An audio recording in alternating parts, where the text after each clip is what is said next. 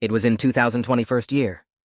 At that time, the first tower in Prague appeared. All the people of the city were both frightened and surprised by this phenomenon. Some even thought that the world was coming to an end. And a year ago, there were only remnants of cities that had been destroyed, except for the other 5 towers on these sites. The tower gave people a chance of salvation because of the light that came from it. A short time later, the same tower appeared in Seoul, and it was just as inspiring to its residents. People had only one thing left to believe in the best, so the towers became the place where they began to build a new world. None of the survivors understood how the world in which they existed had come to this present. But despite all the questions, they had a goal to reach the top of the tower. Everyone without exception tested their strength and tried to conquer the very top. Those who could do it had fame and fortune. Their popularity could outdo all the feats of humanity. That's how they got their constellation name. They were also the only ones who were so close to the secrets of the tower. They were the ones who gave faith in the continuation of the family and a happy future. And so 36 years passed. During this time, there were many events where you had to survive. One of them involved a guy. He was beginning to think that there were no other survivors left. But suddenly he heard a voice that distracted him from what was happening. He couldn't believe his ears.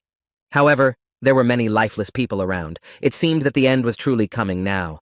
Our hero began to remember the best in the history of Seoul Tower. Kneeling down, he convinced himself that everyone had done their best. And at the same time in his words was an appeal to the so-called Platinum Monarch who sacrificed himself for him. Under the oppression of such a mood, it seemed a foolish act and a senseless rescue. At the same second, the boy was pulled out of the deep musings in his head by a sharp rumble. Right in front of his face appeared an indescribable-sized serpent that with its piercing gaze did not inspire good intentions. But our hero looked at the huge serpent, and it was as if he saw someone else in its place.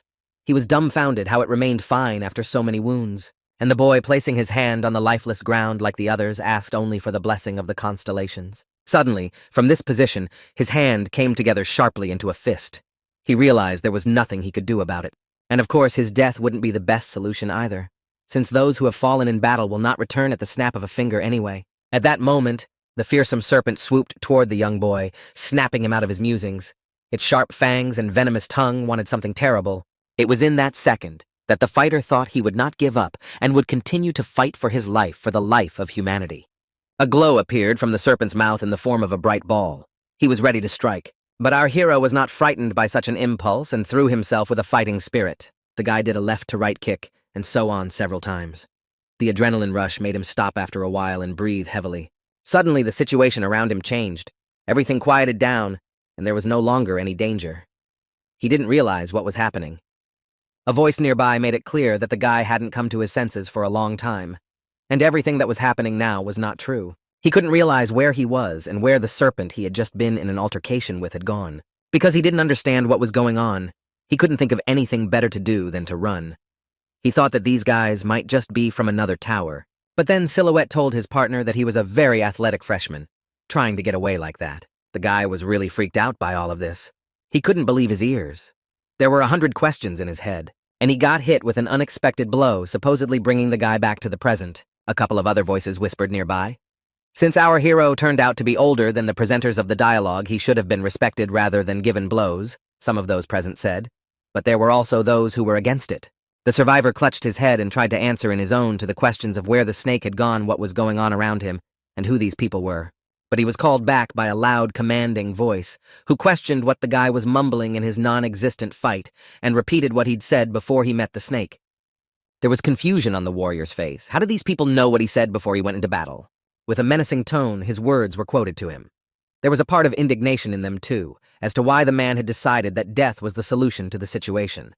The guy was even more frightened by these words, because he thought for a moment that he was alone in the world, and there was no one around. After that, a flurry of condemnations accompanied by blows to his body. Despite the blows, the fighter heard the High Magician and his interlocutor arguing about what was happening.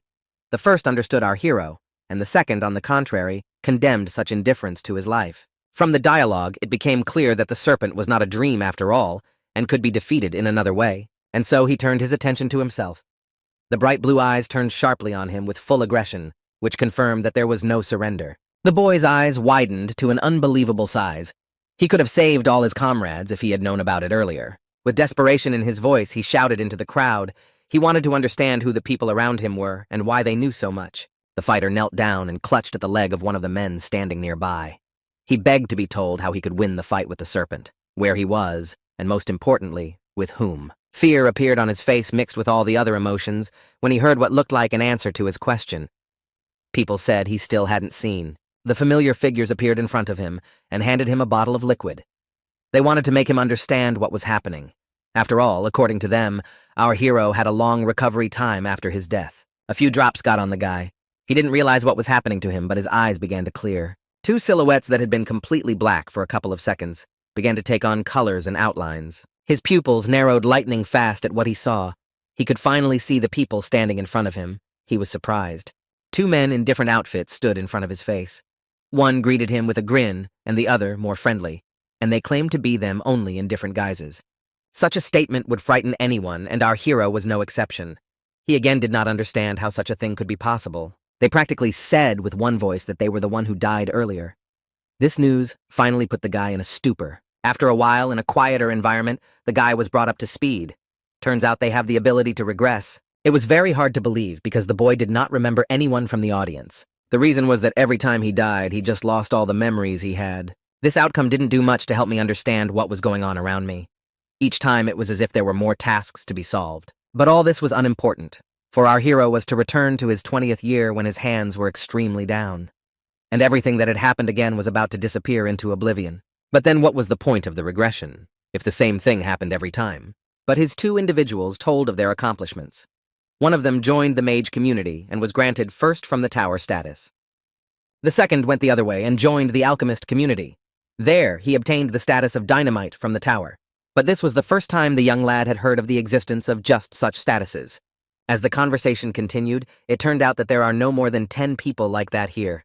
And those who are interested in the current world are only 2. People like that are called crazy, because all the memories are constantly fading away. But to keep anything from regression, you have to get to the top of the constellations. It's the only way to see the next life. At this moment, it became clear to the guy why his death caused such a storm of negative emotions. In a way, it was their curse.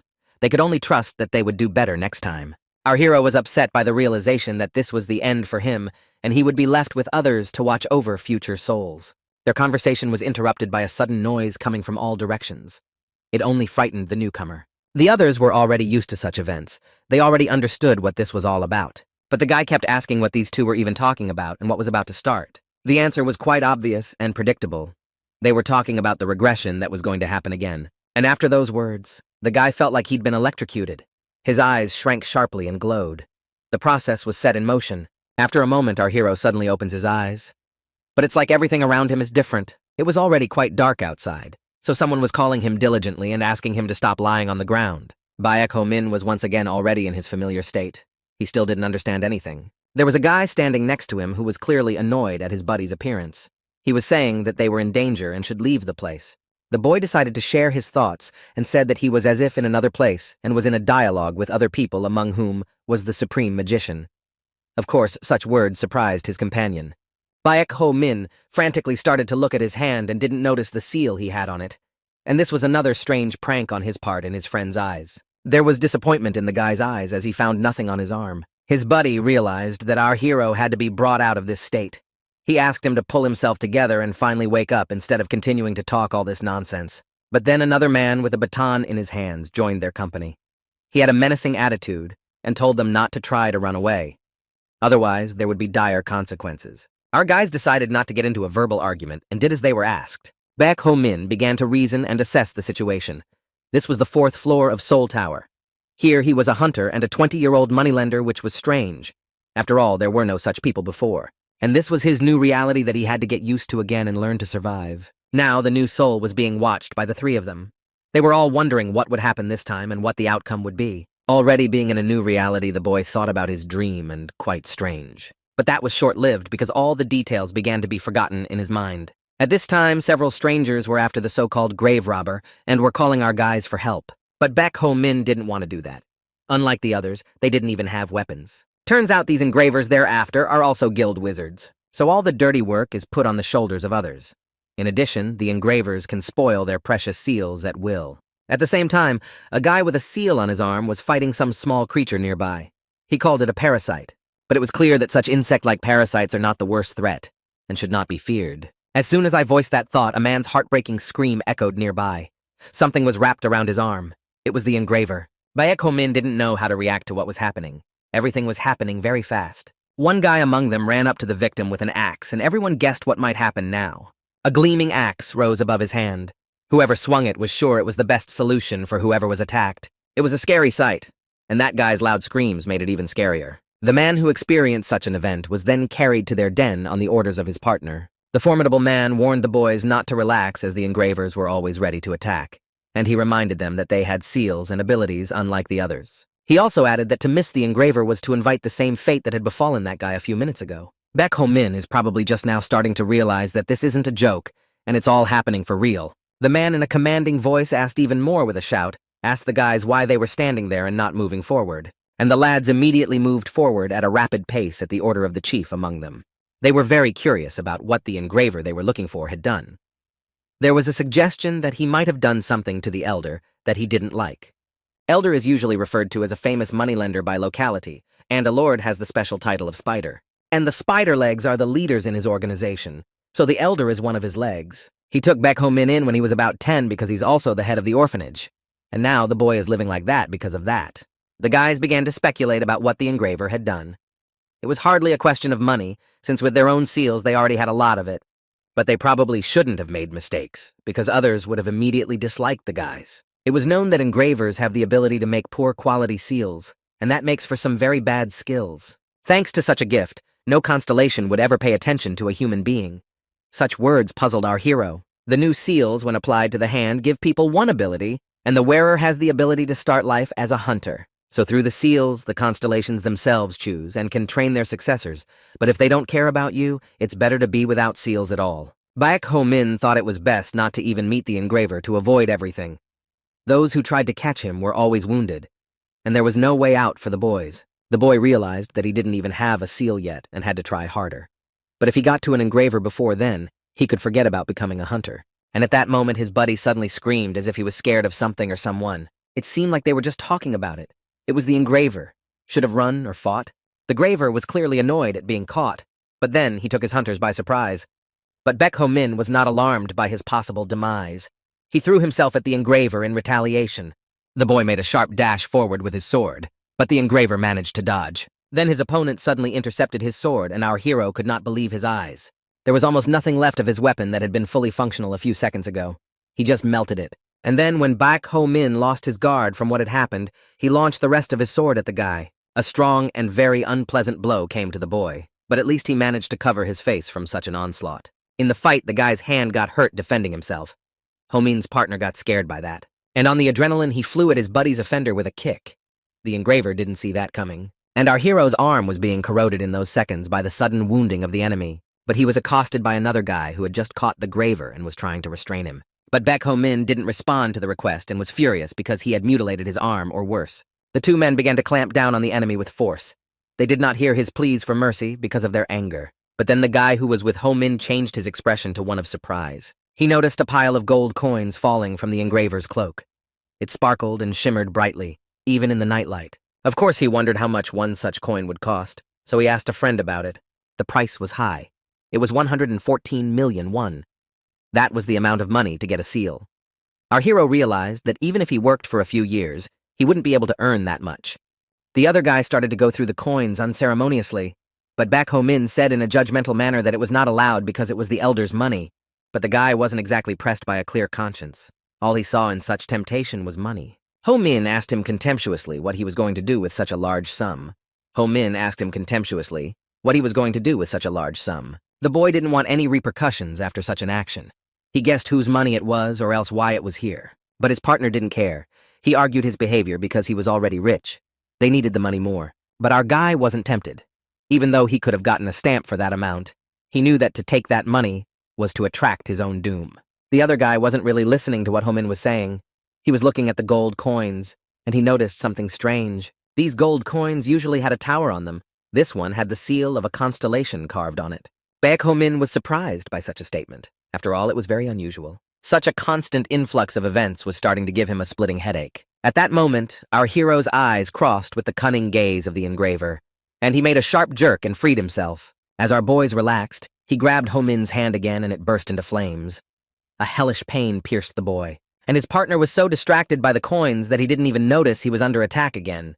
With a snide look and the same voice, the engraver held the guy's hand, and it was clear from his words that he was putting a seal on it. It was a most unpleasant procedure, if I may say so.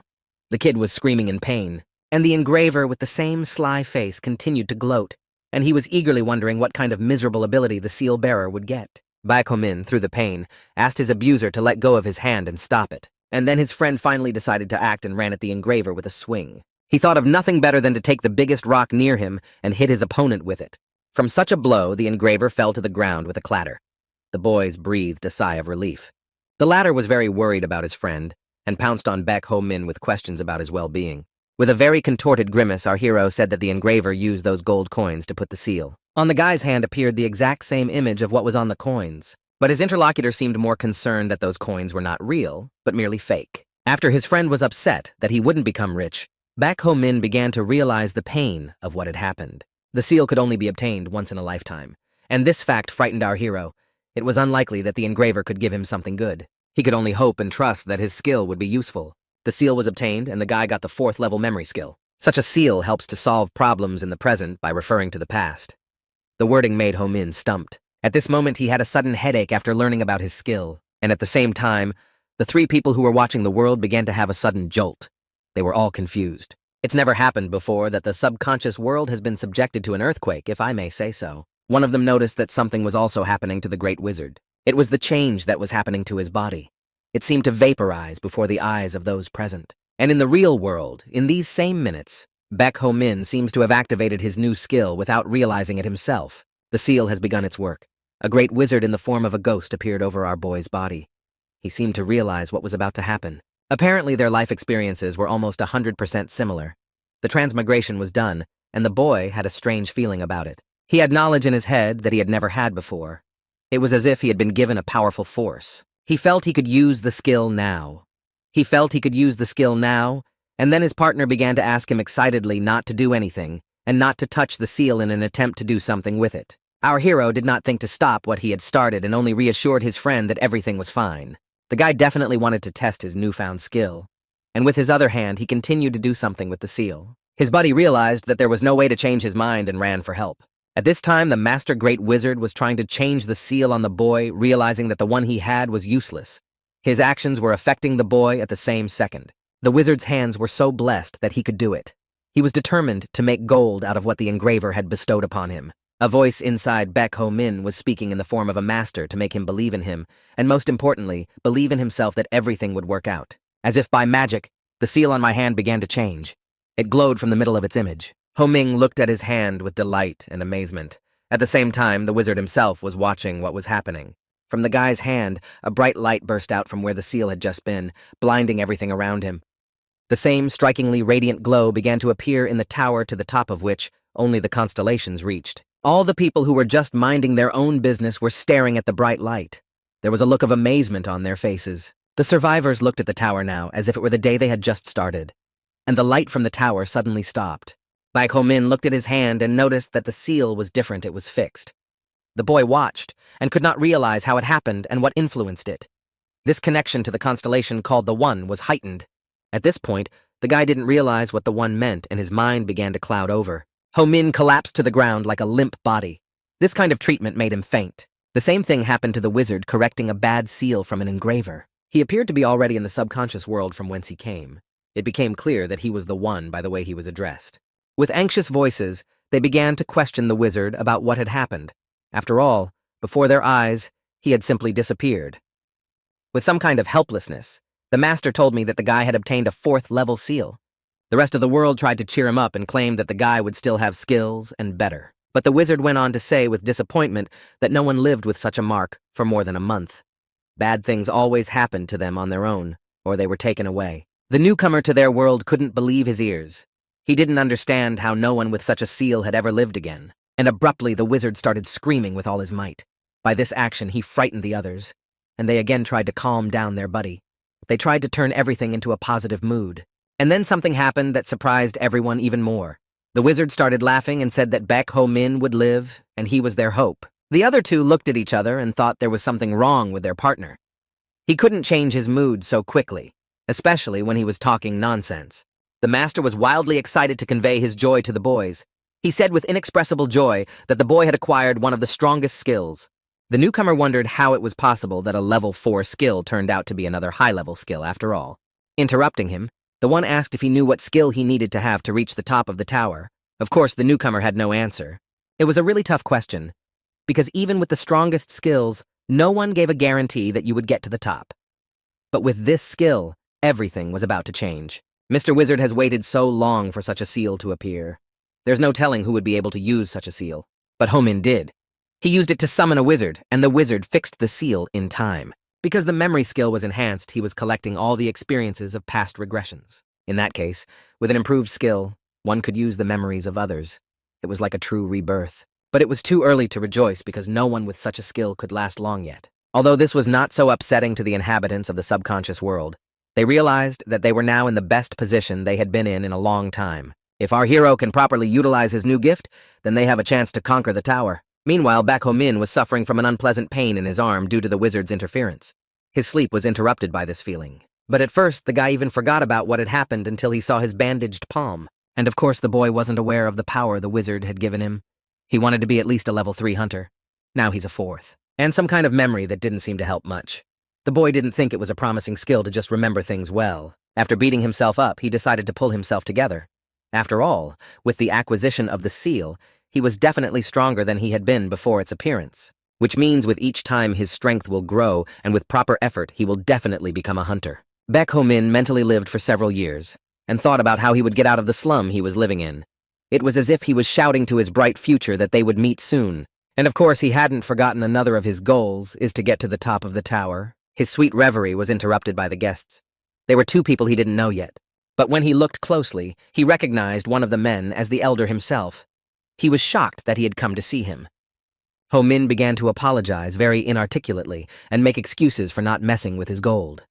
But that was not why the man was here. In a serious tone, the elder ordered his companion to check on our hero. The one immediately obeyed the order and asked the boy to show his bandaged hand, and the boy was wary of such an edict. But the elder made it clear that there was no need to be afraid.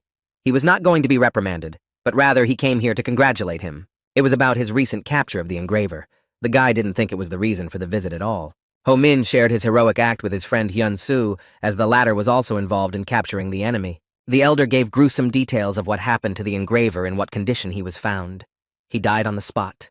And the man praised the boy for bringing back the gold he had found. The boy lowered his eyes to the floor and listened to the stately man and agreed with what he said. He told the story of the coins. They were originally the currency that the Platinum Monarch wanted to introduce in the future. They were going to be released next month, but an engraver managed to forge them. Baek Ho-min was listening to the story and thinking at the same time, and decided to ask the man why he was sharing such information with him. The man was at the lowest level and was nothing. The elder reacted calmly to such a question and explained to our hero that he would not have been told these stories before. Only now he had an exact copy of the coin in the form of a seal on his hand. The boy looked at his hand in horror, as if he'd forgotten it existed, and said the engraver had given it to him. But the elder wanted the appearance of this seal to be kept secret. In addition, if the boy told him the truth, he promised him a good job and a good paycheck. Ho-min had a look of complete surprise on his face at this moment. His eyes became rounder than usual. He couldn't believe that the elder was serious. Despite the look on the guy's face, he continued his monologue, and then came the question about the skill. If there was a seal, then there was a skill. However, the boy was sure that to give away his skill was to reveal his weakness. The man was surprised and even repeated the guy's words with a question. The man was surprised and even repeated the guy's words, but with a question. Just like that, the elder changed his imperious look to one of condescension, and thought that the boy had dared to lie to him. But our hero, with confidence in his voice and body, answered that all his words are pure truth. But the man did not believe him, and said that Ho-min would become his direct subordinate, and he was obliged to tell him only the truth. Then he repeated his question again. Already with some anger in his voice, the guy repeated again that his skill is memory, and he doesn't lie. Though our hero was sincere and pure before the elder, he did not believe him. The head ordered his subordinate to get the truth serum to crack the kid. At that time, the boy struggled to repeat over and over again to be heard that his skill was memory. But it was pointless, because the serum that the elder's companion had gotten had already penetrated his neck very quickly. Baek Ho-min, after injecting the drug, suddenly weakened and his gaze faded slightly. With a look of both cunning and malice, the subject added that the serum would soon take effect, but in the meantime, he would go and get some interrogation tools. The guy began to slowly weaken, and only the question of what was happening now resounded in his mind. It had been a while, but it was hard to know how long. Homin woke up and didn't know where he was, but he was still in the same tent. He began to remember that the bald man had injected him with truth serum and then nothing. But something had changed while he was unconscious. Next to him was a cart with various tools. Of course, Homin immediately thought he was going to be tortured. From behind the tent door, voices could be heard saying that the boy was not lying, and according to the engraver's information, it was indeed a memory skill. But then, it was not clear why the White Knight had appeared. Overhearing this conversation, the kid realized that he wasn't going to be believed after all. Behind the door were an elder and his subject. They were the ones who were dialoguing, and they were very eager to know what they wanted to do with the counterfeit coins, even if they had to take drastic measures. The guy was trapped and didn't know what would happen to him if he stayed here. But it was clear that nothing good would happen. The elder could have sent him to the next world. Baek Ho-min brainstormed and began to come up with a plan to save himself, and it was as if it had hit him. He looked at his bandaged arm again and decided that his skill could be of good use to him now. He used the seal to select Dynamite's life experience from the subconscious world. Their experiences were very different. As soon as the seal began its work in the boy's mind, knowledge that had not been there before reappeared. All the jars that were in the cart next to him he recognized. He knew every ingredient in the jar. Our hero saw it all for the first time in his life, but he knew what he needed. All the bottles with unfamiliar but understandable ingredients were mixed in the same container. It was like our guy was obsessed with mixing everything. He was almost sure he was doing the right thing. Suddenly, an uncharacteristic sound came from his tent. The elder and the bald man standing nearby reacted to such an unexpected and sudden noise. They hurried rather to the tent, and when they came in, they saw the smog and smelled a strange odor. And Baek Ho-min, unfortunately or fortunately, was no longer in the tent.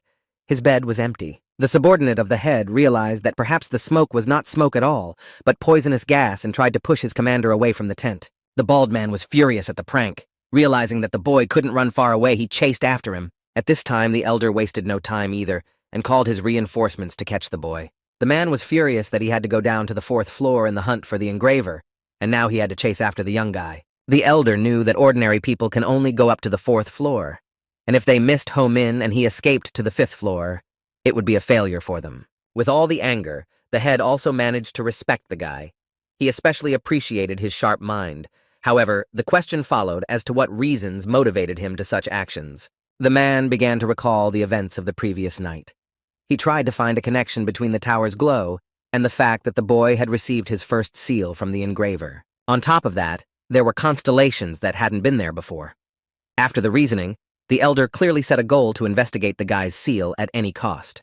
As the man thought through his plan to capture the kid, a cold weapon was presented to his throat. It was Baek Ho-min who had managed to catch the eye of such a stately and wise man. The guy decided to solve everything initially peacefully, namely by a normal conversation. The elder was confused at what he could pick out of a room full of unknown smoke. The boy revealed the secret. He simply created an antidote to the toxic gas in advance and took it. He also dug a hole in the ground beforehand to put his head in. In this position, he was able to stay in the air pocket he had created for half an hour. Because of the boy's frankness, the man assumed that the truth serum was still working on him. But the boy did not want to waste time on idle chatter and was determined to end it all. Baek Ho-min tied the old man to a tree and began his monologue. Since he had received the seal recently, he wanted to teach in subordination to that one. But due to the current situation, he wanted to get his paycheck that he was promised. It puzzled the elder that the boy had done all this just to get some money. His life was worth more than that. Realizing that it was indeed a bit Ho-min said that he would take it all together. The boy began to list all the things he had been doing for a long time, but had yet to be rewarded. He had to rob street vendors to take obscure lab-made drugs, and other unpleasant errands that added up to a decent sum. It was about 175 million won. The elder was astonished at the boy's insolence. He recalled that he had been provided with shelter, food, and upbringing. That amount could already be minuscule. But if you go into detail, the shelter consisted of moldy beds in the basement, and the food was in the form of rotten oatmeal. And on that note, the guy made it clear to the man that he needed to worry more about the value of his life. Despite the boy's determined tone, the elder realized that it would be difficult for someone who had lived on the streets for 20 years to simply take another person's life. Then Ho-min looked into the old man's inner pocket and found a silver coin there. It could be exchanged for money. It was worth about 10 million won. But that wouldn't even cover 10% of the full amount the boy demanded. So he told the man he'd come back for the rest later. He learned that from the man. The formidable man noticed that the boy had matured before his eyes and also warned him that he himself would repay the debt. Afterward, Ho Min swung at the old man and hit him on the head to knock him out. The young lad exhaled a sigh of relief when he saw that the elder had lost consciousness from his blow, and he realized that if he left this man just tied to a tree, he would surely come back for him. Already after what the boy has done, the so-called spider will never leave him alone again. But there was another way out. If Baek Ho-min had sent the man to the other side, he would have had a good chance of survival. As soon as the guy decided to make a dash with his knife towards the elder from the other side, someone's spear flew at him. There was a shout from the bushes that the boy had been found. It must have been the men the man had sent to find Ho-min. The boy ran away from the place as fast as he could. Otherwise, he would have been caught, and there was no telling what would happen next. A little bit away from those who chased him, the guy stopped and couldn't catch his breath. But still, the spear hit the guy's leg. Our hero could barely feel his leg. Perhaps the tip was smeared with some poisonous substance, and that's why there was such an unpleasant reaction. The guy pulled a bottle of something out of his pocket and began to pour it into himself, waiting for it to make him feel better. Ho-min caught up with the guy from the ambush, and seeing what happened, told him that he better pour the antidote on his leg, because his leg would be paralyzed faster than it would take effect. Our hero had a very puzzled and tired look on his face. The poison was already spreading all over his leg, and no sooner had he responded to his enemy's threats than the latter flung himself at him with crazed eyes, throwing terrible words about what he could do to him. The boy must have expected anything from a crazy man at that moment, but certainly not this kind of statement followed by an attack. He didn't wait for his opponent to strike first, so he swung at him with a swinging kick to the body. He didn't believe that the antidote could work so quickly. Baek Ho-min was even slightly hurt by such words that it was about the antidote. In truth, however, it was a stimulant. And after such a revelation, the boy delivered the final blow to his abuser. 3 regressions were still watching everything that was going on. 2 of them admired and rejoiced for the guy, while the third slightly underestimated him, because it's not that hard to defeat a hunter. The dynamite from the subconscious world was certainly proud of how he had created the stimulant, but if it wasn't for the power of Baek Ho-min and himself, it wouldn't have worked 100%. The master wizard himself became a little more lenient and added that the boy's ability to adapt was even better than his. It all boded well for a good start. Allegorically speaking, the people from the subconscious world said it's all about good soil. All we had to do was not let our seedling, Ho-min, die. To do that, we had to put all our strength into it. At that time, a conversation was heard in the tent from which the boy had escaped. Apparently, it was an elder and a subordinate. He was disappointed that everyone had lost sight of the boy. He also asked what happened to the last hunter who was on the guy's trail. But we know he put him on that trail with a brutal reprisal. The old man was surprised because he knew that this hunter himself liked to abuse his prey. The subordinate replied that he probably wanted to do terrible things to Ho-min and ended up getting into trouble himself. The head himself, with a bandaged face from the beatings of the boy, sat and realized that the boy was the kind of person who repays debts. Always, and most importantly, to the last penny. More to reassure himself, he said that the boy was alone anyway without a weapon, and he wouldn't last long. So he again gave orders to his men to find him alive or lifeless. The bald man accepted the order, but then added that the hunter they found was unclothed. Our hero completely stripped the poor man. At this rate, he would have managed to walk for 5 days. But there is a level 5 tower that takes the same amount of time to reach. The subordinate realized that he would try to get to the tower level to escape his pursuers. A full realization came to the elder now. If Ho-min managed to escape to the 5th floor, he would be hard to catch. With fear and some hysteria in his voice, he sent his men out to search for him. And he added that once he got to him, he'd rip off his seal and shove it in his mouth. Meanwhile, the guy was moving forward. It was probably only now that he was beginning to come to his senses. He pondered his plan of action, but it was clear that wherever he hid and wherever he went, the spiders would not rest until they sent him to the grave. He was clearly aware of his capabilities, and that he could not escape outside the tower right now. But there was another solution to the problem. It was to climb to the 5th floor of the tower, where he would be unlikely to be found. He walked some distance and came upon a large cave. It was already quite late and his strength was running out, so he decided to spend the night there. He settled into the cave a bit and decided to familiarize himself with what he had taken from the hunter. He had a simple oil lamp and a painless dagger in his arsenal. Unlike things created by humans, objects have special abilities.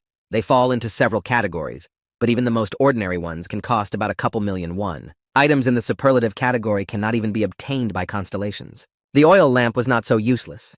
It gave the cave some illumination, but it was fragile, which was the downside. And the guy's dagger didn't impress. However, it may have had paralyzing poison on it, which dripped from the arrows launched at our hero. The painless dagger is exclusively for doctors and alchemists, because it is used as a tranquilizer. Looking further into his supplies, Ho Min found an ordinary Toblin awning. There was an immediate use for such a device. It could be hung on the entrance for a good night's sleep. Having set up his dwelling for the night, the boy thought it would not be unreasonable to practice his skill. Finally, after last night's gloomy night, the sun came out. It seemed like a very long night. It must have been a good morning. Baek Ho-min had slept well, and was surprised that he had managed to do so in such an environment.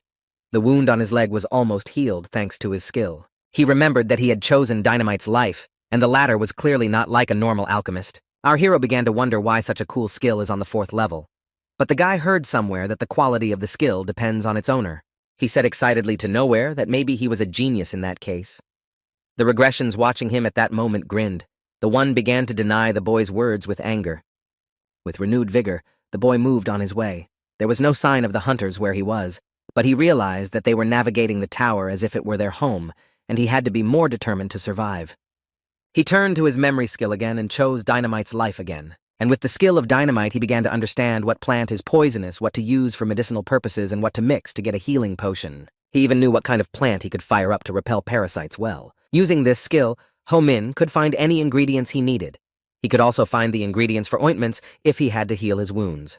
The boy said excitedly that the forest he was walking through was a veritable treasure trove of potions and ointments, and if things continued in the same vein, he would be able to survive alone. There was an unintelligible sound near him. It was as if a block of stone nearby had begun to move. Turns out it wasn't a rock at all, but a real big beetle. It looked terrifying, and by all scenarios, it moved towards our hero. But it's like the guy was ready for it. He used the Toblin canopy that hid him from view to give him form on a fence, and as soon as the huge beetle let his guard down, the boy pulled off his canopy and swung at it. With his useless dagger, he struck the bewildered creature hard. Despite the blow, the beetle curled up into a ball and covered all its soft parts with its hard shell that resulted from the curling. And in that instant, the guy thought of nothing better than to kick the resulting ball. And from such an unexpected jolt, the beetle unraveled its armor and fell with a clatter to the ground. With all the strength that was in the guy's body, and with the help of one of his regressions that came in the subconscious world, last he took a wide swing and pounced on the bug. With Baek Ho-ming's might, he defeated his opponent and plunged a dagger into his body. It was indeed the skill of another from the subconscious world. And it was clearly not dynamite. Ho-min himself had sensed it. And it became clear that the chosen life could also change depending on the chosen body part. His hand with the seal began to burn intensely. It's likely to get very hot when you use it, and a significant disadvantage was that the guy couldn't use it for more than a minute. It is said that every skill has a price, and apparently the price of Baek Ho-min's seal was a side effect in the form of overheating. It was already evening and Ho-min was getting hungry. He built a fire and took a bite of his enemy. It looked unpleasant, but it tasted like shrimp. Our hero was delighted with a hearty meal, and despite what was going on around him, the guy braked himself with such joy, because the situation left much to be desired. Our hero also noticed that as soon as his skill changed, his emotions changed with it. He even felt humiliated at such moments in the opposite sense. But there was no one to rely on but himself, and the changes were justified by the loneliness. And with bestial appetite, the boy proceeded to gorge himself on the beetle meat cooked on the fire. After a hearty dinner, Baek Ho-min made himself an armor out of what was left of the beetle. The skill he had now delighted him, and reassured him that even at this level, the skill could be useful. In full gear, the guy went in search of tougher enemies, and by doing so, he was practicing his skills. After analyzing all the situations where the seal worked, he noticed a pattern. As soon as he experienced a certain emotion for a specific purpose, the skill changed to a more appropriate one. If he has a strong obsession with something, the effectiveness of the skill changes. And emotional state affects the synchronization rate. A look at the percentage of synchronization showed that with the one, the similarity was over 50%, and with the others, it was a little over 10. Baek Ho-min was a little surprised by the data, because he used Dynamite and Nameless more often in his life, and the numbers were lower. The life he'd chosen just once, and it was the first time, was the life of the one. And the synchronization showed almost 5 times more than the others. When the seal was first formed, the similarity of the experience with the one was 98%. Ho-min assumed that the one had probably also had experience changing the seal. And then came the logical question of what would happen if the interest rate went up to 100. Looking at the moon, the guy also remembered that when the seal is formed, the constellations contact the bearer. But our hero was not chosen by any of the constellations. He pondered how the constellations might be watching him from above, and Dynamite 1 and Nameless, whom he'd never seen in his life, were helping him survive. And putting aside his serious look, The boy cheerfully said that whoever chose him would not be any better, and stretching his hands to the sky, he thanked those who helped him. The only one at this time was watching from above and was glad he recognized him, and was proud of the guy for being in one piece. But then, the wizard started waving his hands and complaining that he wasn't chosen. He could have caught the locusts too. And the other regressions calmed him by saying that the guy would need him soon too. Shouting to the entire subconscious world, he talked about how he was bored and wanted to participate in Ho Min's life too. He could even wake up other lives by shouting like that. But the master was hysterical. He was almost crying, claiming that he was also an excellent bug catcher and even knew alchemy. Nameless, seeing such a picture, looked with surprise and a kind of contempt because at that moment he saw a child in front of him. And to stop the drama, Dynamite reminded the wizard that he and Baek Ho Min have the highest synchronization. That said, they have a higher synchronization than the others. It is because of this similarity that the young guy does well and overcomes difficulties perfectly. These words managed to reach the one, and he really found meaning in Dynamite's words. And the wizard jumped up and down to clean up the mess he had just made, and the newcomer decided to ask the other if the wizard was often in such a mood. With a sigh, Dynamite replied that this was still flowers, and was actually calm compared to how he had behaved with Nameless in the beginning. But this behavior was only due to anxiety. After all, there was finally an opportunity to show his skills, and he had only been called up once. If only it was possible to talk to Baek Ho Min, the one wouldn't be so upset right now. And upon hearing this, the great wizard enthusiastically spoke of communication. This prompted his plan to contact our hero. Nameless did not immediately realize what the agitated master was talking about, and spreading his arms out to the sides. The only one who gave an example. Child endangerment is caused by a lack of communication. However, this comparison of regression was not understood, because it was difficult to perceive it from a single man. The wizard replied that all Ho Mins were single and went to the other world. At this point, listening to the conversation between the two souls, Nameless rolled his eyes, realizing he may have caught a huge spoiler. Despite the fact that the master was interrupted, he continued with an important tone to say that he may not have been married. But now there were many Ho Mins growing up before his eyes. And finally, after so much arguing, Dynamite realized that there might be a way to contact the guy. Pondering further, the one went on to say that because of the skill they had the ability to influence the guy. To continue, it was necessary to take control of the tower system. This was a chance to expand the regression capabilities. Of course, there will be risks in the aftermath, and it all brings a lot of danger. Nameless questioned Dynamite about what he had said, because it was hard to believe, but he himself did not always understand the wizard's train of thought. But despite not understanding the whole situation, Dynamite was ready to spring into action. However, the plan needed a lot of time to execute, and a new opportunity to change the seal. Most likely, such tampering with the seal will not just cause overheating, but will even start to melt the guy's hand. But the regressions also remembered that he couldn't use the seal for more than a minute, because of the memory skill. Yes, and right now, risking Baek Ho Min's arm wasn't one of their best decisions. Nevertheless, the one was sure they could make it right. All it took was more determination to create a contrivance. And with an acerbic grin, the great wizard himself, answering himself back, said that the tower often works with improvisation. So this would not be a novelty. Despite the positive attitude, it was not known when this opportunity would come, so we had to start preparing now. And reaching his hands up to the constellations in the subconscious world, the wizard began to do something. His actions began to affect the world in some way. Nameless was frightened by this happening, and wasn't sure if it was possible to affect the imaginary world in such a way. But Dynamite replied that only the one could do that. So he suggested not to distract him and to watch. And in reality, at the same time, Baek Ho Min couldn't help but wonder how little time had passed since he had escaped from the old man. But even so, there had already been a lot of changes to his body. He realized that hunters with this level were just ordinary defenseless children. And he remembered how he took out one of his enemies, how he struggled but was still sent to the grave. But in the chase, those men did not relent. They were fast enough, and since the boy had already had 3 battles and had to hunt to survive, his strength was definitely not at its peak. However, the tower that opened the way to the 5th floor was already very close. And since Ho Min had plenty of things he collected from hunters, it boded well for the sweet pleasure of the hunt. And at the same time, in that very tent, an elder was also angry that a 3rd man had died trying to catch the boy. The old man didn't understand how he could take out 3 of his hunters without the right equipment.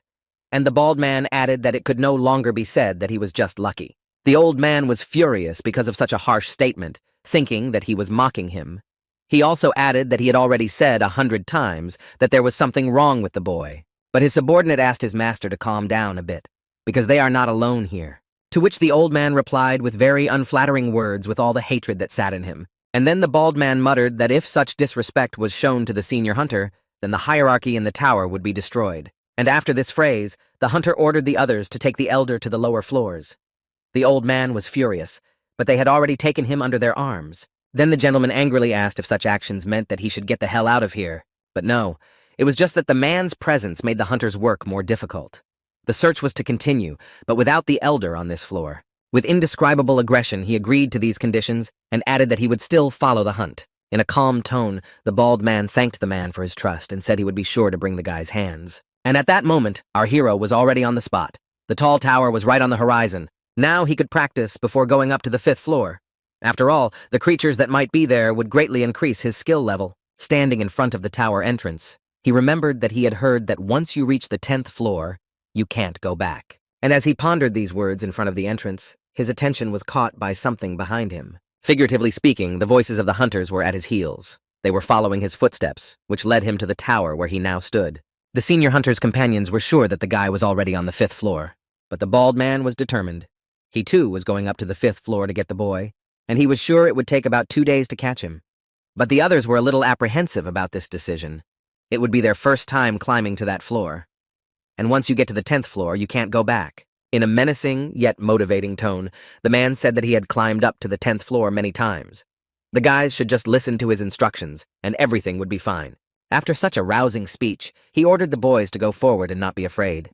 And they all entered through the portal to the floor above as a friendly hunting party. But only after crossing the threshold of another floor did the senior hunter think that our hero had left his footprints on purpose to deceive them. Developing his thoughts, he also couldn't find a reason for such actions in a guy. And voicing all these thoughts in his head, the hunter came to the right answer. And our hero actually came up with a plan. There are parasite tracks on the ground that he's been following to stay undetected. Baek Ho-min realized that with his level, he shouldn't date a bald man yet. Moreover, stepping onto the 5th floor now was also going straight to the next world. And through such cunning actions, the boy managed to avoid a fight, and the hunters were busy looking for him on the 5th floor. Despite the truly perfect plan, the approaching shout of the older hunter sounded behind him. Ho-min realized that perhaps he had made a mistake in not letting that man fall for his tricks. Turns out the hunter guessed this plan almost immediately, because it's a common rookie escape move. Yes, and if you carefully examine the tracks of the parasite, you can notice his step. Then the boy stood in a victorious stance with his dagger in his hand and asked the man why he had not found him faster if he was so clever. The boy showed that he was confident in his abilities. Such audacity amazed the hunter, and with axe in hand he said that if Ho-min had told the truth at once, the whole thing could have been avoided. And the boy was not stupid, and immediately noticed that the man had not been so sociable before. Perhaps now he wanted to regain his strength after the chase. And as the dialogue continued, the man would offer the guy a surrender. In that case, he would only lose his arm. Despite any suggestions, Baek Ho-min no longer wanted to continue this conversation. He decided to use his skill. The older hunter seemed to realize that he hadn't been able to negotiate with the boy and drew his eyebrows together. Our hero chose the life of a nameless man who was noted for his warlike skill. In that case, he would have dealt with the man faster than he could have rested. And the battle between the two powerful sides began. Ho-min punched with all the strength he had. The opponent appreciated our hero's skill in fighting and immediately realized that he was hiding his abilities. The boy realized his mistake. He should not have attacked immediately after activating the skill. Especially with such a level, he would hardly be able to defeat him at once. With a satisfied face, the strong man suggested that the lad simply give his hand, and he would tell the elder that the boy was dead. Baek Ho-min caught the hunter's irony and humorous message in his sentence, and without hesitation, he pulled a bottle of the substance out of his inner pocket, and began to greedily pour it into himself. The older hunter was stunned that the guy had a stimulant from somewhere, and the guy took the drug from the hunters he fought and defeated. At that moment, his physical abilities were briefly enhanced, and he went on the attack. Overnight, our hero dragged himself into a good position in the fight and started landing punches one after the other. But because of the stimulant, he was also beginning to feel like he might go crazy from the power. In his head, he was setting himself up to hold out a little longer and take down his assailant. Gritting his teeth, the bald man slowly lost his strength.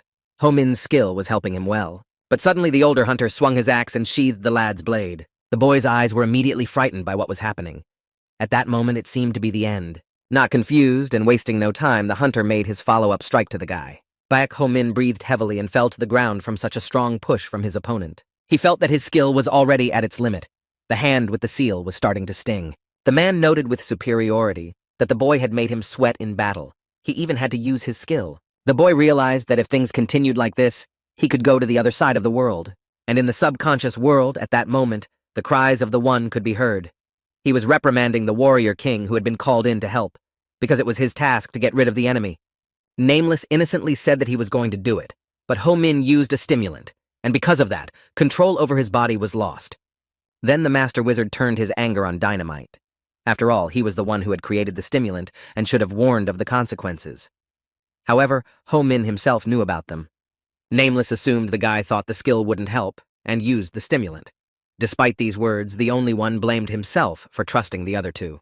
The warrior king said with pain in his voice that their guy could really leave the other world now. It really looked like a 30-day curse. After that, the only one checked with the others when the seal for the new summoning would be ready. But it took a little more time for it to cool down completely. Bringing his eyebrows together, the master wizard made a very thoughtful face in response to the regression. And throwing one hand up the main regression said that it was most likely time for the seal to be reinforced. Others in the subconscious world freaked out. They weren't sure if this was the moment. However, the One has made it clear that they simply have no other choice. He also warned the warrior king that he might be summoned again, so his job was to keep the memory from ending, even if the enhancement process makes the guy's arm crusty. In response, Nameless asked with a tear in his voice whether it was even possible to start and end the process at their will. But he could not answer the question accurately, as he had only been summoned once. And despite this, the One managed to stay in the boy's body longer than the others. Such a statement from their partner puzzled and surprised Nameless and Dynamite. But the wizard said another surprising opinion about what it means that there is no limit to use. It all depends on the situation and how much pain they are willing to endure. These words were more of an admonition to the warrior king. Meanwhile, back in reality, Baek Ho Min was being defeated. With a satisfied look, the hunter grinned at how he was more determined and confident a few minutes ago. And as the fight continued, the bald man even verbally humiliated the guy, saying that hunters should be ready for anything. A broken sword shouldn't provoke defeat. And at that very second, Ho Min managed to somehow break free, but not to attack. He ran a little to the side and just threw up. He suddenly felt sick. It was a reaction to the expiration of the drug. It was a process the man was familiar with. It was clear that the hero's body was exhausted. His condition was complicated by severe lethargy. It was certainly not the right time for such a thing. Out of his last strength, Ho Ming convinced himself to hold on and hit the ground with all his might. A sudden pain spread through his arm. The blow had been so hard that it had caused it to break. The older hunter assumed that the boy was trying to get rid of his lethargy, but there was also the question of how he would fight with a broken arm. Yi Ho Min took off his backpack from his back and shifted it onto his stomach, most likely for defense. That gesture made his enemy laugh, and he thought about the fact that the guy's seal had no hidden power. Then the boy took a leisurely few slow, deep exhales and inhales. Then the bald man with the same satisfied smile swung his axe again and was excited to see when he would give up. And at that moment, Ho Min opened his backpack, which contained an oil lamp. The bright light from the touch with the axe blinded the strong bald man. Such a glow made the elder hunter close his eyes to soothe the pain of the bright flash a bit. The now exhausted fellow smiled back and quoted the words that a hunter must be ready for anything. This taunt made his opponent very angry. It was smart to intentionally light the oil lamp in an attempt to deflect the blow, but he attacked Ho Min with renewed vigor. At this time, the boy's seal had already cooled down, so was ready for a normal battle. At that time, Ho Ming summoned again with his martial king skill. Nameless noticed that the boy was beginning to take a different approach to the battle. It was all because of the feeling of fighting a strong opponent. And our hero ran with renewed vigor and an induced regression to a bald man. He flew with powerful blade strikes at the older hunter. His blows were sharp and crisp. Thoth didn't understand how in such a short period of time the boy had learned such movements. And in Baek Ho Min's mind at that second, there was only one obsessive thought to finish off the man before the seal stopped working. In the subconscious world, the One was carrying out his plan. But Dynamite was very worried that because of this, the wizard might disappear and never return. But the master was obsessed with his idea, and nothing seemed to stop him.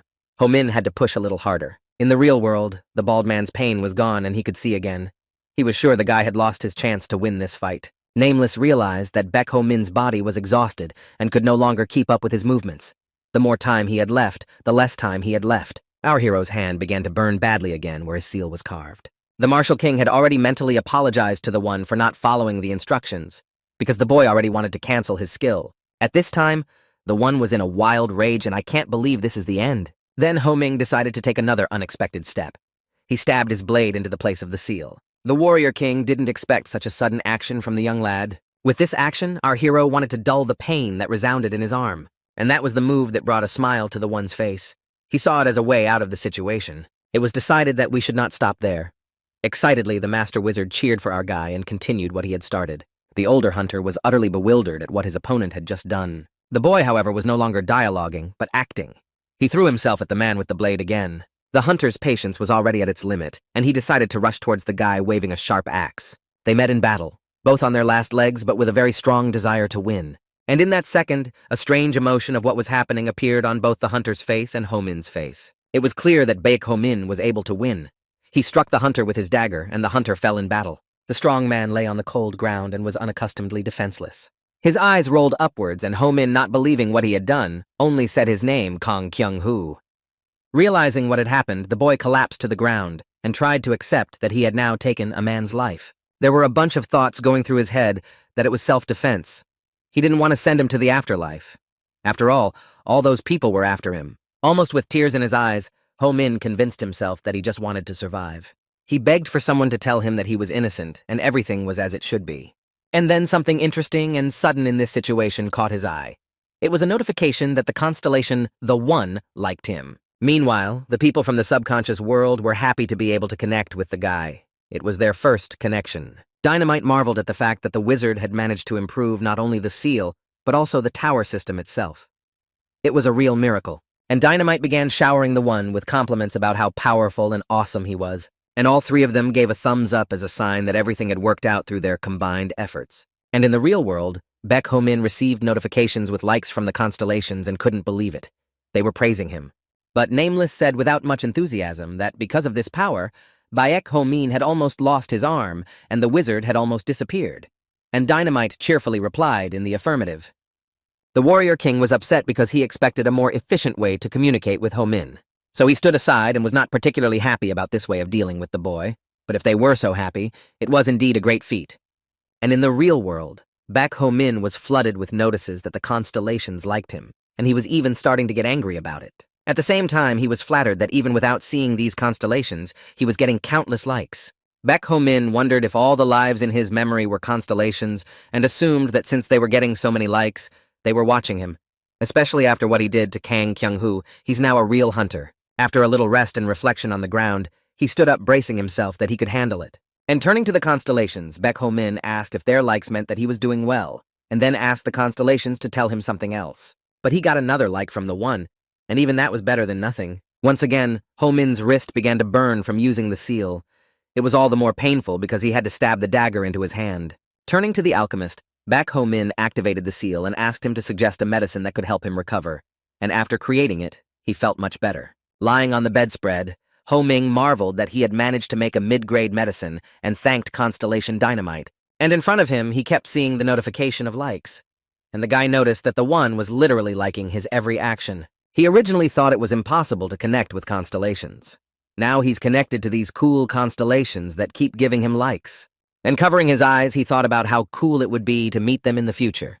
After literally covering his eyes for a minute, he opened them and it was already morning. After the sudden sleep, it was as if Ho-min had not had time to fully recover his strength. But there was hardly any intense pain in his wrist anymore. This feeling of well-being was thanks to Dynamite's medicine. Baek Ho-min felt great. Before he could fully awaken, the notifications of likes appeared in front of his eyes again. Ho-min thought that the constellations never slept, since they had been showering him with praise since morning. Baek Ho-min saw a plant near him and decided to take it with him. Maybe it could be useful for the dynamite skill. Meanwhile, the constellations continued to bark.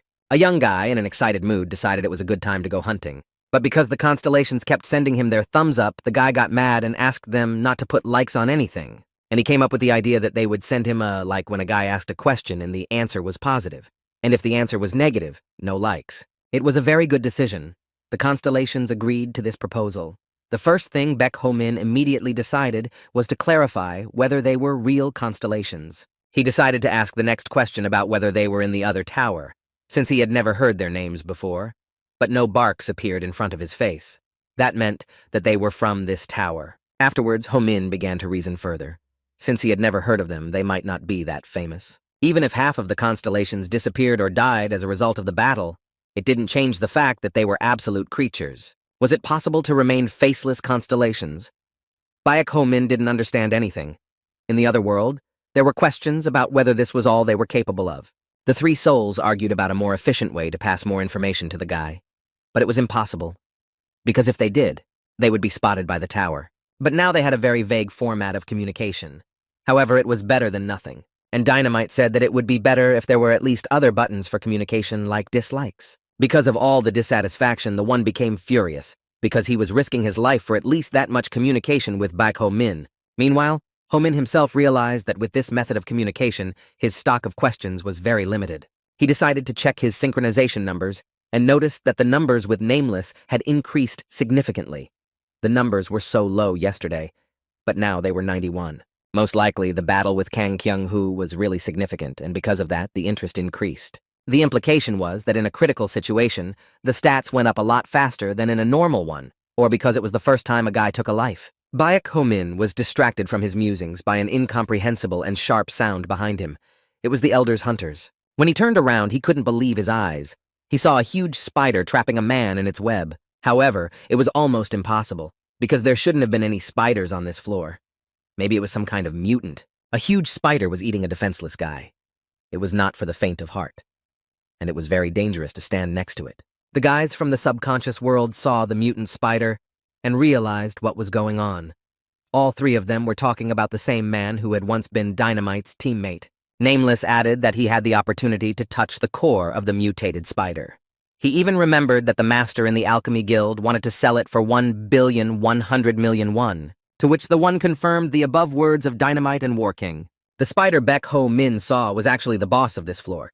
He was called the Black Forest Ranger. However, Nameless pointed out that this spider is unlikely to be the boss because it looks too young judging by its size. And even so, it's hard to imagine that in a month's time he could reach massive size and take over the 8th floor, and then become floor boss and cut off the supply from the upper floors. And the Grand Master was glad they caught him now, since they could have already dealt with him. And they started sending Baek Ho-min likes. But he didn't understand what the constellations were trying to say. Does he really have to fight this thing? In the fight with Kang Kyung-hun, Ho-minu used an oil lamp and a painless blade, but it was unlikely that the same tricks could easily work with a huge mutant spider. However, the constellations still didn't rearrange sending notifications to the guy in the same way. Then with a heavy sigh, Ho-ming realized that those offers even insisted on fighting the monster, and no sooner had he watched the spider before the battle than it launched its tentacles right at him. Baek Ho-min barely managed to dodge the paws of the huge creature that suddenly attacked. Running a little farther away, Ho-ming tried to catch his breath while looking at the spider with frightened eyes. And at that moment, the boy decided it was time to use his skill. He called upon the Warrior King for help. The indicators said that the similarity of their experience with Nameless was 34%. And the increase in scores depended entirely on the similarity of the experience. And then Baek Ho-min noticed that now with the seal, he could see where his opponent would hit. And the guy thought about the fact that most likely the Warrior King had already had experience fighting spiders. The huge mutant wanted to take our hero by surprise with each of his blows, but the spider dodged any attack of his opponent with its flexible and sharp movements. Baek Ho-min picked the right moment to dive under the spider and plunged his dagger into its belly. The spider let out a wild cry from the pain that spread through its body and fell to the ground, and Baek Ho-min ran away from the mutant's fall so that it wouldn't cover him with itself. He marveled at his own victory. It was as if he knew instinctively about his opponent's weaknesses. Baek Ho-min knew how to defeat a mutant he had seen for the first time in his life. He grinned and muttered that constellations were no joke, but then the sun blazing down on him was replaced by a shadow. It was a huge spider that rose above his head. It turned out there was more than one parasite. The second one behind Ho-min was much larger, and then the mutant released a sticky web from its mouth directly aimed at Baek Ho-min. Having just celebrated his victory, the guy was clearly confused at this next action of his opponent and let out a loud shout. The spider brought Baek Ho-min to its lair. The web-wrapped boy apologized to the constellations and said that the only way to save himself was to pretend to be dead and let himself be caught. However, Ho-min was lucky that the spider immediately went on hunting. It was a good moment to get out. So the boy decided to activate his seal. Burning through the cobwebs, he began to climb out. When the web was completely burned away, Baek Ho-min broke free and descended to the ground. At this moment, he found another useful effect of his skill. Overheating the seal could also be used at the right moment. Looking around, Ho-min noticed that there weren't many mutants in the lair. That's because all the eggs were empty. And Nameless knew the answer to that question. Since the spider led a solitary life, all spiders devoured each other until there was only one left. And that's who became the boss of the floor. Those who were to become the boss switched to their relatives, thus increasing their strength. But apparently the one who was defeated by Ho Min overcame his instincts and escaped. Now the guy had to fight the main spider. At that moment, the one mentally told Baek Ho Min to check the synchronization indicators. And in a battle, the guy thought it wouldn't be unreasonable to use claws and spider legs, but it wouldn't be good if the boss came back now. And as if hearing the great wizard, Ho Ming decided to check the stats. He wanted to see if it had risen to 100% after the battle with the smaller spider. It was true that the synchronization rates were now over 100% with the Martial King, but it was interesting and still unclear what changed with leveling up. Then a menu with a large selection of level-up rewards appeared in front of the guy. From the listed rewards from Nameless, one could choose equipment, characteristic, memory, or skill. However, based on this abundance, there was a question about what would be better to choose from this list. The regressions in their world were also thinking about the best thing for the guy to do now. Nameless suggested choosing characteristics, because the guy would not last long on improvisation. Despite this suggestion, Dynamite was of a different opinion and suggested choosing a skill. Because Ho Min was being hunted by the people of the Elders, and it was not so dangerous on the lower floors. And the only one said that he had to improve his memory. The others made only a questioning look on their faces. And the wizard argued that the characteristics and skills the guy can improve himself. All he has to do is train and earn money. But he can't get memory. That's why Ho Min had to choose memory.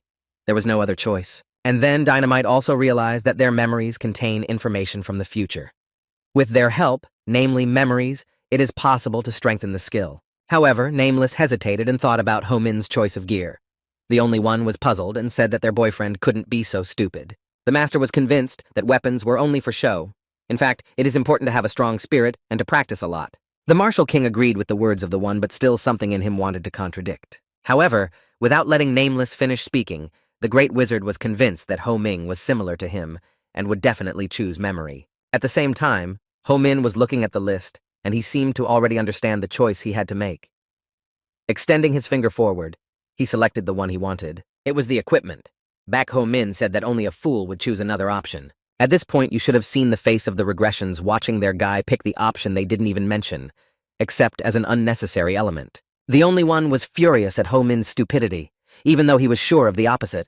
The gear turns out to be the favorite choice of hunters. Those who become constellations receive a challenge from the tower, and only those who manage to pass it get unique weapons. Tower always gives out items that are of only superior quality, and of course they have unimaginable properties. And since such a weapon could only be obtained by inheritance, or after a constellation went to the other world, such an item was priceless. And on a full positive note, Ho Min knew that the gear was the right choice, and he waited in anticipation for his weapon of superior quality. Clenching his fists and almost jumping for joy, Baek Ho Min was in anticipation like before the most important event in his life. And in front of him at this second, a notification appeared that the level with the Martial King had moved to the second level, and the percentages started counting from 0. The boy also remembered that the constellations hadn't been in touch for a long time, and after his choice, they were quiet. Then he thought about the rightness of his choice, and upstairs, the one was tearing up with anger and saying that the guy wasn't like him at all. Nameless said he just needed more equipment than the rest, calming him down. In the real world, Baek Ho Min turned his head slightly to the right and spotted a weapon in a pile of rocks. As he ran closer, the boy picked up his gear and thanked the gods that he now had something to defend himself with. Then, in the other direction, there were unintelligible sounds that frightened the boy. It was the same floor boss who turned out to be sleeping sweetly in his dark lair. The monster did not go hunting, but stayed to molt in order to return to our hero and eat him. Then Baek Ho Min thought it was the only chance to get ahead of his rival, and while he's molting, send him to the grave before they do it to him. Without thinking, Ho Min swooped down on the huge spider with his superior weapon and struck the first blow. But what was the boy's surprise when he saw that the knife did not pierce the monster? It was too late. The floor boss's lynch was over, and his flesh was as hard as steel, and the spider abruptly opened its bright eyes and let out a shriek with a sharp jump. Ho Min bounced back. Keeping himself off balance, Baek Ho Min decided and set his sights on hitting the monster's weak point. And with a couple of jerks, he reached that point and thrust his sword in with all his might. But the blade again failed to pierce the spider's body. Ho Min was confused as he was sure that this was the weakest point of the mutant. Now it was time for the floor boss to attack. He raised his huge paw and aimed at the boy. Baek Ho Min crossed his weapon and his other hand in front of his face, thus putting a block against the blow. But the impact from a monster of such an impressive size was very strong, and Ho Ming was pushed aside a few meters. Also, from the floor boss blow, our hero's blade was broken. which made the boy's eyes pop out of his head. Now the guy only had to run forward as fast as he could to save his life. However, the seal on his hand began to burn. Baek Ho-min had little time left, namely about 30 seconds to defeat his opponent. And without noticing anything around and thinking over his plan, our hero came to a dead end. And behind him was a mutant spider that looked frightening. It must have been the end. And with excitement in his voice as well as anger, Baek Ho-min didn't understand what kind of weapon he was holding since it didn't appear. Then what are its unique properties? And it was as if he was heard. The weapons in his hands burst into flames. The Warrior King's equipment was activated. It was perfect timing, because it was at that very second that the spider decided to attack the guy. And with an all-or-nothing motto, he swung his superior weapon towards the monster. The equipment did have unique properties. The huge floor boss was split in half. It seemed impossible that such a thing could have happened. Baek Ho-min couldn't believe his eyes. But most of all, he was surprised that he had done it himself. The weapon in his hands began to fade, and in a moment there was almost nothing left of the sword. It melted almost to the hilt in an instant. A notice appeared in front of the guy. Now the master of the 10,000 swords was called Broken Dagger again. And finally the constellations have made contact. The only one who sent the likes to Ho-min. The master wizard at that time said in a serious tone that it was hardly the only opportunity to raise the level. Others replied that the guy had barely survived. And Nameless added that this is one of his weapons, which is useful only when your skill is already honed on other weapons. Whether the warrior's weapon is a blunt knife or a rusty saw blade, this superb piece of equipment unlocks their full potential either way. The Martial King regretfully said that such weapons were not suitable for the current Baek Ho-min. Until he gets the hang of it, his weapon will constantly break. Although if the boy didn't have a master of 10,000 swords right now, he would have long since gone to the other world from the monster's clutches. The only one realized that Baek Ho-min was lucky in a way. It showed that he had once again overcome the danger that threatened his life. And with a thoughtful expression on his face, the Master Grand Wizard continued to say that one should only think in a positive way right now. Baek Ho-min kept trying to figure out his weapon that wouldn't appear. He was sure that it was activated by a broken weapon. But for some reason, that method didn't work. However, in any case, he was thankful for his superior weapon. It was the only reason he was able to survive now. With an imperceptible and slightly visible smile, Baek Ho-min looked at the lifeless spider and marveled that he was able to handle it. And at that moment, it dawned on him that he could collect his prey from such a carcass. Then Baek Ho-min ran over to the monster's body and started rummaging through it until he found what he was looking for. It was gold, which had been called by many different names since the tower appeared. However, despite the different variations of its name, it had only one purpose: to change the seal. But once the world was destroyed, gold mining stopped. Accordingly, there was not so much of it, and now it could be found only in one place. For some unknown reason, it was now appearing in the parasites like kidney stones. The guy was expecting a bigger piece of gold, but it didn't matter as he managed to survive and get gold. After that, it was time to use the seal. At that time, Ho-ming summoned the life of dynamite and began to deal with the monster's carcass. He started throwing away things that wouldn't do him any good, but he put the poison iron in his bag. He might need it. While searching for the right thing, suddenly Dynamite and Baek Ho-min saw something in different worlds. They discovered a shadowy kidney stone that had rare properties. It was also called a nucleus. Dynamite expected the core to be much bigger than it actually looked, and the value of such an item should be around 400 million won. That amount of money almost made Baek Ho-min faint. That's why the numbers were so impressive. In joyous shouts, Ho-min began to thank Mr. Dynamite for such a find. In his emotion, he promised to pray to his constellation every night, exclaiming that Mr. Dynamite was the best. When he came out of the cave, he was still thinking about the fact that he had only made 100 million working for the Elder. He'd gotten 4 times that for one mutant. And then the boy thought about how much money the Elder might be getting for the lower floors. Apparently, he was stealing a lot more than one could imagine.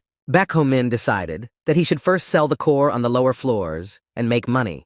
And after the guy is prepared, he can go up. With the changes that had happened in a short period of time with the guy, could basically be avoided with ease by the Elder Hounds. Or maybe it would be better to break the chain and not worry. Ho-min finally reached the tower in Seoul after many trials and a long journey.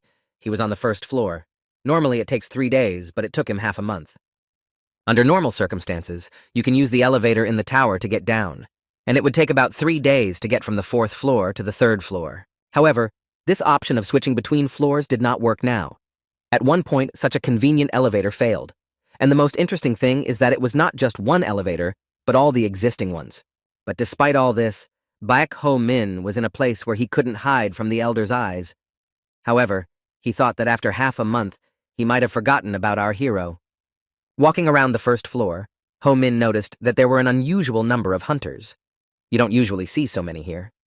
On the way, the young man noticed a boy begging for alms. And then Baek Ho Min remembered that he used to do the same thing when he was that age. Realizing how hard it is to be in such a position, our hero decided to give the beggar a copper coin. Suddenly, the sad boy showed his grin. He thought that Ho Min had come to occupy his territory and started to drive him away. Despite this unpleasant behavior of the little boy, our hero saw himself in him. And when he stammered about the kid leaving Baek Ho Min's territory, he assumed that the kid was from the elder. Then Ho Ming turned to the kid holding out a copper coin and asking a question about the elder's affairs. And he made a condition that if he told him everything in detail, the coin would be his. At that moment, the boy's eyes lit up. After a while, our hero went for a walk further into the city and noticed a familiar face in the crowd. It was his old friend, Hyun-soo. Ho Min caught his friend by surprise when he threw his arms around him. His friend looked at the young man with rounded eyes, unable to believe his eyes. Hyun-soo started asking him how he'd been living all this time. Ho Min shared how he almost went to the afterlife but came back. And Baek Ho Min was wondering why his only friend was put in such a place. And with some tension, Hyun-soo clearly realized that he couldn't talk about such things in a public place, and the guys didn't discuss the reasons for this now, and pretended that they were friends as before, so as not to attract the attention of the others. At this time, that little boy was looking at them begging for alms with a very important look. It seems he said something very interesting to Baek Ho Min. That's why Hyun-soo was furious. Then our hero said that if they left here, the boy would tell the elder that they had united. So he advised his friend not to make any unnecessary movements and to listen attentively, to which the latter, with timidity and uncertainty in his mind, agreed to the terms, and Ho Min began a kind of interrogation. First he asked about the many hunters on the floor, why he's here, to which he replied that the Platinum Monarch had blocked all the elevators for security purposes. Then the next question followed. It was necessary to understand who the Platinum Monarch was. Platinum Monarch was actually a tower lord in Seoul. Her power was like that of a king. There was nothing that could prevent her from controlling the entrances and exits. Baek Ho Min asked Hyun-soo why she had such power, and it was because there were many dangerous parasites appearing all over the tower now. Rumor has it that there is a beast on the 14th floor that is very dangerous and brings bad luck, and no one does anything about the danger. But Baek Ho Min didn't see anyone besides the mutant spider. Then he asked himself another question about what other purpose could move the Lord. And after the guy found out what he wanted, he told his friend what a scoundrel he was. It was a real betrayal to side with those who are after Ho Min. However, Hyun-soo couldn't do anything about it. After our hero ran away, they started interrogating him. And then the guy heard that his friend mutilated the old man's face and ran away. After a while, 3 hunters were injured, a few went missing, and most notably, Kang Kyung-hoo was sent to the grave. This was added by Ho Min himself. However, his friend didn't know that much about Kang Kyung-hoo. He knew that Kang Kyung-hoo had disappeared, but nothing more. Hyun-soo asked Ho Min what kind of skill he had gotten, that such events were happening because of him. And he replied that after what he had been through, he thought the only way out of all this was to break the chain that bound him to the elder. And his interlocutor, through fear, asked him whether, based on his words, he wanted to take the old man's life. However, Baek Ho Min thought that this way would solve all his accumulated problems. After saying that, Hyun-soo started to stop Ho Min's thoughts of such a thing with a shout. Because after what he had done, the spider would not sit still since the elder was one of the spider's legs. If you take the life of one, you have to do it to the rest. And if you send so many people to the other world, then the godless paladins will act afterwards. And Hyun-soo continued his chain, saying that after fighting with the paladins, that one would then throw himself at the Platinum Monarch. Despite the really cruel chain of incidents, Baek Ho Min kept saying that he had no choice. There's no way out of this pit. However, that's what Ho Min thought. But it seems Hyun-soo had a better plan than sending the elder to the other world. From that moment on, Baek Ho Min listened to his friend more carefully, because he said he knew where the elder's safe was. It was in his office in a secret room behind a closet. In it, the old man kept his ledger with his credits and a gold bar. Then Baek Ho Min incredulously asked the guy if he had only heard about it, suspecting that he wasn't telling the truth. But Hyun-soo clearly said that he only heard about it. But that doesn't change the fact that the safe is definitely there. The guy even went into that room and saw the safe with his own eyes, but he didn't open it. Again, Ho Min asked suspiciously why he wanted to do something so dangerous. His friend argued that the elder pays him pennies, which is obvious. At this rate, he'd never get a seal, so he was already thinking of stealing the safe himself and running away. However, Ho Min was angry that Hyun-soo hadn't told him about it before, but he realized that if he had told it, he would have gone to the grave at once. Now, seeing that the old man is Ho Min's main enemy, he decided to share what he knows. and he suggested throwing the elder out on the street. Without everything, his enemies will do everything and not have to get dirty. But Baek Ho-min said without much optimism that no one would believe such a coincidence, and Hyun-soo didn't think that what our hero was proposing would be easier to execute. Baek Ho-min reflected that even if he were to then run from the spider being a hunter, he would still have to go down to the city to replenish resources. However, running around all the time is not an option. Baek Ho-min was determined to break the chain with the foreman even if it cost him his life. After thinking it over, Ho-min told his friend that he would listen to his plan in its entirety. He opened his mouth and was surprised that he agreed. There were a lot of people where they were. Most of them were unhappy that the elevators were not working. The Platinum Monarch blocked the elevators 10 days ago, and there have been numerous complaints from the hunters. The sensible thing to do would be to send them out to deal with the vermin, but that wasn't happening. After that, Hyun-soo said that there's probably another reason to explain the elevators being closed. Then Ho-min asked his friend not to broach the subject and tell the gist. And Hyun-soo said that there's no monster. The Platinum Monarch just keeps anyone from escaping. With surprise on his face and in his voice, Baek Ho-min didn't understand who he might be talking about. It was about the engraver the guys were chasing in the beginning, Hyun-soo continued. It was because the Platinum Monarch wanted to introduce a new currency, and what he stole was a coin with just the new design that they wanted to use. The Elder wanted to redeem those coins. Therefore, the Platinum Monarch had no other choice but to close the entrances of the entire tower to prevent the engraver from escaping. Then Baek Ho-min didn't share his thoughts with his friend, but he reiterated that it turns out it's all about the design of the coins. And afterward, he looked at his bandaged hand on which was a seal with the same pattern. Afterwards, Hyun-soo suggested framing the Elder in this way. That way, it would anger the Platinum Monarch, and she would look for the culprit.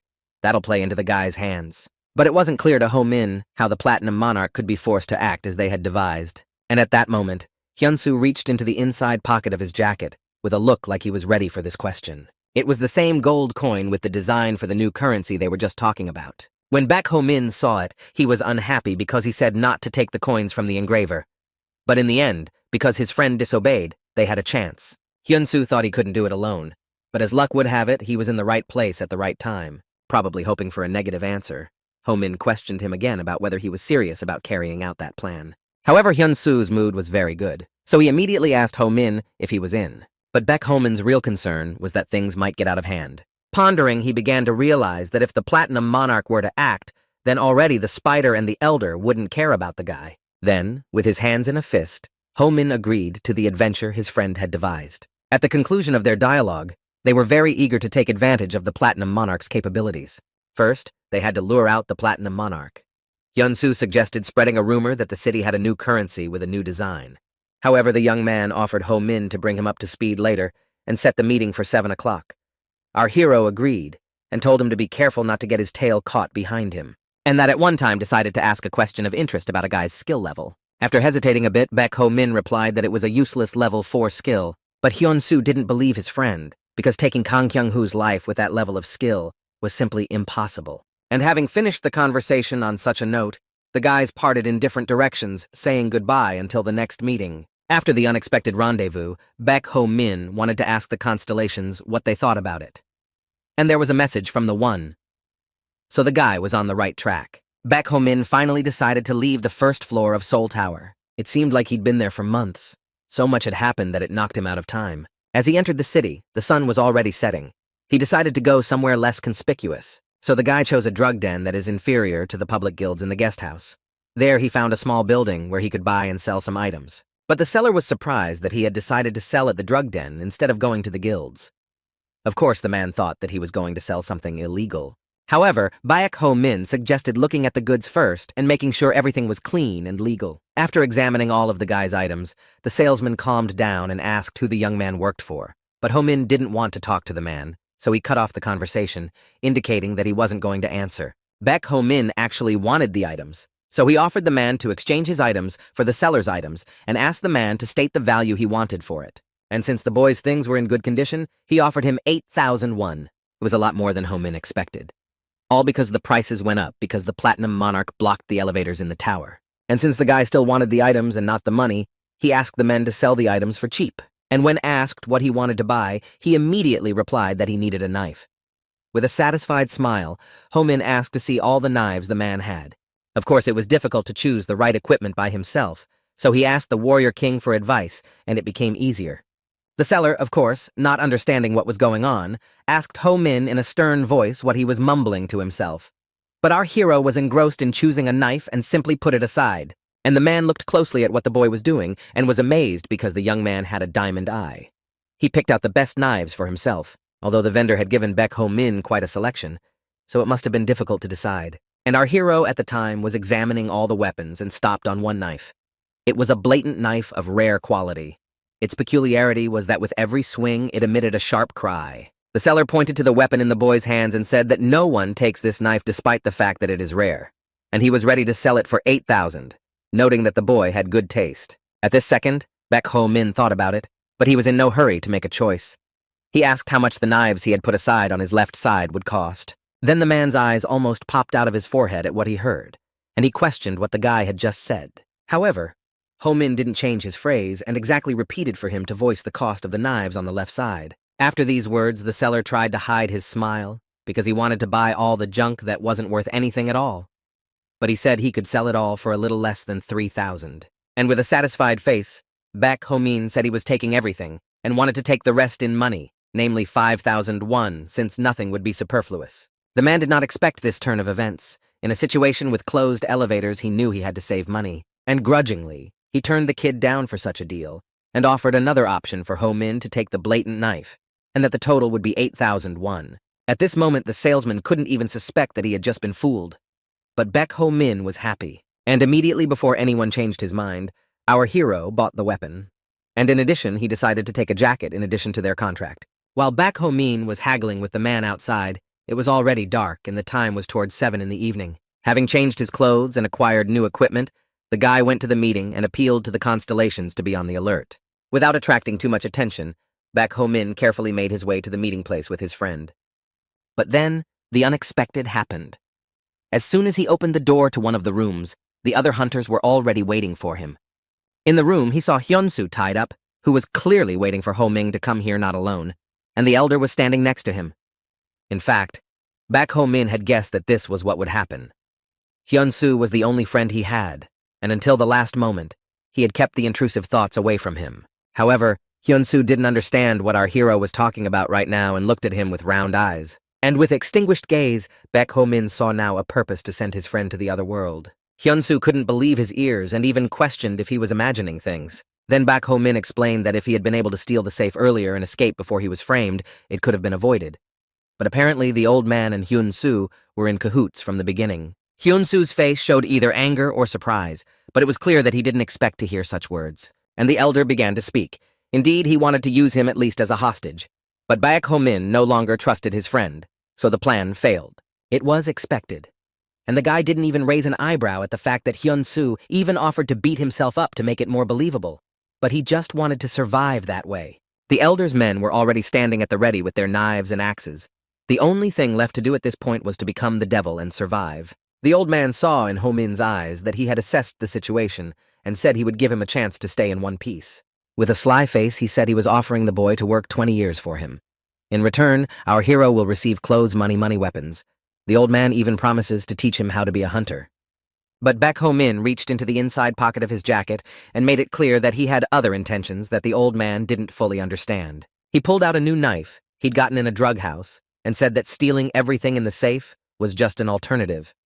He wouldn't want to take his friend's life, but if he had to, he wouldn't back down. And he continued that after Hyun-soo, the elder will go after him, and if a spider gets in the way, he'll go after the others. Godless paladins will also lose their lives if they get in the way. And Ho Min didn't forget to mention the Platinum Monarch in that list. However, this made the elder's subordinates laugh. They said that the boy should know the limits of his abilities and not dream. And with a look that was already eager to fight, they didn't understand how such a type could send Kang Kyung-hoo himself to the other world.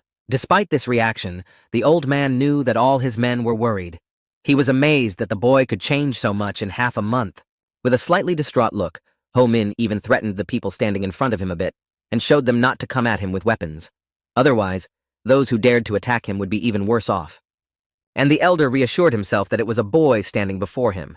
He had changed a lot, but he was still a boy of 20. Then the old man, in an angry tone, ordered his hunters to stop the lad's senseless chatter and take his life, and to bring Ho Min's hand after he had done so. And the whole angry crowd that had been standing at the ready with their weapons rushed towards the guy. Seeing the hunters running towards him, the young man also took a fighting stance and decided to activate the skill. The small knife in his hands began to glow scarlet before his eyes and transformed into something. It was the master of the 10,000 swords. It was as if the weapon had been reassembled into shards. A few swings in different directions and all the enemies grabbed their ears. A bright attack struck all the hunters. The room became dark because of this blow. All the lamps shattered, and after the executed triumph, the sword immediately crumbled before his eyes, and only a fading flame at the tip was left of it. Then Baek Ho-min threw away the broken knife, but also even this short use of it was useful. Our hero unbuttoned his jacket and his entire belt was in various swords, and just now the real battle began. All the hunters stood stunned and unable to see anything because of the darkness. The elder was terrified and ordered to find a lantern or do something to prevent him from escaping again. However, Baek Ho-min had absolutely no intention of running away. He summoned the martial king to him, and at that moment, the enemies began to fall one by one. Some lost their arms. Others went to the grave with a knife in their chests. They didn't stand a chance against Ho-min. The hunter elders didn't understand how the guy could see in such darkness. But he saw everything and took out anyone who stood in his way. Baek Ho-min now realized that the body he had trained now reacted to all of the martial king's senses. With his new senses, he can now sense the fear of his enemies even if he can't see them. It seemed that all the old man's subordinates were already so afraid of the guy that they wouldn't rush in first. But one daredevil did. It was useless, though. Baek Ho-min reflected the hunter's strike, and he too fell in the fight. Everyone was terrified of what was happening, and one man in the crowd finally found the lamp. But as soon as he lit it, Ho-min immediately appeared in front of him and struck a powerful blow that killed all the nearby living. Then another hunter with a tremor in his voice told those still alive to use their skills against the guy. And no matter how hard they tried to resist our hero, they failed. Among the many lifeless bodies, Baek Ho-min heard someone say to him that the devil had descended from the tower. But they were the ones who started stealing and taking lives after gaining skills. After the battle, Baek Ho-min looked around and realized that someone had managed to escape from the battlefield. Slowly walking through the rooms, the guy called out to Hyun-soo and the elder. There was nowhere for them to run to anyway. And in the subconscious world, the one stuttered that it was a record. In response, Nameless specified that taking so many lives in a short period of time was a record. The answer was no. The record was that there were a huge number of moments where Baek Ho-min could have gone to the grave. This was because he often got into risky situations. Dynamite agreed with the wizard, because going to a place where a trap was expected was reckless, even if he was going to remove everyone present from the face of the earth. Sighing heavily, the one realized that Ho-min would have bigger problems after this.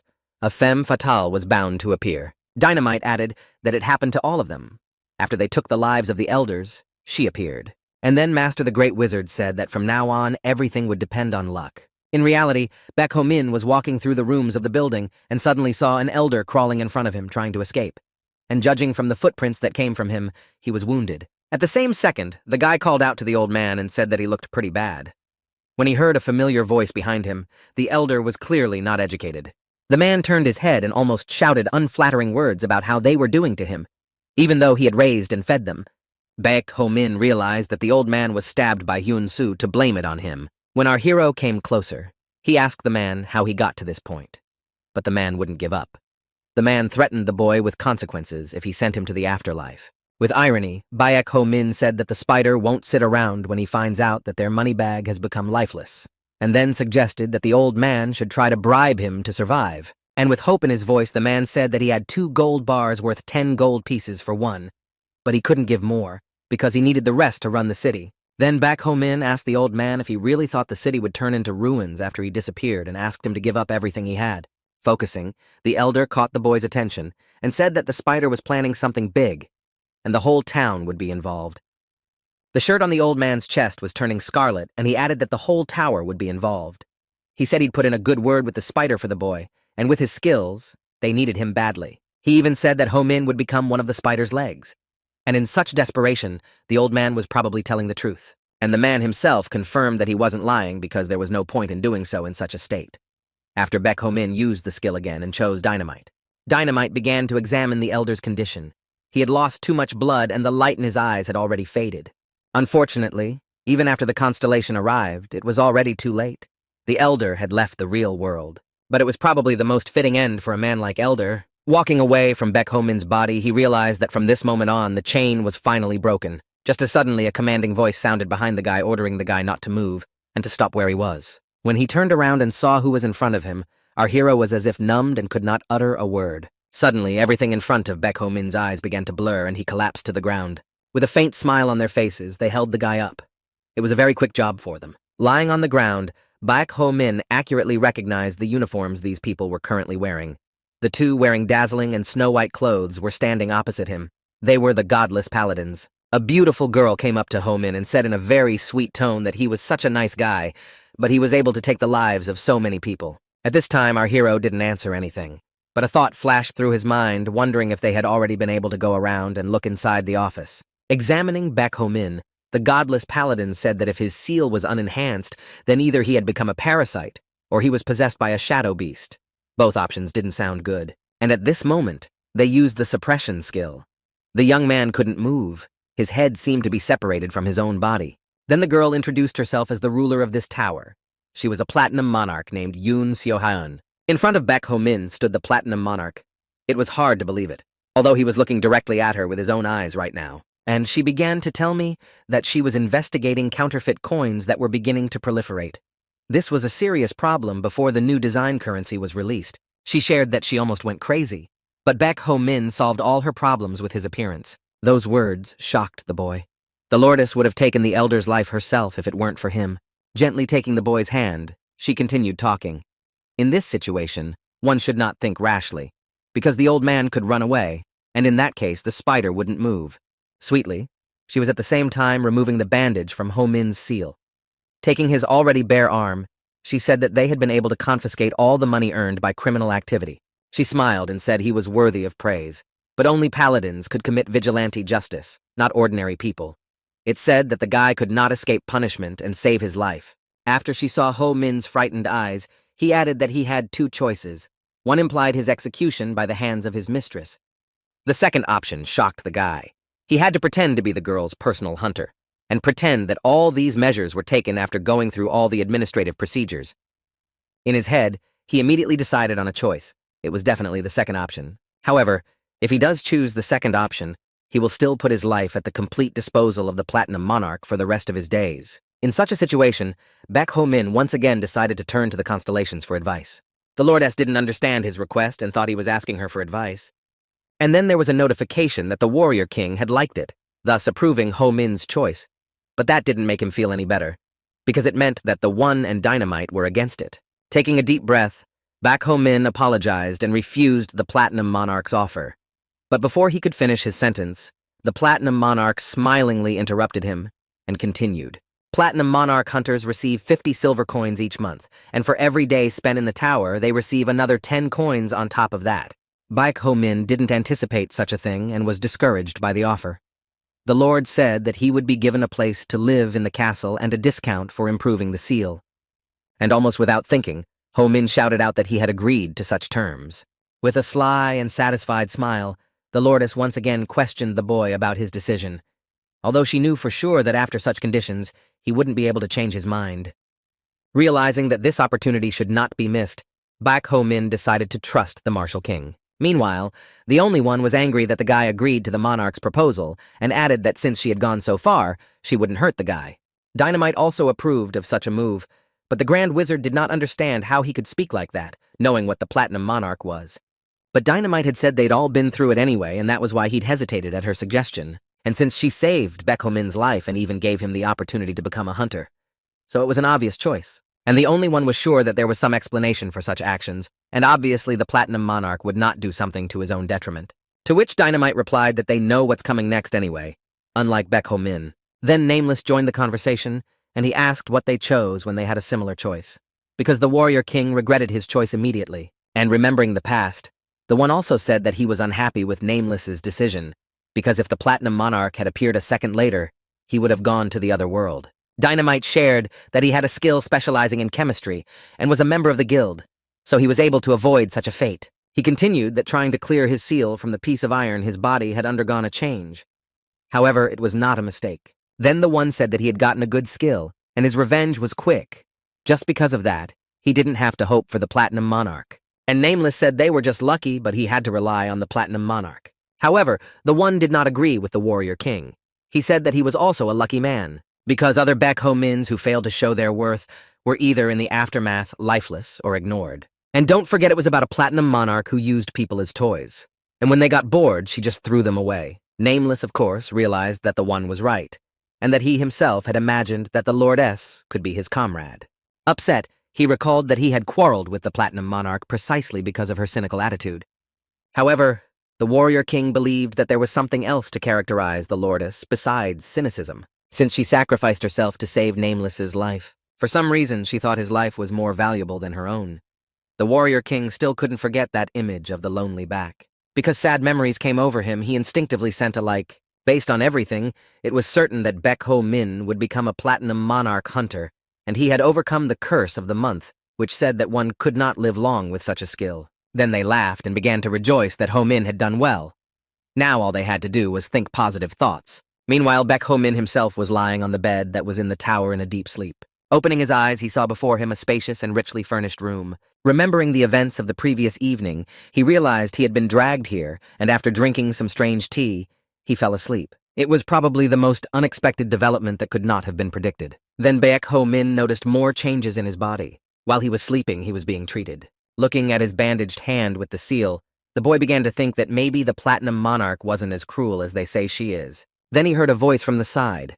It was one of the paladins, and he said that Ho Min shouldn't move because he needed to lie down more to recover. In the talking paladin, he recognized the woman who had accompanied the platinum monarch yesterday. Then she decided to introduce herself and said that she is called Executioner Doll, and she commands all divine paladins, to which Baek Ho Min reacted very emotionally and even got a little scared, since that name was derived from her being like a soulless puppet taking people's heads off. As an executioner, she became head of the order when the platinum monarch began to rule, and she earned a reputation for her ruthless treatment of criminals. Like an obsessed fan, Baek Ho Min started excitedly yelling about how he was surprised that Executioner Doll was standing at such a small distance from him. But this reaction confused the girl a little, and she looked at the guy with a little indignation. Then, on an emotional note, our hero shared that he once saw her sleeping people at a crime scene.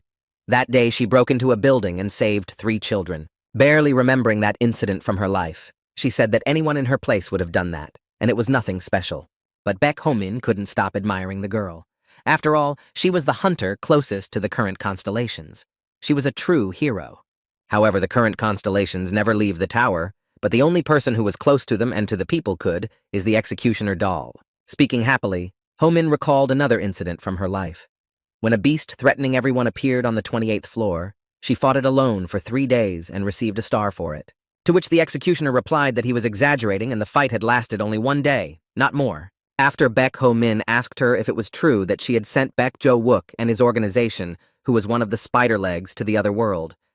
Supplementing his question, he said he had heard how the girl had also stopped one of the cult members from poisoning the water supply. But the executioner replied that this was also an exaggerated achievement. And not responding to the guy's enthusiasm and the way he praised her, she continued to reply that she was just doing her job. Baek Ho Min asked if the executioner knows that everyone thinks she's a hero. People have been saying that she is the only executioner who really cares about the people. But she stood her ground and said she didn't deserve such a title. She was just doing what she had to do. And asked the boy a counter-question about how he had dealt with the old man and the hunters.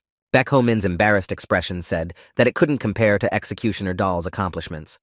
What he had encountered were mediocre bandits that were no match for her fights. Then the girl paid attention to the fact that our hero, judging by his stories, had no accomplice. And Baek Ho Min came to be puzzled that all this time, the Executioner Doll had been carrying on a conversation with him only to reveal it. She explained that she had already seen such a trick from the young man himself as he distracts his enemy with a beautiful speech. This really upset Baek Ho Min, since the girl's shyness and excitement was just a cover to lower the guy's guard. And with annoyance in his voice, Ho Min replied positively that he had no accomplices, adding afterward that he really is a fan of hers and wasn't trying to placate the girl that way.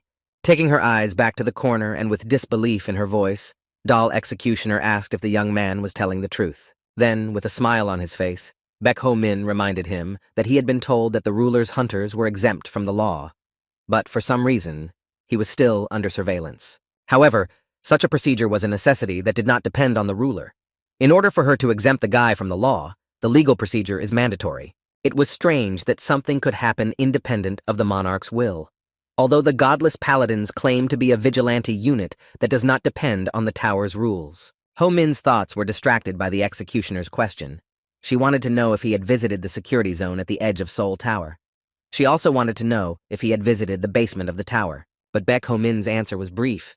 He didn't do what the girl asked. Then she asked a second question. It was about his sealing skill, because according to the testimony, the guy was subjected to a level 4 seal. With this level, it was impossible to send so many people to the other world. But they didn't find any improvement in the seal. In response to this question, Baek Ho-min said with a slight stutter that he was helped by the constellations. Hearing this, Executioner Doll immediately asked what constellations and what rank those constellations were. Here, our hero was not in a hurry to answer. He thought that if she listened to him so attentively, it meant that she already had some guesses about it, and the guy wasn't sure if Executioner Doll was allowed to talk about the ranks of his constellations. At that moment, there was a message from the constellations, namely dynamite.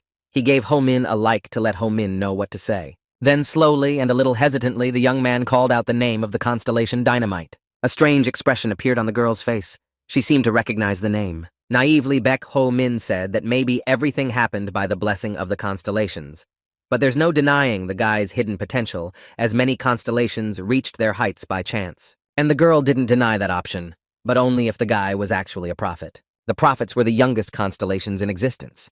They rose to unimaginable heights with incredible speed. However, there was a high chance that Ho-min was either possessed by a shadow or had become a parasite. If either was confirmed, he would be deprived of his life, whether he was the ruler's hunter or not. Summarizing the executioner's doll's words, he realized that, in other words, he needed to prove his humanity to escape punishment. Usually the seal is lost in those who become parasites. However, this only applies to seals made of gold. There were no cases of iron seals. Baek Ho-min dares to suggest that parasites just don't care about iron. After all, gold is much more valuable. And then the executioner asked the boy to follow her, since there was only one way to verify his words. With some tension, Baek Ho-min realized that the next question would already be in the presence of the ruler. As he approached the large gate, pleas for mercy from others could be heard. And a little closer, the boy saw that people were kneeling before the Platinum Monarch and begging for salvation. One who dared, with his eyes bound, threatened the monarch to take his life, for which the ruler seized him by the neck with his frail hands. And then the Platinum Monarch said An Woo-hyun. That was that guy's name. He had attempted on the life of another and was caught in 3 incidents of rape. And then the ruler, in accordance with the law, said that she would atone for all the sins of man. At this moment, An Woo-hyun's eyes colored the blindfold red. His entire face began to look disfigured. The hair on his head abruptly disappeared. He collapsed to the ground without breathing. Having finished the sentence, the monarch said that she hoped that the boy would now reflect on his sins and spend the next life with honor. And then the Platinum Monarch opened her fist and poured out a few gold coins from her hand into the saucer. The others waiting for their turn to be executed were outraged. They did not understand what gave the monarch the right to take their lives so easily. Then the ruler went to the next man and performed the same ritual. The guy's name was Kim Lee-bin. His sin was to approach and also to take a man's life. The Platinum Monarch said his sins could not be undone, and she fulfilled the law. At this rate, the saucer was already almost full of gold coins, and the ruler was already approaching the last culprit. The latter's name was Lee Do-gang. He was involved in a theft and also the taking of a life. Accordingly, he was sent to the others. When she saw our hero behind her back, she was shy, or pretended to be, saying that she did not want to show such a sight to the young man. The young man replied with undisguised anger, recalling that his name was Baek Ho-min. He guessed that she was deliberately executing men in his presence. Then the executioner asked the lady if she could use the courtyard. The ruler immediately noticed that it was necessary for the interrogation. Puzzled, the monarch asked her executioner about the fact that she had probably decided to check the guy's seal herself. The executioner doll replied that if Ho Ming really defeated 10 people with his hands, then he would not be able to hide his strength in a fight with her. Such a plan was not approved by Madam, and she suggested that Baek Ho-min demonstrate her skills here and now, and ordered the rest of the subjects to bring someone. The godless paladins brought a familiar face to them. It was Hyun-soo, who had suddenly disappeared from the elder's office, and definitely didn't expect to see his friend here. The monarch decided to introduce the hostage, and said that he was the old man's subordinate, and asked Ho-min if he was in the building with the others. Without giving away his emotions, the guy confirmed this fact. There were tears in Hyun-soo's eyes. He didn't understand why Baek Ho-min was now standing opposite him with the Platinum Monarch.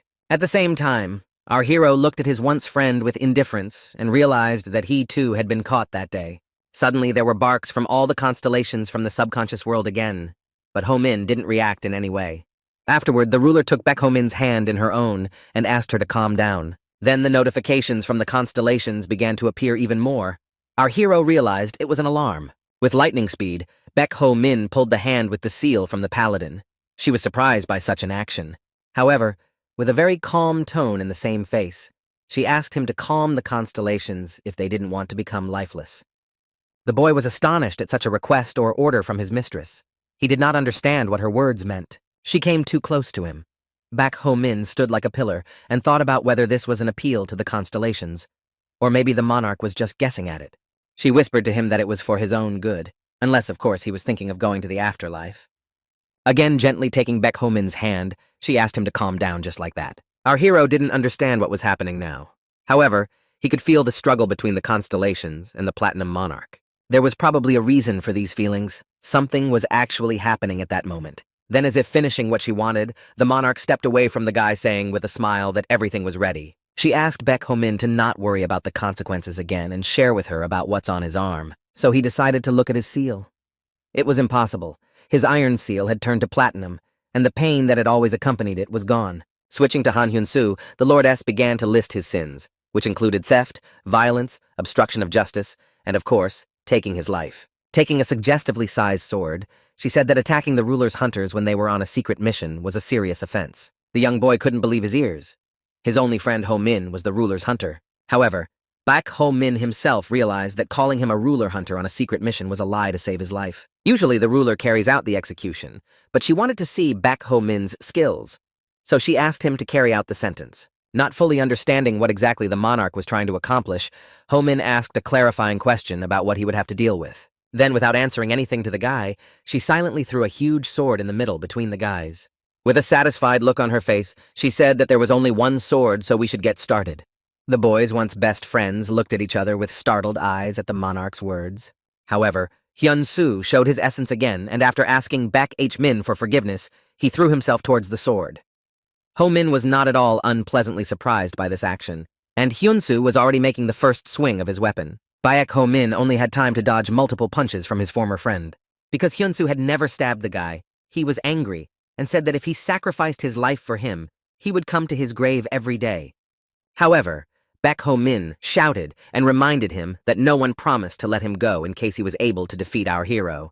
But even so, Hyun-soo immediately rushed into battle. And just like that, Baek Ho Min was trying to figure out what the Platinum Monarch was trying to make sure of right now. Did she really want to see the abilities he used to send the Elder and his thugs to the grave? If that was the case, then she should have put the executioner puppet against Ho Min. At the same time, the guy noticed the Platinum Monarch concentrating on something on his body. He realized after a second that she was looking at his hand with the seal, specifically behind the seal changes. She was clearly waiting for the moment when Baek Ho Min would start using her memory skill. But judging the situation soberly, Ho Min realized that now was not the right time to use the skill. After dodging another attack from Hyun-soo, the guy finally struck him first. And intercepting his former friend's hand with his other hand, Baek Ho Min grabbed his neck. With that, the guy stopped a series of attacks from Hyun-soo and asked him if he had seen the Platinum Monarch release her criminals, because the Lord was definitely not going to do that. Then he went on and said he'd pretend he'd gotten away and pointed him to the exit behind his back. Surprised, Hyun-soo realized that while dodging Baek Ho Min's attacks, he was purposely moving towards the exit. The guy didn't say anything and went on to say that when he gave Hyun-soo the signal, he should kick him and then run away while he fell from the blow. Stammering and agreeing to such a plan, the boy thanked his friend for saving him. And then Baek Ho Min signaled for him to act. Hyun-soo kicked the guy in the stomach and he started to fall from the impact. After our hero gave another sign for him to run to the exit and save himself. But for some reason, at this moment, Hyun-soo looked at his friend with fear and with some other feeling. Just as suddenly, the old man's subordinate suddenly swung a knife at Baek Ho Min again. The blade of the knife went practically into the guy's head. At this moment, an undisguised anger appeared on Ho Min's face. With a fury in his head, the guy repelled his opponent's blow and said that he gave him one last chance, but Hyun-soo decided to do otherwise. Then Baek Ho Min realized it was time to fight, and he ran around Hyun-soo and grabbed him by the neck, and whispered in his ear, thanking his former friend for being so rotten to the end. So it would be easier to send him to the afterlife without feelings of regret. Scared, Hyun-soo still tried to stop Ho Min, but there were already enough chances, and our hero snapped the traitor's neck with a swift movement. Hyun-soo's lifeless body fell stone on the ground, and the guy who had won the battle stood beside him. The ruler stood behind and said that the young man had done marvelously without calling his name. So Baek Ho Min reminded him again that he had a name and should be addressed as such. She continued and said that she had seen Ho Min try to the last to save him, and he had betrayed him more than once. The boy's answer was obvious. Hyun-soo was his only best friend. Therefore, Baek Ho Min didn't want to take his life. However, she did notice that our hero still sent him to that one without a shred of doubt or hesitation. And to this, the guy had the obvious answer, as such friends who constantly want to stick a knife in your back literally should not be spared. The Platinum Monarch approached Hyun-soo's lifeless body and said approvingly that it was so easy and she liked it all. And Ho Min added that he made this decision after thinking about it. The girl touched the lifeless man and his face dried up like the others. She didn't judge Ho Min's decision, as many people leave the world when they can't make a decision. Then she turned to the boy and said that an important quality for a hunter is unwavering determination, so he would be a good hunter. However, the executioner was outraged by what had happened. She reminded us that a monarch is obeyed for acting according to the law. And now the Platinum Monarch had purposefully avoided legal procedures, but Madame replied that she was using onerous measures to preserve Ho Min's life and asked for understanding from the executioner's doll. When the Platinum Monarch approached Baek Ho Min, she congratulated him on his victory and said that he was now the ruler's hunter.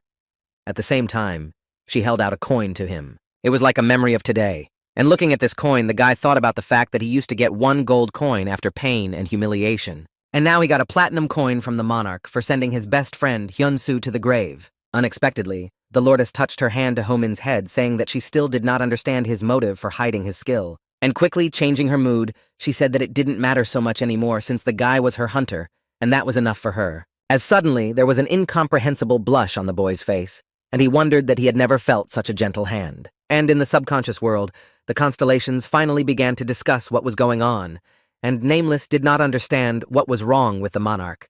The only one also said that he had never seen her like this before. One Dynamite unemotionally said that apparently the monarch fell in love with Baek Ho Min from the real world. Then the one was furious at these words because they all went through terrible torments. In fact, all of them went to the other world in most cases because of her. Nameless was in solidarity with the wizard since he himself had lost his life while on her team. And pointing a finger at Dynamite, the only one said angrily that he had no right to say that because she made him work without rest and was never gentle with him. Of course, all the words said by the wizard were true, and Dynamite agreed with it. However, there were times when the monarch gently encouraged him.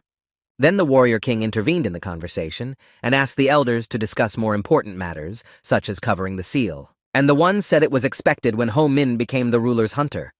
Once upon a time, tons of Ho Mins were killed due to metal intoxication and burns from unfinished plating, to which, with excitement on his face and in his voice, Nameless said that means it's all pretty important. And he asked the wizard about the moment when Madame took Ho Min's hand and he broke free, why he tried to stop her. In a calm tone, the only one replied that if her plans were only to cover the seal, he would not have interfered. But it seemed to him that the monarch was trying to interact with the seal, and Nameless thought that the Platinum Monarch might be up to something amiss in such a case. The only one did not answer, but simply lowered his head down in silence. That was because he couldn't exactly answer that right now, but he was almost certain that the Lord had not yet learned of their existence. And at that moment, the wizard said that the monarch still tried to look at their world, but he minimized all the risks. It almost made the rest of us jaw drop. With excitement, Nameless noted that the risk was minimized, but that did not mean complete confidentiality. Therefore, their existence could be revealed to some extent. However, the one dumped all responsibility on Dynamite, because the executioner puppet already knew about him. That's why he was shown to Mistress. Then Dynamite howled at that, because the wizard himself said he was the weakest of the constellations, and accepting that, Dynamite let Ho Min give his name to the executioner.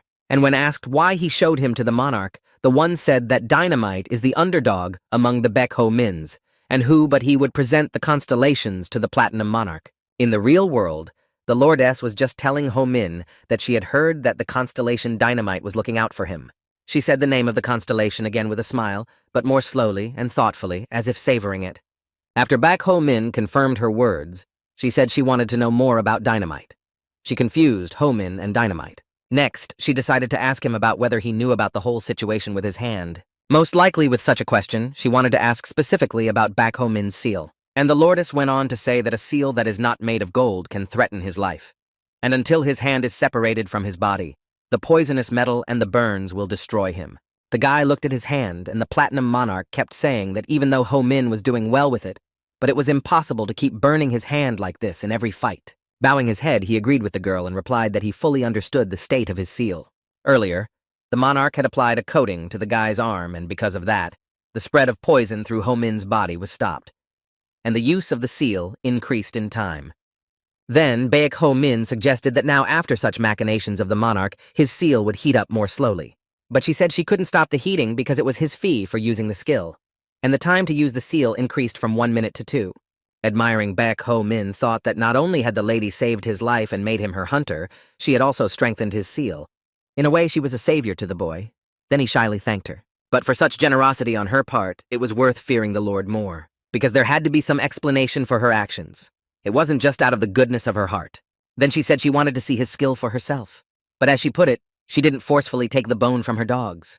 And the Platinum Monarch said that if the guy wanted to, she could strengthen his seal. Baek Ho Min was very surprised at such a suggestion and even asked again.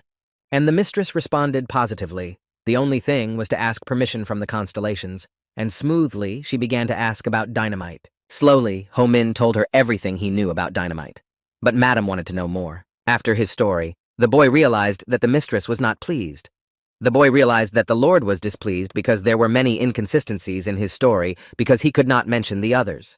And she once again questioned the guy about the constellation, specifically about whether dynamite was helping the guy pro bono. Very few words, and clearly the guy responded positively to the question posed from the girl. After thinking a bit about everything she had just learned, the Platinum Monarch did not ask the young man more about the constellation. Then, the monarch asked Baek Ho Min if he knew that all the elevators in the tower were closed. Of course, he said that he knew what was going on and that the first floor was very crowded. She said it was a safety precaution because there was some kind of huge anomaly in the tower recently. And that caused Baek Ho Min to once again ask what kind of anomaly he was talking about. The Lordess went on to say that several unknown constellations had recently been sighted. After that, Baek Ho Min was even more surprised and couldn't believe what the girl said. You can't become a constellation until you have 5 stars, and with that comes fame and respect. So far, all the constellations that have appeared this way. It makes it hard to believe that constellations unknown to anyone appeared on their own. At this narration, Baek Ho Min asked a question about the name of these constellations. But no matter how much they tried to find out, the paladins could not find out. However, the Platinum Monarch had suspicions that one of the unknown men was named Dynamite. And after saying this, she asked Ho Min what he thought about it. The boy's face showed that he was confused by this statement, but he told the lady that he was not sure if her guess was true. Such a response didn't make the Platinum Monarch too happy. She clearly expected Baek Ho Min to react differently. The boy's mind at that moment had doubts about whether he should have told her about dynamite at all. But in any case, after the appearance of the unknown constellations, the tower underwent structural changes, and the monarch's men have already investigated it. Then Baek Ho Min decided to ask again about what he had heard, namely, what structural changes the Lord was talking about. She said that those parasites that started to appear should exist on the upper floors, and after the change, they started appearing on the lower floors. That meant things were out of control. Because of these changes, it was dangerous to use the elevators, so the monarch decided to close them down. Baek Ho Min thought it was because of the design of the new currency. But after Madam's story, it became clear that it was something else, and it didn't seem like she was lying. She didn't understand the reason for the unknown constellations, but she hoped that such changes were for the better. Then Platinum got up from her chair and said that one of her hunters had returned from the investigation and complimented that he would teach her everything Baek Ho Min needed to know. A question popped into the boy's head, because he thought he was the ruler's only hunter, and now it turned out he wasn't. There were several other prominent people, and she introduced one of them to the guy. His name was Kang Ha-jin. He was the same age as Baek Ho Min, but he was already older in rank. After introducing the guys to each other, she asked Kang Ha-jin to teach Baek Ho Min the basics for a ruler hunter. He said he had to do it again. The senior hunter had been working for the Platinum Monarch for about 2 years now. Therefore, Baek Ho Min had a lot to learn from him, which meant he'd been a hunter since he was a teenager, and the guy thought he'd be the youngest one here. The Lord hoped that the boys would become friends with each other. And in principle, Ho Min had no reason not to be friendly with him. And with a smile on his face, our hero held out his hand to Kang Ha-jin, saying that he would now be under his care. However, the older hunter was not so positive and simply ignored Baek Ho Min's gesture, then caused the guy inside to become aggressive. The boy did not keep silent and voiced his thoughts about what his new teacher didn't seem to like. The Lord replied that he was just shy. However, Ho Min was sure that he was not just shy, but openly showed that he did not intend to communicate with him, especially not on a friendly note. One way or another, Kang Ha-jin had to give all the details to be a good hunter. But since Baek Ho Min was still weak, He needed training. This confidence in Ho Min's strength measurement did not please him. However, the Lord insisted that the boy needed to build up his strength. Then she told our hero to show his worth by becoming stronger, and also to show his strength and prove that he could do her bidding. After the Platinum Monarch's instruction, Kang Ha-jin took our hero somewhere. Baek Ho-min couldn't take it anymore and said that he didn't even bother to say hello to the guy. And the older hunter suddenly turned around after Baek Ho-min's claims. Those words seemed to hurt the young man. But without answering, Kang Ha-jin stopped and pointed to the door next to them with the words that Baek Ho-min would live here. The older hunter realized from the boy's reaction that he liked his new home. The older hunter realized from the guy's reaction that he liked his new home. Baek Ho-min rushed to his bed and marveled at how soft and fluffy the blanket was, and the room itself was clean and cozy. Of course, anyone would like it. Afterward, Kang Ha-jin started talking and said that he heard Baek Ho-min received a platinum plating from the monarch. And Ho-min, still smiling and stroking his blanket, answered positively to the question asked of him. And the hunter himself had been wearing a patch over one eye all this time. And now he lifted it up and told Ho-min not to think he had received a gift. There was a platinum seal on the hunter's eye, and added that Baek Ho-min should not delude himself like all those who were here before him. Before this, our hero had heard that a seal could be carved on any part of the body, but Kang Ha-jin had one in his eye, which was very surprising. The hunter suddenly started saying that 1 platinum coin was equal to 10 gold coins. It didn't fit at all with the conversation that was going on now between the guys, and Ho-min didn't understand anything. And he went on to say that the value of the coin did not mean that it would be that valuable in reality. If the coin is used in the same way as gold, they are about the same weight. However, Baek Ho-min still didn't understand why all this talk from Kang Ha-jin. Then the chief hunter said you can get gold from the tower, but not platinum. Only a platinum monarch can create it. Therefore, platinum is not distributed but is used for some purposes, for example as a catalyst in rare alchemy. Therefore, its value is higher than gold. Baek Ho-min understood why platinum cost 10 times as much. There were always those who wanted something extravagant.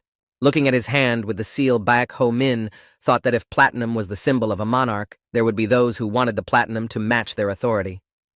At that time, the senior hunter also said that he heard that it took 3 platinum coins to seal Baek Ho-min. That surprised the guy. Complimenting what Kang Ha-jin said, another such coin was used to buy medicine for his treatment. In Baek Ho-min's mind, the thought passed through his mind that he had received 1 gold piece in 10 years of work. And now, he was 400 years in debt in a matter of days. Finally answering the hunter's questions, our hero timidly said that he had not asked for all this, so it seemed unnecessary to pay for it. But as long as Baek Ho-min is the ruler's hunter, there's no need to pay. Such wording didn't reassure the guy because it wasn't clear what would happen if he stopped being the monarch's hunter.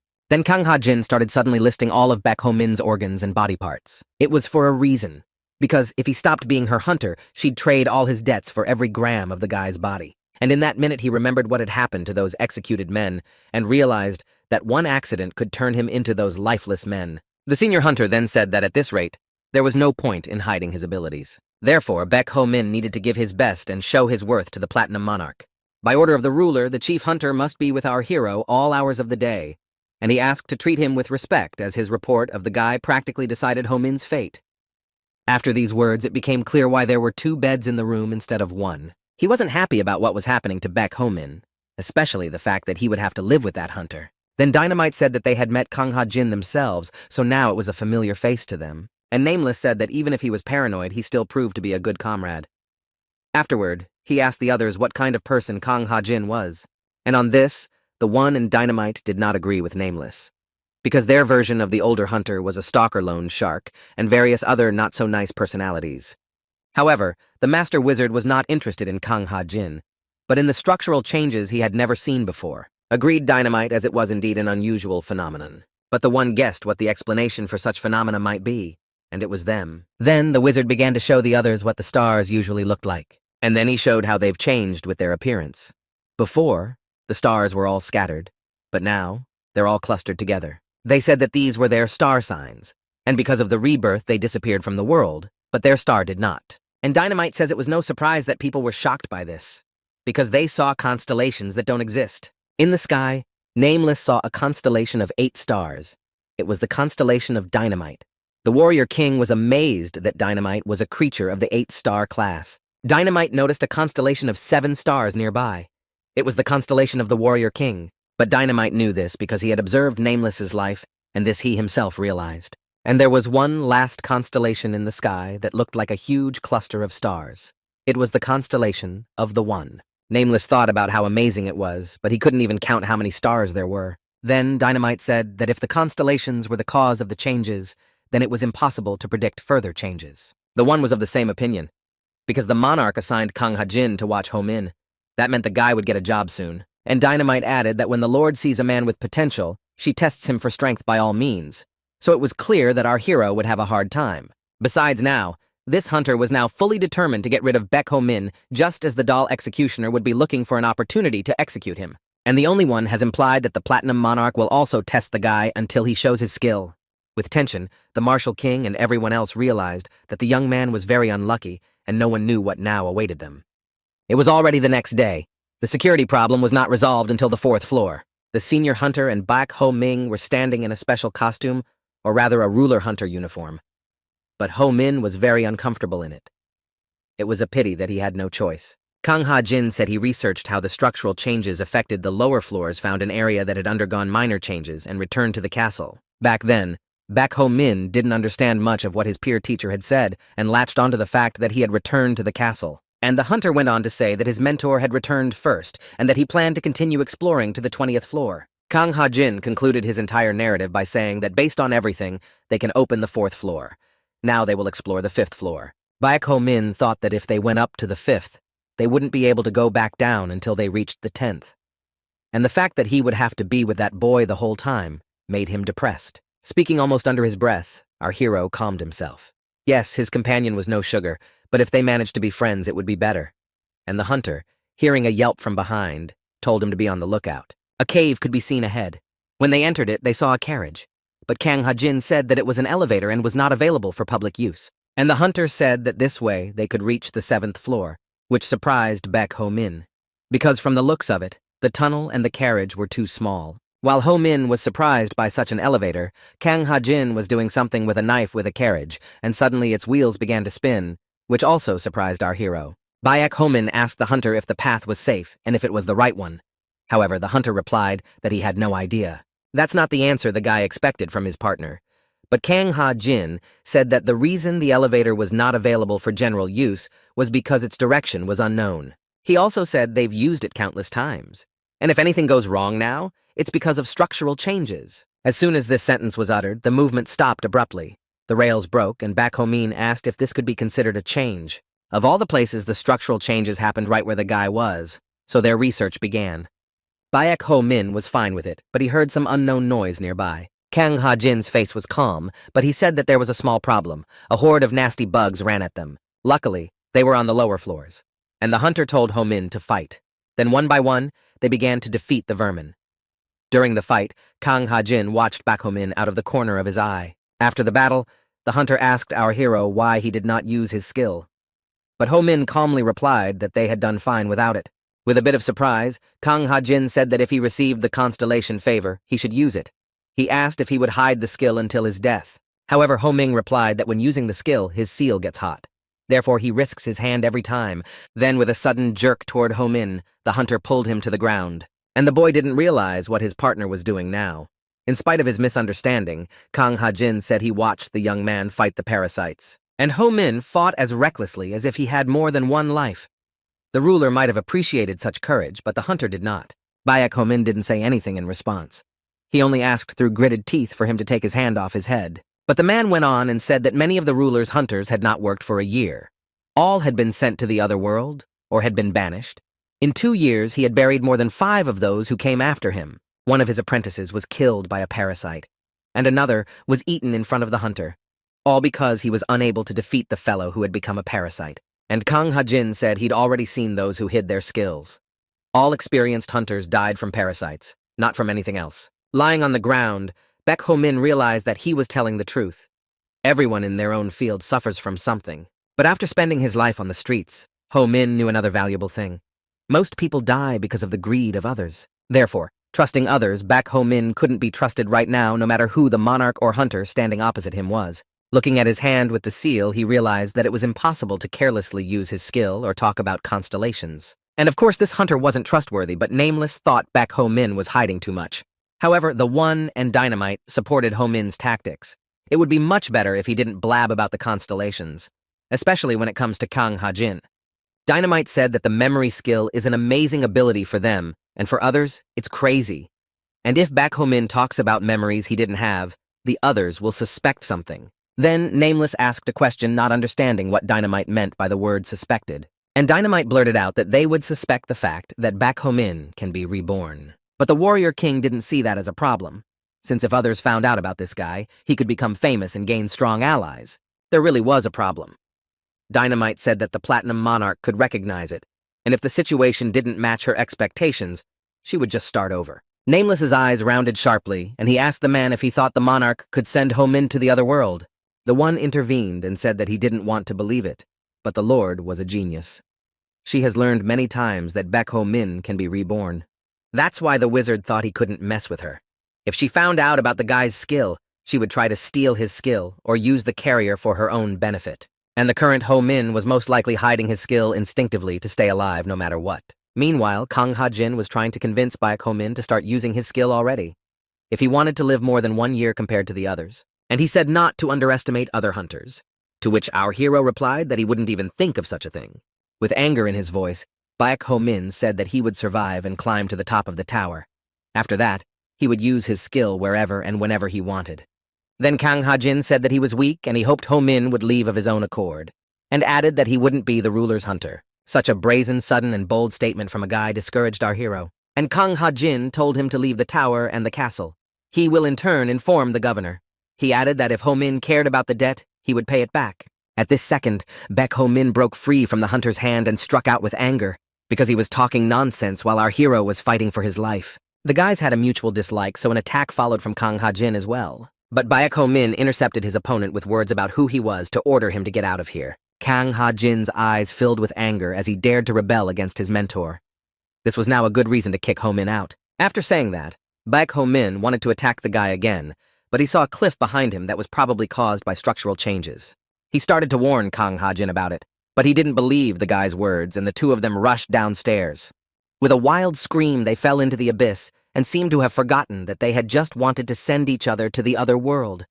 They fell to the ground with a thud. Kang Ha-jin grumbled that all unpleasant things happen when he's dealing with another student. Because they didn't realize where they were, they panicked and started accusing each other of staying here for the rest of their lives. Then Kang Ha-jin asked the guy that he must have heard of the basement or also called the foundation. But Baek Ho-min didn't understand what the question was about, since they had recently been on the 4th floor. But judging by the fact that the light didn't reach here, they were actually in the basement of the tower, since the basement is also called a dungeon because of the total darkness in these areas. And Baek Ho-min remembered that recently, Executioner Dahl had asked him about the guy on the basement floor and whether he was becoming a parasite. After arriving at the base of the tower, Ho-min felt as if moss was appearing on his body. Kang Ha-jin agreed with this statement. The hunter sadly added that if they stayed here, they would turn into vermin. I didn't expect to hear Baek Ho-min at this moment, but it was unfortunately true. This was the place of testing, as the one said. It was here that mankind exterminated the guardian of the 10th floor, 36 years ago to be exact. And even that the structure had changed, he had not expected it to be possible to such an extent. Nameless asked him if he himself had been to this place, and the answer was yes. The foundation was like the rings that are in trees to determine age. It had traces of past parasite ordeals and disasters. And the more severe the incident, the brighter the mark. And if the guys don't get out of there as soon as possible, they're in for the first test that mankind has ever gone through. And it's just the two of them and no one else. Just Baek Ho-min and Kang Ha-jin. Because of the high humidity on the basement floor, it was difficult to gather forces.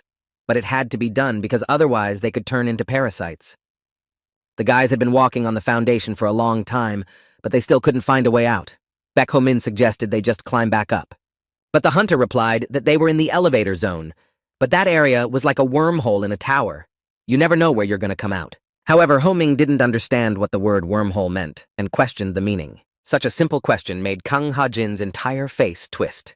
Therefore, Ho-min didn't understand his mentor's reaction. He replied that in plain language it meant that they could get lost if they took shortcuts, and they would have to speed up, for the transformation was just around the corner. As they walked along the basement floor, Baek Ho-min decided to ask what it meant when Kang Ha-jin said he would repay his debt if he left the tower. He asked why he was so eager for him to leave that he was even ready to repay a huge debt for the boy. But the hunter was silent. Then Baek Ho-min suggested that it was because of love that he didn't respond. He made the hunter furious with this assumption. However, It was a clever ploy to get Kang Ha-jin to come forward and answer the question. Not particularly cooperative, the older hunter replied that he had no interest in money, which prompted the next question from Ho-min as to why this was so. Kang Ha-jin replied that as long as his strength meets the ruler's needs, he's fine with it. But if she wanted him to become stronger, she would take care of it. Then our hero again put forward the stunning theory that the hunter likes the Platinum Monarch since he does everything for her. Kang Ha-jin's reaction was even more vivid, and pestering Ho-min with questions, Ho-min now wanted to know the answer to his guess. And he said that even if he had, he could have reacted more calmly. It was because the ruler had saved Kang Ha-jin's life. He just wanted to repay her in full. Ho-min's face expressed a sly smile and disbelief. He thought to himself that no matter how he made excuses, he could see that he liked the Platinum Monarch. This was most likely the reason why Kang Ha-jin was wary of the guy who had received the blessing of the constellations. While Ho-min was standing there with a face so satisfied that he had figured out the hunter, he noticed that he was looking at him strangely. Then Baek Ho-min offered to tell his mentor how to seduce the Platinum Monarch. Kang Ha-jin didn't expect such a suggestion, but perhaps such words interested him as he silently looked at the guy and waited for him to continue speaking. Ho-min was sure that the monarch was interested in him and said he could use it to praise his mentor in front of her. In return, he would talk about him as a skillful novice. Thus our hero would prove his worth to the girl and the hunter would succeed in love affairs. Then Kang Ha-jin turned the guy's waiting face with his hand and told him to stop talking nonsense and look the other way. And to their left was a light coming from the wall. Ho-min thought it was a way out, but the hunter said it was more like starlight. They didn't know exactly what it was, but it seemed to have something to do with the constellations. The hunter said it might even be the effects of structural changes. As they passed through the hole in the wall, they saw a sword in front of them that was stuck in the mirror. They noticed that the sensation of moss growing on their bodies was gone. Maybe it was the light. And they also thought that the place had something to do with the keeper of the 10th floor. Yi Ho-min asked Kang Ha-jin about being the ones who don't let you go up every 10th floor. The guy answered positively. Since the keepers aren't allowed to climb quickly to the top. But when they crossed the barrier, a barrier appeared that prevented the vermin from descending. Ho-min said that by taking over the Guardian's territory, it would be passed on to the humans. However, the task was difficult because it was impossible to break them or send them to the other world. But in order to turn the keeper's territory into a place of people, it was necessary to pass a test. And the sword that was sticking out of the broken mirror was similar to the hunter's item that had defeated the 10th floor keeper. At that time, Ho-min thought that it was better not to touch this sword, although his gut felt that he was very attracted to it. At that moment, Constellation 1 sent a bark to Baek Ho-min, and he thought it probably meant that he could touch the sword. And at these thoughts to the boy again, the wizard sent a yelp. Smiling, Ho-min realized the reasons for his attraction to the sword. Kang Ha-jin noticed that the guy was talking to himself, but he didn't understand why he was doing it. But Baek Ho-min suddenly ran up to the sword and grabbed it with a joyful face. However, Kang Ha-jin's face expressed the opposite emotion, because no sooner had he said, "You can't touch that sword," than our hero grabbed it. As soon as the sword was in Baek Ho-min's hands, it began to shatter into thousands of pieces, and with them, the guys themselves flew off to the side. Ho-min landed not very softly, but the hunter managed to keep his balance and angrily asked our hero why he had touched the sword at all. The light around the sword disappeared, and Baek Ho-min didn't understand why the one had then told him he could take the sword. And then the unbelievable happened. A lot of other Kang Ha-jins and Baek Ho-mins appeared around the guy. No sooner had he recovered from what he had seen than one of his spears swung at him with a knife and a placated face. Ho-min started to defend himself. And after his replica was scattered with red shards in front of him, he realized that it was a reflection. Then Kang Ha-jin said that apparently the guardian of the 10th floor was the mirror butterfly. Such a parasite could only be found in books and stories nowadays. Fighting the reflections, the hunter went on to tell that the constellations had a hard time because of such a strange ability. And when the guys were next to each other, Baek Ho-min asked in horror if he could just smash copies like that, in case he accidentally stumbled upon the real Ho-min. But his mentor thought it was a rather silly question, since while they were fighting with their reflections, they couldn't hurt each other. Then Kang Ha-jin took off the blindfold from his eye and realized that it was time to use his skill to find the main body. At that moment, thin lines appeared along which the hunter was led to the main body. It had already been over 30 years since the mirror butterfly had been defeated, and since then, the skill of the average hunter had improved. As this test was passed in much worse times than now. After reaching the main body, Kang Ha-jin was confident that he could now mop up the parasite. The hunter's skill showed the very heart of the mirror butterfly that hovered in front of him. Then he made a dash and prepared to strike her heart. However, the parasite managed to dodge his attack. It was clear that in this darkness, the accuracy of Kang Ha-jin's punches was very poor. Suddenly, the mirror butterfly strongly approached the guy with its powerful wings, and it was as if he couldn't move at that moment. He didn't even realize what was happening. This action of the mirror butterfly made Kang Ha-jin lose his balance. As he realized later, it was because of its mirrors. But it was surprising that the parasite did not kill him, but went towards Ho-min. Clenching his sword tighter, the hunter thought that Baek Ho-min posed a stronger threat to the parasite than him. Otherwise, why did he turn around? And with a desire to prove the monster wrong, he got up and ran after him, shouting that he would regret his decision. Kang Ha-jin chopped down the reflections one by one, making his way towards Bae Ho-min. Our hero saw such eagerness and asked a little apprehensively if the mentor was all right. The guy told Baek Ho-min that he should be more worried about his life than his own. In the long battle, Ho-min noticed that there was no end to the reflections, but there probably should have been a strategy against them. Then Kang Ha-jin explained the strategy. The reflections were caused by the parasite dust, and until it disappeared, they would continue to appear. And the hunter said that he could ask before touching the sword.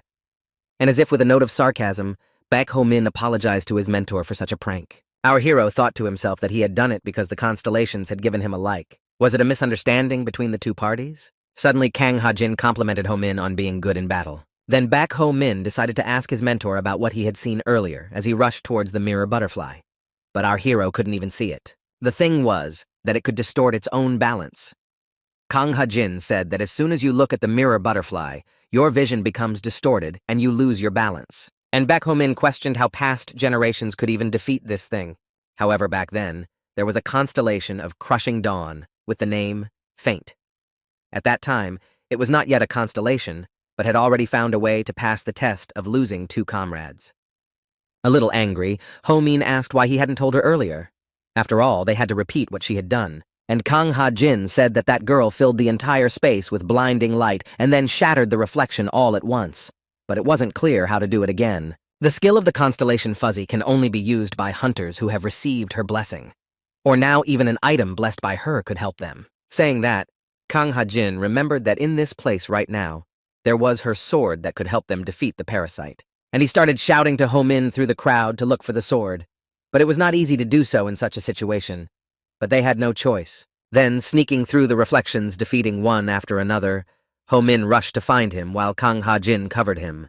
Watching what was going on, the one said with a calm expression on his face that they were finally working together. The nameless one standing behind him told the wizard that he didn't think that he would make Ho-min take the sword, as this test had already been passed and there would be no reward after the victory. But who cared if the two guys needed to gain experience working as a team against strong opponents?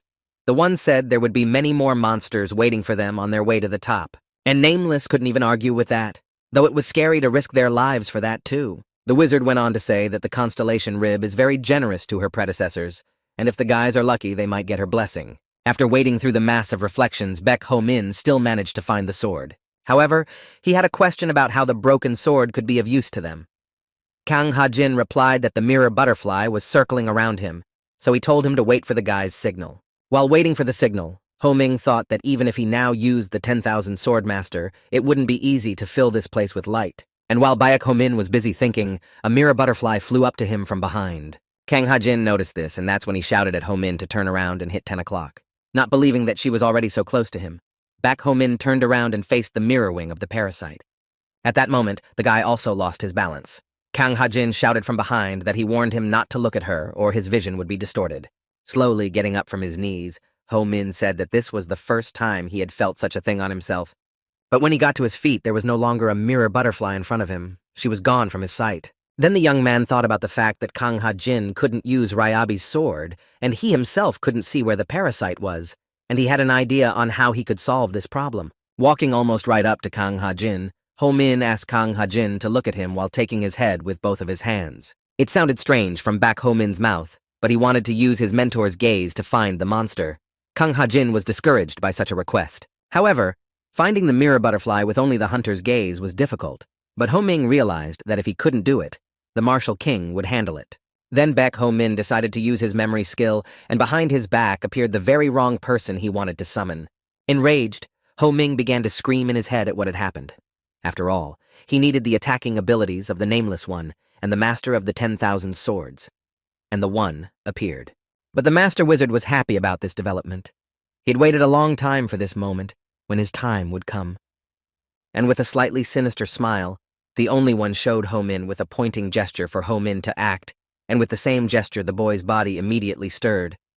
In Ho-min's mind, a voice said that this trial was hard to call such a trial, and that the elders were trying their best to pass it. And the boy thought it was the voice of the One.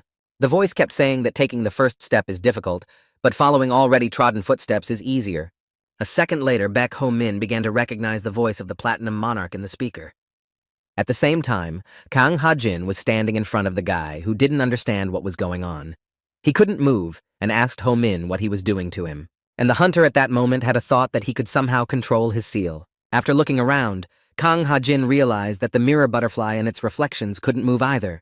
Then there was a question about Ho-min's skill. Then, the One revealed the secret of this trick. A mirror butterfly was caught in the hunter's eye. When it distorted his vision, it could not move while being looked at. The only way the parasite can move is in the dark when it can't be seen. And reminded that the constellation Rib to Win filled all space with light. With still the same sinister and sly face, the Master Wizard said that, but he is not like Rib.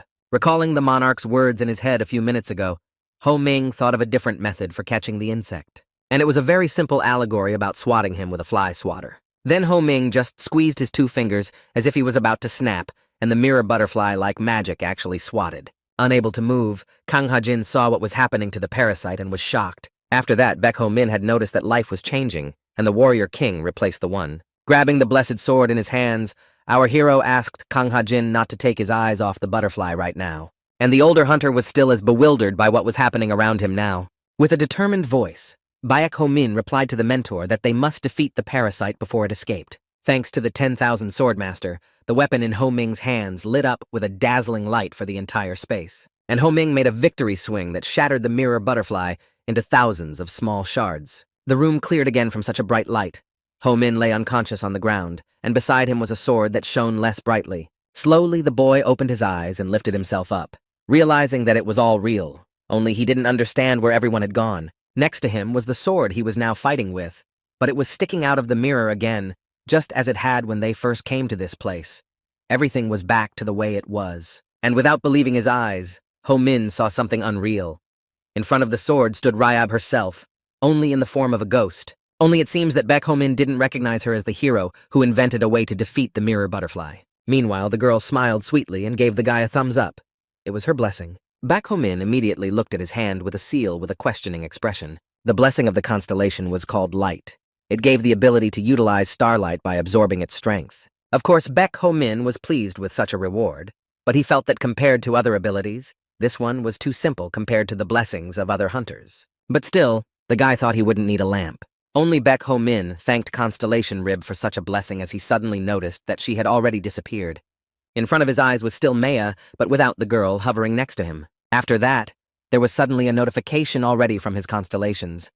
It was the One who sent the likes to Ho-min. Then the guy thought that if the One sent him a like, then the blessing wasn't so bad. But our hero kept thinking that he heard someone's voice during the battle, and it seemed to him that the One was already on the basement floor with the Platinum Monarch. And if that was true, then perhaps the Monarch knew something about the One. Though Ho-min thought it was strange that such a powerful constellation as the Wizard was unknown. As he instantly took control of Kang Ha-jin's seal and easily caught the mirror butterfly, after everything that had happened to Baek Ho-min, he now had a clear understanding of what the foundation was. And he said that the surface was where all history is written and the foundation where the past is repeated. And it was even more understandable why the basement floor could easily turn into a parasite. Then Baek Ho-min remembered about the synchronization values and decided to look at them. After the battle with the mirror butterfly, the values with the One had simply skyrocketed. The joyful Baek Ho-min had expected this after the fight. And next time, the level with the One was bound to rise. At that moment, our hero finally remembered that he was not alone. He wondered where Kang Ha-jin had gone, and a little regret that he still saw his skill. He remembered that he had touched his seal, and it wouldn't have been surprising at all if he had tried to attack him and send him to the other world. However, the hunter simply ran away. And by the way, as soon as Baek Ho-min left that place, the feeling of moss growing on his body immediately returned. Then he decided to use Ryabi's blessing. And for that, he took his cheapest knife, since the new skill reduced the strength of the weapon he was using. The blessing of the constellation was light. Therefore, after using it, the weapon in Ho-min's hands glowed. The feeling of moss on the guy's body was gone immediately, because the light was unusual and starry. In simple words, thanks to this blessing, Ho-min had eliminated the possibility of becoming a parasite. He could now walk on the foundation with ease. And now Ho-Ming understood why the one was pleased with acquiring such a skill. He was very useful in this situation. Suddenly, Kang Ha-jin called out to Ho-Min from behind. With that sudden call, the guy was startled. Apparently, Kang Ha-jin had also received the blessing of the constellation rib. However, the hunter said that he had gotten the night vision skill. And because Baek Ho-min defeated the mirror butterfly, his skill was better. Baek Ho-min now realized that Kang Ha-jin hadn't actually escaped, but was just looking around on the basement floor. And the hunter himself said that the constellation rib was very generous to her predecessors, and if she were alive now, she would be a role model. But Ho-min was surprised by this wording, because he had recently seen her standing next to the sword. However, Kang Ha-jin said that the constellation rib had ascended 16 years ago, and ascended constellations can't appear in their appearance to humans. Then Baek Ho-min realized that they couldn't see the lifeless constellation, but he could still see the girl even though it was in a dim light. But Kang Ha-jin did not believe our hero and said that he was probably dreaming because he had been looking at his reflection for a long time. And he said he had to go because while he was looking around, he found the rails. And the two of them went on their way. And Baek Ho-min was worried at this moment that Kang Ha-jin was too calm. Even though he saw our hero's skill, he wasn't going to ruin it. And just when he should have thought of that, Kang Ha-jin gushed about what had happened. This start of the conversation frightened Baek Ho-min, and he thought that something bad was about to happen. The hunter continued and said that the victory was thanks to Ho-min, and he thanked the boy without turning to face him. At that moment, it was unclear what surprised Ho-min more. That it was the first time he had thanked him, or that he hadn't mentioned what he had seen. Baek Ho-min smiled and asked Baek Ho-min to repeat the same words while looking at his face as if he hadn't heard. This way, he was asking for compliments. However, Kang Ha-jin was clearly not going to say it again, saying that they needed to hurry and let there be a long way to go. But Baek Ho-min was persistent. They reached the tower at this pace. The whole journey took them about a week, and Kang Ha-jin was ready to give his report about Ho-min to the monarch standing before them and carrying out another execution. And in his head, Baek Ho-min imagined that now the hunter would say that it wasn't easy, but working with Ho-min wasn't bad. However, the reality was different. The hunter said that the guy was useless, and his actions were disorderly and impulsive, and also that Ho-min could put his squad in danger because of that. And the mentor added that immediate execution and platinum extraction would be the best solution. Baek Ho-min was furious at what he heard. After listening to Kang Ha-jin, the platinum monarch turned to our hero and wanted to listen to him. Since this was his first entrance as a hunter, with hatred and for revenge, Ho-min said that Kang Ha-jin's help was less than the stone.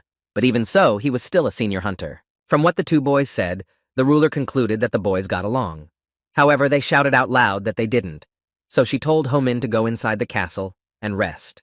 With a possessed smile, Baek Ho-min dreamed of a deep sleep and a warm shower.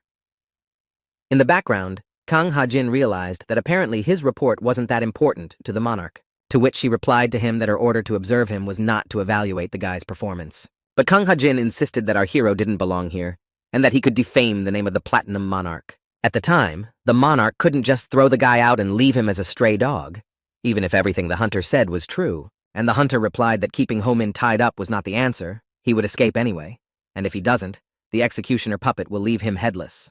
With a mysterious face, the platinum monarch said to Kang Ha-jin not to worry about the executioner. The expression on her face, or rather her smile, was familiar to the hunter. He realized that her thoughts were flowing through her mind, and the girl began to ask the boy about the changes that were taking place. He said his mentor made it to the 20th floor, and according to his clues, the cause of the deterioration was the constellations.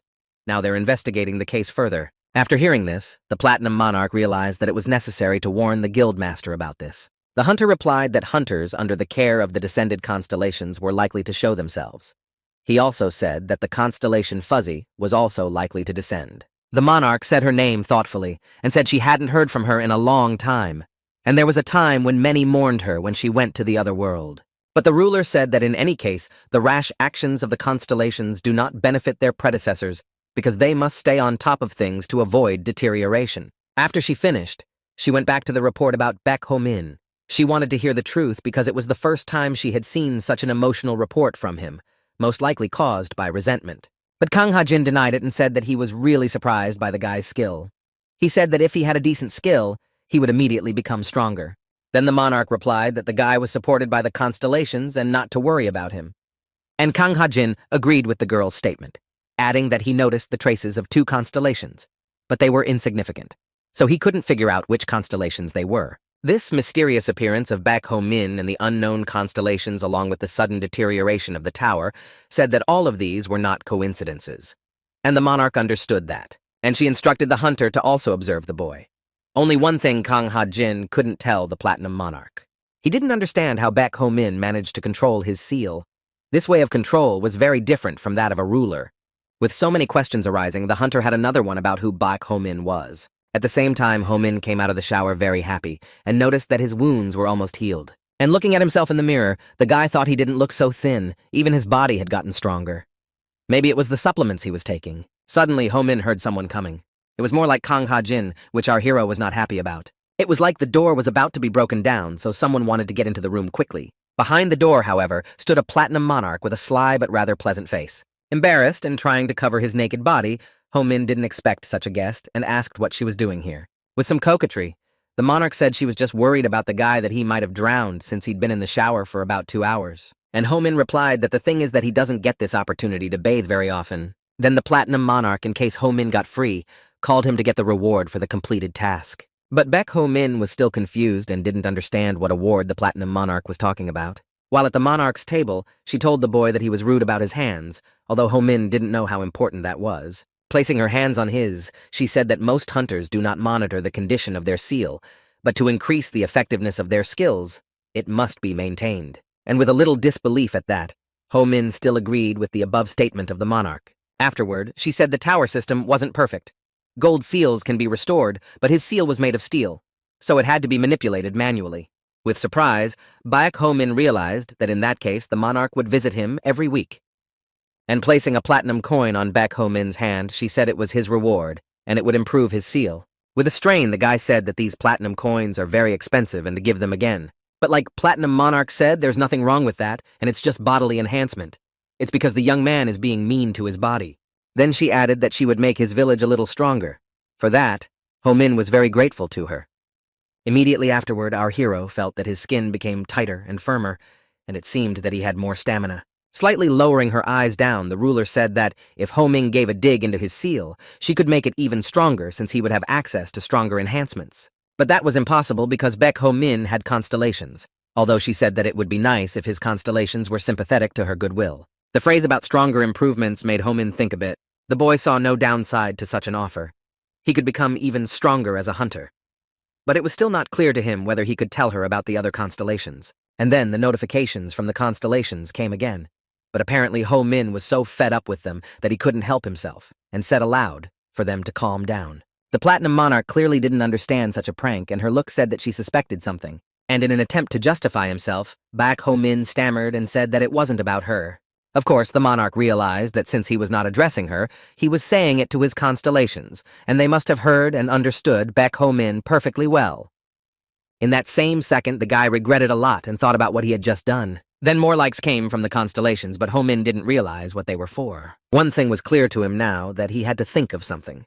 He sighed and told the monarch that her offer was very tempting. However, the prospect of his seal being taken to pieces didn't appeal to him much. And the Platinum Monarch's tone changed to a sterner one, and she said she was his superior and he her hunter. Taking his hand, she said that they had a common goal, which was to get to the top. That's why Baek Ho Min had to risk his life now. Afterward, she asked the guy what the reason was for not wanting to say anything. Her touch made the boy unable to articulate what he wanted to say. She kept saying that he was talented and she wanted to help him develop, and he should receive services appropriate to his abilities. But in order to do that, she needs to know about his skills. Everything she said was true, and Ho Min thought that suffering because he didn't tell her about his abilities was absurd. It occurred to him that he could lure the Platinum Monarch to his side. Then he'd be in the custody of the most powerful man in the city. And the ruler said she needed a trustworthy man with loyalty and strength. Of course, she would welcome an ally like Ho Min on her team. But Baek Ho Min hadn't had to work with someone he could trust yet, and it was hard for him to trust the man. To which the Platinum Monarch replied that because he doesn't have that experience, that's why he wants to be sure of the person to trust. She accurately described Ho Min's problem, and he agreed with her statement with a smile. So she offered him a way out of it. To build trust, the monarch suggested starting with something big by asking the guy if he had any experience with women.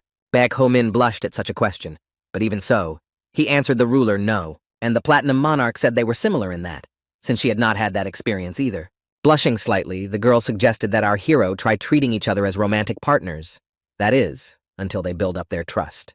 With tumultuous emotions, Baek Ho-min reacted to the Platinum Monarch's proposal.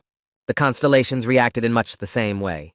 One dynamite expressed his support for Ho-min. He said that the Platinum Monarch's reaction was definitely different from past lives, and she had never shown such kindness to the guy. However, the only one said that the heart of the ruler was blacker than black, and that any kindness was out of the question. Addressing the Warrior King and Master Wizard Dynamite, said that they had failed their lives, and now they had a new hope. In his head, the alchemist had already married Ho-min and the monarch, and was talking about how great it was that the guy was making his way through such a relationship. But the only one was sure that it didn't matter what kind of relationship those would be in if it was still bullshit, since it was connected to the Platinum Monarch. And Baek Ho-min stood silently with a dreamy face, and surprised at the same time, and ran the phrase in his head that he would be dating a Platinum Monarch. However, he didn't even court girls. Of course, Ho-min had girlfriends, but his mind was always on survival, not romance. Then our hero decided to ask for help and came to Hangman Doll for advice on love affairs. But the executioner didn't understand why he asked her, and he told her in good faith that she was the best person for the role, and she was the only one who could be asked to do it. Because asking Kang Ha-jin to do so would definitely be wrong since he was unrequitedly in love with the monarch. The hunter would quickly send him to the other side of the world. To herself, the executioner doll thought she knew how to refrain from feeling too much, and she certainly had more experience making women lifeless than wooing them. But when it came to love stories, no one could beat her. She could definitely give advice on love affairs, and she enjoyed watching other people's relationships.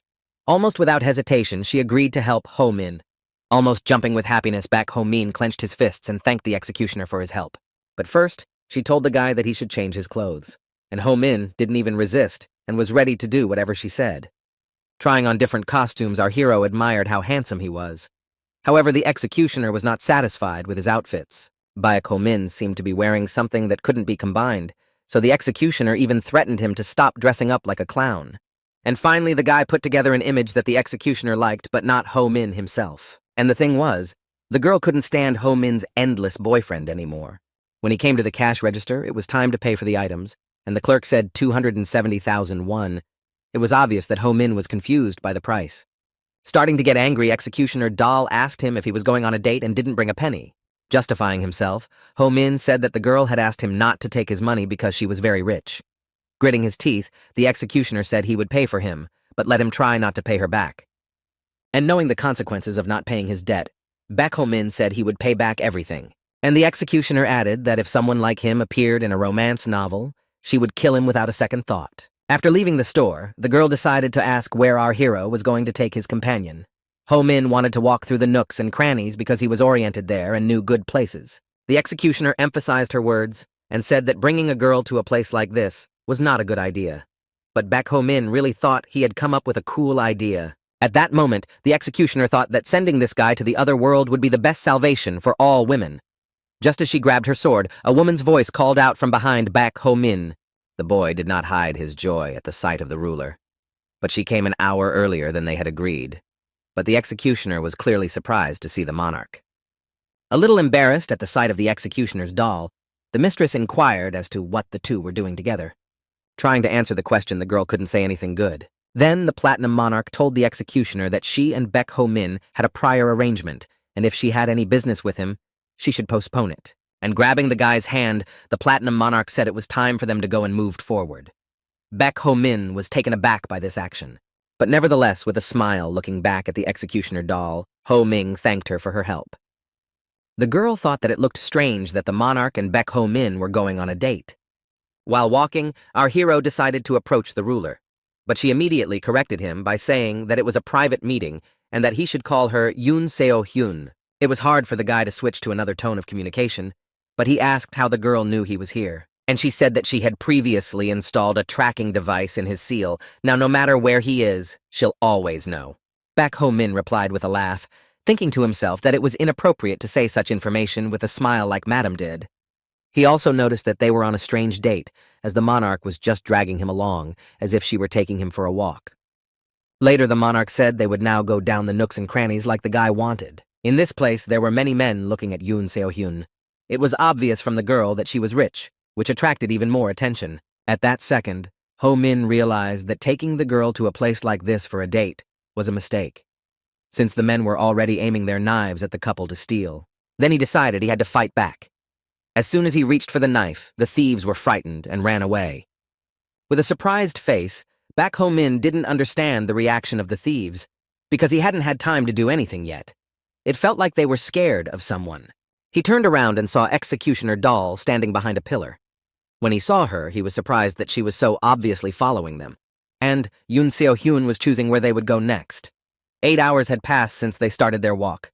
Baek Ho-min was already tired and still thought that this kind of power walking definitely didn't feel like a date. The executioner puppet was still following them, but Ho-min noticed that even she was getting bored. Then the Platinum Monarch herself realized something was wrong and asked Baek Ho-min about his feelings and heartbeat. And the guy said that his heart rhythm doesn't sound excited, so it's a normal heart rhythm. From the guy's feelings, Yoon Seo-hyun concluded with a smile on her face that their date was a failure. She wanted to offer him another activity that would definitely make their hearts flutter. Embarrassed and blushing, Baek Ho-min didn't say anything back to the girl because he didn't know how to react. So they went to a guy standing around 3 drinks. He said that if they made the right choice, their bet would be doubled. Looking at the cups, the Platinum Monarch guessed where the 100,000 won was. And Ho-min stood there with a nonchalant face and definitely couldn't think that trepidation meant that.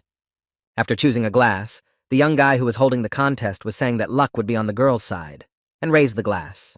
But it was unfortunately empty. Meanwhile, it was the 8th attempt. A frustrated Yoon Seo-hyun didn't understand how she failed to guess again.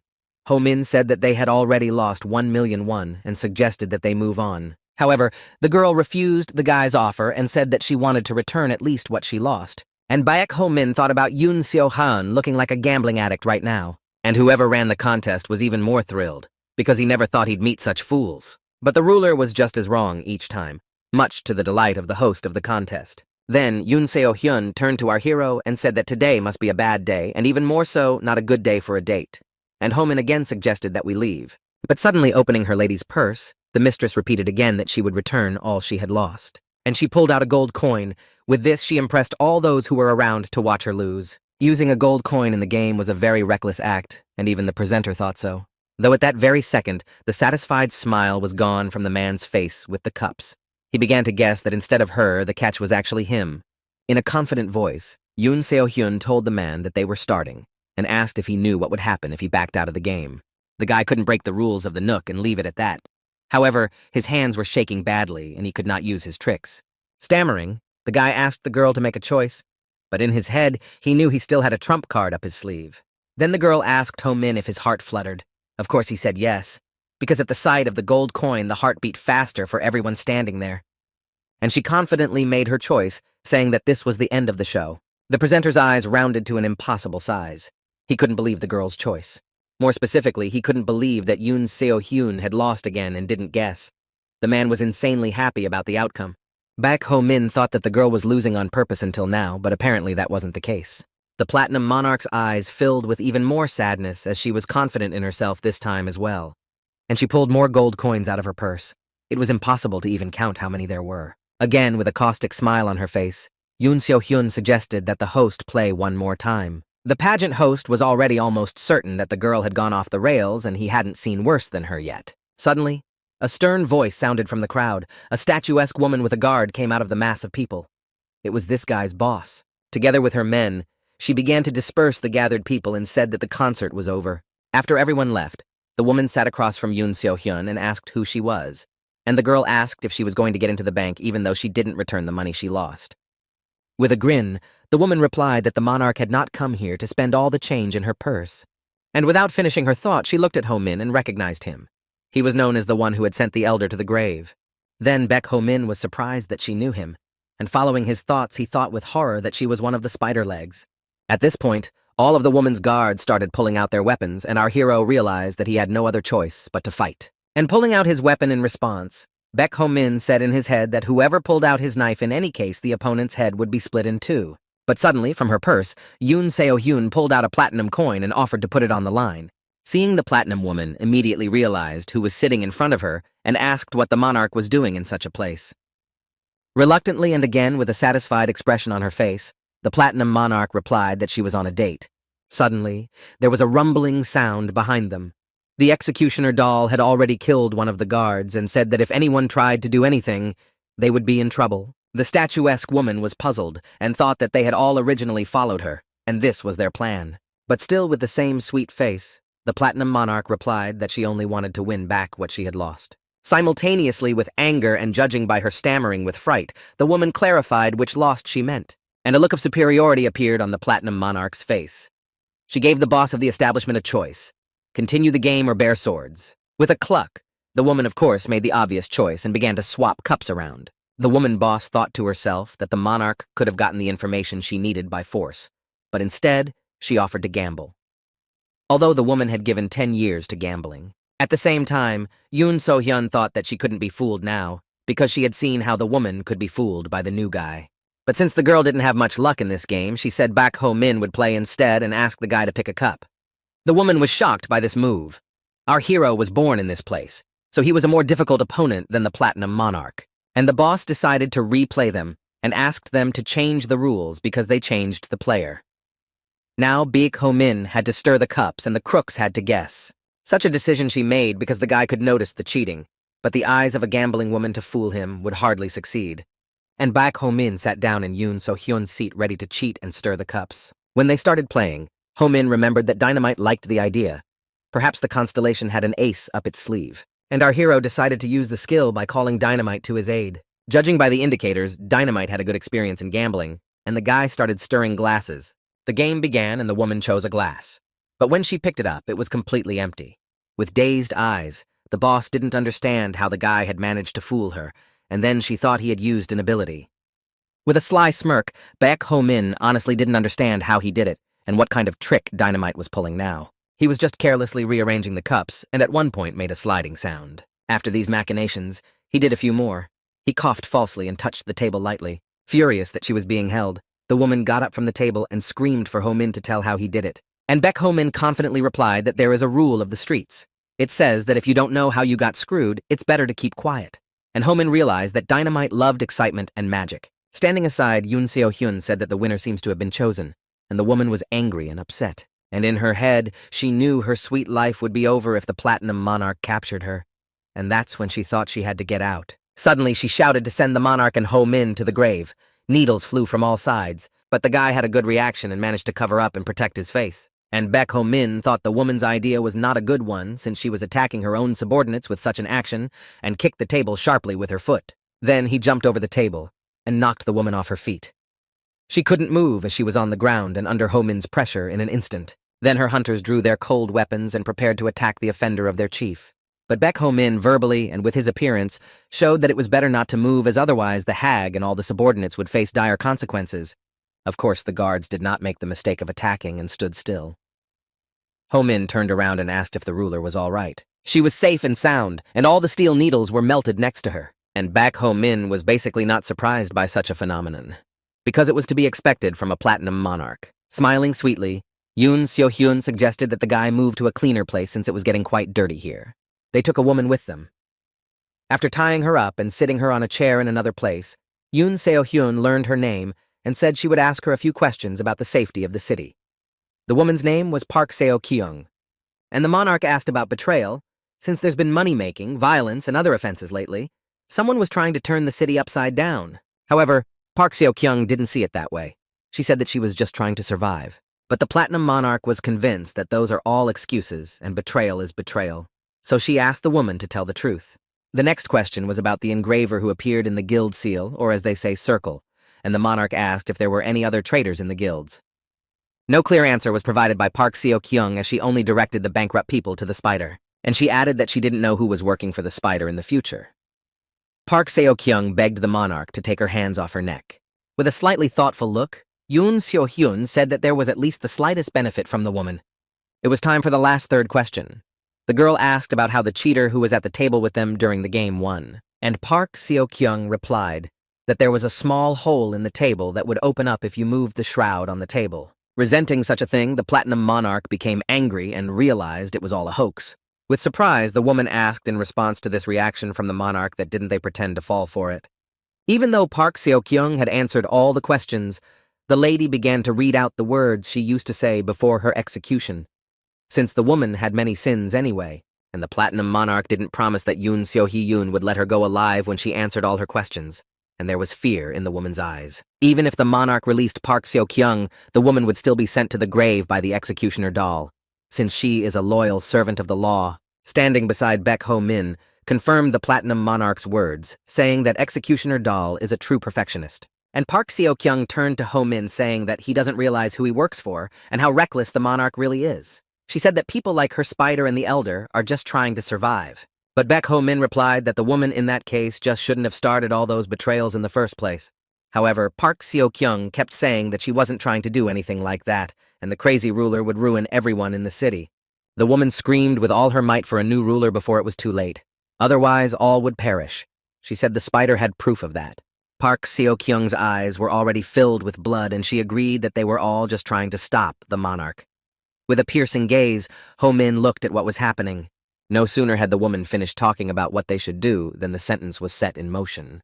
The executed Park Seo-kyung was sitting with empty eye sockets and no hair, while the ruler was standing next to her, saying that the woman had made a lot of noise.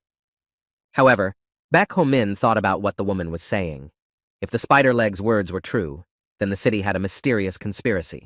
It was late at night, and Yoon Seo-hyun said that it was time for the tower to be rebuilt. After saying that, she called Baek Ho-min to the edge of the building. The girl asked the guy to look at the stars, specifically at how beautiful they were at that moment. Taking Baek Ho-min's hand, Yoon Seo-hyun asked the guy about his impressions of today's date. She wanted to know if his heart fluttered. Without waiting for Ho-min's response, she continued to say that if her heart was beating faster than usual, she could go on another date. Such a sentence caused Baek Ho-min to blush again and inhale in surprise, and he briefly said it was a good idea, thus agreeing to the Platinum Monarch's proposal. While in his room, Baek Ho-min was sitting on his bed and Kang Ha-jin was sitting across from him. Baek Ho-min was sure that the hunter was unrequitedly in love with the ruler. He also knew that she liked him 100%. Now Ho-min was thinking how to deliver such news to his roommate and mentor. Then Kang Ha-jin noticed that our hero was staring at him for a long time and said that if he wanted to talk, he should start talking.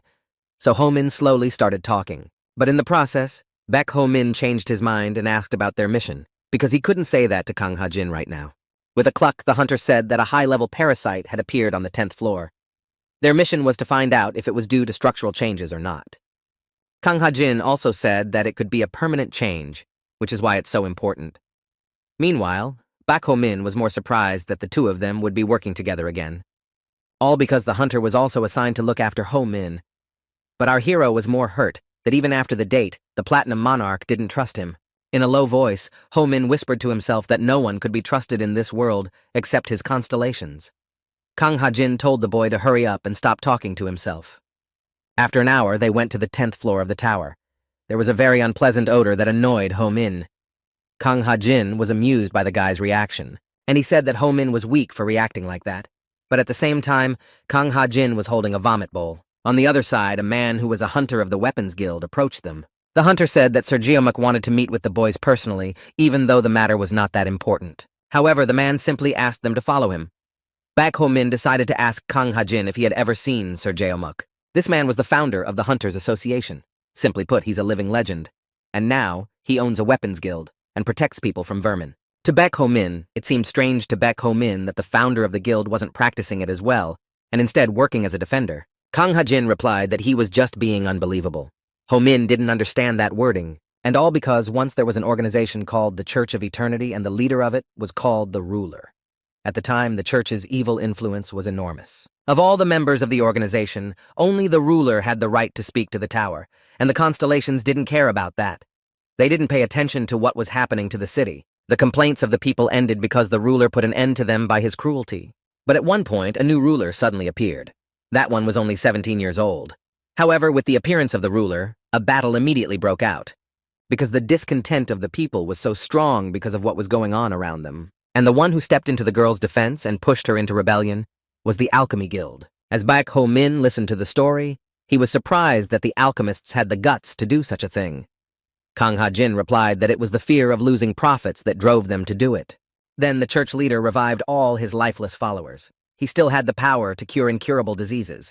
He was a hindrance to the alchemists' business, though.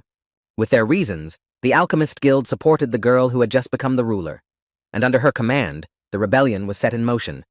And so began the blue and white battle, with the church on one side and the alchemists on the other. Even in the middle of everything, the organization of the church maintained its power. And what's more, the Paladins and the Hunters Association protected the Church of Eternity. At this point, it seemed that the church had won, and the rebels were divided and lost hope. But suddenly, the constellation Jeomuk returned from the tower. Who was one of the first generation of people to become constellations? Kang Ha-jin said that Jeomuk put in all the effort to conquer the tower. He even had to give up his position as the leader of the Hunters Association. But still, he didn't lose respect. And when he returned, he chose the girl to be the new ruler. Even the prophet who became a constellation recently sided with her. The battle began to take a different turn. As soon as those sided with the ruler, the Association of Hunters also switched sides. The battle was fierce and with heavy casualties. On the front line, an executioner puppet appeared with the separated heads of the leader of the Paladins and the servants of the church. Thus, they were transformed into godless paladins. With a smile on his face and even some laughter, Baek Ho-min understood what was in the spirit of Executioner Doll. Eventually, the Church of Eternity disintegrated, and a new ruler reigned with victory. And the Hunters Association itself split, and all of its members started leaving to join other guilds. From the Hunters' story, Baek Ho-min guessed that the ruler was the Platinum Monarch. It was really true. Kang Ha-jin said that the Executioner puppet ended the blue and white battle, but if Jeomuk hadn't appeared then, this turn of events wouldn't have happened. And with a bit of animosity, Ha-jin said that because of this, many people think that Jeomuk should have been the ruler.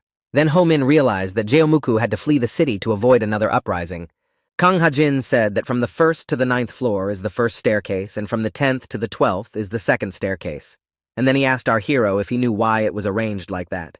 And the hunter explained that the thing is that the concept of the tower is clearly divided into each 10 stories. The base of the first staircase is a buried ruin and a growing green forest above it. And the basis of the second is a battlefield that resembles a desert. In the subconscious world, Nameless was flooded with memories, as he had once spent a lot of time on the second staircase.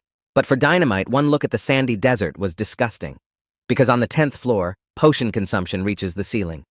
The only one skipped the second staircase and went straight to the third, so he didn't understand his partners. Dynamite said that this was the talent of a wizard. The one also knew what Jeomuk thought of the second staircase. The one called that place the worst. And now being thin, Jeomuk repeated the words of the one about the disgusting place and all because the higher you go up, the worse it gets. And Baek Ho-min was very surprised to see the founder of the Hunters Association, as in the guy's mind he should have looked different now. Then Jeomuk turned to Kang Ha-jin and asked what the hell was going on under the tower. But the guy replied that there was no change. However, the man said that if it were just a structural change, he wouldn't have mentioned it. But he had heard about the elevator closing and unknown constellations leaving. And Kang Ha-jin once again confidently replied that the city was safe under the rule of the Platinum Monarch. He asked about what was really important, namely the appearance of a high-level parasite. Putting his head down, Jeomuk said that usually such monsters appeared on the 17th floor and above, but this one was on the 11th. They could have decided it themselves, but the man decided to report it first. And slowly raising his head, he noticed that there were 2 guys standing there, one of whom he had seen for the first time. Excitedly and slightly hurriedly, Baek Ho-min introduced himself by name to the founder of the association. But Jeomuk rudely said that he didn't need to know that, since he was the ruler's hunter, and the guy was going to die quickly. If Kang Ha-jin hadn't covered the young man's mouth with his hands, Baek Ho-min would have definitely said a few endearments to Jeomuku. And Kang Ha-jin asked the man if they could walk to the place where the high-level parasite appeared. But the man thought that he didn't trust the actions of his hunters and wanted to see for himself. Then the hunter answered that the problem of structural changes in the tower concerns everyone. He added that one change found at the bottom was related to the foundation, and this was related to the way Rib went through her ordeal.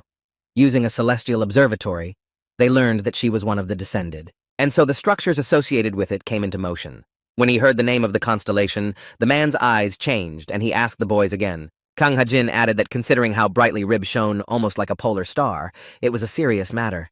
And based on what was said, the young hunter asked Jeomuk if there had been any changes in the mirror room on the 10th floor. At first, the man didn't say anything to the guys, but after a couple of seconds, he said that there was no change. Then Kang Ha-jin told Jeomuk convincingly that if there were any changes in the room, there might be security problems on the 10th floor. In response, the man reiterated that there were no problems, and asked that even if there had been, why the guy was so worried when he was here. But Kang Ha-jin didn't reply anything to that, but just kindly apologized to Jeomukov, saying that he didn't think. Without getting into the dialogue, Baek Ho-min pondered that the mirror room might be related to the mirror butterfly. And Jeomuk said that a hunter named Lee Il-ho would give the guys more detailed information. Kang Ha-jin thanked the founder for that and they left. Baek Ho-min looked at the man and didn't understand how such a man could be a great hero who became a constellation. After saying that, Kang Ha-jin threateningly said that it was better to talk about such things where no one was around, and they followed Lee Il-ho. He pointed to the 11th floor where they thought the change had taken place. With regret, Lee Il-ho said that when they heard the news that several hunters were missing, their fortress had sent men, and Kang Ha-jin decided to clarify about the hill with the broken flagpole. And the guild hunter said that fighting every day, the vermin try to raise the flag from the other side. So there is only this broken flagpole left, and the vermin hardly know who it belongs to. Looking toward Baek Ho-min with fear in his eyes while pointing his finger, he asked if the parasite was coming over there. Practically right next to them was indeed a parasite walking. It looked like a human. Lee Il-ho added that if there were no serious problems with the body, they called it lifeless. Ho Ming's mentor said that these creatures were usually on the second staircase and could move around safely even with severe injuries. And he added that their brains are the same as the brains of parasites. So after death, they do not become lifeless, but parasites. However, Baek Ho-min asked about whether they couldn't be called zombies, since there were similarities. And the young hunter replied if the boy wanted to send the parasite to the other side, he'd have to split his heart and take his gold, or bury him where the starlight can't penetrate. Adding, he said that most of the people on the second ladder are in truth human. And Lee Il-ho said that they had sent 3 main hunters and 20 soldiers to this hill. And if a high-level parasite shows up here, they should be able to handle it without a problem. He also averted his eyes and said he didn't see the point of the ruler wasting his time. But since the boys had come, they could see for themselves. And in Baek Ho-min's mind, from the very beginning of their arrival, the phrase that these people were not happy to see them had been floating around. Suddenly, Kang Ha-jin approached our hero while pulling out his swords and told him to get ready for a fight. It was a very unexpected warning, and Baek Ho-min hadn't quite expected this. But at that moment, a whole horde of lifeless appeared nearby. And among them, a guy who had fallen to the ground could be seen. It was most likely a hunter from the Weapons Guild. All 3 of them drew their swords and rushed to help. It was obvious that the fallen guy wouldn't last long, and both sides of the battle swung at each other. Kang Ha-jin asked Ho-min not to lose his head as these parasites were different from the ones he had seen. These lifeless ones didn't die even from having their heads cut off. Then Kang Ha-jin told Ho-min to hit the heart area and get the gold. That was the only thing that could send them to the other world. And the mentor was right. These vermin were nowhere near the ones on the first floor. It was like he was fighting another human being. Of course, the amount of gold Baek Ho-min was happy with, but it was a painful way to get it. While our hero was looking at the gold in his hands, several parasites came at him from behind. One he managed to defeat, but the next one was too close to him. Just as suddenly, a knife entered the parasite's head. Thanks to Kang Ha-jin, Ho-min is alive now. And the mentor said that the guy fights too aggressively. However, Ho-min answered his savior rudely and asked how much he had already managed to defeat the parasites, calling Kang Ha-jin Mr. Efficiency. But while Ho-min was fiddling with one, the young hunter already had 5 parasites on his account. And Baek Ho-min noticed that Kang Ha-jin's blade was small, but the wounds he left were the size of a fist. After a bit of watching, the guy realized it was the hunter's kick. He's using spin. At this moment, it was time to activate his skill, and Baek Ho-min chose the life of a martial king. And a haunting 3-word phrase swiftly pierced and checked rolled around in his head. Taking a strong swing, Baek Ho-min repeated all the actions exactly the same as Kang Ha-jin's. And the parasite actually got a huge hole in his chest area from his blow. The guy did it. Kang Ha-jin himself was watching, and was very surprised that he was able to do it on the first try. With laughter and genuine joy, Ho-min told the hunter that if he could do it, so could he. Such mockery made Kang Ha-jin angry, and he realized that it was once again that constellation that was in the foundation. It turned out that Nameless had learned this technique from Kang Ha-jin. But before he helped Ho-min, Ho-min was already thinking about rotational force, and the martial king felt that the boy had become stronger. But the one wasn't thrilled, because it was taking the guy a long time to fight the lifeless anyway. And he said if they'd brought a magician with them, it would have been faster. And Dynamite added that it would be even better if they took the alchemist. But Nameless had a different opinion, which was that an alchemist would be of little use in battle. After this statement, the only one in Dynamite attacked Nameless, saying how he had the nerve to say such a thing. Afraid of such pressure from his elders, the warrior king apologized to Dynamite and said that he meant that Ho-min knew how to prepare medicine himself. In response to that, the wizard said that when Dynamite was still Baek Ho-min, there was already someone who said the same thing. And after Dynamite heard that the alchemist wasn't needed on the expedition, he got very angry. And that's when he decided to show them how important he could be in the tower. After 6 months of his actions, He had mopped up all the vermin from the 11th to the 13th floor. After that, any hunter who died in that place did not become a parasite. This act earned Dynamite his first star. From what he heard, Nameless said with some delight that this was not just a skill, but a whole level of distortion of the tower structure itself. Embarrassed, Dynamite smilingly replied to the War King that he was flattering him too much. And the one with a nonchalant face said that he specialized and put up the skill of creating a medicine for a laugh. And Dynamite, freaked out, obviously decided to tell more of his accomplishments, said how many medicines he made for the Platinum Monarch, and how many people they saved. However, the wizard said that the ruler did it because she feared Dynamite's abilities. Most likely, the monarch thought that if Dynamite's abilities were misused, the tower and the city could be destroyed afterwards. And the only one added that that was why she made him work at the most mundane jobs until he became dumb. When Dynamite heard that, he couldn't believe his ears. But without answering anything to the alchemist, the wizard said that in any case he did not interfere in this expedition, since their goal was to destroy the parasites. He reiterated that their goal was for Ho-Min to dominate this tower, getting tons of applause along the way. Meanwhile, Baek Ho-Min and Kang Ha-jin stood in the middle of the many lifeless lying on the ground. The battle was over. Running up to another hunter lying on the ground, Lee Il-ho addressed him by the name Seo Hai-sang and asked where the others were. However, the man was very sick and could hardly speak, but he was still able to tell Lee Il-ho to give Jeomuk something. When he saw Kang Ha-jin, the hunter didn't have time to finish his thought, but started shouting with anger and fear. It was clear from the screams that he recognized the guy. With a crazed look, Seo Hai-sang said that this guy, he ruined them all. From this, Kang Ha-jin didn't understand anything. Suddenly, the wounded hunter felt even worse, because Ho-Min sharply stabbed him.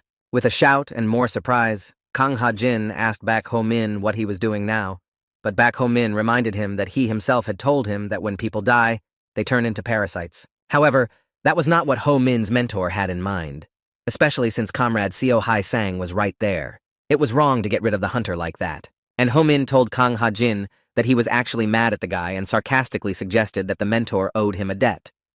But the young hunter didn't appreciate such humor. Suddenly, Lee Il-ho intervened in the two guys' argument and said that they should hurry up because there were serious problems on the 11th floor. Arriving at the right floor, Lee Il-ho and the others saw a bunch of lifeless people who had no heart and instead had a hole. They were too late. With regret, with sorrow in his voice, the guild hunter wondered who could have done this to them.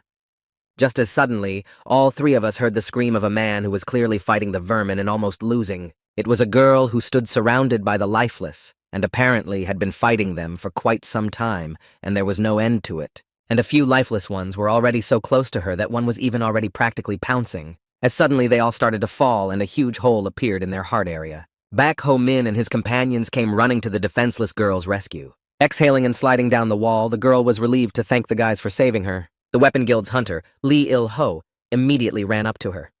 He recognized her as Yu Ha-yul's student. Baek Ho-min turned to Kang Ha-jin and asked if students could also come to the second staircase.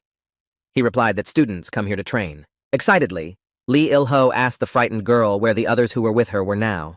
With tears in her eyes, she began to list that Lee Seung-woo and Kim Seung-hoo had died, Master Kang Min was injured, and Master Hyo-sang had just disappeared. But since the girl was giving in to her emotions, she said it slurred. Then the guild hunter told her in a stern and commanding tone to speak more clearly. However, Yu Ha-yul was too depressed, and just from this reaction, Lee Il-ho was even more frightened and cried. Baek Ho-min decided to intervene by grabbing his hand and telling the hunter to stop doing that because she was already scared, and this kind of pressure won't do anything. Seeing another guy standing up for her, Yu Ha-yul even calmed down and stopped being hysterical. Lee Il-ho continued interrogating the girl, but in a more relaxed manner, and asked if there were any survivors in the vicinity. Yu Ha-yul replied that the vice captains were further away. It turned out that of the 23 hunters participating in the expedition, 7 were killed, 9 wounded, and 5 missing. The only one who was safe and sound was the girl. The guild hunter learned from Brigadier Kang Min that Yu Ha-yul was taking in and treating all the wounded in the camp that had formed. She also prevented the lifeless from getting there. As if with guilt and stammering, the girl said that there was simply no one else to do it but her, and she was apologizing for being so presumptuous. Taking a deep breath, Lee Il-ho instead praised Yu Ha-yul for doing such a good job rather than reprimanding her. And turning around, the Weapons Guild hunter turned to ask the brigadier what had happened in this place after all. Thoth replied that as they were heading towards Flagstaff Hill, they came across an undead centipede that definitely shouldn't have been there. And Kang Ha-jin explained that this centipede only appears on the 18th floor and said that such parasites are very strong and one should know how to deal with them in advance. Brigadier Kang Ming said that compared to the lifeless ones, this parasite was completely on another level. It was obvious that he was tired, so he said that he would tell the apprentice more about everything. Then Kang Ha-jin decided to take the initiative and ask Yu Ha-yul a few questions. And of course the girl was a little confused, as if she didn't even want to answer them. This reaction alarmed Kang Ha-jin, and he asked her if she could refuse to answer the question depending on his topic while frowning her eyebrows. The frightened Yu Ha-yul stuttered and replied that they might have been trapped by the vermin, but the undead centipede had made them an offer. When Baek Ho-min heard this, he asked his mentor if parasites could talk, but he didn't answer but asked the girl what sentence she was talking about. Clasping her hands together, Yu Ha-yul thought that if she told, it might be part of the parasite's plan. However, Kang Ha-jin tried to change the girl's mind and reminded her that they are the rulers of the hunter, and if she tells, then they will analyze the parasite's plan. Abruptly recoiling, Yu Ha-yul definitely didn't expect to see the ruler hunters in front of her, and even questioned if that was the case. Not realizing such a strong reaction, Kang Ha-jin confirmed what he had said earlier. And then she told me what the offer was. It was that if they wanted to live, they had to bring the ruler's hunters. After hearing this, Kang Ha-jin's face became even more pensive because of this information, and Baek Ho-min abruptly realized why that foreman on the 10th floor reacted like that when he saw them. Suddenly, Yu Ha-yul suddenly shouted while pointing her finger behind the guy's back. She saw an undead centipede. A crowd of lifeless people with knives that really did look like centipedes were bearing down on them, and the length of it was insane. Baek Ho-min and Kang Ha-jin didn't expect to see so many lifeless people, especially those blocked the only way out. At that time, Guild Hunter Lee Il-ho ordered the girl to take care of the vice captains. And from the lifeless crowd, they could be heard saying that if they wanted to survive, they needed to bring back Ho-min. Ho-min's eyes widened, and he didn't understand why they needed him as well as Kang Ha-jin. However, Lee Il-ho went to talk to the vermin and asked how he could trust them. At this time, Ho-min thought that if he trusted the lifeless, he would be able to give him up, and they replied that the Dark Ghost constellation had blessed them with that promise. That's why they needed back Ho-min. Many questions appeared in Ho-min's mind what other constellation and what promise it could hold for the lifeless. But Kang Ha-jin knew who they were talking about. The Dark Knight was a 5-star constellation, and if they broke their promise, they could lose a star with status. Therefore, it was necessary to prepare for battle. And Ho-min asked if the constellations were supposed to help the younger generation climb the tower, and he didn't understand why it was happening to him. And Lee Il-ho decided to make a choice since they wanted to get Ho-min, and there was no need to doubt the decision. But Kang Ha-jin didn't approve of this attitude. But the guild hunter realized that they had very little chance of winning. At this moment, Ho-min looked at Kang Ha-jin and noticed that he was really protecting him. With a determined voice, Kang Ha-jin said that no matter whether it was a dark ghost or a centipede in front of them, the field where they were was suitable for battle. They wouldn't be able to compromise with the vermin. Then Lee Il-ho decided to think of a way to get out of the place. Yu Ha-yul, who was standing behind him with a knife and frightened, shouted for the hunter to give Ho-min to the vermin. She said that after Brigadier Kang Min found out that they were now surrounded by centipede, he slit his throat. If they sacrifice one now, the others will survive. Kang Ha-jin tried to calm the girl down and asked her to listen to him. Almost in tears, Yu Ha-yul said that they had 2 more going to the other world, and she didn't want to let that happen again. Realizing that it was useless to change her mind, Kang Ha-jin ran up to her and knocked the knife out of her hands with a sharp kick, and with a light but clear blow of his hand on her head, he disconnected Yu Ha-yul, thus calming the girl down. Looking at Yu Ha-yul lying unconscious, Kang Ha-jin realized that she was cornered, and that's why she was acting this way. However, pointing a knife at his comrades is a crime. At that moment, Lee Il-ho suddenly pulled out his knife and swung it at Kang Ha-jin. He didn't quite react in time, so the blade hit him. The frightened Baek Ho-min didn't understand what just happened. But Lee Il-ho said that the girl was right after all. He agreed that by sacrificing one, they could save the others in this place. Taking advantage of the moment while the guild hunter was distracted, Kang Ha-jin pulled out the tip of the knife from his body and put Lee Il-ho on the ground with a blow. And he said that it wouldn't help anyway and asked them to listen to him. And the wounded hunters were already behind him, ready to send Ho-min to the centipede. One of them with a gun in his hands shouted that why should they go to the other world because of him, and others told Ho-min to hurry up and surrender. And Kang Ha-jin turned his head at the people and said that Baek Ho-min is the ruler's hunter, and if they don't stop, they will be guilty of treason. But the hunters were convinced that it was better to be traitors than to die in this place, so too many people went to the grave because of him. With a sigh, Ho-min decided to give up himself. He didn't like the situation, so he decided to give up. At that moment, Kang Ha-jin turned to Ho Min with a questioning look on his face. He thought that Ho Min had sent his childhood friend to the other world because he was being watched. And with a decisive step, our hero went to the enemies, saying that he does not like to think when a rival is near. It was obvious from his attitude that he went to send them to the other side. Kang Ha-jin tried to stop the guy, and he didn't know what he would say to the ruler if he let Ho Min go to his own death now. With some relief, Baek Ho Min said that now he could take the weight off his soul that was weighing on him, and turning to Kang Ha-jin, he said he went on a date with the Platinum Monarch the other day. The young hunter's face stretched with surprise at the information he had just heard, and with a clear conscience, Baek Ho Min cheerfully rushed into battle, and from behind, Kang Ha-jin still wanted to stop the guy. Activating the 10,000 Swordmaster, Baek Ho Ming began to chop the lifeless while chanting for them to go to the next world. However, they also told him to stay where he was and prepare for his death, for there was no point in fighting them. But Ho Min was confident in his strength and threatened that his sword would reach each of them. Suddenly, the parasites ripped off our hero's backpack. They realized that if he did not have a weapon, the skill would not work.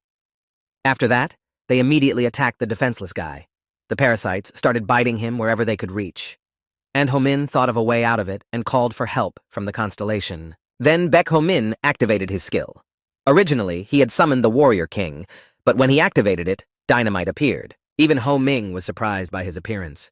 He was skeptical of the alchemist's help in this situation. However, Dynamite was in a fighting mood and already wanted to destroy all the parasites surrounding the guy. Reasoning back, Ho Min remembered that he had recently raised his synchronization level with Dynamite to level 2. And as a reward, he chose a skill he didn't have high expectations for. It was called a mini-lab. The first laboratory in human history was their own bodies. People used their bodies as research equipment to identify different drugs and poisons. And Dynamite's mini-lab made this skill more intuitive. But for now, Ho Min was still in the clutches of the parasites. Unexpectedly, Ho Ming separated an eye from one parasite and sent it straight into his mouth. The eye was surprisingly similar to a mushroom. Dynamite's mini-lab instantly analyzed the orange mushroom and synthesized the desired vaccine ingredient that very second. However, the parasites were still just as confident that Ho Min continued to struggle senselessly. And Baek Ho Min suddenly bit the head of one of the nearby parasites. This was his way of spreading the vaccine that was now being created, which was poisonous to them. This plan actually worked. The lifeless began to scream in pain, but still they continued to wish for Ho Min's death, and Ho Min noticed that one of the parasites had a flag sticking out of his body. It was the main body, but it was too difficult to get close to it, especially since Baek Ho Min didn't have any weapons. 2 blades flew towards Ho Min, which he immediately caught. Kang Ha-jin came to the rescue. Even at such a moment, our hero didn't forget to ask the hunter if he was worried about him. However, Kang Ha-jin dodged the question again and said that he couldn't hold back the lifeless for long, so it was time to act. And Ho Min's mentor used his level 1 skill. It was called time sequence observation. At this second, Baek Ho Min had a strange sensation. It seemed like all the lifeless began to move slower. Ho Min decided that this was a sign that it was time to go. He activated the 10,000 Swordmaster again and began to scatter the lifeless one around. He literally cleared his way through the centipede and moved toward the main body. But because he had 2 small daggers in his hands instead of a sword, he was able to destroy the parasites less than expected. Kang Ha-jin could only slow down time for a moment. His eye was already filled with scarlet tears. They didn't have much time, so they had to deal with the undead quickly. Of course, Ho Ming understood their situation perfectly well, but he only had 1 weapon left. And if he used the sword skill again, he still wouldn't have time to run to the main one. Fear began to strike our hero, because if the parasites started to move as usual, the guys would be finished. Suddenly, a woman's voice was heard beside him shouting that they would open a path. It was Yu Ha-el and the other hunters. Scared but going into battle, they wanted to know the plan of action to defeat the vermin. Baek Ho Min looked at the girl in bewilderment, and he realized that she was pretending to be unconscious. The student apologized for that and started pushing everyone forward. Meanwhile, Kang Ha-jin could no longer use his skill to slow down the vermin. They were already regaining their speed, and the hunter warned Ho Min about it. And then our hero decided to act. He rushed through all the lifeless despite the fact that they were ready to attack him again. Some people also wished for Baek Ho Min's death. However, he stepped on their bodies and climbed up them like a ladder.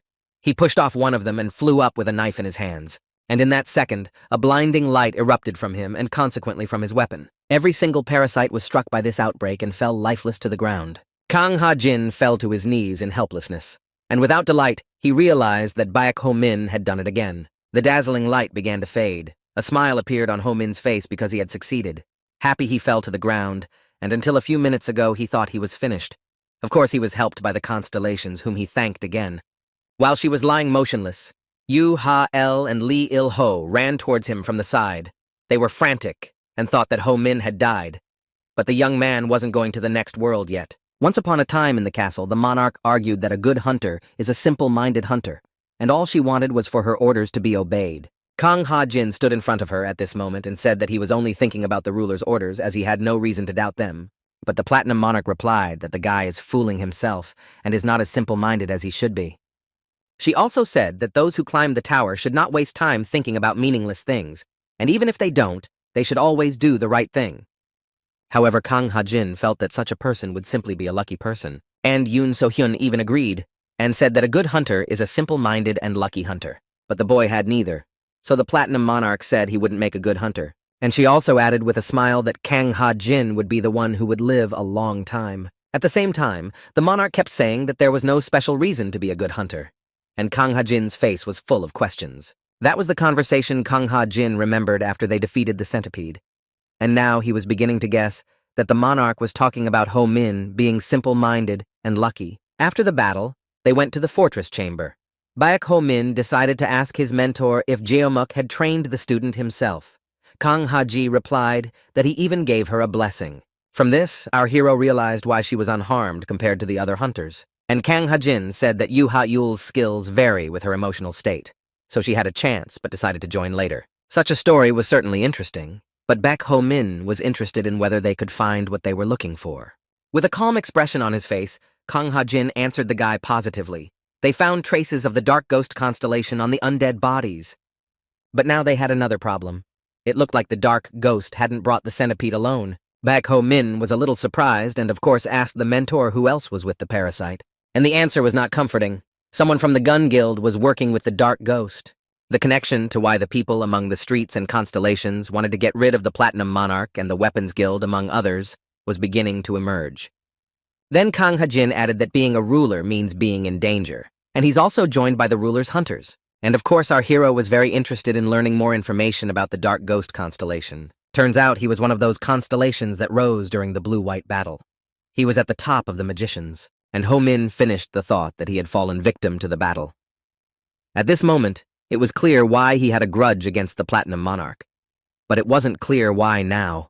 Then Kang Ha-jin said that unlike the living constellations, the ascended ones cease to be themselves and lose all their memories. People respect them, but they are just ghosts. Such constellations simply mimic their beliefs and philosophies, bless those they like. In doing so, they have no clear will. And then Baek Ho-min asked the guy about the reason why they called this behavior the Whisper of Starlight. But even so, the dark ghost was still a rising constellation, and the fact that he wasn't aiming at the Platinum Monarch made it seem like a mistake. With a sigh, Baek Ho-min had already wondered aloud what was going on. He said that someone like him couldn't control it. However, right now, it was important for them to find the traitor in the guild, so Kang Ha-jin suggested that they talk to the guild leader Jeomuk first. And at that moment, Baek Ho-minu suggested that Jeomuk might be working with Dark Ghost. After hearing this, Kang Ha-jin turned sharply at the guy and told him not to even dare to speak out loud about such a thing without solid evidence. And taking offense like a little child, Ho-min said that a hunter can only be angry and nothing else. Li Il-ho interrupted their conversation and said that Jeomuk wanted to talk to them. It was just in time, because the boys were going to go to him. However, Jeomuk only wanted to talk to one of them, namely the hunter Baek Ho-min. Kang Ha-jin's face didn't express much emotion, and he asked why he only wanted to see Ho-min. But no one answered his question. Ho-min stood up happily and said it was a good thing because Kang Ha-jin would be afraid to stand in front of Jeomuk. Such words made the mentor furious. And with a snide smile, Baek Ho-min complimented about if going to the constellation, it would be better for him to do so. And Kang Ha-jin gave only one instruction to our hero to behave respectfully with the constellation. And Ho-min was only willing to agree to such terms if it was mutual. While he and the guild hunter were on their way to Jeomuk, our hero decided to ask how Li Il-ho was feeling, because he wanted to sell his comrade to the enemy, supplementing the other question about what kind of it is when else this comrade then save you. And Li Il-ho answered nothing but apologized and thanked the guy. And when Baek Ho-min calmed down, he said it was unnecessary to thank him. But he still said that as long as he lived, he would always remember that they were the people who wanted to abandon him. However, Li Il-ho didn't answer anything, but simply bowed his head and sighed. At that time, they had already approached the place where Jeomuk was. The constellation said that he had heard that Baek Ho-min had saved his men. But the guy said that wasn't exactly true, because his men wanted to sell him. However, the young man defeated the parasites faster than that, to which Geomuk replied that his hunters had acted unprofessionally and asked the guy to accept his thanks. This answer did not please Baek Ho-min, and he asked Constellation with anger in his voice if the guild hunters should be punished for almost selling out their comrade. Bowing his head, Geomuk told the boy that if he dwelled on such trivialities, he couldn't be a hunter. He continued and said that even a constellation in the tower could go to the other world without reason. He insisted that Baek Ho-min go through with understanding and gratitude, and not to lose his cool at the same time. And then, changing his tone, he offered another option for the boy to do the same to the hunters. But Ho-min thought that option was too vindictive, and Geomuk asked our hero about how he would look on if the constellation would fulfill his wish. The offer was tempting, but Baek Ho-min said he didn't need anything and asked to leave this conversation for the future. Then he asked to look into the matter without the wish he had mentioned, saying that signs of rebellion had been seen in the monarch's neighborhood, and it was even said that there were traitors in the palace itself. With tension in his body and voice, Baek Ho-min asked what kind of betrayals he was talking about, especially in the palace. Geomuk replied that it was someone who was very close to the Platinum Monarch and knew of her every next move. Someone from her inner circle was planning to start a rebellion. The man spoke very convincingly, and Baek Ho-min asked how the man knew all this. Then he replied that he too had received a proposal to overthrow the monarch and put a new ruler in her place. Still with the same tension, Baek Ho-min asked what Geomuk had chosen, and Geomuk replied to that. However, he said that he neither accepted nor refused the offer. He added that he would just stick to his place in the tower as before. He didn't want to take the Platinum Monarch's side, but he wasn't going to go against her either. However, they needed to find out who was running things. The more lifeless constellation was involved, and Geomuk didn't want to be left out. While the constellation was getting back on its feet, Baek Ho-min asked him if he had any idea who it might be, and Geomuk said yes. With a serious expression on his face and calm at the same time, the man said who he thought was the traitor and called Baek Ho-min's name. The guy didn't expect to be accused. However, Geomuk said that his candidacy was the only one that came to mind, especially since he had already received attention from many constellations. Enumerating, Geomuk said that the constellation Riab blessed the guy, and even the Dark Ghost is showing attention to his person, and Geomuk was no exception. He too was interested in the boy, and the man had also heard that the guy could communicate directly with unknown constellations. Indeed, it all looked too suspicious, and Ho-min realized it himself. But he denied the fact that he might be a traitor. Then Geomuk asked Ho-min to answer one question about which constellation he was in touch with. This question was like a blow under the breath, and Ho-min realized in his head how drastically the situation had changed. A scarlet light began to appear behind Geomuk, which later turned into a silhouette. The man wanted to know the names of their stars. Scared by such a sight, Baek Ho-min realized that Geomuk was pushing him hard, and he finally saw what kind of power the real constellations had. Such a strong pressure prevented Baek Ho-min's body from even moving from his seat. In his head, our hero realized that if things continued like this, he might just die of asphyxiation. And as always unexpected as these moments are, Constellation 1 started sending countless likes to the guy. At this moment, Baek Ho-min gathered his thoughts and finally remembered what he had forgotten under Geomuk's pressure. He was under the protection of 3 constellations, and he didn't need to fear only one right now. Having heard no answer so far, Geomuk repeated again that he wanted to know the names of the constellations. With a sly grin, he exhaled and said his name proudly and asked the man to memorize it as he would become a constellation. Geomuk was not satisfied with such a witty answer and realized that even with his pressure, he could not convince the guy to crack. And in an instant, his body was thrown backward. He crashed through a closed door that seemed to be far away from him. Baek Ho-min realized that this gesture wasn't even an attack. His body was thrown back like this with the help of the man's spirit, and Baek Ho-min guessed what kind of spirit it was. The best ones who climbed the tower became constellations. It was the first time the boy felt such a strong desire to hurt someone that would lead to death. It seemed to him that if Geomuk laid a finger on him, he would go to the other side of the world. He knew he was going to die, but Baek Ho-min wasn't going to accept it quietly. Then Ho-min tried to attack Geomuk, but his fist was intercepted. The man marveled that the guy didn't even try to run away. Geomuk wanted to know the answer to the question he asked. He also asked if there was a constellation that Ho-min believed in. However, Baek Ho-min didn't understand the question from the man and asked him again what he was even talking about. Without answering the guy's question exactly, he said that the moment the world fell apart, people created the Church of Eternity and asked Ho-min's opinion about their faith, namely, who it was in. But Baek Ho-min didn't know the answer to that because at the time when all this was happening, he couldn't even read. And Geomuk said that people believed in the tower, so it was salvation. and the constellations in turn are angels seeking salvation. The man added that the church would soon understand the constellations, and people began to worship and believe in her because they themselves could not reach the top. It all came about because no one was fully aware of the territory that was considered holy. Jeomuk concluded his story by saying that if ever a constellation reached the top of the tower, it would no longer worship it. Baek Ho-min was very surprised because he had heard the opposite, that after reaching the top of the tower, you can return the world to the way it was before. But the man said that's what they wanted to believe, and asked the guy to think about it. And Jeomuk asked another question about what would happen if people got to the top, and there was nothing there. Humanity would hardly be able to accept that. Ho-min could answer nothing to that, and the man said that the Church of Eternity had chosen a comfortable world with faith in something that might not be. So they stopped climbing, but that only happened when the new Platinum Monarch showed up. All I had to do was stop climbing the tower. Throughout this story, Jeomuk held the boy's fist in his hand, and he asked Ho-min again about which constellations he could hear, while clarifying whether they are constellations who have stopped climbing or those who have tried. The man squeezed our hero's hand hard and asked what kind of paradise the constellations told him about. And Ho-min felt that he was not just squeezing his hand, but almost breaking it. Back then, Baek Ho-min decided to activate his skill and chose the life of a martial king. And at that moment, Baek Ho-min started punching Jeomuk from all sides and into all of his sides. But it seemed that Jeomuk didn't feel the guy's punches at all. This was reinforced by the fact that he asked Ho-min if he was hitting him properly. Our hero answered in the negative. Then he took out a knife, activated the Master of 10,000 Swords, and stabbed the man, which threw him back. It was Jeomuk's sword, and he asked how Baek Ho-min knew Baek Ho-min was hiding it. The answer was obvious. Baek Ho-min said that he was the master of the Weapons Guild. Accordingly, he couldn't be without him, and after that, Ho-min went on the attack again. However, that didn't help the guy. Jeomuk deflected the blow and asked if he already wanted to call his constellations for help. The guy took out 2 more swords from behind his back and activated the 10,000 Swordmaster again. The weapons once again gave off a dazzling light. Such a blow was strong enough that Ho-min even felt like he was caught in his net. Jeomuk's arm, however, was in massive iron armor. He realized that the guy had stolen his weapon on purpose so that he wouldn't think he had his swords with him, and such a superficial attack from a guy was too weak for a man. Baek Ho-min's broken swords fell to the ground. It was very unexpected for Baek Ho-min, especially when he saw Jeomuk's hand.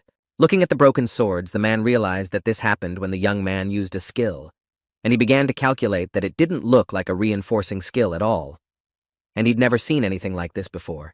After thinking for a moment, he realized something and attacked Baek Ho-min, and he flew away from the blow like a flake. Swinging his armored arm, Jeomuk said that even if Ho-min had such an unusual skill, it was foolish to rely only on weapons. And he threw another hard punch at the guy.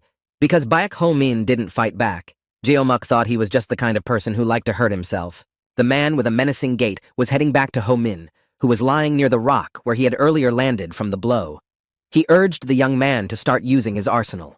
Grunting in pain, our hero realized that before him stood a very ancient constellation that was too strong. Once more, Jeomuk asked Ho-min if maybe it was time to pray to his constellations before he went to the other world in vain. Gathering his last strength, Baek Ho-min recalled the words the man had said. He really did have a good weapon. While waiting, Jeomuk still wanted our hero to finally show off his abilities. In that same second, Baek Ho-min thought he would show a large, heavy sword with a sharp blade. His hand began to glow with a pinkish light. So the guy turned to the master of the 10,000 swords again. He realized that no matter what weapon he had, the sword would still be the same, and with a swing of his arm, he went on the attack. Baek Ho-min realized that whoever uses this skill is also a weapon. Jeomuk, with his eyes wide open, didn't understand what was happening. With our hero's attack, even a blinding light erupted from the room they were in. There was a huge hole in the roof of the building, through which the evening sky could be seen. However, as soon as all the smoke from that blow dispersed, Jeomuk, who was already standing fully in his armor, became visible in it. Unlike the man, Baek Ho-min's appearance was pitiful. Especially his arm was burned almost to the shoulder. Old Jeomuk looked at our hero with a wistful look as he was clearly unconscious standing on his feet. Without thinking long, he swung his iron arm again and said that the end had come for Ho-min. Suddenly, the young man opens his eyes and starts screaming loudly. However, the surroundings were completely different. It turned out that several days had already passed. Jeomuk and a girl in a white coat were standing nearby. The man addressing the girl said that he was sure that a light shaking would bring the guy back into action. Apparently, the man had to hit the guy to wake him up. Abruptly, the girl ran up to the lying guy and started pouring a bottle of liquid into Ho-min. The guy fought back as best he could. Spitting Baek Ho-min got up from the bed saying that he thought he was done for. It seemed that Jeomuk just now wanted to send him to the other world. Baek Ho-min didn't understand what was happening. Kang Ha-jin walked in the door. With a shout, Ho Min started to say that if he was here, he could have stopped Jeomuk, and the man added that Ho Min had strong stamina. With animosity on his face and in his voice, Jeomuk said that he was surprised that Ho Min had managed to become the ruler's hunter. But even so, if the young man continued to climb the tower, he would die. Such a statement hurt Baek Ho Min, and he probably wanted to lash out at the man again. He went on to say that before there was a sad end for the young man, he should join the weapons guild. Jeomuk offered to train the boy himself. And the emotions on the faces of Ho Min and Kang Ha-jin, who was standing nearby, changed to wild surprise. The guild founder said that in 6 months, he would make a guy who could defeat even a constellation. But Kang Ha-jin intervened and said that Ho Min was now in the ruler's possession. Accordingly, regardless of his decision, it would not be prioritized. Turning to the hunter, Jeomuk replied that such an offer would even be good for the monarch, as a real hunter would be much better than Ho Min, who would die at some unknown time. However, our hero did not realize what Jeomuk was saying, since recently the man himself called the guy a traitor. Kang Ha-jin reacted and asked Constellation if he really thought Baek Ho Min could be a traitor, but the man just wanted to make sure. And at first, Jeomuk was really suspicious of Ho Min, and he said that he then tried to send the guy to the other side of the world. During the fight, the man realized that Baek Ho Min was the kind of person who would climb the tower at any cost. So he decided that he would just keep an eye on the guy. Kang Ha-jin's eyes read a kind of anger, and he thought that even Jeomuk had decided to vouch for this guy. Lowering his head down, the man went on to say that the Platinum Monarch certainly has a strong desire to climb the tower, however now the city has experienced a regression. That was why Jeomuk was suspicious of the monarch. It could be that the monarch had also fallen, instead agreeing to peace. However, in such a case, the ruler would not have taken such a one as a hunter, since the guy was a crazy fool to say the least. But right now, the tower needed people like that, and the Platinum Monarch had to know it too. And the young man attacked Jeomuk, asking him if he was beating up everyone to make sure he was wrong. And Kang Ha-jin attacked Ho Min because he was still talking without respect. With a sly smile, Jeomuk admitted that he realized halfway through that the guy wasn't a traitor. But since he found the situation amusing, he didn't stop. And Ho Min clearly didn't like the way the man was having fun. Then the guild founder added that the boy would still receive trials from the tower. Yi Baek. Ho Min didn't quite understand such an expression and decided to interrogate what the man meant. Jeomuk replied that the tower gave test after test. In a way, it was a test for passing which you could climb the tower. Not only parasites, but also constellations with other people would appear on Baek Ho Min's path, and the young man agreed with that as he had already met many. But Jeomuk added that this was just the beginning and it would get worse. It couldn't even compare to the fight between them. It wasn't that important, though. It wasn't the first time Baek Ho Min had faced death since he had lived on the streets for most of his life. And because Baek Ho Min wanted to end his miserable life, he realized that his way out was to climb that tower. Laughing, Jeomuk was even more convinced that he couldn't just let the guy go. And Kang Ha-jin was eating anger from within, as Ho Min was not only interested in the ruler, but also in Jeomuk. After a week, Ho Min's bone finally healed. Jeomuk came to visit him at that second and noticed that the boy was healthy. Without thinking long, the man asked Ho Min to follow him, and the boy naturally wanted to know where he was going first. However, Jeomuk did not answer, but simply said to go with him, and there the guy would see everything. They came to a building of some kind. Inside, Ho Min saw a room behind a curtain that completely reflected the other side. He guessed that it was the mirror room. It was really her. In a room like this, Jeomuk said you could meet another you. Since the place inside the room was a parallel world in which the guy chose a different alternative path, and those who come to the mirror room can still bring objects from there. Those who could be seen there were not doubles or illusions. This is an actual alternate reality. It was hard to believe. Baek Ho Min was exactly how he reacted to the parallel world. And Jeomuk shared that he himself had been in the mirror room the last time there was a blue and white battle. It was at that moment that the man saw a world where the Platinum Monarch never appeared. And because the ruler never showed up in the future, the Church of Eternity won. After what he saw, Jeomuk sided with the Platinum Monarch to avoid such a future. That time was the last time he'd ever used the room, and the man wasn't sure which future was best for today's world. This was information that the guild founder had never told anyone before. Ho Min was the first. Putting his hand on Ho Min's shoulder, Jeomuk said that the plot against the monarch was spreading too fast, that it even involved the constellations. It was especially influenced by Ho Min's appearance. Then our hero marveled that he might be one of the key points in all of this. But either way, Jeomuk realized that the best solution instead of training would be to use the mirror room. And suddenly, without warning, the man pushed Baek Ho Min toward the room. However, our hero slowed down and angrily asked what he was trying to accomplish now. Jeomuk was no longer with him. Then Baek Ho Min noticed some strange marks on the walls that he had never seen before. It was clear that the man had thrown Baek Ho Min into a parallel world, but the only thing that bothered the guy was that he didn't even tell him how to get back. At this time, his constellations were wondering who would be waiting for them next. Dynamite assumed it would be the warrior king. The only one was happy about that, but still very nervous. And according to the wizard, Ho Min was often in that room. Then Nameless said that when he was in the mirror room, it wasn't so dangerous. So he didn't understand the one's excitement. And Dynamite said that the warrior king didn't know something. Then the one confirmed Dynamite's words and said that most likely the warrior king would want to die. Baek Ho Min's curtain began to close in the mirror room at this moment. The young man thought that if he went through the mirror room again, he would probably end up in another parallel world. He started to figure out how he could get into the original world, but suddenly the door behind him started to open. The man who entered the room stated as a fact that the young man had passed through the mirror room and added that he had seen himself from that side for the first time. In front of our hero stood also Baek Ho Min, but a little different from him. That guy realized that Ho Min was in the room for the first time. He was looking at Baek Ho Min from the parallel world and noticed that he had very high boots and weapons. Apparently this Baek Ho Min was the one who joined the weapons guild, so our hero decided to call another one a gunsmith. Looking at the armorer further, the boy noticed that he also had the seal of the Platinum Monarch. There was a similarity between the two. And the guy from the mirror room said that his seal was a rank 3 seal with the strengthening skill. Such a skill was good for close combat, so he was able to join the weapons guild. Listening to the armorer's story, Ho Min had a notification that the synchronization rates with the martial king were slightly increased. This meant that he was in the weapon guild. Baek Ho Min also thought that the synchronization rates might have risen due to the similarity of their seals. After his musings, the lad decided to ask the armorer if he too was a ruler hunter, and the man answered yes, adding that he had been caught by Dahl's executioner for seeming suspicious. And just to keep himself alive, he was forced to become the ruler's hunter. But right now, the armorer was still weak and practicing in the weapon guild. This caused Ho Min to ask questions. Then Ho Min from the other parallelism replied that he was following Sir Geomuk. With a violent reaction, the armorer began to say that the ruler is too cruel, and Geomuk is even more suitable for this role, and he expressed his incomprehension of how a monarch can rule. He went on to say that all you need to climb the tower is a single sword, and there is no room for those who use the seal. And he asked Ho Min if he agreed with that. And in the subconscious world, as the other constellations had said before, the martial king really wanted to already perish from what he had seen. He understood what Dynamite and the One had meant then, but it could not be called the warrior king's past, for it was a parallel world. But barely containing his laughter with a funny face, Dynamite said that after all, this world is similar to the real one. That pissed off Nameless a little bit, and the One added that everyone has unpleasant childhood memories. He also had a silly smile on his face.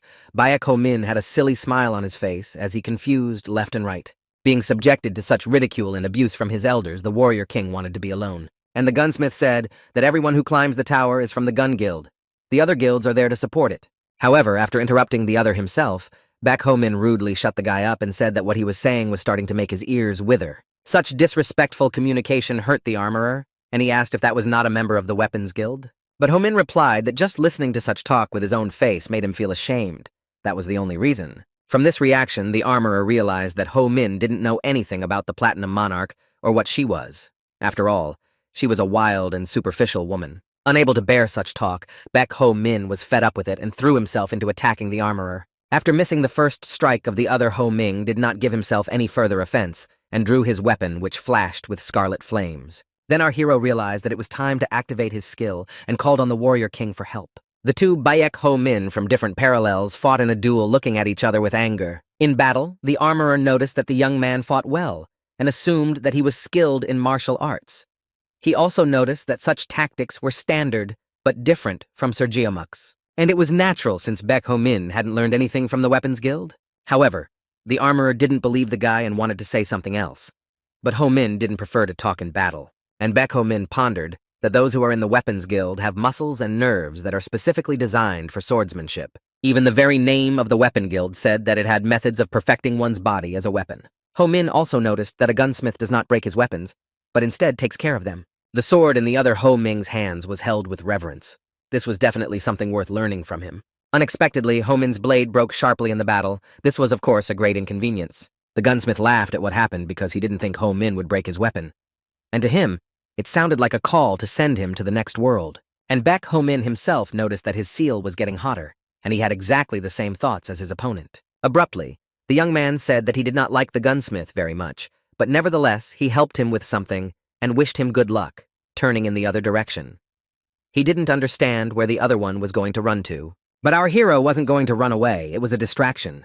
He activated the Master of 10,000 Swords and rushed towards the enemy. Bak Ho-min's fist was very close to the gunsmith's face. He fell to his knees. At that moment, Ho-min turned around and told his other self that by watching him fight, the guy had figured out how to control his strength. He turned around again and said goodbye to the armorer. After this encounter, our hero realized why Gyeomuk had thrown him into the mirror room. The boy went on, and when he opened the curtain, he saw an alchemist who was working with flasks. The alchemist was clearly not expecting guests and said that if he didn't come to help, he should come back later. Seeing this, Ho-ming realized that it was another version of him who had joined the alchemy guild. Then the young man politely asked about helping the alchemist. Opening curtain after curtain, it had been hours of walking through the rooms. There were a lot of empty rooms, too. And most of the Baek Ho-mins our hero saw were just ordinary losers. And he said that except for the Weapons Guild version and the Alchemist version, there was nothing else. But still, while the young man was walking around the rooms, the synchronization rates with the constellations increased significantly. And then Ho-min was waiting for an empty room again, and he was already wondering when it would end and where the exit was. As our hero was relaxing while he was getting to know other versions of himself. He didn't expect it, but he was suddenly attacked from behind. It was the blonde-haired girl who first grabbed, then stabbed, and also stabbed Ho-min. Grasping the hand that was wounded, the boy already knew the stinging pain. It was poison, and the girl was more dangerous than she looked. Of course, Baek Ho-min realized that it was definitely not one of his versions, so he asked who she was. The girl wasn't very nice. Besides, she knew Ho-min was the ruler's hunter, but she called him her dog. At that moment, the young man thought she might be a traitor. So she hid in the mirror room to defeat Ho-min here, but he quickly dismissed it and thought it was nonsense, so the only thing left to do was to interrogate her. Baek Ho-min then decided to activate the skill, but unexpectedly, it didn't work. So he tried a few more times, but the skill didn't work. So he assumed the girl had a skill that could cancel it. And upon closer inspection, Baek Ho-min noticed that she had a steel seal around her neck. After thinking some more and examining the girl, he was shocked. But it seemed that it was Baek Ho-min too. Suddenly, the girl pounced on the guy again. However, Ho-min was very curious about who or what she was and why he was the girl's version. But the girl was determined to finish off the young man. The thought flashed through the guy's mind that she really wasn't bluffing and wanted to send him to the other side of the world. After evaluating her fighting technique, Ho-ming recognized the movements of the people from the nooks and crannies in such strikes. Then he realized and wondered to himself in his head that if he had advanced in rank in the nooks and crannies and become a servant of the spider, then in that case, he could turn into this. The chain was logical. However, turning into a girl was too much for Baek Ho-min. In the subconscious world, as it turned out, the Martial King didn't realize who this girl was either. And after talking to other constellations, it became clear that they don't understand or know the girl. And the one said that someone like her had never been in the mirror room before. He thought the guy's seal might have something to do with the place.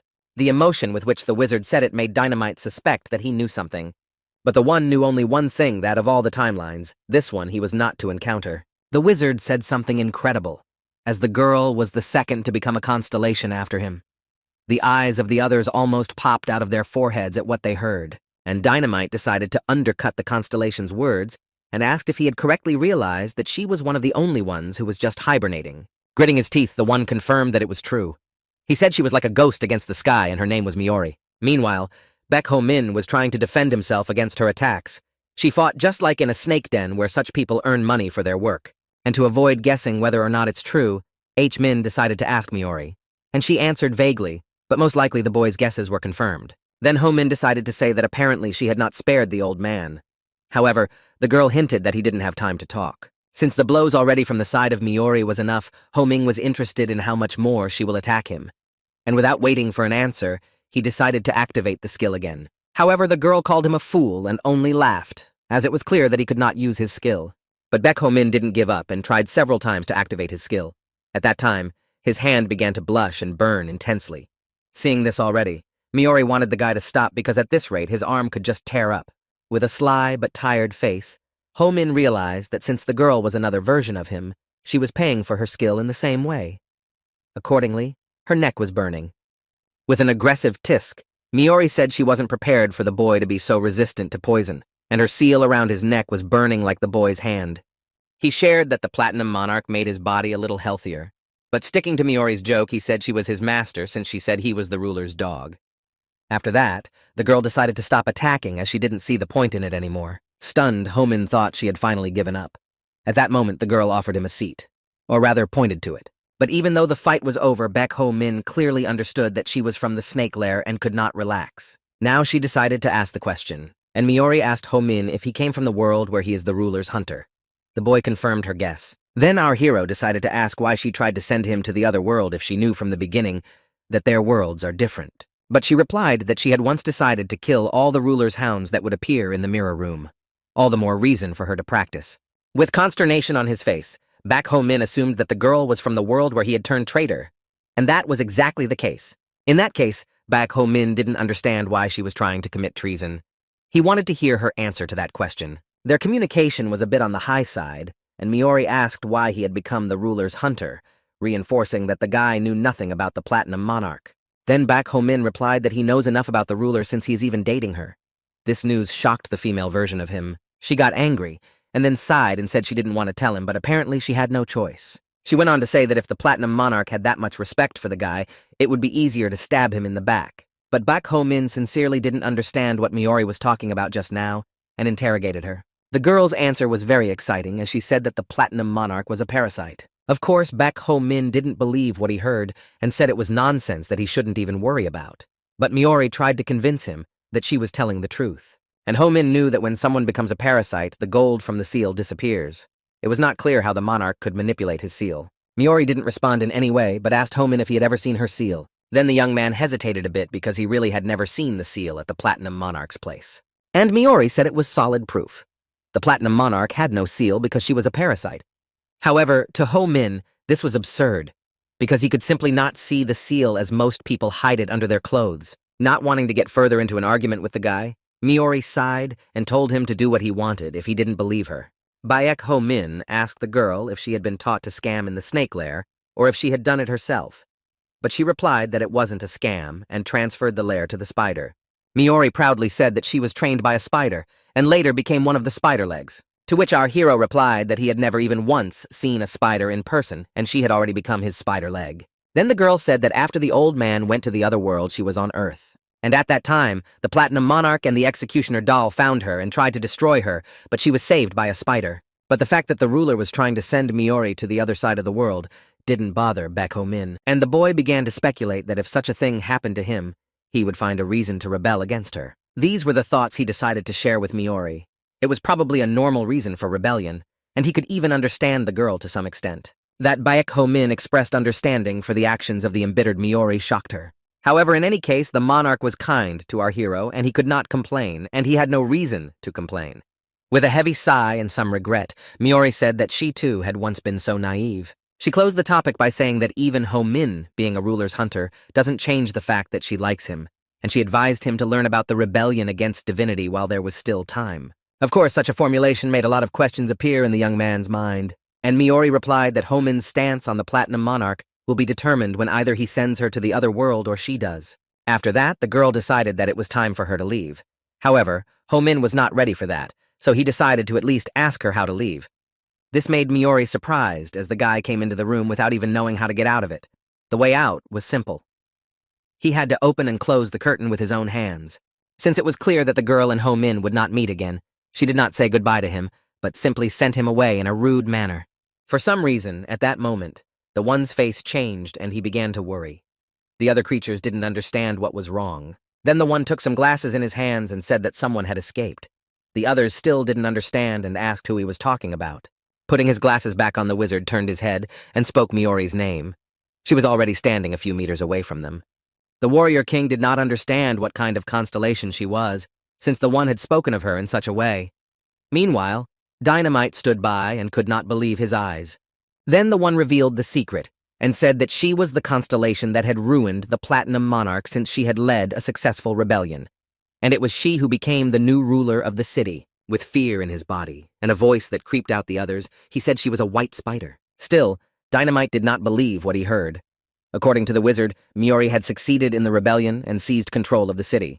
And the War King realized that the female version couldn't lead Baek Ho-min, and also the traitor was someone he knew. Nor could he even think or suspect that with her the rebellion could be successful. Tucking his glasses into his inside pocket, The only one said that until then, they didn't have to worry about that since something worse was waiting for them.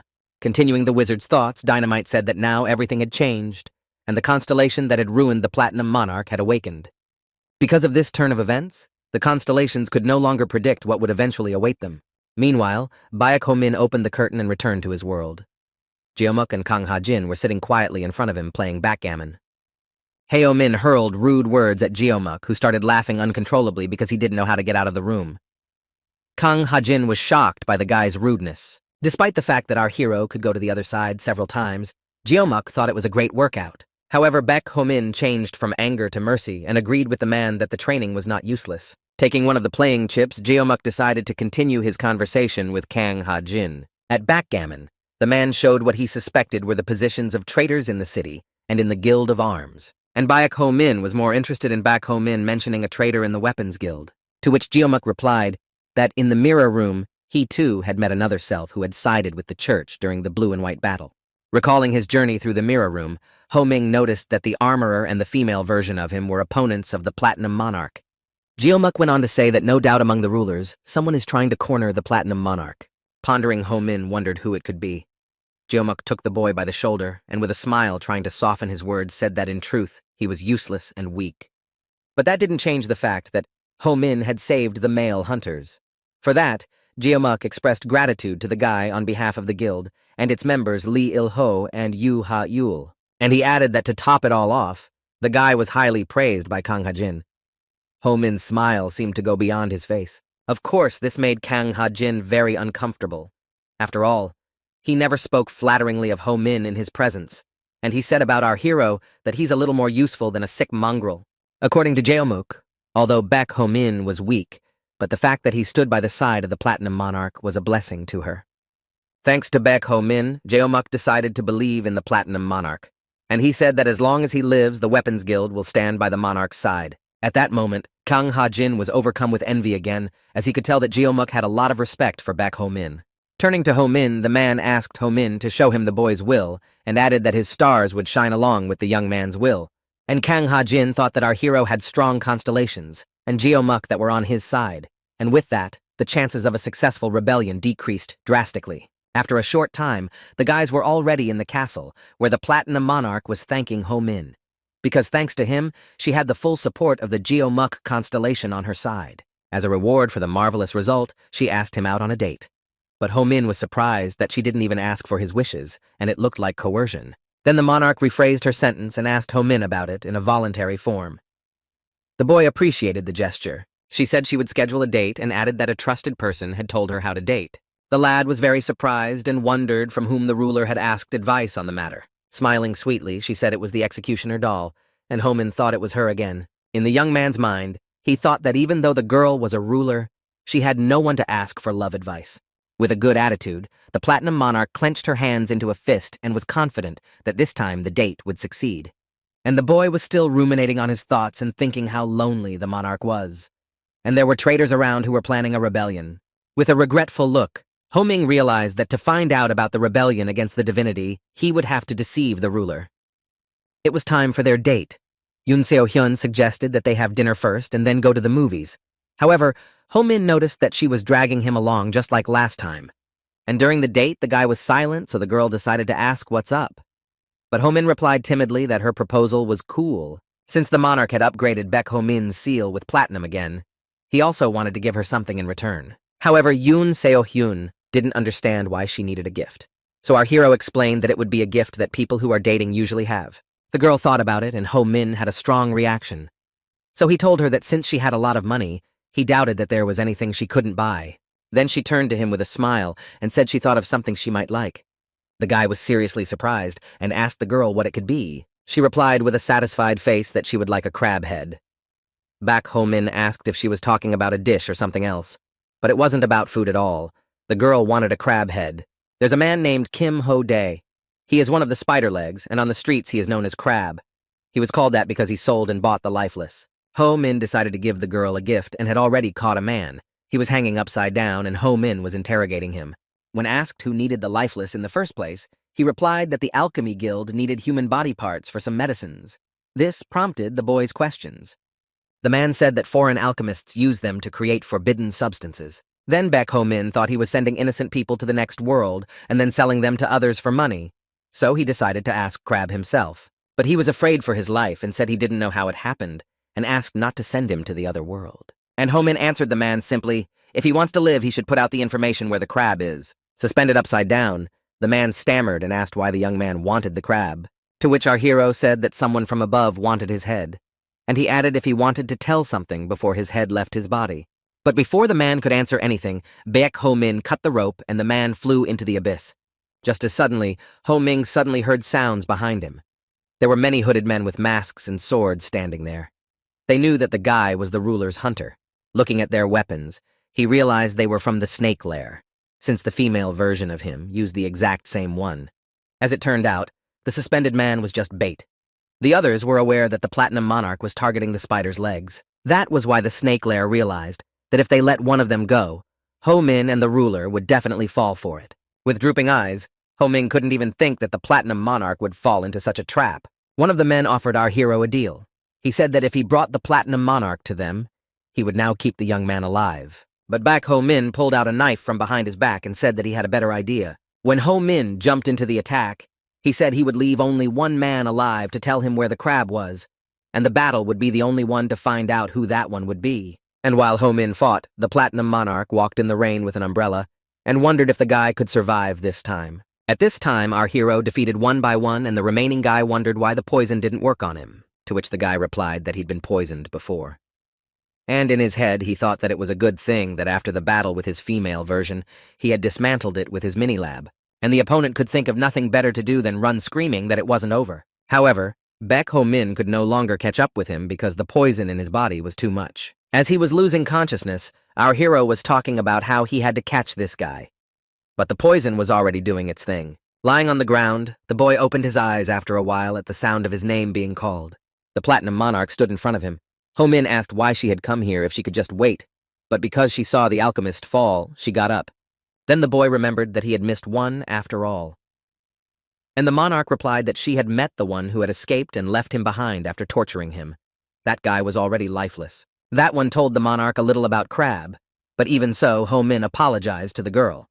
He was disappointed that he couldn't do it himself because he promised Yoon Seo-hyun that he would give her a present. Blushing a little, the girl replied that there were a few other things she would like. Gently placing her hand on the guy's cheek, she complimented that if Baek Ho-min could get them for her, she would fulfill his every wish if she could, of course. Blushing eerily at her touch and what she said, the guy thought about the fact that she could fulfill any wish. And apparently until the Platinum Monarch changed her mind, Ho-min said he'd keep his promise. Satisfied with the answer, she said she had high hopes for him and called him her hunter. Then the ruler gave our hero a list of 5 people. It included Crab, Big Sister Raccoon, the Raccoon Dodger. The identity of the 5th was unknown, but he was hired to kill people. Each of them is running the nooks and crannies on Spider's behalf. And if Ho-min can get rid of all of them, Spider will be nothing more than a helpless bandit. It had been 4 days, and Ho-min had been telling this backstory to Crab, explaining why he needed his head. He in turn asked him to just let him go. All tied up and terrified, Kim Ho-dae said they were just trying to get rid of the Platinum Monarch for the sake of the city's citizens, and he was just being used. Sighing, Ho-min, hearing this not for the first time, even asked Crab why they were all saying the same thing before their deaths. It was a bit like a conspiracy, but the one yelled for the guy to hear him for sure about the monarch trying to get the same power that the Church of Eternity had. However, Ho-min was still hard to change his mind and said that becoming a mincemeat crab would be much more useful. And the guy sent the man straight to the spinning blade. And Kim Ho-dae shouted that he'd tell him anything as long as Ho-min didn't send him to the other side. Then our hero asked the first question and asked what Crab knew about the rebellion against divinity. Ho-min tried to find out about it, but he couldn't find any information. But even if there was any information, he realized that the monarch's opponents must know something. And it was true. Kim Ho-dae had heard something about it from Big Sister from the Red Light District. He recalled that she had mentioned this rebellion in a conversation with someone and said it meant a takeover from heaven. Crab also heard snippets of phrases about the Platinum Monarch and that she was trying to shake someone up, but it all seemed like nonsense to the man at the time. And it said that the ruler was rebelling against divinity and something about the Lord committing treason. After listening to the man, Baek Ho-min also thought it was nonsense.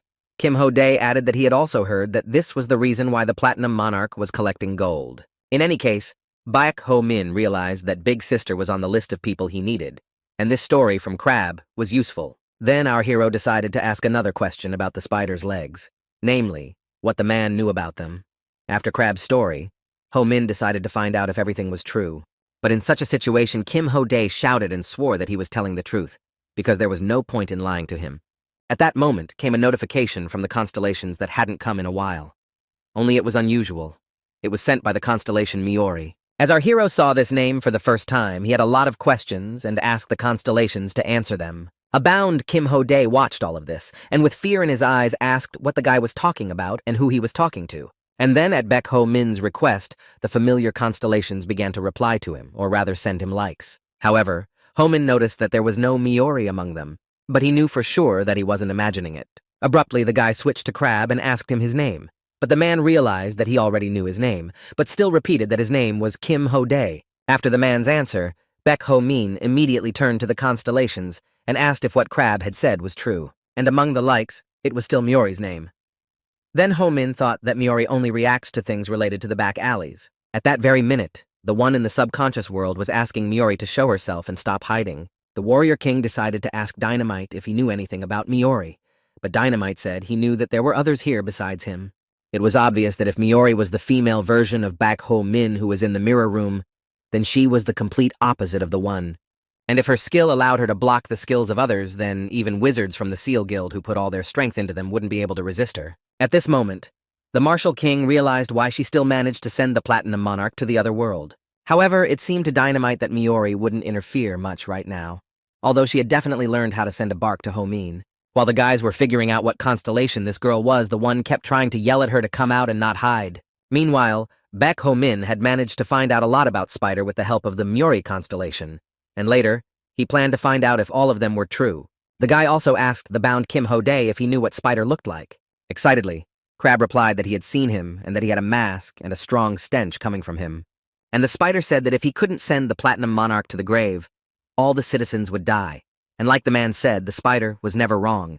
Kim Ho Dae also said that the Platinum Monarch annoyed everyone, and that she was definitely up to something weird. After hearing this, Baek Ho Min meekly nodded his head with a sigh and praised the man for the information he had said. At that moment, Kim Ho Dae was terribly happy that he wasn't going to send him to the other world and started thanking the guy from the bottom of his heart. However, Ho Ming pressed the start button and the blade started spinning again. He hesitated as he was sure he would be released.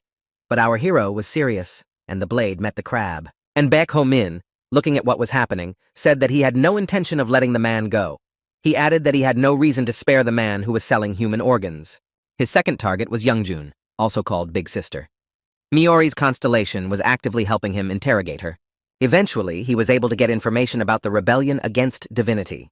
She told him that this rebellion was like a way to raid the tower. However, such a vague explanation did not suit Ho Min, and he asked her to explain more clearly. But from the way Big Sister told it, she didn't know much herself. Then the guy realized that if he wanted to know anything about the rebellion, he had to ask either Spider or Platinum Monarch, and he stabbed Youngjun despite her pleas for him to let go. The resulting blow sent her to the grave. In order to learn everything from the Spider himself, Ho Min realized that he had to prepare himself. So he turned to the man who had collected rare items for him. This man had been approached by the young man before, and the man was happy in his head to think that this kid could be a big shot. The only thing Ho Min didn't like was the old belt. This belt was a rare item and was called a half belt. Thanks to it, all items would weigh half as much. However, there were indeed some dark forces around him, and the man said that this energy belonged mostly to ghosts. People learned of their existence when the world fell apart. Even no hunter was willing to fight them. But there was something the ghosts didn't want to approach, and that was the light of the tower. They could not approach the light, but some had an object or person to approach with. After the story, Ho Min began to think that this was the seller's way of getting rid of him discreetly.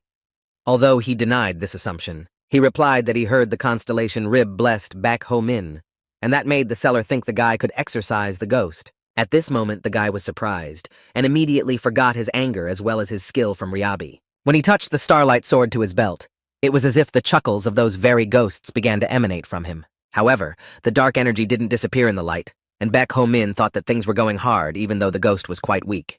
Disappointedly, the seller looked and realized that the light didn't work, and Ho Min said again that by the looks of it, the energy wasn't strong. Then the guy tried to use Ryabi's blessing once more, and he could hear the ghost's discomfort. At that moment, he felt uncomfortable too, because it felt like he was torturing an animal. So Ho Min decided to ask what happened to the first owner of the belt. The seller replied that he had been possessed by a brolio around, and then a holy knight found him and sent him to the other world. With a thoughtful look, the young man realized that exorcising the ghost would not be easy. He asked the constellations if he should take the belt or not. But for Baek Ho Min's question, only Miori got likes, and it was clear that she was a risk-taker. But the guy started to push all these thoughts away from him, because if Paladal found out about it, she would quickly send him to the other side of the world. And even with all the risks, Baek Ho Min was willing to take the strange belt with him. After the young man looked at all the items, he handed the seller the payment for the gear and said that there was a little less due to the presence of a ghost. But the man was overjoyed at the luxury. Ho Min added that he should keep the change since the guy would be back. In the subconscious world, because the guy took the possessed object, the one was furious. It was all because of Miori. In that case, he had to find her. The warrior king feared he would take her life. But in this world, a wizard couldn't do that, no matter how much he wanted to. He was also completely incompatible with her. And the warrior king remembered that Miori had a skill that could override others, and the real problem was that she could destroy the one. In that case, the wizard just wanted to have a calm talk with her. He needed to understand why she was forcing the guy to make these decisions before he would have met Kun. Walking through the alleys, Baek Ho Min thought he had 3 more to go. He wanted to deal with this quickly and get his wish from the Platinum Monarch. Suddenly, he was drawn out of his musings by a voice calling his name. In front of him stood an unfamiliar man with green hair and wearing a purple cloak. Baek Ho Min looked back and saw a crowd of people in the same purple attire with their faces covered. He was cornered in a dark alley, and it wasn't good. The man continued the monologue and said that apparently Baek Ho Min has been a bit busy lately. Then Ho Min assumed that Kun was standing in front of him and told him that he was wasting too much time looking for our hero. He calmly replied that he had no reason to fight the guy. He suddenly offered Ho Min to work with him. He also said that if he agreed, he'd be instantly promoted to Spider's foot. And that's what the Spider told him to tell the Spider himself. In a calm voice, Baek Ho Min assumed that Spider wanted to get rid of him anyway. But what was the purpose of recruiting him was unclear. The man replied that if there was a rebellion, the guy would be in a much better position. Then Ho Min decided to ask exactly what better position the man was talking about, and Kun replied that they could give him the title of Weapons Guild leader if he joined. In an enthusiastic voice, Baek Ho Min asked that whether they would really be able to overthrow Jeomuk and give his position to him, to which Kun replied that he wants to step down even now, considering how much he wants to climb the tower. It's because of Jeomuk's pact with the Platinum Monarch. He's just tied to that position, and if the monarch dies, he'll go straight to the tower. However, Baek Ho Min had no reason to believe Kun, so he thought it would be a bad idea to agree. But Kun said that if the young man was interested, he should join them, and then they would give him a satisfactory reward. Of course, the man's offer was tempting and the reward was bribing, but there was one thing. At that moment, Baek Ho Min abruptly turned around with the knife to the crowd behind him and said that it's weird to try to send him to the other side of the world by proposing. The people in purple cloaks and masks also took out their equipment and were ready to attack. However, Ho Min was faster and crushed one after another. With a cigarette in his mouth, Kun watched and said that apparently Baek Ho Min wasn't listening to him. So he ordered the others to send the guy to the other side. Deftly dodging his opponent's attacks, Baek Ho Min noticed something familiar in their movements. He recognized them. They were men from the Weapons Guild. And then, with surprise and displeasure, Ho Min began to shout that Jeomuk had promised to get rid of the traitors in the guild. The smoke from Kun's cigarette began to consume everything around him, and he told his subordinates to deal with the guy as he could not receive any more blessings from the constellations. And the man was right, because in this smoke, Baek Ho Min couldn't put Ryabi's blessing on his blade. And the smoke itself was something special. With a wry smile, Kun said he knew the boy was the constellation's favorite, but the smoke was interfering with the constellation's perception. With horror, Baek Ho Min thought that his skill might not work either. However, when the ability was activated, the Martial King came to the rescue. Even the guy himself was surprised that it worked, and Ho Min thought that Kun's smoke didn't spread to his constellations. At that time, the guy activated the Master of the 10,000 Swords and threw himself at the traitor from the Weapon Guild. And so he slew them all, and standing among the lifeless, he recognized one man. Among them lay Li Il-ho. This man was one of Jeomuk's closest allies turned traitor, and Kun took off his dark glasses and didn't understand why his smoke skill didn't work. And underneath his glasses was an eye with a seal. And with a menacing look, the Kun said that apparently he would have to finish it all by himself.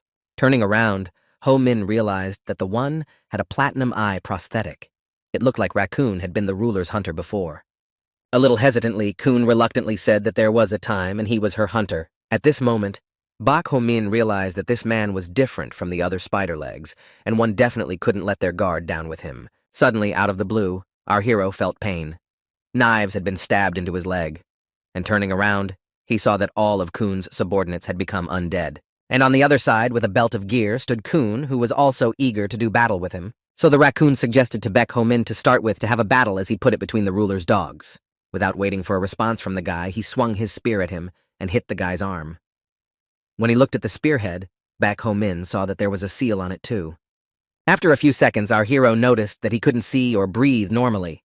Most likely, the skill of printing on the spear weakened his senses. While fighting the undead as well, Baek Ho-min noticed that dodging their attacks became much harder with his weakened senses. And from afar, Kun said that he was a wizard who specialized in curses.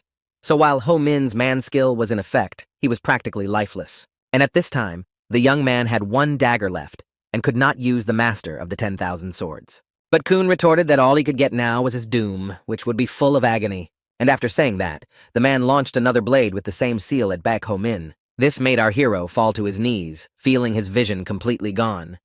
In that second, he thought that everything could end so absurdly.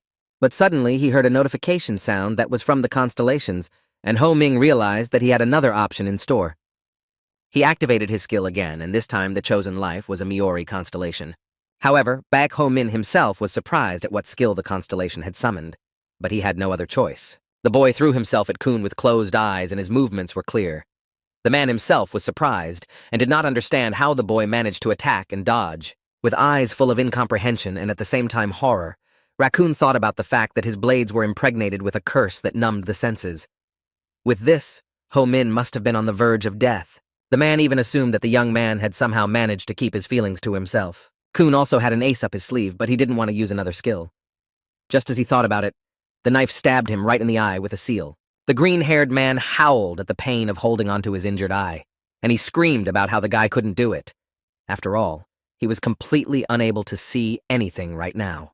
So Baek Ho-min defeated the undead as well. After that, his eyesight slowly began to return. Most likely after he broke the Kun's seal in his eye, the skill began to cancel.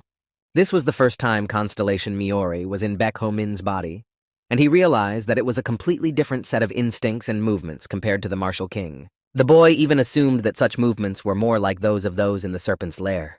Meanwhile, the raccoon was still shouting that he could not die here like this.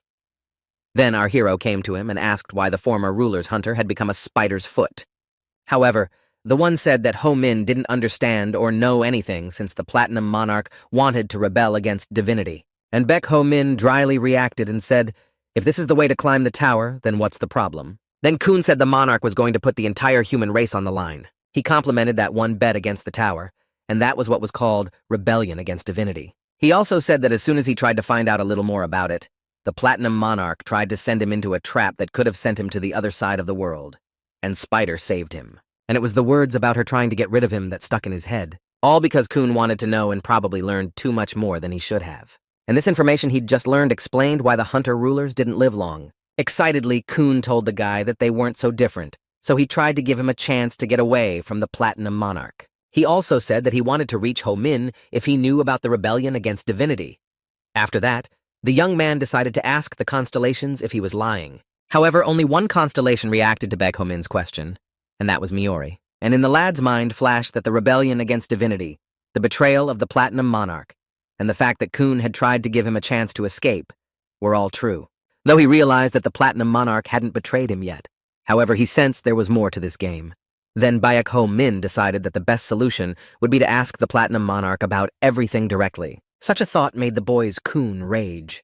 He was just screaming that in such a case, the ruler would make platinum out of him. But Ho-min didn't want to hear any more from the man and said that was the end of it for him anyway. Before he could do what he wanted to do, he was told to stop. Behind the guy was an executioner doll. The guy obviously didn't expect to see a girl here, and Executioner Doll said Ho-min is overdoing it again. However, Baek Ho-min replied that he was just following the Platinum Monarch's orders. Then, the executioner replied that she had discarded the constellation title and returned to the city to prevent any insane actions of the ruler, and she didn't want to make that mistake twice. From what was said, Ho-min interjected about what kind of crazy actions the girl was talking about. To this, the executioner replied that the monarch is now trying to cross the line, and with all of this, Ho-min is engaging Ho-min. Guy was surprised that all this time the executioner doll had been watching the ruler and not at her side. Then our hero bowed his head and said that she was truly regrettable. Raising her eyebrows in surprise, the executioner didn't understand what Ho Ming was just talking about or what he meant. And at the same moment, Baek Ho Min swung his blade and sent Raccoon to the other side. Taking Raccoon's head, he said that all the people doubted the ruler and hated her. Some are even trying to get in her way. In connection with such situations, the boy said that he begins to understand the motives for reckless actions on her part. Because of such behavior of the young man, the executioner even called him unflattering names. To which Ho Min told her to continue to keep her boundaries in communication as she had done before, and added that this way, he would continue to respect her as she was. And the executioner doll looked at the ruler hunter with an embittered and devouring gaze. Although after a bit of thought, Ho Min said that someone would have to cross that line to move humanity forward, and he wanted to do it his way. He also said she could try to stop him or not. Either way, it's her choice. But at the end, they turned in different directions, and the executioner advised him not to make any mistakes, and said that as soon as he took the life of someone who shouldn't, his head would fly off his shoulders at that very moment. At that time, the one returned to the constellations and ran in search of Miori. He finally managed to meet her, and as soon as she saw him, she tried to give him a punch. The warrior king wondered how strong she could be if she could beat the wizard, but he replied that he let her do it because she deeply hated him. And the only one added that Miori had only hit him once because she realized that subsequent times would be pointless. And for the first time, he praised someone, namely her, saying that she was smart. But nevertheless, the wizard said, even though the girl was smart, she was still a psychopath, and to him she was a copy of the Platinum Monarch. The warrior king didn't understand such a statement, especially if she wanted to send the monarch to the other world. It seemed even more incomprehensible. However, the answer was simple. The only one said that Miori simply didn't like her own kind. And looking at the girl who was sitting near them, the only one said that she didn't want to show herself now. But the important thing was that they came to an agreement. She, like all the other constellations, promised to cooperate to help Baek Ho Min climb the tower. This shocked the warrior king. He was surprised that Miori wouldn't try to take the Platinum Monarch's life this time. The reason for this decision was that without the Platinum Monarch, one could not climb the normal path, and it was no longer important whether she was a friend or an enemy. Miori probably realized her mistake at the very end. And in the real world, Baek Ho Min was suddenly summoned to the castle.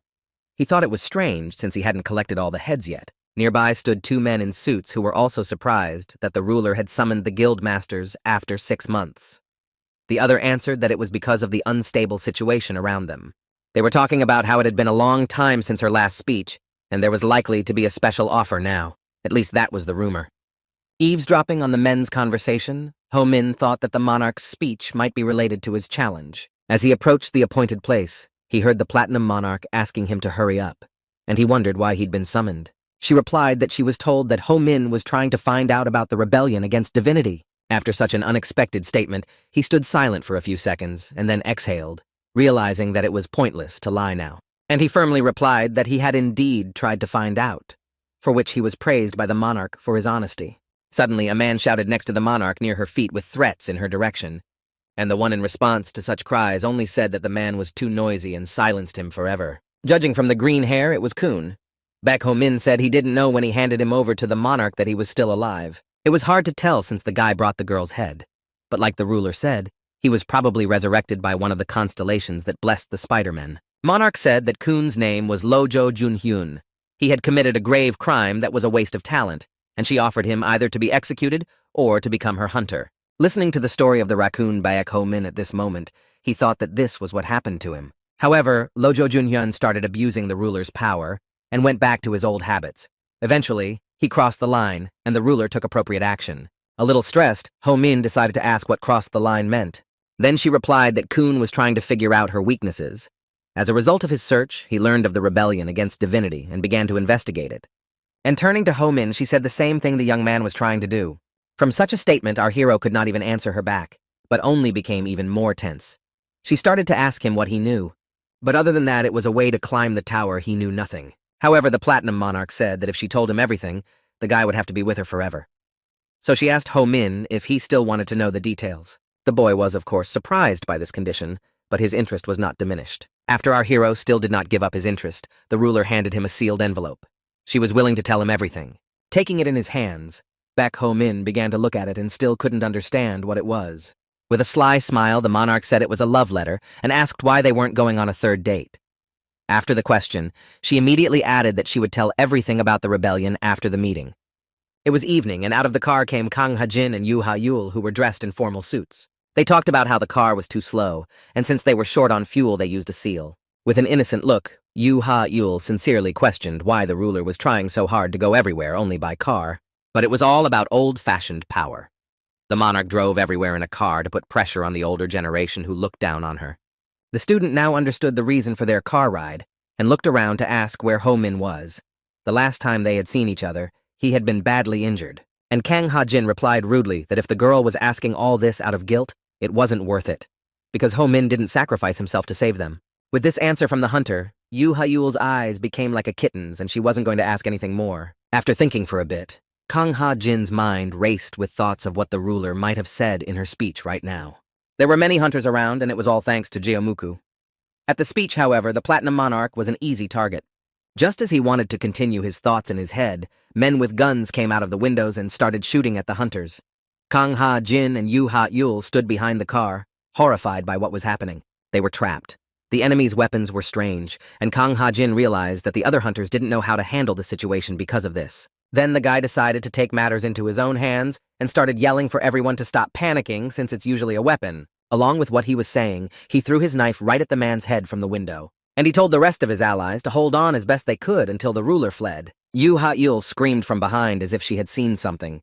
At that moment, a cannonball flew at them. It exploded as soon as it made contact with the ground, and the boys were carried by a wave to the opposite wall. As Kang Ha-jin stood up after being hit, he was worried about the ruler, and suddenly he saw something. It was starlight. In the fire and smoke at the same time stood the masked man from whom the light came. It was a constellation. Rolling up his sleeves, Kang Ha-jin launched a multitude of daggers towards the constellation. The hunter tried to guess who was standing in front of him, since only the 4 constellations Geomuk the Prophet Tori and Syzygius were alive, and he was sure it wasn't Geomuk as the physique was different. He also knew that the Prophet was definitely on the side of the Platinum Monarch, so there were only 2 options. And the thought slipped into my mind that no one wanted to fight anymore, and Kang Ha-jin would be happy to see Baek Ho-min right now. Suddenly, the guy who had woken up from the blow, Yoo Ha-yul, rushed into the fight after thinking that. Hunter realized that she also had good experience in battles. However, not as much as Ho-min had. The only thing left for him to do was to trust her. At that time, Kang Ha-ji activated his seal with the time series observation skill. While he was using the skill, the apprentice ran towards the constellation with her weapon. Everything was very fast. There was a powerful explosion again. Kang Ha-jin was thrown backwards by the shockwave and hit a piece of metal.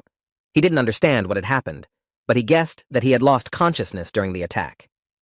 Not far away, Yoo Ha-yul was lying there screaming in pain and was probably thrown off by the explosion as well. The pain was intense in the guy's body.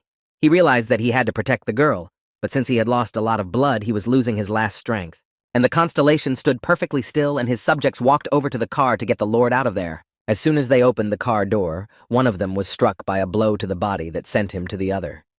The masked men were discouraged and started shooting back. One by one, they fell to the ground lifeless. With a face full of vengeance, it was Yoo Ha-yul. Then she noticed that the constellation was awe-inspiring and speculated that it might be Geomuk. And behind her ran Dal the Executioner with the rest of the subjects and shouted that the first priority was to protect the Lord. At that moment, the constellation standing in front of the girl as if at the snap of her fingers evaporated right before their eyes. At this moment, the faces of the 2 girls were very different.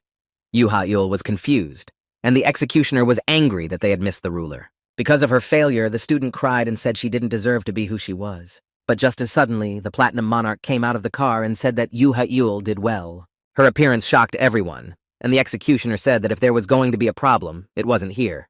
However, the ruler was perfectly fine, and said that they had better all worry about Kang Ha-jin, who was lying unconscious on the ground. The doctor came to the guy and said he was still breathing, but the likelihood of a successful cure depended on other factors. And the Platinum Monarch agreed that Kang Ha-jin's heart belonged to her, so it couldn't stop until she ordered it to do so. So the monarch asked her to help the boy. The doctor then began to obediently follow the Platinum Monarch's orders and save Kang Ha-jin. The ruler then turned to Yoo Ha-yul and clarified whether she had received orders to protect her. But apparently not expecting the monarch to address her personally, the apprentice hesitated a bit and did not immediately answer yes. And then she asked her apprentice to guide her towers as she needed to talk to her. Meanwhile, in the back alleys, cannons were pointed at Baek Ho-min from all sides.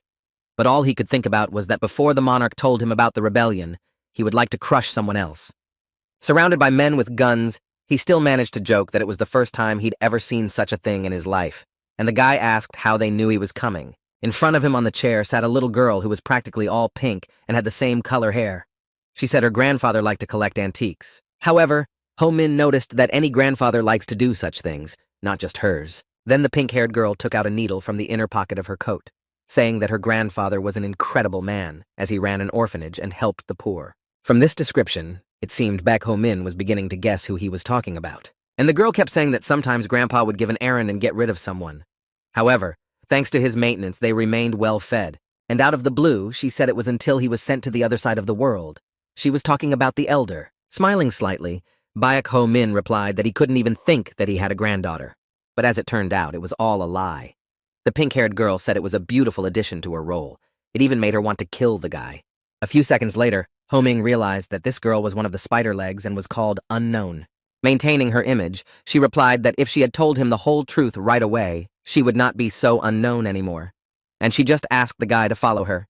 But in response, our hero said this place was a good place to get rid of him too. And the subordinate standing behind him with guns told the guy to shut up and follow her. In the distance behind the houses, there was a kind of scarlet light. And the Unknown was delightfully surprised and said that she could feel the vibrations, even here. To himself at this moment, the guy thought that the Platinum Monarch would be giving his speech at that place. Then he activated his reminiscence skill. He then pulled out his blade and began to smash the guards one by one without giving them the slightest chance to fight back. Of course, it was impossible not to notice an Unknown saw Ho-min fighting that the guy is pretty good at it. She was too close to him at that moment and threw her blows at his back. As soon as he turned around, she was already standing in the distance. Ho-min didn't understand how she had moved so quickly. When he looked at her, she was no longer a little girl, but rather an adult. She said that the young man could not defeat her because she was stronger than all those he had fought before. With rounded eyes, Baek Ho-min didn't understand how she was able to become stronger in a matter of seconds. Proudly, she said she had 1 star, but what a star it was. And then she asked if it was the first time Ho-min had seen a hunter with a star. The boy's eyes got even bigger at that statement.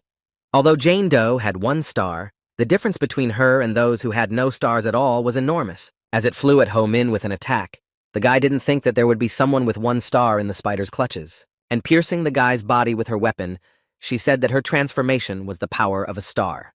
That's why it was impossible for Ho-min to defeat her. Only Baek Ho-min wanted to strike her back as she suddenly shrank back to her original form in which he had met her. And the girl just looked at the guy with a sneer and said that his speed didn't even come close to meeting her expectations. Because Ho-min couldn't keep up with the girl, he was constantly being hit hard by her. But he wasn't going to give up and told her that she was definitely strong, only there was no point in going on about her abilities. So he told her to shut up and fight him. But Jane Doe said it was boring just to fight him, and her job was to hold the young man back while her comrades attacked the monarch. From what unknown Baek Ho-min just now said, Baek Ho-min even became a little animated and changed his face. She explained that the explosion they'd heard earlier meant the monarch was under attack, and since a constellation had joined the fight, it was likely that the ruler was already dead. The fact that there was a constellation involved in the attack caused Baek Ho-min's face to turn pale with fright. And with a satisfied face, the girl said that their goal was not him, but to send the monarch to the grave. Ho-min wanted to see the spider himself. The girl offered the guy to rejoice at such a thing. However, not quite with a happy face, our hero thanked her for what she said. The unidentified woman thought the guy went for the contact, and she said he was quick to grasp and knew the value of his life. He replied that his gratitude was not for that, but for the fact that she had given him time to make his move with her chatter. He took off his cloak in a flash and vanished into thin air. Then the girl got really angry and grabbed what was left of Ho-min. And then she saw Baek Ho-min was all shrouded in a dark energy, similar to the one on the belt from the vendor's shop. Jane Doe was horrified by what she saw. Ho-min, as she put it, had shadow hands, which was crazy. Without responding to the girl's reaction, Baek Ho-min attacked her. The girl wondered when the guy had become possessed by shadow hands. And our hero still attacked the girl in the same way without giving her a chance to do the same. Defending herself, she screamed at him to get away from her. But the guy did not retreat and continued his series of attacks on Jane Doe. And as if at that moment, it dawned on her that the shadowy hands would have tried to tear her apart anyway, whether she hit them or not. However, they were just dodging. It was like an electric shock, and she realized that Baek Ho-min wasn't completely possessed, but only a part of him. Seeing the girl's reaction, Ho-min laughed and was kind of pleased that he had been figured out with this number. But such could not be said of Jane Doe. It was the first time she had seen such a phenomenon. Then, Ho-ming revealed the secret that he hadn't been possessed since the beginning of how the dark energy appeared. He said that as soon as it came to the Platinum Monarch, he activated Miori's skill. And from then on, the knowledge of the constellation filled him. That's how he knew what to do next. The guy had that half belt that was possessed by shadows, and Miori knew how to use it. In order to tame shadow hands, the tamers in the Circle Guild used golden collars. Fortunately, Ho-min had an item he could use as a substitute. It was a lantern that was blessed by the constellation of the Fork. And at this moment, the Martial King used the 10,000 Swordmaster to transform Ho-min's body into a weapon, and Miori enveloped him with her shadowy hands. The starlight that emanated from our hero's body suppressed the shadow hands by just the right amount. As a result, Ho-min became a supernatural being who retained his rationality. He was like a Circle Guild tamer.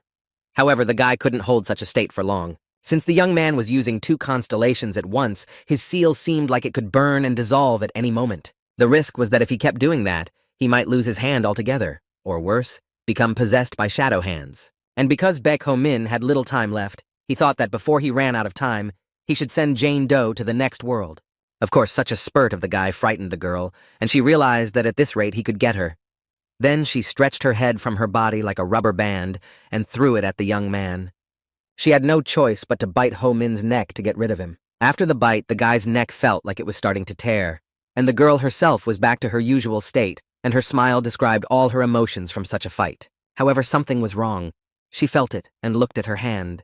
It was all the way down to the part that remained shrouded in shadowy ghosts. Grabbing her shoulder, she shouted angrily to the guy that he was going to have to pay for this. And while Unknown was still alive, she rushed to run away from there with her legs still intact. Then the shadows around Ho-min began to dissipate, and he fell to his knees exhausted.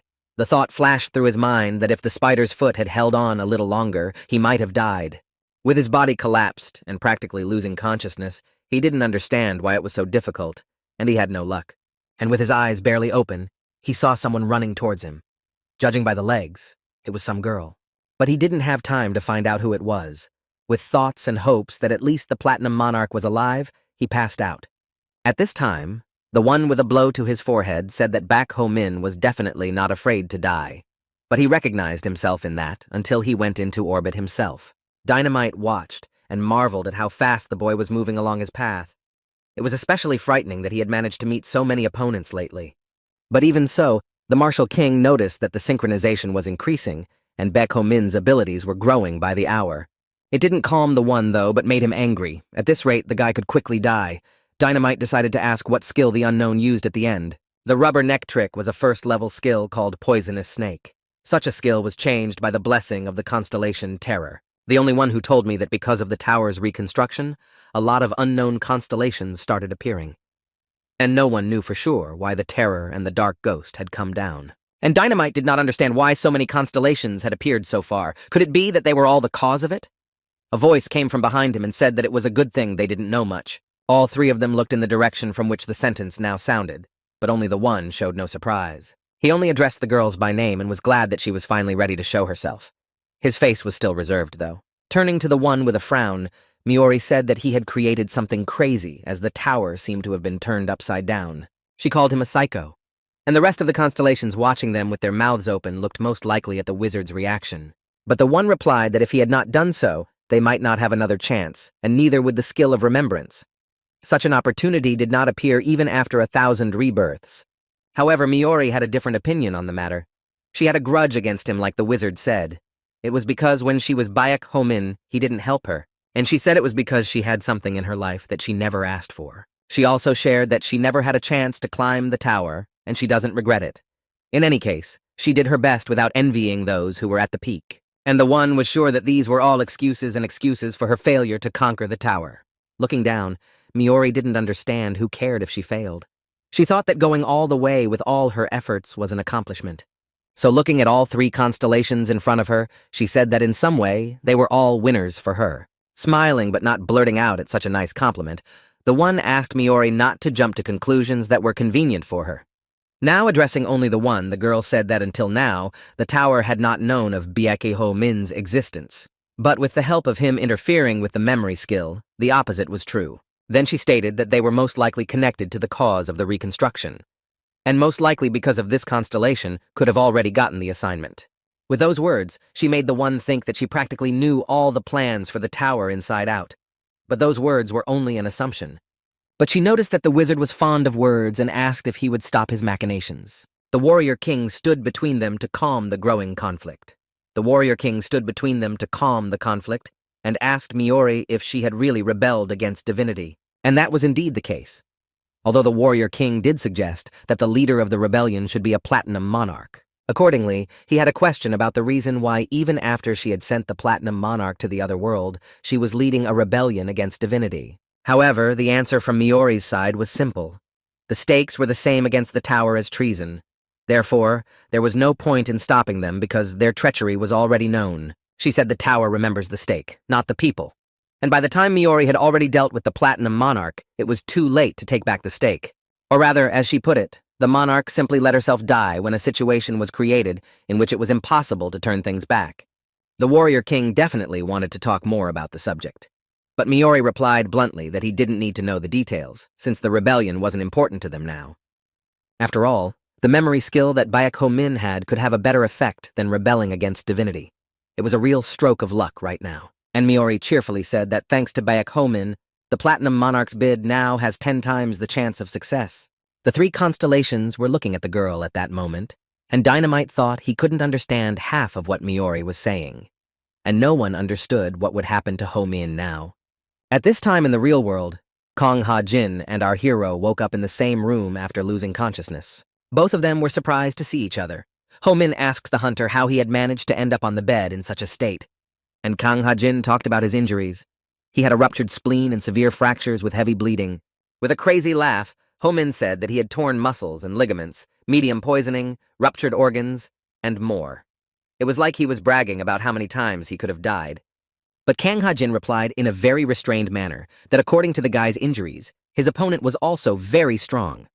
Still with the same bravado, Baek Ho-min said that his enemy was a one-star hunter and he was able to chase him away on his own. And then Kang Ha-jin couldn't help himself and said with a winning smile in this competition that he had fought a constellation. At this moment, Ho-min's face clearly took on a sullen expression with a hint of surprise. However, the hunter said that in the end, Yu Ha-yul and Executioner Doll chased him away.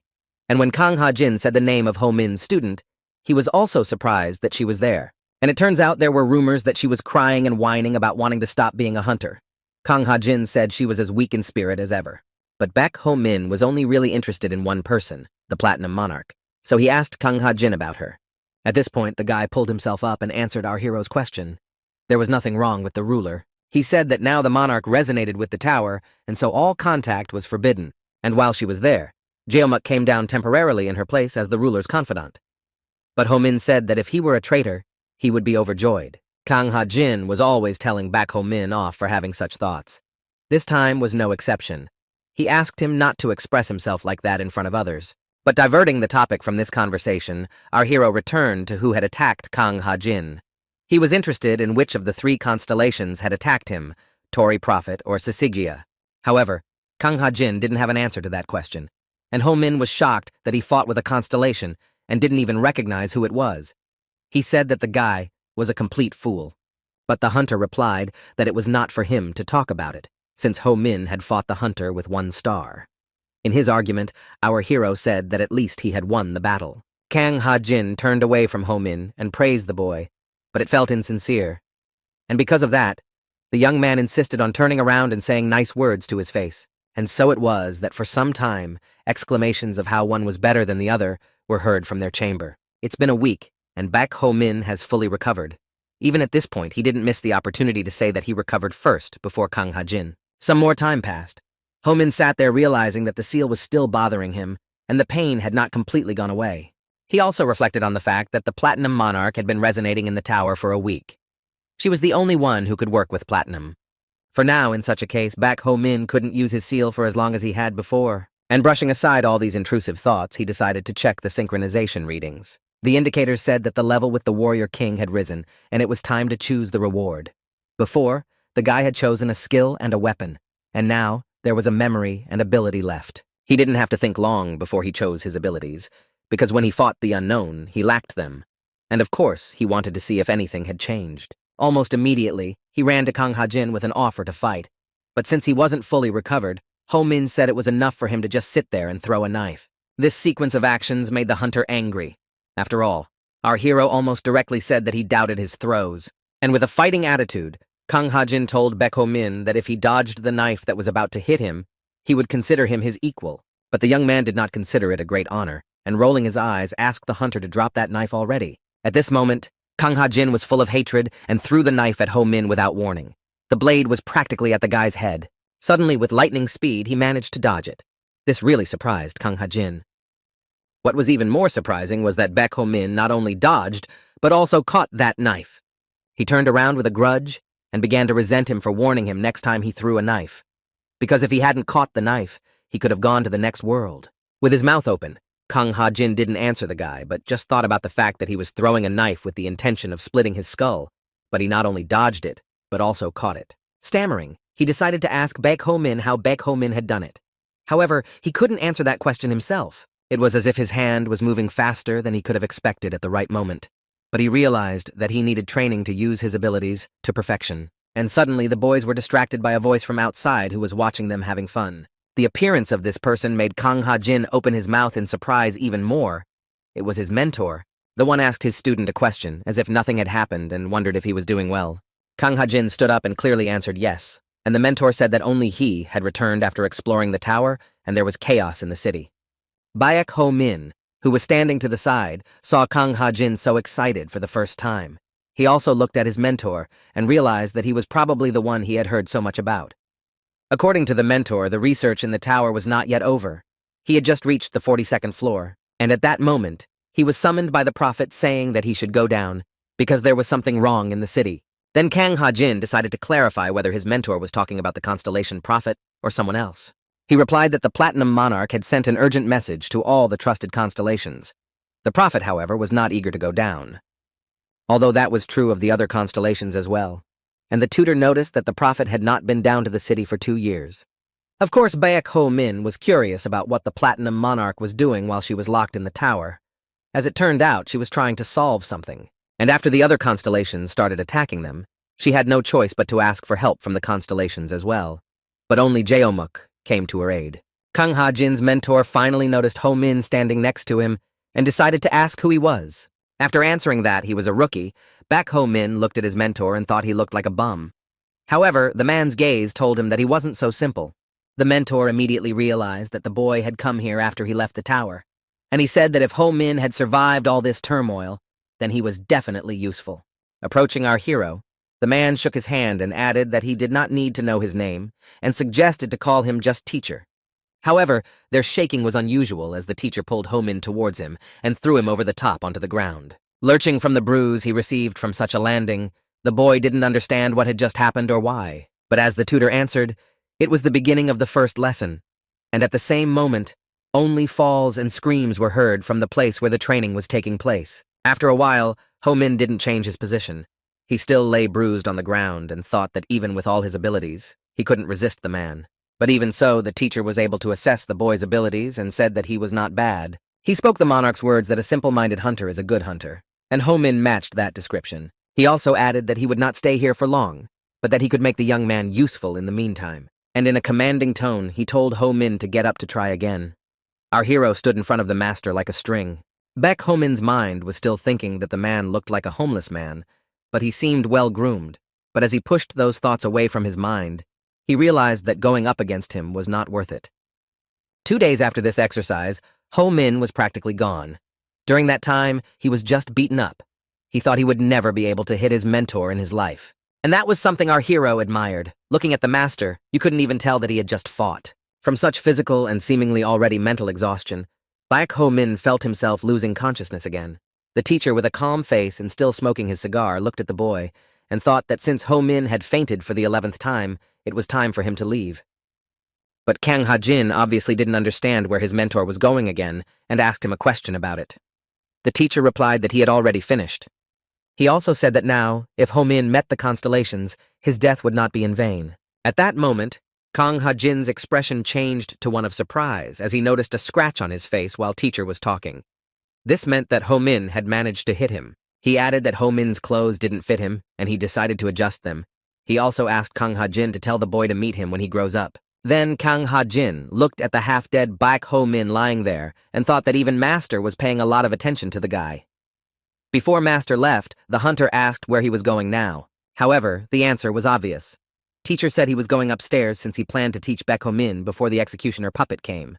There was a short silence between the apprentice and the mentor, and then the master said that the Platinum Monarch was not stupid. But such an unexpected wording, Kang Ha-jin didn't understand and wondered. To which the mentor replied that most likely the ruler knew about the ambush and yet did not show her face, and because of that, the hunter was almost killed. As he continued to speak, he didn't care if it was the hunters or the ruler herself. He didn't even care about the marks on Baek Ho Min's arm. He knew for sure that each of them would go to the other world and others would take their place. Clenching his hands into a fist, he shared that even so, he had spent a lot of time with Kang Ha-jin. And every time he looked at the guy, he remembered why he was always drinking. All this he said with his back turned to the boy. But suddenly turning his face, he asked Kang Ha-jin not to meet him in pointless battles that could ruin him. Also, his mentor suggested that if it didn't work out for the monarch's platinums, he should move to him. But without saying anything to Guru Kang Ha-jin, he bowed and told him that he hoped he would climb the tower safely. After briefly looking at the boy, the mentor thanked him and thought about the fact that Kang Ha-jin hadn't answered him this time either. Executioner Doll had already approached them, and the first thing she asked was about the stench that was near them, and the hunter replied that the teacher was here. Then she realized why it smelled so badly of alcohol, and looking at the unconscious Ho Min, she said ironically that it had to happen when she needed the guy to be conscious. Kang Ha-jin decided to ask why she needed our hero so urgently, to which she replied that she needed him too, as the situation was extremely important. While inside the castle, Baek Ho Min finally regained consciousness, and Executioner Puppet sitting across from him was happy about it. He graciously thanked her for her concern, as he remembered the incident when she had rescued him from the underground. A little verbally, she just agreed with the guy, and he added that the Platinum Monarch showed him that Kun couldn't die then either. As if with regret, Baek Ho Min said that the world was full of mysteries and thought that paladins had even more worries in the current chaos. But with a stern face, the executioner did not support his thoughts and simply said that she had business to attend to him. She said that since the Platinum Monarch was absent, half the city had fallen into anarchy in 10 days. Because of what, and began to appear rumors that the ruler died and now she is just a fake, lifeless body. However, the executioner said that wasn't the problem, but that the last attack was made by the rebels. She went on to say that those now have many people amongst them who even have a sovereignty. But even so, such a team was not enough to get rid of the monarch. And the gist of everything said on her part was that once Baek Ho Min had dispersed a large number of spider legs, then Spider himself had lost control of the underworld. Kang Ha-jin, who was sitting next to him, was also listening to this. He couldn't believe his ears and was looking for confirmation from Ho Min himself. And then Baek Ho Min turned to his mentor and realized that he wasn't even aware of what the guy had managed to do. The city was now on the brink of destruction, and what was happening was directly affecting the hunters and constellations in the tower. And unless they know that the people they left behind in the city are safe, in which case they'll start coming down here. And as Executioner Doll said, she was one such constellation that had to go down. She also went on to say that the monarch had been looking for an opportunity to destroy the spider for a long time, and the ruler wanted to do it in a way that would cause the least amount of damage to the city. But since chaos had broken out in the city, and in order to restore balance, one of them had to die.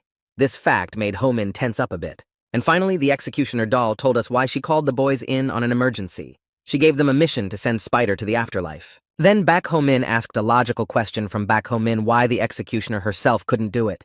But she replied that in truth, she would not have been able to catch the spider legs by herself. For a while, she managed to find only the old man himself, and she noticed that the spider's legs seemed to jump on Ho Min, which made it easier to find them. And from what the executioner said, the guy realized they were just bait for her. Then she added that there is information that one of the spider's legs is the spider himself. Since they couldn't brazenly hunt them down because they might have escaped, the suspects were narrowed down to the shimmering dodger.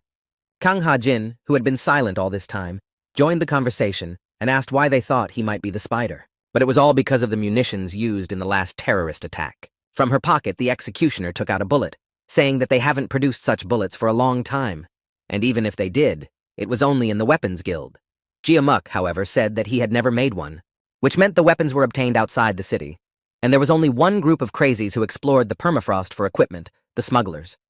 But the executioner doll did not deny the possibility that the executioner might have bought the weapon on the spider's orders. Even so, he was the last leg left.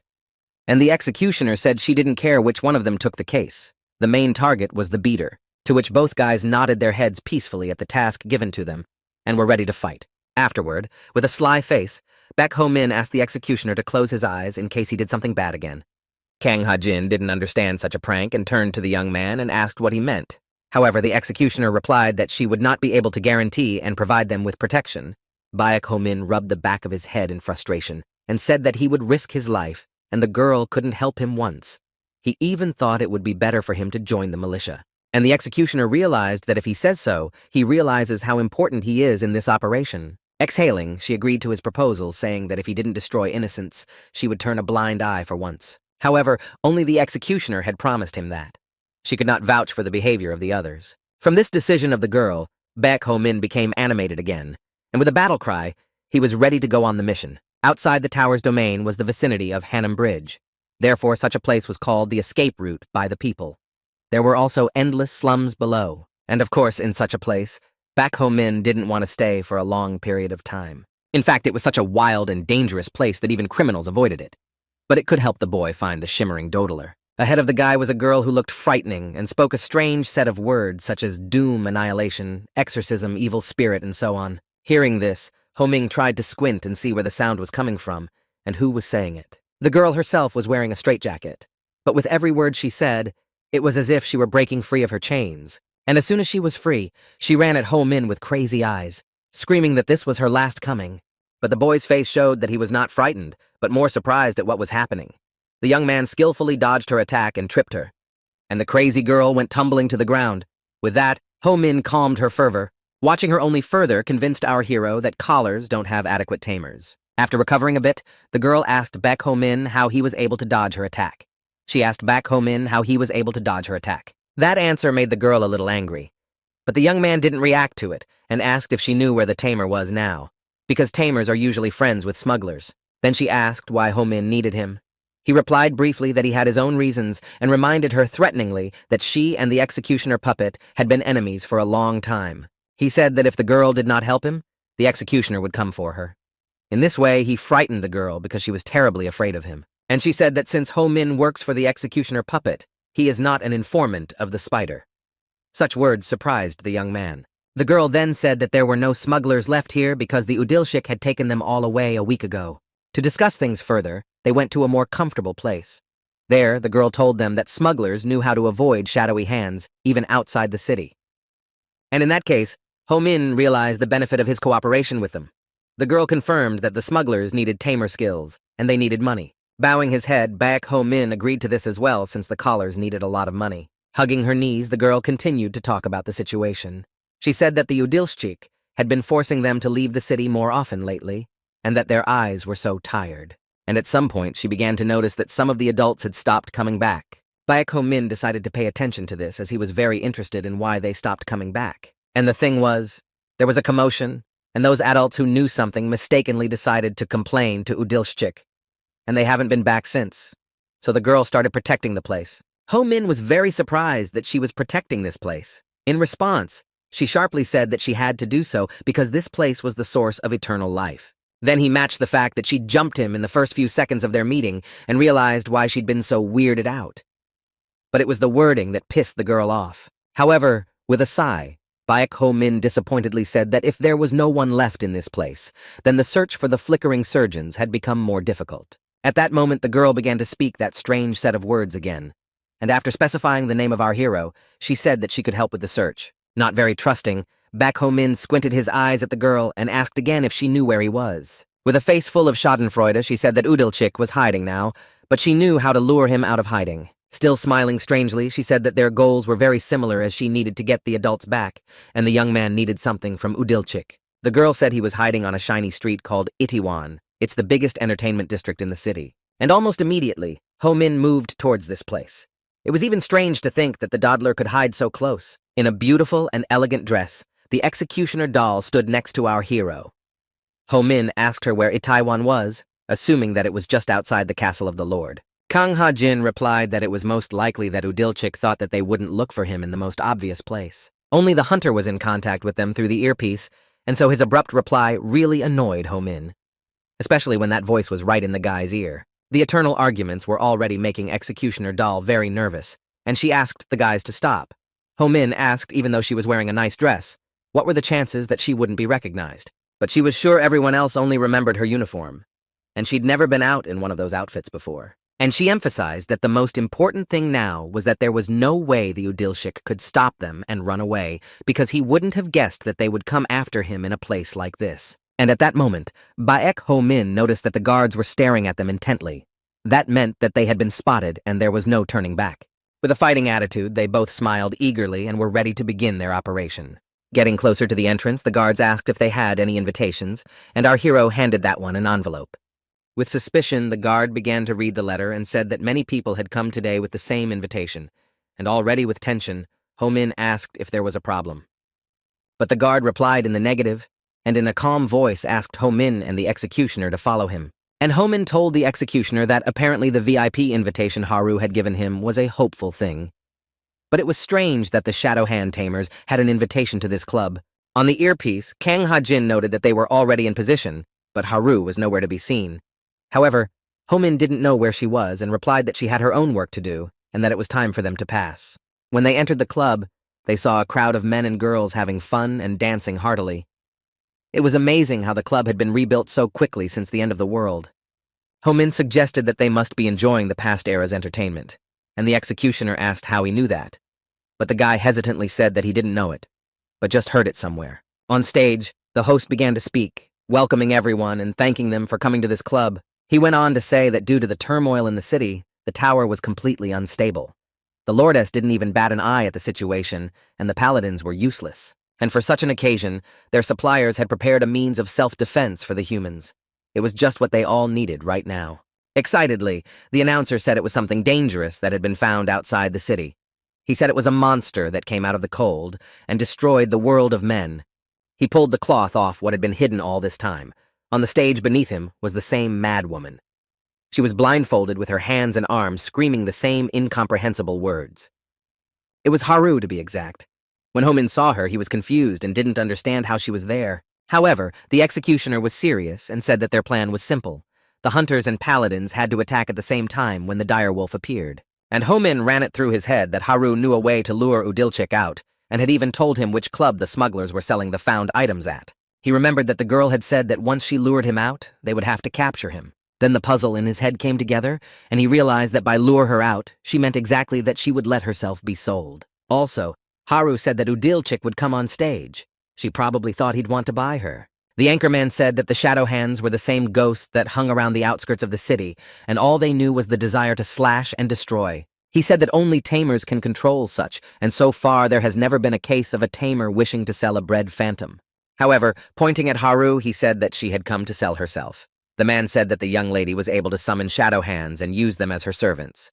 The people were clearly delighted with such a performance and the description of the tamer who was on stage.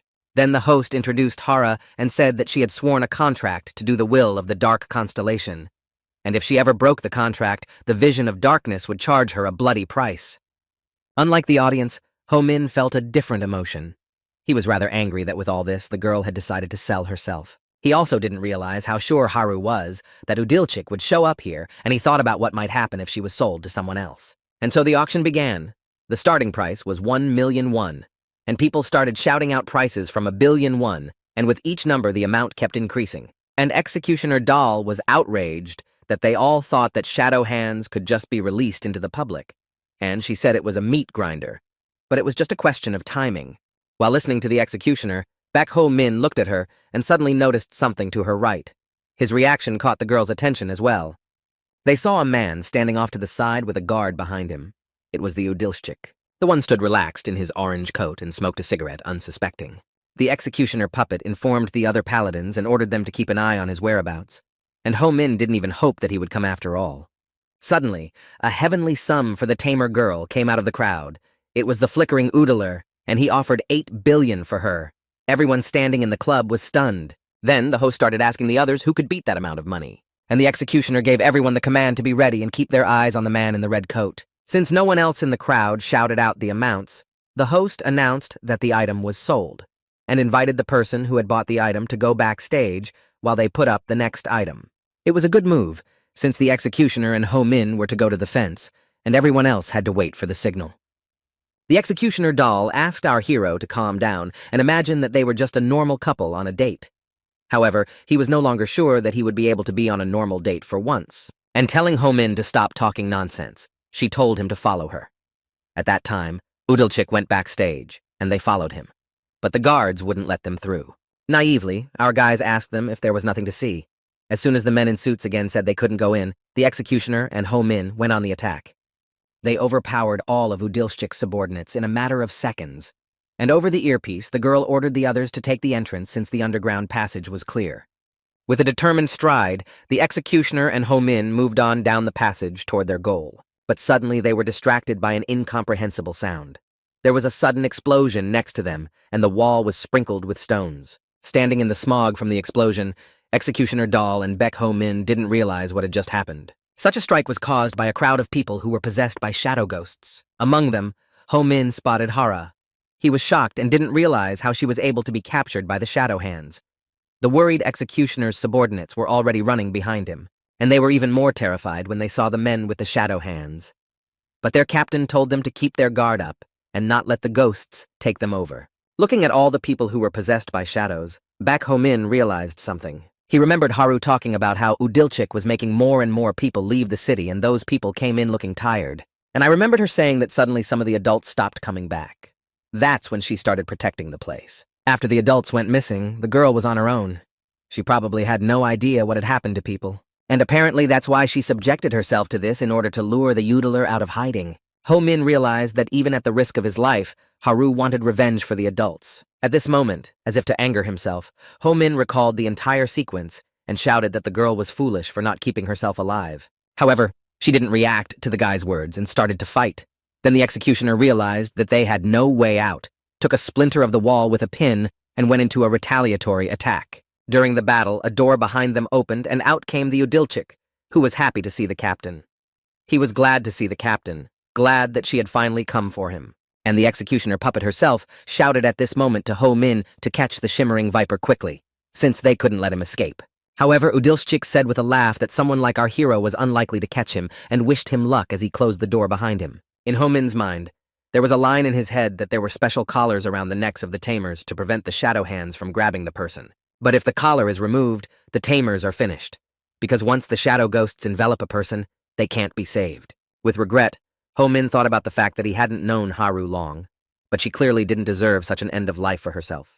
And then Ho Min finally told the executioner that it would not be enough to capture the Udalchik.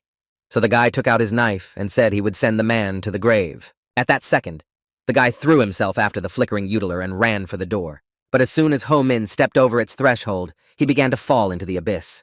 It was a trap. The fall into the abyss was short-lived. The young man landed softly enough, but with a thud on the ground. Gritting his teeth, Baek Ho Min realized in his head that at this rate, they were going deeper and deeper. And while nothing was happening, he thought he should start by acting expectantly, though he wasn't entirely sure. In the darkness, Ho Min heard someone talking about him and clearly recognized him as the ruler's hunter. And these traps were made to deter people, the voice said threateningly, hoping that Ho Min wouldn't waste his life. The boy recognized Udalchik in the speaker and smiled, saying that he wasn't afraid of the man who had been hiding him all the time. And with a satisfied face, Baek Ho Min said that he could talk as much as he wanted. At the same time, the guy activated the skill with Miori's life, since she could easily sense a lie. Then Udalchik finally showed up and said that Spider shared with him about Baek Ho Min being interested in him. At this point, our hero thought about the fact that apparently the Udilnik was not Spider himself. And then the constellation Miori sent her likes. That could only mean that the beater was telling the truth. And the guy in red said he didn't care about Ho Min and didn't understand what others saw in him. However, he said that they lost a lot of influence after their attack failed. All of their allies were either sent to the afterlife or fled in terror. This prompted Ho Min to ask then why Udalchik was throwing around 8 billion. He replied that when his own life is at stake, money is no longer the most valuable thing. The next question from our hero was why the guy needed so many tamers.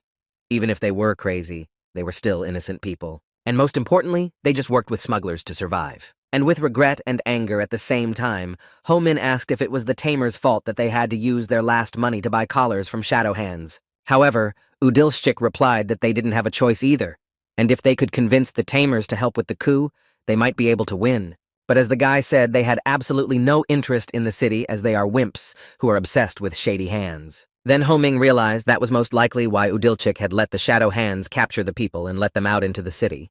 And he didn't even deny it. And unraveling his arms, the guy in the red robe unraveled his arms and started thanking our hero for giving him the time to do it. Suddenly, a metal chain flew towards Ho Min and grabbed his arm. At that moment, the guy remembered that mages could control metal.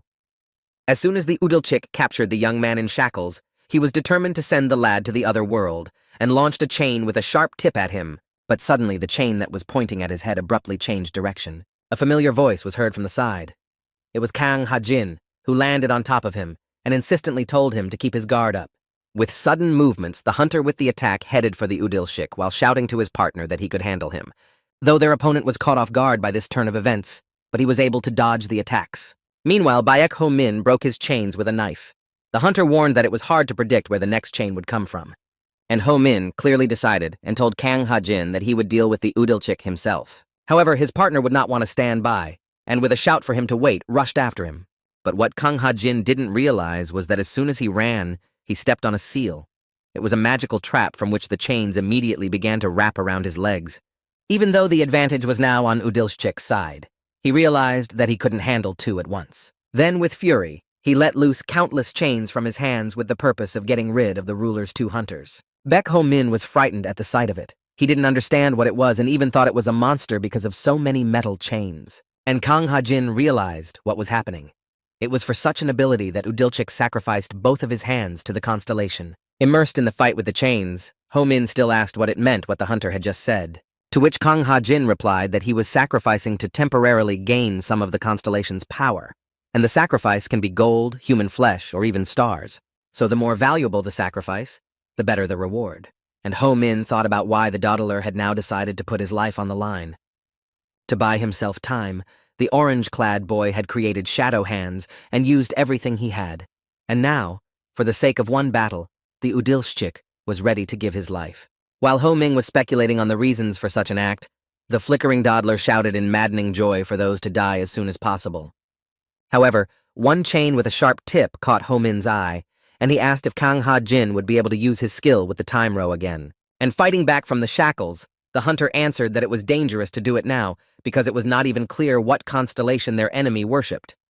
But if it is found out, everything can work out. And Ho Min suddenly saw the notifications from the constellations in front of his face, and he noticed that while he was fighting, the synchronization rates with the one had significantly increased to the next level. Meanwhile, the wizard was sending the guy his bark and telling him not to do anything stupid and to use all their memories. And as Baek Ho Min fought, he thought to himself that at some point he remembered the one. Even that he didn't know what kind of relationship he had with Platinum Monarch. Ho Min heard her voice. He also remembered how the one was able to easily overpower the monster in the Foundation. He didn't care how strong the constellation was with what skills and weapons. Baek Ho Min felt that he could do anything, and from the level-up rewards offered, he chose memories. It was as if he was transported far away from the battle. He opened his eyes and found himself in a cluster of stars in the night sky. He thought that this was the place where all the stars of the constellations were located. Suddenly, Ho Min heard a familiar voice that sounded when he was fighting that monster. In this place, our hero noticed a silhouette that said that being above all things, those who are above them seem to be significant. But it was unclear whether they knew that the brighter the star, the faster it burns out. Listening to these words, Baek Ho Min began to feel his seal getting hotter and hotter. It was because the one started acting out to find out the past. And in reality, Kang Ha-jin was trying to shout to our hero as he was standing on a pillar. Back in his world, Baek Ho Min felt that all of this had happened 100 million years ago, although it was actually now. And bursting into the battle, Ho Ming turned to the hunter to say that he understood the matter. He lent Sin Overflow the second weapon of the Holy Constellation. Then Kang Ha-jin's eyes once again expressed surprise and incomprehension from what the guy had just said. The Udilchik also heard what our hero had said by ear, but he also had the same expression on his face and questioned what he had said. And then Ho Min said that such weapons could repel the most brutal punishments one could think of. And since the Udilchik was simply sacrificing his body now, he had no choice but to borrow the creature's weapon. The faces of the guys still had the same expression of bewilderment, and Kang Ha-jin didn't even know that such a thing was possible. Right now, Ho Min was confident that he wouldn't make a mistake thanks to the memories that had been passed down to him. And our hero asked Kang Ha-jin again if he could accurately use his skill in time if he knew which constellation they were attacking. The one excitedly shouted yes and added that he had some idea about it. Gritting his teeth, Baek Ho-min assumed that his partner had thought of a time prediction attack, and that was a bad idea right now. Then he shouted to Kang Ha-jin to leave everything to him. The guy was ready to finish everything himself in an instant. And muttering all his actions to himself, Ho-ming moved half a step to the left and struck 13 o'clock. It was as if he could sense where the attack was coming from. Knowing that the seventh chain would go on his left side, he struck it and broke it. And Udilshchik didn't understand how the young man anticipated all his movements. Their rival's eyes were filled with fear. Ho-min was just noticing the movements of all his chains, all thanks to the strategy against constellations from the one. With his memories, he knew what to do. The Udilshchik was a simple man, and our hero understood that. There was no way that he could control so many chains at once, because all people have their limits. Fearing the next move from the determined young man, his enemy shouted how dare he do such a thing, and Ho-min asked if he feared for his life. He even said that the guy in orange was willing to sacrifice his body for such a dirty trick. Just as skillfully chopping chains with his weapon, our hero told the Udilshchik that he would rather put his star on the line in this battle. Watching the guy's actions, Udilshchik was already shouting in desperation for him to finally go to the other world. Then Baek Ho-ming noticed that the Viper had opened right in the center. He activated the 10,000 Swordmaster and rushed to attack. At that moment, the impact made everything shimmer with blinding light, and the opponent screamed in pain. Watching this from the subconscious world, Dynamite watched the strategy against the constellations with a wary face. It was because neither the Martial King nor he understood why the one needed to study this topic. Although Dynamite recalled that there had been instances where they had fought against constellations. But still, no one had ever tried to study the strategy against them so thoroughly. Miori stood there with her arms folded angrily and said that he had gone mad and was angry at her for rebelling against divinity. And in the real world, at this time, Udilshchik was already lying lifeless, and all of his chains that were restraining Kang Ha-jin were beginning to crumble. And as soon as the hunter was free, he ran to Baek Ho-min to see if he was alive. He turned around with a smile and was flattered that Kang Ha-jin had shown his concern again. The guy himself was fine. However, after running up and pushing Ho-min away, Kang Ha-jin asked about the flickering dodger. Ho-min wondered how such a mage was so strong, and the fact was that Udilshchik used to be a warrior of the Order of Paladins. However, our hero was indignant that he had not been warned about this earlier. But everyone knew about it except the guy, and then Kang Ha-jin noticed the dart in flickering dodger's forehead. That meant that someone had already attacked him before Baek Ho-min struck. But who did it was a mystery. Then our hero suggested that it might be the mercenaries from the Serpent's Lair or someone else they didn't know about yet, although he couldn't sense anyone in this place. Kang Ha-jin also agreed with his partner that it was someone they didn't know yet. The hunter had another option. Maybe someone needed them to look for a new rival, but who was behind it was also unclear. In Kang Ha-jin's clothes, he found a book with a list of debtors. It contained everyone who borrowed money from the elders. But there were also their weaknesses and ways to return the money. And most likely the names in this book belonged to the participants of the uprising, so the boys wanted to study it better. However, there was a question as to whether or not the Dodler spider was still the spider. Kang Ha-jin pointed out that everything is screaming about how similar they are, and even the evidence shows that he was the one who supported the rebellion. And Baek Ho-min added that this is probably not the end, as a big problem can't be solved so quickly and easily. Asking Kang Ha-jin if there was anything else unusual, he noticed something himself. Meanwhile, the hunters were fighting people possessed by shadow hands, and they fought them well.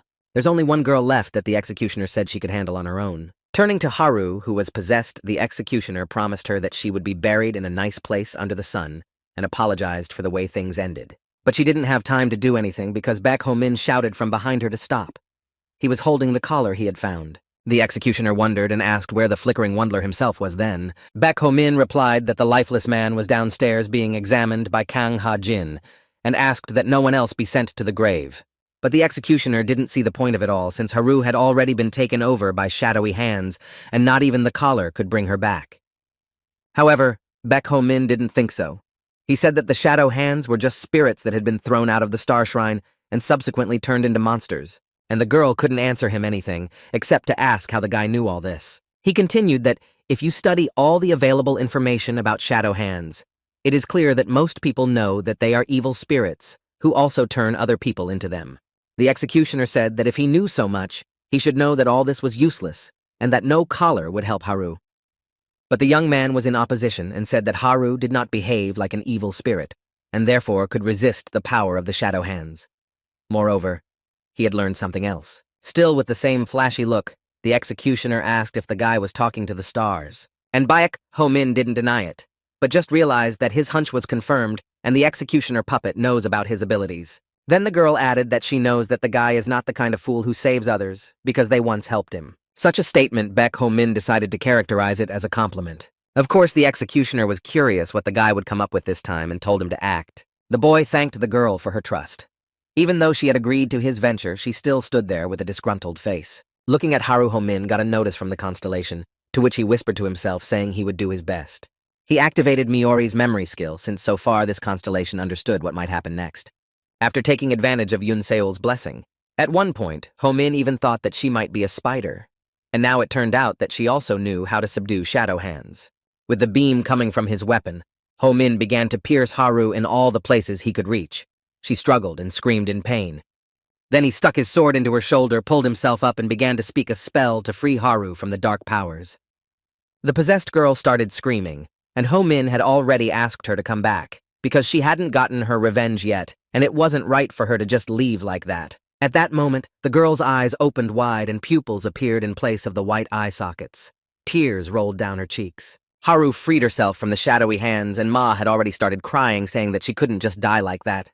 Baek Ho-min was very happy about the girl's return, and he was also happy that he had succeeded. The executioner watched with her mouth open as the possessed by the shadowy hands became human again, and thought that this had never happened before in the history of the tower. The other hunters behind him were also surprised that the possessed woman could talk, and the young man's plan worked. However, Haru woke up too aggressive and talked about how she was ready to take revenge on all of humanity. With this attitude, Ho-min began to calm her down and temper her zeal. And from afar, the executioner doll said that he had probably succeeded in returning only some part of the girl to human form. Or rather, he just suppressed the shadowy hands and closed in on her. Then Baek Ho-min himself thought about the fact that right now, Haru was half possessed and half human. Pulling out her weapon again, the executioner said that she would hate to leave such a potential threat alive, much less release her into the city with them. Swinging her sword, she added that if she wasn't killed, they would have to restrain the monster for the rest of Haru's life. And a life in a cage would hardly suit the girl. Stopping the executioner, Baek Ho-min asked in a rush what would happen if someone agreed to keep Haru's shadowy hands with him. However, Executioner Doll was resolute and said that such an action was illegal. But Ho-min nobly said he would take the crime, and he reminded that he has immunity for one crime. And the executioner herself said earlier that as long as everyone is safe, it's okay. And the executioner asked why the guy was trying so hard for her because she hadn't done anything good for him. But Ho-min replied that she had risked her life to protect the city, and it was right to repay her now. Exhaling, the executioner doll realized that she had no reason to refuse him, even though it was dangerous for her to agree to it. And she told Ho-min that since she had made him a promise, she would let Haru live. For that, the boy was grateful to her again.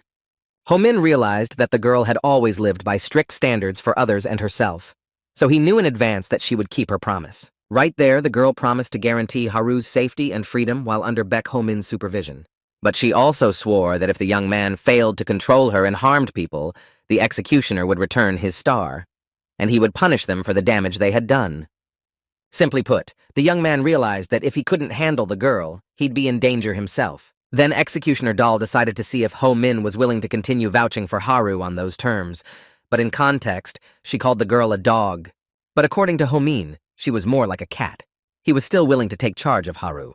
And in the subconscious world, Dynamite wondered if Miori would agree to these conditions too, because people had never lived symbiont together with shadow hands before. However, she answered the question with a question to clarify if those even knew how the Tamers came to be. To which the Warrior King suggested that they probably found the power of those monsters useful and decided to use them. And Dynamite assumed that they were trying to study and understand why the world had reached such a state. And Miori agreed with them that one might think so at first. However, the real reason was much simpler. She told me that they were all ordinary people.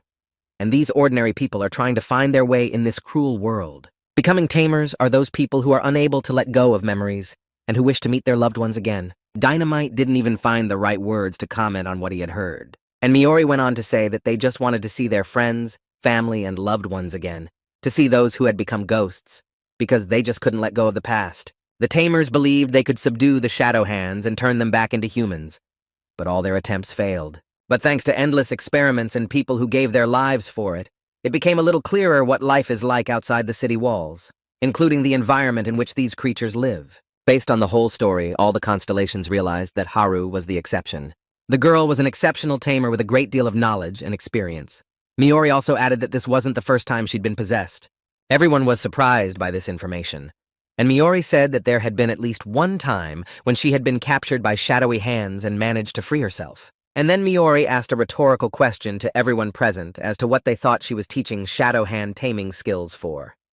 The answer was simple. It was all for Haru's sake. Also, Miori felt that the girl would be of great help to them in defeating the Platinum Monarch. And from this, Dynamite and the Martial King were completely speechless and stood there with round eyes. The one and only asked Miori to speak plainly. He asked her if Haru was a crucial part of the plan to rebel against divinity. And according to the girl, it was really true. But she didn't understand what it was, so that the wizard decided to clarify it. But despite everything, Ho-Min needed to find a way to protect himself before working with the monarch, and Haru could be the perfect safety net for the guy. Though it didn't really matter whether the young man started working with the ruler or not. It didn't even matter who would carry out the plan, because either way, the rebellion had already begun. Miori summarized that their enemy was no longer some parasites, but the tower itself. What they needed to win was a monster that could consume stars. The boys were already in the castle. The remnants of the tamers that were kidnapped by the Udilshiki were found in a secret passage, and Haru, though weak, had not turned into a monster. Kang Ha-jin said he met with the castle knights and sent them home. But the hunter was more concerned about the crazy girl standing in his room without permission and repeating phrases about revenge and so on. However, Ho-Min had already apologized for this unforeseen circumstance since he had no choice, and Haru was still saying about annihilation. This situation annoyed Kang Ha-jin, and he didn't understand who would take care of the half-human and half-monster. It was unclear who would wash her, feed her, and do the rest of her normal chores. But Ho-Min wasn't happy that the hunter was treating the still human like that. She could do it all by herself. At the same time, the guy was calming the girl down as she kept saying scraps of words. Gritting his teeth, Kang Ha-jin only sizzled with his gaze and cursed slightly, and Executioner Doll said it was better to keep Haru close to them just in case. Because that one still had shadow hands that were responsible for the end of the world. Kang Ha-jin thought to himself that he wanted to get a dog or something in the future, but not right away. And Ho-Min kept trying to calm the mad woman down. But this commotion was interrupted by a guard running into the room. He said that the constellation Geomuk wanted to see them, and Baek Ho-Min and Kang Ha-jin wondered why the meeting was so urgent. Then the guard, with a frightened look, uttered only one word that spoke volumes. He said the tower had started moving. The boys' mouths dropped open at what they heard. Also at this time, after a long absence from her post, the Platinum Monarch was finally ready to try out her powers. With hysteria in their voices, they started sprinting towards Geomuk and speculated how this was possible and what was going on there in the first place. So restless, Haru began to further aggravate the situation with her ominous phrases. However, their whole rush was prevented by the guards. They asked them not to go anywhere as they had something to show them. Yi Kang Ha-jin recognized the man as the Lord's secretary and was discouraged even more. A little later, going into one of the rooms, the young men saw long tables where all the existing masters were gathered. And at the end of that table was the Platinum Monarch. She was very happy to see her hunters and said she needed them now. After assessing the situation in front of them, Baek Ho-Min and Kang Ha-jin realized that something was about to happen. And as everyone the Platinum Monarch was waiting for gathered, she suggested we begin. But Han-ni, who was the master of the Alchemist Order, said that the Circle Order master hadn't arrived yet. The Platinum Monarch replied that there was no need to worry about him.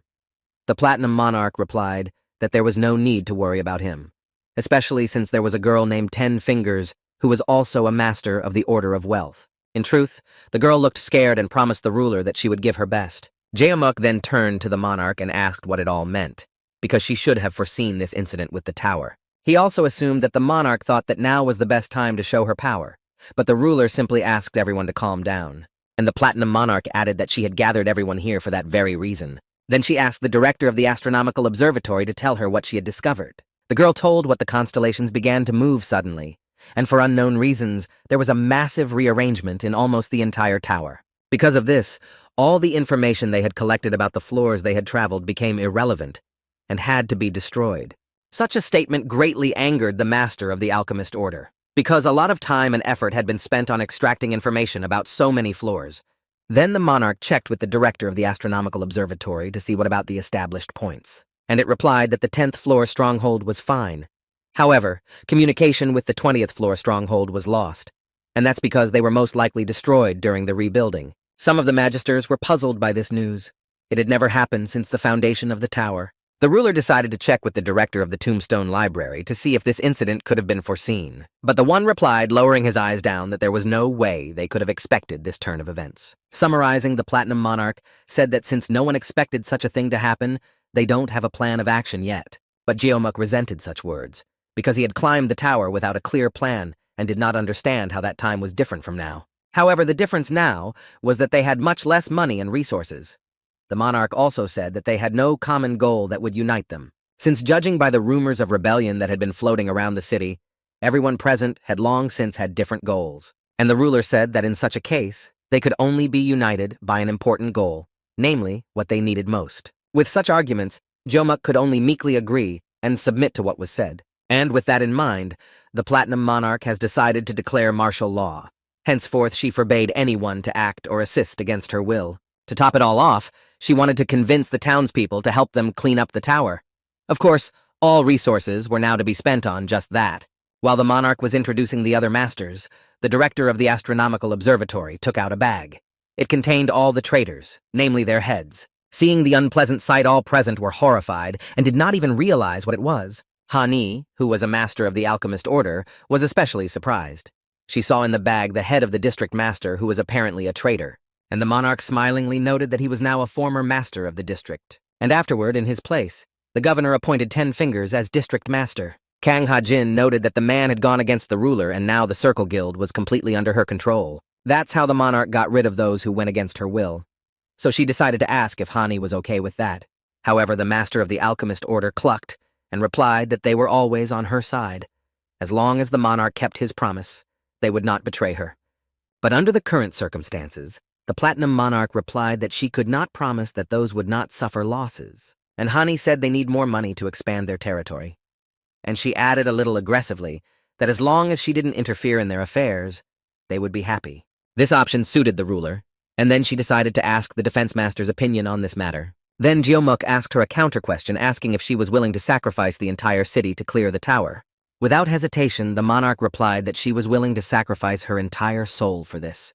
But Constellation Geomuk thought that there was no way that a Platinum Monarch would be willing to sacrifice her soul, since such a one couldn't have a soul in the first place. But in real life, his answer was very different. He said that since they had no other choice, he was okay with it. Still smiling slightly, the ruler thanked the man for joining her plan. And there was no point in asking the Tombstone Observatory.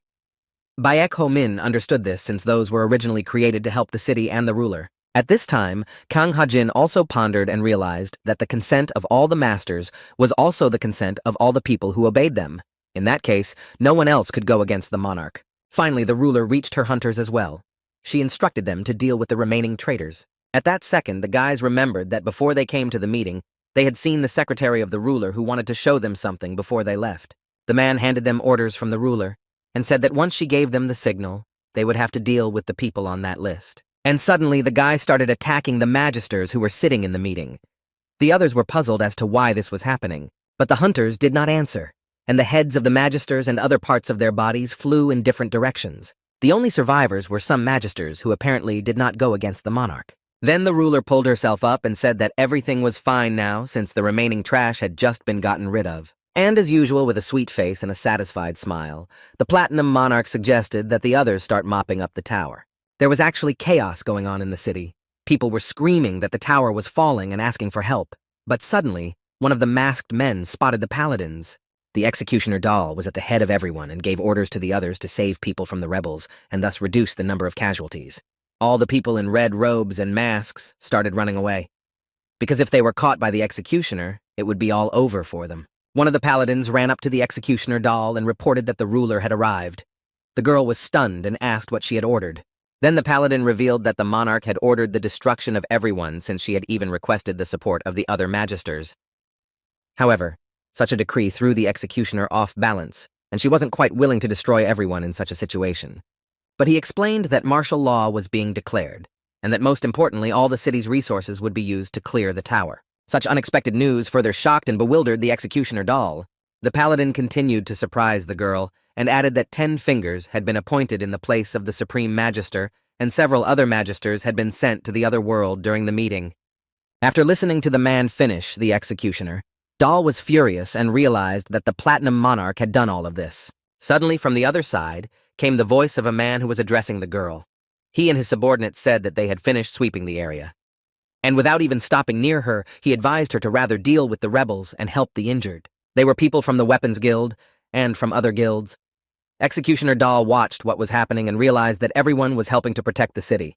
That was why it was coming to its normal state. She recalled that just a few days ago, the city was full of strife, and the Platinum Monarch was worried about the situation. However, things were different now. Most of the rebels had been killed, and the rest had been taken care of. It was clear that no one else would stand in the way of the ruler. In a situation where the tower was wreaking havoc, the monarch united the people under the banner of clearing the tower. The executioner puppet realized that there was no need for such units in such a case. Disappointed it seemed in everything, the girl realized that she was only part of this incredible plan. In 2 days, all chaos was neutralized. The ruler also mobilized the magisters and took control of the city. There were even rumors around the area that the spider who was the main opponent of the Platinum Monarch had been destroyed. And as if waiting for this moment from the beginning, the ruler announced a new set of rules. One of those rules was that all resources must be used to clear the tower. There was also a rule that those who turned 19 got a seal. Also, any adult who has combat abilities becomes a hunter, and they must all follow the monarch's orders. Baek Ho Min had already read the law book. When he read it, he decided to ask if Kang Ha-jin agreed with it.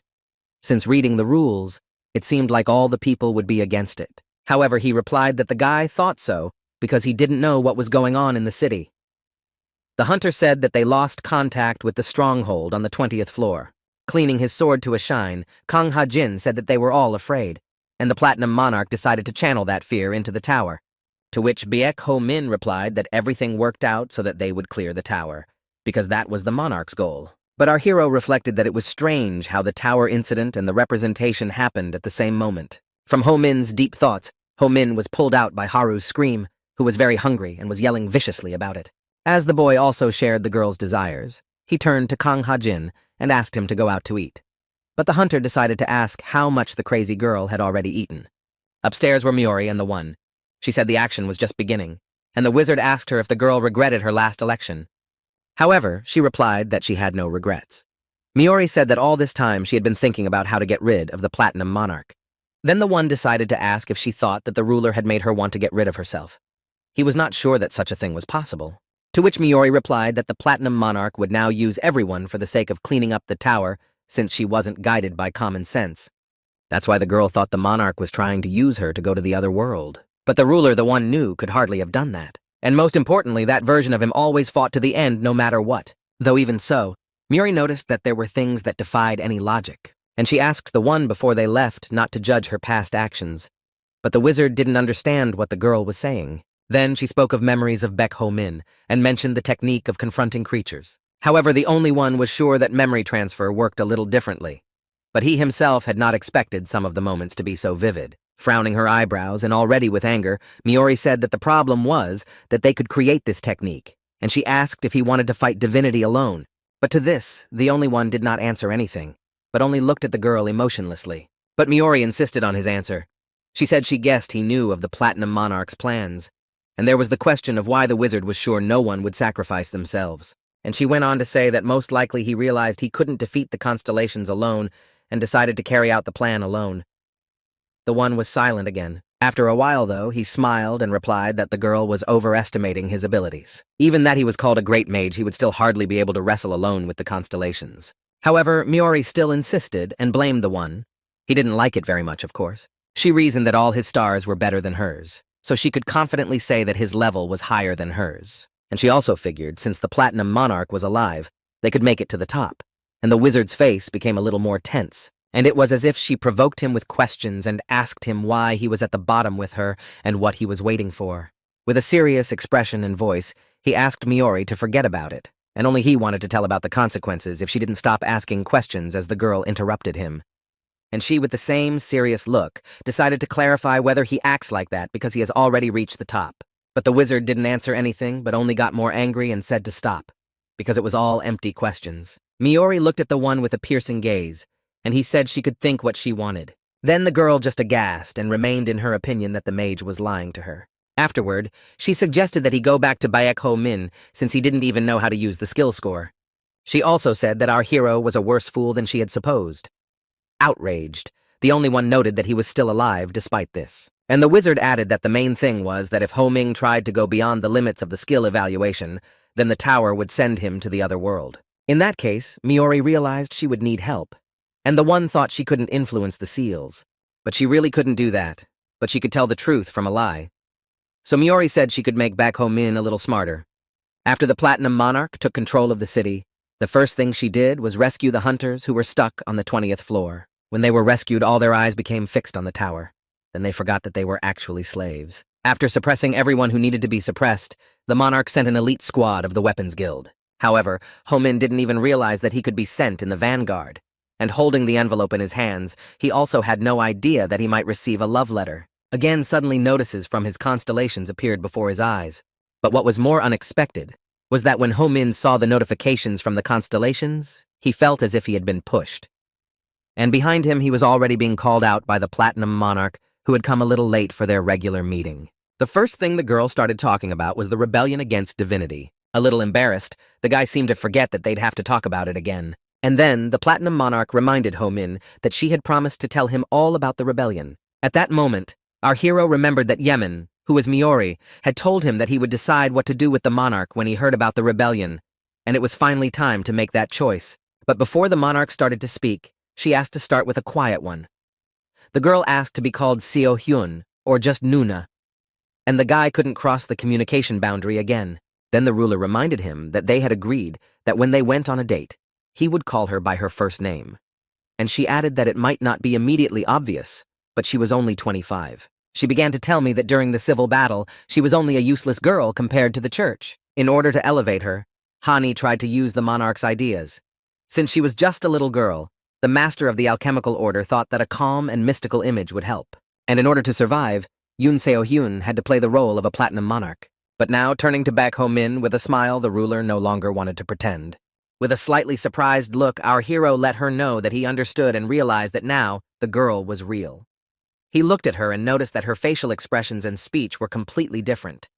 The Platinum Monarch herself thought she wasn't right for the role and said she knew people's opinions. Or rather, she knew how people behind her back were calling her crazy, useless, and stuff like that. At that moment, Baek Ho Min indignantly said that she shouldn't think of such words. But with sadness in her voice, she said that wasn't the problem. It was that the city could not be united under the control of such a monarch. And then Ho Min realized, without taking his eyes off the girl, that the rebellion could not be avoided. After the guy's words, Yoon Seo Hyun said that the plan was for everyone to unite to conquer the tower. That was the rebellion against divinity. It was a plan the Platinum Monarch had been hatching ever since she sent the head of the Church of Eternity to the other world. So it turns out the rebellion against divinity is just a plan to unite the city.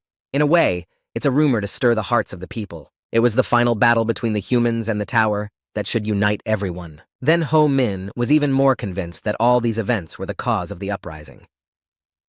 The girl herself confirmed this, and added that it was also the cause of all the rumors. She even shared that she had to make an assassination attempt on herself. The Platinum Monarch was the only one who revealed the identities of the traitors and ruined them all.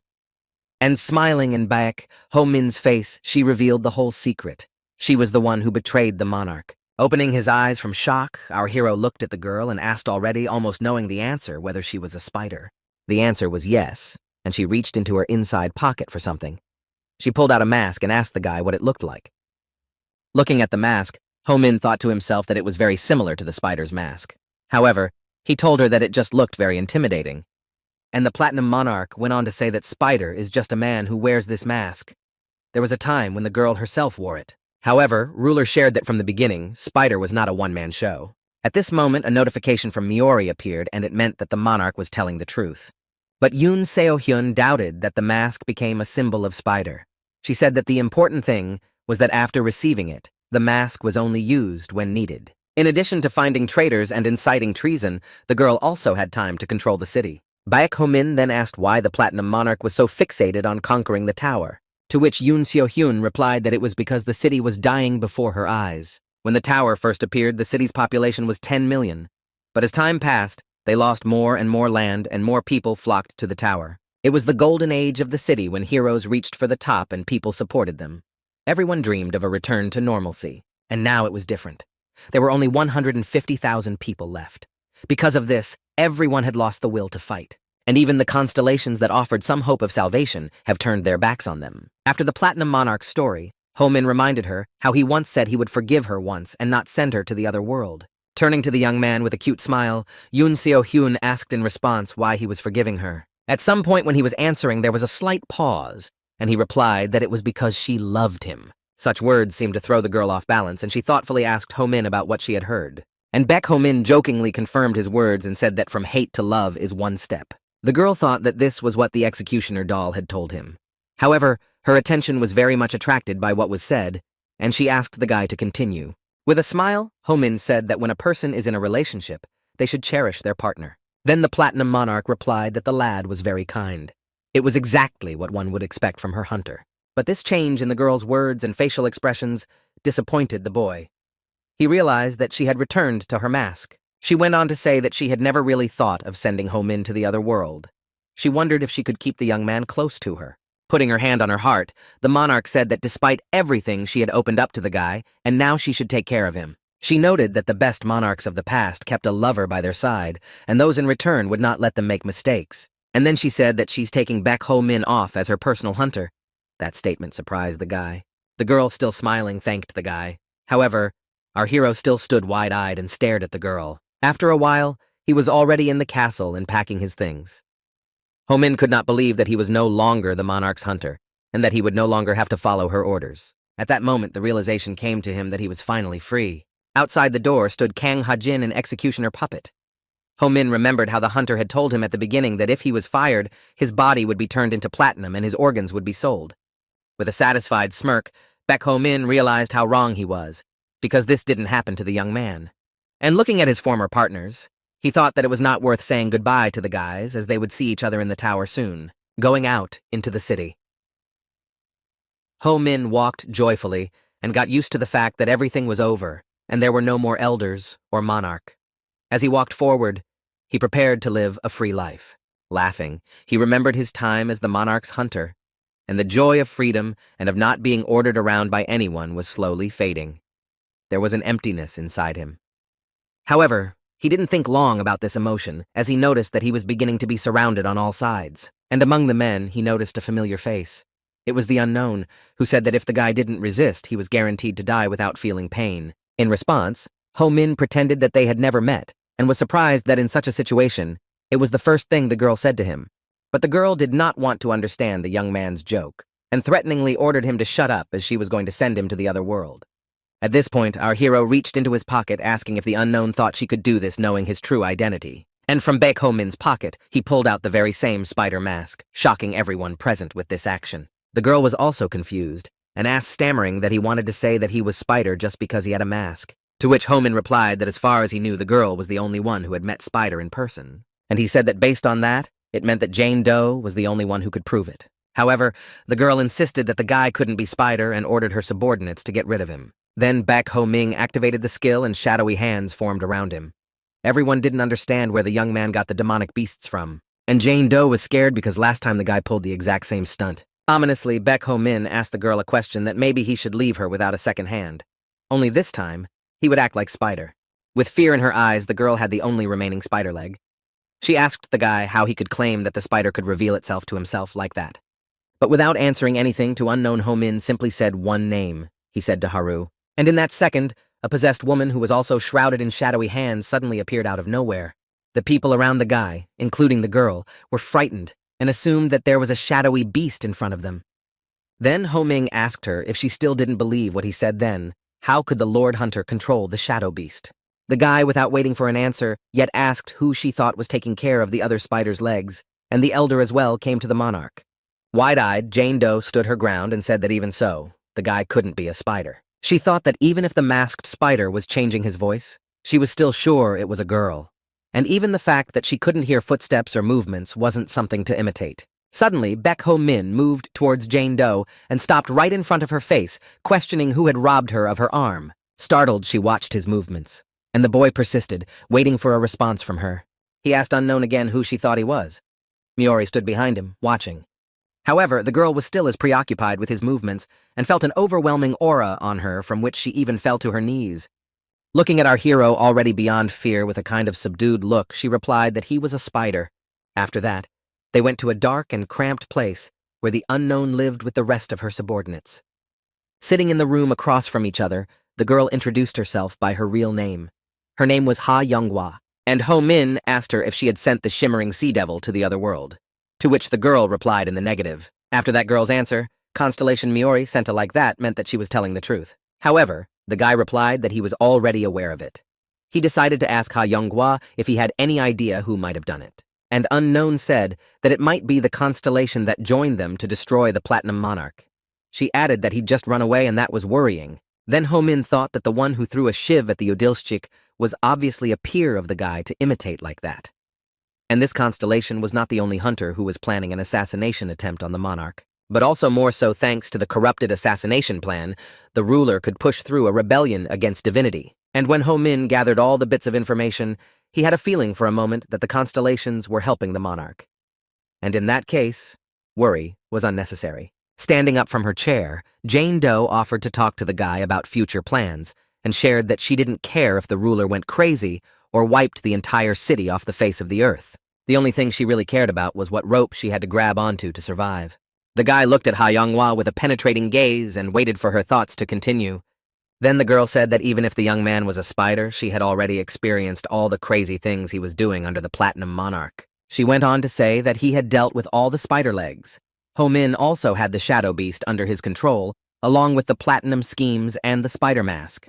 At this point, while our hero was listening to the girl's musings, he thought that she was even cooler than he thought. And Ha Young-woo didn't really understand what Bak Ho Min was or what he was. But nevertheless, she decided to grab onto the same lifeline as him. Earlier, the guy thought the girl would be consumed by rage and go crazy. But as soon as she saw the odds, she immediately changed sides. It showed that the girl was more courteous than Ho Min thought. Then Ha Younghwa realized that since the guy was acting openly, he had a plan. She asked permission for them to join the plan. And Bak Ho Min, hesitating and delaying his answer, said that he actually had one idea. After the girl's hunch about the plan was confirmed, she exhaled a sigh of relief and was ready to listen. However, it was very simple. Ho Min said any street rat would know about it. It was about stealing. With surprise, the girl took what was said and asked what the young man was going to steal. Ho Min replied that he was going to steal the tower, or rather steal the rebellion against the deity of the Platinum Monarch. He also added that they would climb to the very top, since in the current situation, it was the only chance as long as the tower was in discourse. Meanwhile, Kang Ha-jin stood at the entrance of the tower and thought about how warped it had become. Because of that, people's anxiety was growing. And behind him stood a frightened Yu Ha-yul as usual, asking what all these supplies were for. The hunter replied that all of it would be sent to the tower by order of the Platinum Monarch. The ruler said she'd fix the elevator and improve the hunter's facilities, and they were going to set up camp so they could stay inside the tower. And a little uncertainly, the Geomuk student said that none of this was like a normal camp. Looking at the girl, Kang Ha-jin thought about the fact that most of her older comrades from the Weapons Guild had disappeared, and it looked like she was following him around like a hen. The hunter then shared that he hadn't seen Bak Ho Min in a long time, and now he's been replaced by someone strange. He also thought that he hadn't seen Haru in the same amount of time, so it seemed like they might have disappeared together. In a way, he thought it was a good thing that the two had disappeared. But with a sigh, Kang Ha-jin didn't deny that it was now boring without those annoying elements. Suddenly, Yu Ha-yul intervened in the hunter's thoughts and asked about something he hadn't heard the news about. The news was that Bak Ho Min had been sent away. The boy was very surprised and went to the monarch with this question. He wanted to know what was meant by Ho Min being purified. With this sudden interest, he surprised the ruler. Then she said that it was Kang Ha-jin's words that made her immediately kick the guy out. And as if justifying himself, the hunter confirmed that Ho Min himself is rude and sometimes acts foolishly. But even so, he was still a valuable resource. The guy said that our hero was able to become a great dog while something was holding him by the collar. And he asked the monarch if the guy was such a strong constellation that he could give the monarch the benefit of the doubt. With a steady gaze, the girl listened to the hunter and asked him to continue his thoughts as they were very entertaining. Then Kang Ha-jin told about the incident when Ho Min touched his eye seal, and he added that he didn't reveal this information right away because there were suspicious moments. As he continued to talk about what had happened after the seal was changed, he sensed in Ho Min the presence of several constellations. For a brief moment, it even seemed to him that their seals were connected. Our hero was protected by one constellation according to the hunter, but at the time it felt as if there were several. But in the end, Kang Ha-jin said that those had the same aura and felt the same. Summarizing, the Platinum Monarch asked the rhetorical question that there were many constellations, but in fact 1, and the hunter confirmed it. He also added that he felt that the dynamite constellation was only good at alchemy. However, Ho Ming's martial techniques that he had demonstrated the ability to mend his own seal and the skill of taming shadow hands spoke of something else. Kang Ha-jin said that Constellation Dynamite was skillful at handling everything in the tower. This made it astonishing to the hunter. The boy went on to say that this assumption could show the monarch unlikely. And even being a young man constellation, there is no way that those could have achieved everything on their own. And Kang Ha-jin assumed that if it was possible, it was a super constellation. Such an amusing appellation of a fellow made the Platinum Monarch laugh with barely restrained laughter. According to the hunter's story, it was a constellation that stood above the others, and its name was Dynamite. At that moment, the monarch thought of something interesting. Then the ruler asked Kang Ha-jin to spread the rumor of what was the result of the massive constellations. She asked me to say that it was caused by the constellation Dynamite. More specifically, that it was a super constellation that was trying to lead humanity to the top of the tower from the upper levels. However, Kang Ha-jin didn't understand how he could say such a presumptuous thing to people. But the governor didn't ask for an official statement. She asked her to spread the rumor that she was trying to keep the matter quiet, but the information had accidentally gotten out. Again, it was unclear to Kang Ha-jin whether there was any point in spreading such a rumor at all. To this, the monarch replied that in that case, people would get hope, and the constellations that will be annoyed by the term super constellation will make their move. And the ruler suggested that even the constellation Dynamite itself might hear of this rumor and run to the top of the tower. The hunter carried out the Platinum Monarch's orders. People began to discuss and wonder what this super constellation was. They speculated where it might have come from and talked about it standing above the rest. This news quickly reached Baek Ho-min as well. He guessed that it was the Platinum Monarch who could have spread this rumor. People began to wonder who Dynamite was, and some even began to think what he might look like. And someone already suggested that this super constellation caused the tower to warp. Being in this environment, Ho-min realized that only a few people knew about his relationship with Dynamite. It was only a matter of time before all this news reached the city, and Baek Ho-min decided that before something annoying could happen, he should hurry up and climb the tower. In the subconscious world, the one was furious about such rumors. Dynamite himself, however, was very flattered by it. And Miori, standing far away from everyone, assumed that the Platinum Monarch was trying to rush Ho-min to the tower. But nothing could calm the wizard down now. He was furious that the honorary title of Super Constellation was given to some alchemist. He wished such rumors had been spread about him. Deliberately hurting the wizard even more, Dynamite reminded him how he did not want to give his name at the right moment. Such impertinence made the wizard even more angry. Finishing the only one with his satisfied face, Dynamite said that thanks to him he became an ordinary constellation instead of a super one. At that moment, the only one couldn't help himself and started hitting Dynamite as hard as he could. Miori looked at it and realized that the wizard was still a child. While the two of them were settling things, the Martial King approached the girl and said that Baek Ho-min would soon be the center of attention. But it was a mystery whether it would be good or not. Miori said that the Platinum Monarch set the stage for Baek Ho-min, or rather the stage for a new star to emerge. And if our hero wanted to hide his identity, he needed to wear a spider mask. Though Miori thought that if he got some attention, nothing would happen. Yes, and the girl noticed that since the guy was protected by 4 constellations already, the term super constellation wasn't so misleading. By that time, Baek Ho-min was already at the place he was longing for. He was in the tower. Smiling and relaxing, he realized how much had happened while he had been away. His face changed drastically to a more determined one, and he wondered if he should start climbing the tower now, only properly already. Later, there was an expedition, and the tour guide asked all members of the investigation team to pass forward. Baek Ho-min was also there. He recalled that Kang Ha-jin was a member of the first expedition team and had probably already advanced far up the tower. Next to him was Ha Young-hwa, who showed him where to go next. Then Ho-min asked her if she had an informant within the expedition team. But the girl answered no, and said that the first group was made up of only hunters from the Weapons Guild. But even so, there were those she had managed to bribe in the second group. It was as if the monarch had separated the experienced members of the group from the regular hunters who climbed the tower, so they had few loopholes to exploit and squeeze into their ranks. However, Ho-min didn't see anything wrong with that. He realized that they should just follow the first expedition group and capture the tower at the end. And Ha Young-hwa knew it wouldn't be easy because they were members of the first expedition group. But the young man didn't understand the problem. The members of this group included Yu Ha-yul and Kang Ha-jin. The rest of the names Ho-min couldn't remember, but most importantly, Geomuk was their leader. Then the girl said that Geomuk had gone up to the 50th floor before. And considering the way things were going now, Ha Young-hwa suggested just following the first group. In response, Ho Min didn't say anything but only sighed and made a serious face. A little later, Kang Ha-jin and the others were already on the 15th floor in the steam canyon. The hunter noticed that there was an elevator leading to the 19th floor where they had stopped before. And after careful inspection, one of the hunters said that the mansion in front of them was a ghost mansion from the 20th floor. Apparently, it had been moved there because of structural changes. Kang Ha-jin's hunch was confirmed. He realized that the Geomuk constellation at this time had already gone ahead to the 20th floor with a few elite members. Hunter realized that they had a duty of care to investigate the structural changes and find survivors from the other side.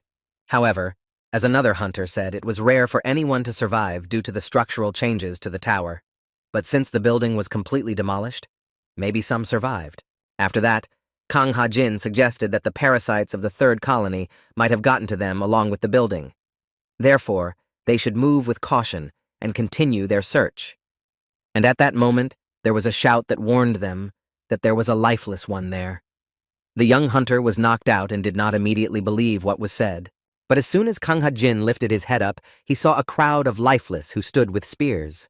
At that moment, he ordered the others to take the defense. Yu Ha-yul, who was standing next to him, asked him with fear in her eyes if it was another centipede. The boy remained silent. However, it slipped into his mind that this aura was familiar to him. It was exactly the same as the one he'd seen the other day. Then another hunter turned to Kang Ha-jin and said that there were probably about 500 lifeless ones, but there were only 20 people in their group. And the guy realized that those lifeless were more like soldiers under someone's command than ordinary undead. After thinking about it, Kang Ha-jin told Yu Ha-yul that they probably had a leader who had become forgotten. But the girl didn't understand what that meant. Hunter said it's the head of the second staircase. Usually he appears between the 17th and 18th floors, but due to structural changes, everything has changed. At this point, the lifeless one turned to the Hunter Lord and said that they wished to negotiate. And Kang Ha-jin immediately warned that if it's about Baek Ho-min, they can't give him back because he wasn't with them. But this time, they were interested in something else. One of the lifeless said there was something unpleasant about this place. Pointing to the building that was called the Ghostly Mansion, the lifeless said that they would like to extract it. Following that, Kang Ha-jin decided to ask them what was inside the building. However, the latter replied that he could not tell, though it was considered unpleasant by the Constellation Tower, and even by the hunter himself. Without insisting on an answer, Kang Ha-jin asked the next question and asked what they would get in return in that case. And the lifeless, briefly unlettered, replied that they would be rewarded with a star. All of the expedition members standing at that moment were shocked and had an even greater interest in what was inside the building. And some members of the expedition team guessed that there could be something equal to a star and just as dangerous. Their thoughts were interrupted by the lifeless one's voice and said that he would help them as the tower wanted him to. However, Kang Ha-jin didn't understand why he should trust the lifeless one. Then he raised his spear upward and said that this oath would be witnessed by the constellation Dark Ghost. At this point, the hunter thought it was a very attractive offer because they could both get allies and a star. But even so, Kang Ha-jin took out his knife and threw it right at that centipede leader while saying that they never negotiate with the lifeless. And Kang Ha-jin also asked to tell the Dark Ghost constellation to watch themselves since they were in the midst of a rebellion. After that, the lifeless crowd swarmed towards them. Since the hunters didn't want to negotiate, they decided to send them to the other world. Suddenly, a notification from the Dark Ghost appeared in front of Kang Ha-jin's eyes that it was watching him and granting him a level 1 curse. But the young man didn't want to give up. But he didn't act until Yu Ha-yul called out to him and shouted that they were being attacked. Kang Ha-jin thought that because he had spent so much time with Baek Ho-min, he was influenced by him. And also in battle, he realized that it's not so bad to act carelessly like our hero. At this time, Baek Ho-min was already on the 11th floor at the elevator entrance. But suddenly a strange man appeared in front of him. He knew our hero's name, so it made Ho-min even more interested in who was standing in front of him. And there was a man standing in front of him who looked kind of lifeless. He said he had a proposition for the guy. The man's voice made Baek Ho-min think that he was talking as if he was undead. Then our hero turned to the man, calling him Dark Ghost, and said that he was stubborn. After all, he wanted to take Ho-min's heart, and now he's talking about proposing to the guy. However, Lifeless said that this does not concern the Dark Ghost constellation, and it is they who need help. And Baek Ho-min softened and made contact with the man. He asked what was necessary and what should be done. The one replied that the tower had become warped, and it was unpleasant for them. So afterwards, he asked the boy to follow him. Then a dark flame suddenly appeared around the Lifeless and Baek Ho-min. This phenomenon gave the boy doubts, but he assumed it was some kind of teleportation. Later, the Lifeless man said that he had borrowed this ability from the Dark Ghost. They teleported to an overturned building, and the boy asked him what was wrong with him. Lifeless replied by saying that they wanted to get rid of the nasty thing that was inside this building. More specifically, they wanted Baek Ho Min to get rid of it. The guy had a perfectly logical question about what he would get in return if he got rid of what was in the house. The one replied that the young man would get a star if he managed to help the lifeless. At that moment, Ho Min realized that in order to get a star, he had to do something extraordinary. Lifeless didn't deny it and said the young man is perfect for the role, just hasn't had the opportunity before. With a sly face, the guy grinned at these words and added that he had already destroyed the dark ghost incarnation. However, the undead man replied that none of that matters as they decide who they want to work with, and the dark ghost is only helping. Thinking about it, Ho Min weighed the pros and cons. After all, it was not clear whether he could trust the constellation that recently wanted to get rid of him, although the chance to get a star didn't come often. After our hero asked this question, he received a flurry of notifications from the constellations. After a little thought, the guy agreed, but only on one condition. And the condition was that before Ho Min received the star, he couldn't attack or betray him. He also asked for the teleportation skill as a blessing. But the lifeless one noticed that everything the young man said did not fit the term of one condition. Ho Min immediately made it clear that he wouldn't do anything without it. However, the lifeless man asked him to take his time and told him that Kang Ha-jin had just rejected the offer on the other side of the canyon. Hearing this, the guy was surprised that his once partner had turned down such an offer. But the lifeless man said it was no longer the young man's concern and the offer was still on the table anyway. The thought flashed through Ho Min's mind that even the constellations had agreed to such a proposal. And since he wasn't the only one to receive it, it was probably a trap. And then the young man asked how he could trust him. He said that the Dark Ghost constellation would testify to this oath. It was as if Baek Ho Min's doubts had faded away a bit since the constellation oath was absolute. At this point, our hero decided he would go for this deal and voiced his verdict to the undead. Lifeless was pleased with this choice and said that they would then spring into action. After Ho Min agreed, the Dark Ghost constellation gave him a test. It was to destroy the heartbeat that distorts the tower on the second staircase. And Baek Ho Min had already heard about such a test from the corner of his ear. He had also heard that hunters sometimes received such a test. The most famous case is the trials given by the tower itself. When the 5 stars are exactly in position, the tower grants the hunters their first trials as a constellation. And once someone passes it, they get their own named weapon that makes them a constellation. And only the tower could assign constellations. Baek Ho Min was very determined and decided not to hesitate and go do the task. However, when he took a couple of steps, he noticed that the lifeless man was not following him. So he asked why. He replied that there was no starlight inside, so he could not enter. The monster also added that many of the parasites in the ecosystem depended on him. Some could live underground, but it was because they had gold to support themselves. But in the case of the lifeless one, this was not the case. And at that instant, Ho Ming drew his sword, which was just emitting starlight. He was very surprised and started to excuse himself, saying that he would rather wait outside. He was very surprised and started to excuse himself by saying that he'd rather wait outside. Then Ho Min turned to Haru, and that very second she blew the head off the lifeless man. Ho Ming took the monster's head with him, explaining that they still wouldn't die until their heart left their body. Such a measure was forced because the lifeless man flatly refused to go inside with the guy. In the subconscious world, Dynamite thought that such a test was a bit unusual from the Dark Knight since Yun Seul usually gave such a test. And the Warrior King remembered that the Dark Knight has a grudge against Baek Ho Min. But when the king had a choice, he agreed to this trial. But there was something wrong. The one agreed that it all looked suspicious. But the reason she agreed to this mission was because of the Dark Ghost. He reasoned that if it was Yun Seul, she would try to get a few more blessings and be done with it. But it was the Dark Ghost. And the Warrior King decided to ask the wizard if he was aiming for something more. But the one said if all went well, with the trial they could get rid of the old fool. Bringing a star down from heaven could be awesome. At that time, Baek Ho Min was already inside the building, and he noticed that everything was upside down, not only outside, but also inside. And in this shambles, our hero did not really understand what he should have done to find the right path. As soon as he asked that, everything suddenly began to move and change again. Ho Min and the rest of his companions began to fall down. Then the young man assumed that every time he would make a mistake, the layout in the building would change. However, he still didn't know how things worked here. He guessed that there must have been some kind of circuitry so he could get to the room with his heart beating. And then he accidentally touched some mirror underneath and thought this might be it. But suddenly everything started to change again, and Baek Ho Min realized that this was a fallacy as well. With each mistake, the whole building turned upside down again. It was starting to make Ho Min really angry. Angrily, he touched a pole and they flew down again as a group.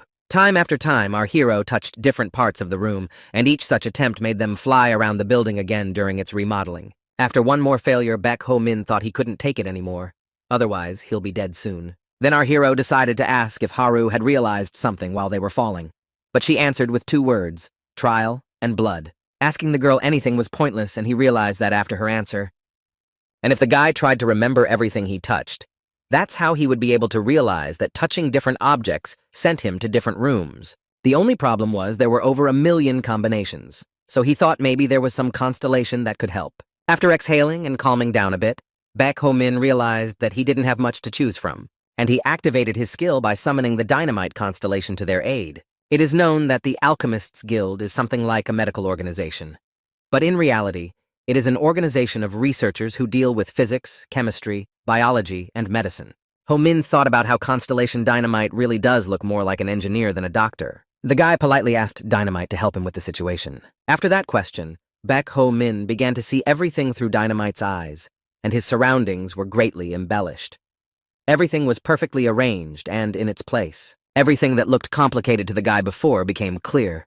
Then our hero noticed something up ahead. He asked Haru to break the red pillar that caught his attention at that moment. And the girl didn't hesitate at all and ran straight for Ho-min's intended target. Next, he asked her to hit the next object. It was a mirror that was to Haru's left. She obeyed his orders again. He praised the girl for that and told her to duck until everything stopped. After a not long dodge, everything around them stopped changing, and they all exhaled in relief. Standing in the middle of the trashed room, Ho-min realized that he should have started with the center column right away. The young man also thought about the fact that Dynamite had no problem finding a flaw with the layout and destroying everything. Upon the constellation's return to his world, the one thought the one would just help a little, but in reality he turned the whole thing around. However, Dynamite didn't think so. He said he was an engineer, not a scientist. Therefore, it was not his job to study layout and design, and he boldly and proudly stated that his job was to find the fastest solution. Then the mage said he was smart enough to understand the impossible layout of the manor and find his way to the right room. But even so, he took advantage of the flaws and destroyed everything. In that case, the one said that they couldn't expect much, since he was doing the job as the mage had imagined anyway. But the warrior king didn't understand what he meant. However, it was difficult to detect the weakness of the ghost estate, and before Dynamite, no one could have done such a thing. Meanwhile, Baek Ho-min and the others had already found the heart. It looked like a seal tube stuck in the ground. However, his companions didn't understand how he had found it so quickly, and Ho-min was running through his head that if you thought about what Dynamite had done, it was pretty simple. All they had to do was tear everything down and find one whole room out of all of them. But to find out how Dynamite had managed to destroy everything so quickly would not be possible. So Ho-min drew his sword and prepared to destroy the find. Activating the master of the 10,000 swords, our hero made his powerful weapon swing. The heartbeat inside the ghostly mansion was destroyed, and the lifeless one said the guy did a good job. Baek Ho-min was even disappointed that that was all, since he wouldn't have anything to tell the others how he became a constellation. But Lifeless complimented that this was only the beginning, and he said with a loud laugh that there were only 11 more of these hearts to destroy. No sooner had Baek Ho-min started to get indignant than suddenly everything around him started moving again. With a sly grin, the lifeless man said it was because the heart was trying to get back in place.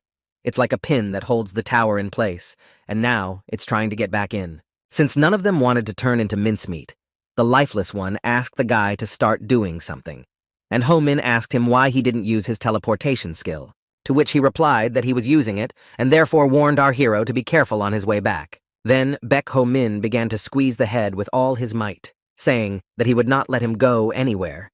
The lifeless man said that it was useless and that he couldn't leave with him. With a gloating smile, he told our hero that if he even tried to use the shadow step now, all he would succeed in doing was losing his arm. Not for nothing at this moment, Baek Ho-min was frightened and thought that this traitor would most likely only travel through the dark mist. And a little later, a notice from the One appeared in front of the boy's eyes. Ho-min remembered that the mage had already deceived the incarnation of the dark ghost. The guy immediately summoned the wizard to his aid and began to act. Lifeless was in shock and didn't understand what he was doing. The traitor began to scream and realized that at this instant, Ho-min was trying to steal the dark ghost blessing from him. However, the guy didn't show any upset and said in a frenzy that the guy didn't even know about the side effects of this skill. But nothing seemed to stop our hero. He realized that the most important thing now was just to survive, and Baek Ho-min called out to Haru, who was standing behind him, to cling to his back. Ta quickly climbed on top of him, and the moment before they were pinned down by the columns, they were vaporized. A little later, the guy didn't realize what was happening. It was like he couldn't feel his body. Even at that second, he thought it had failed. Baek Ho-min couldn't feel anything and couldn't even see. He thought he was dead. There were even questions about how much time had passed since then. Suddenly, Ho-min noticed that there was a notification from a constellation he didn't know. But after a few seconds, our hero realized that the bark was from the only one, and he began to hear. And the guy heard a sound he didn't understand. With horror, the boy opened his eyes and woke up in reality. And as it was to be expected, he didn't understand where he was and what was going on around him. As he lifted himself up, he realized he was sitting on the ground. The trader said he wanted to share with the young man the secrets of the skill's side effects. As soon as the shadow step began to work, its owner loses all senses for 9 seconds. After hearing this, Baek Ho-min was a little furious and couldn't believe that everything had just happened in 9 seconds. To which he added that people who lose all their feelings unconsciously hurt their bodies. And when they can't get their feelings back, the chance of them hurting themselves increases. In that case, Ho-min angrily asked the lifeless man why then he didn't have any side effects, but it was because he had received the dark ghost's blessing personally. And afterwards, the undead asked how the guy had managed to use the shadow walk at all. However, Ho-min decided that his trader didn't need to know that and asked where they were now. The lifeless man asked him to pick him up, as he could not see anything from the ground. The boy was already beginning to feel angry at the presence of such a burden in his companions. Lifeless's head started screaming about how the young man knew about this place, since he wasn't supposed to know about it at all. In front of them was a vast desert. However, Baek Ho-min still didn't understand where they were. And just when the undead head was about to answer the guy's question of where they were now, it dissipated in dark smoke. This ominous smoke escaped from our hero's hands and said that it could not be. The smoke also mentioned something about the dark ghost's blessing. In the end, as became clear from the words of the lifeless, or rather from the resulting smoke, the dark ghost left him. At that moment, Baek Ho-min thought that the creature might be angry that he had come here. He wondered why he had left his blessing, and our hero turned to the one because he wanted to know the reason why he was brought here. However, there was no answer to the question. Then Ho-min decided that this place should be examined and moved forward with Haru. He kept saying that he was hungry. Initially, the young man thought it was just an ordinary desert. But later he noticed that the sand was different. Bone dust from the lifeless and metal shards were present. He even found gold dust there. Then Ho-min assumed that this place was like a tomb for the lifeless. And he remembered that there were rumors of a forgotten graveyard. The lifeless came to this place when they no longer had a body of their own, and the guy used to think it was all fairy tales. And now Baek Ho-min was finding it hard to believe that the graveyard for vermin really existed. Later, our hero came up with the idea that if he could extract gold from the lifeless bone remains, it would be a whole gold mine. At this moment, Ho-min realized why the constellations had convinced him to take this trial. They wanted to use the dark ghost's blessing to bring the boy here. Together with Haru, they happily threw their hands up in the air and decided that they needed to collect as much gold as possible. The constellations were watching, and the War King was glad that Ho-min had survived the journey. But Dynamite noticed that there was more to be found in this place than gold. Dynamite smirked, realizing that it would be his turn to interfere in the boy's affairs. But the mage had an angry reaction to it. An hour later, Baek Ho-min had already managed to collect 2 handfuls of gold. In that time, he had practically collected 200 million. And only now did the lad realize why every hunter longs to get to this place. In addition to gold, the guy found some rare equipment here. It was even hard to find rare weapons in such a place. Ho-min found his first relic weapon here. It was a metal chain, and apparently it could grow when pulled. But it was hard to believe that this chain could be pulled without any cost. And at this moment, a notification about the collected gunpowder also appeared. However, Baek Ho-min didn't understand what it meant, but it was interesting. The guy decided to test how the chain worked. He swung it and hit the ground. As a result, there was a huge explosion in the area. As it turned out, this weapon was destroying part of itself to explode, and Baek Ho-min noticed that it had a similarity to the 10,000 Swordmaster. Suddenly, after checking the metal chain, our hero felt something unpleasant in his body. He later realized that this was a side effect of using the weapon. The cost was his energy. He should have known that, as it would have been the most likely cost in the tower. Then, to make him feel better, he used the mini-lab in his body from Dynamite. He took fatigue-relieving substances, painkillers, and more. Since the price for the weapon was energy, such drugs could at least help the guy with that. A second later, Baek Ho-min remembered the moment when he looked through Dynamite's eyes. He then gathered his hands into a fist and decided that he should hurry up. Our hero could not have imagined that this case would take him so long. And looking at some colorful pebbles on the paper, the young man was not sure how many times he had to use his memory skill for the sake of Dynamite's help. In the subconscious world, it seemed like all the constellations except Dynamite himself couldn't understand what Ho Ming was trying to do right now. So the Martial King asked the constellations about it, to which he replied that it was an explosive. And since ingredients and tools were now limited, Dynamite helped increase the weapon's power. The Phantom Flame Massacre is a weapon that uses projectiles, and if one link is filled with explosives, the rest will have the same effect. The Warrior King was afraid to even ask what this weapon could do then, but Dynamite told himself that such a bomb is especially known for its 98% lethality. Then Constellation thought about what was even more terrifying, how the alchemist was talking about it with a smile.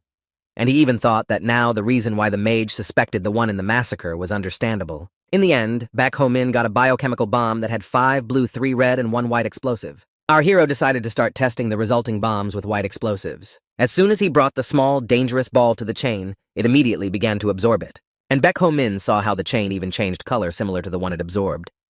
With the motto of all or nothing, the young man was ready for the experiment. However, the guy quickly realized that he couldn't just use the bomb as he had spent a lot of time creating it. He quickly changed his mind about testing the chain and really hoped that for such a test, he would still be given a star and receive a constellation title.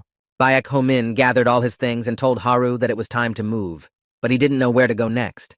Then notices from the constellations, which thus helped to determine their route, appeared before the lad's eyes.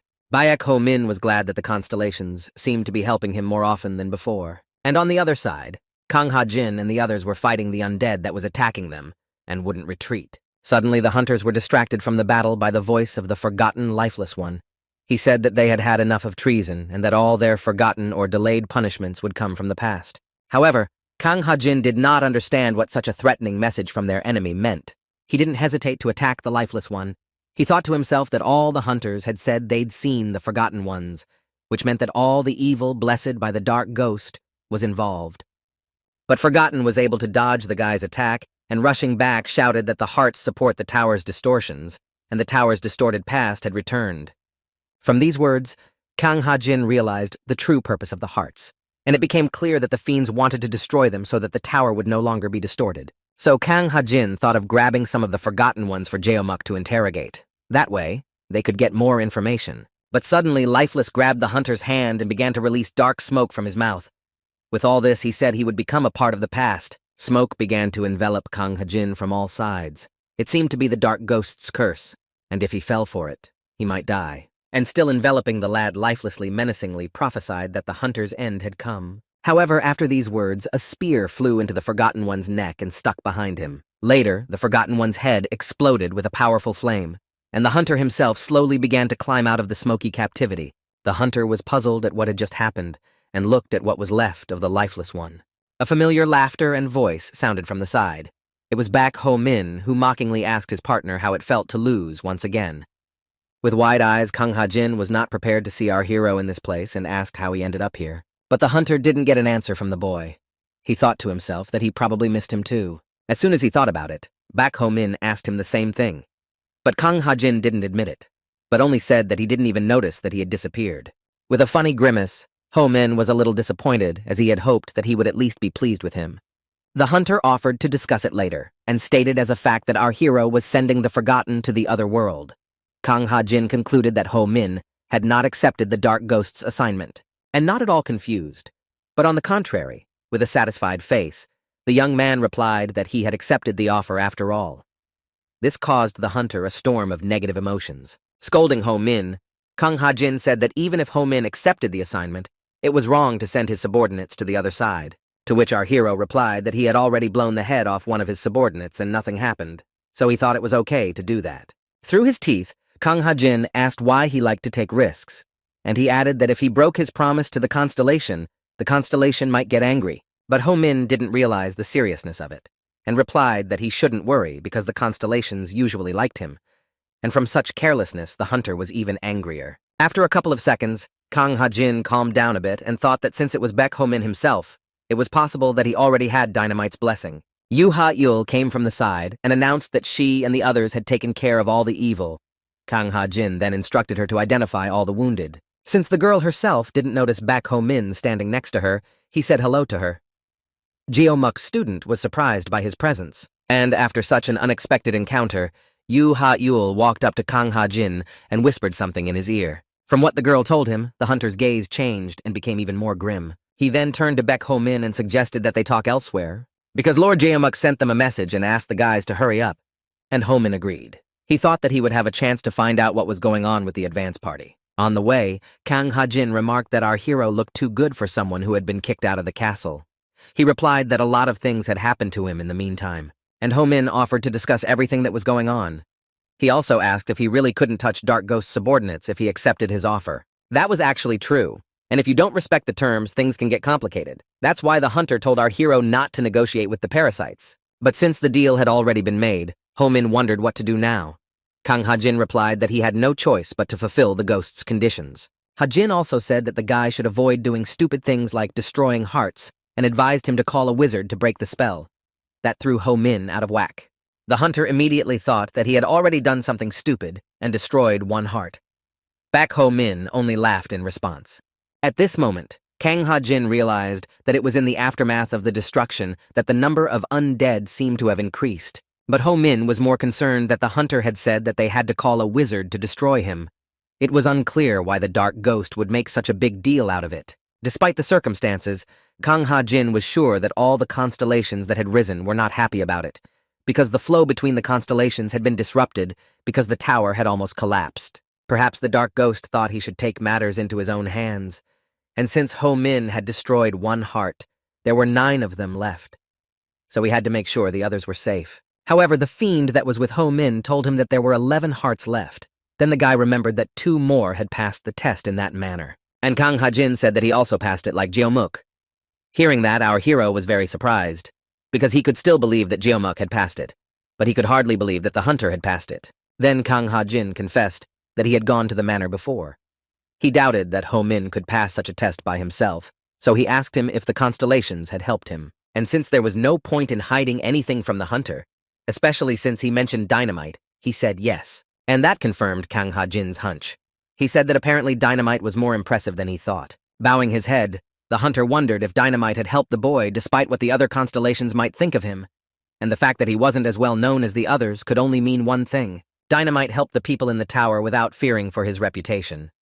According to Kang Ha-jin, he was most likely a silent hunter who really made a difference. And Dynamite himself, listening to the flattery in his direction, was madly happy, and said that he always thought Kang Ha-jin was a good guy. Because of this constellation reaction, Ho-min's notifications started popping up everywhere, and he said that it was likely that Dynamite wasn't as quiet as the hunter thought. Kang Ha-jin continued to praise Dynamite, and said that even though he was not known among the people, the constellation in the sky spoke of his accomplishments. And since he was helping Ho-min, he probably saw something worthwhile in him. And our hero replied to the hunter that it was unlikely that Dynamite would like him because of his sweet talk. Such a phrase caused Kang Ha-jin to question Ho-min about whether the constellation didn't like him. But Baek Ho-min couldn't even think that the hunter cared that much, so he asked if he was interested in Dynamite too much. However, the boy could not understand such interest since he could communicate with the constellations. Most hunters could only dream of such a thing. Kang Ha-jin said that the guy didn't even realize how meaningful it was that the constellations were actively helping him instead of just giving him signs and blessings. It was probably at this moment that Baek Ho-min realized this and thought that he was still grateful to the constellations for the help they were giving. He couldn't even count the number of likes that had once saved his life.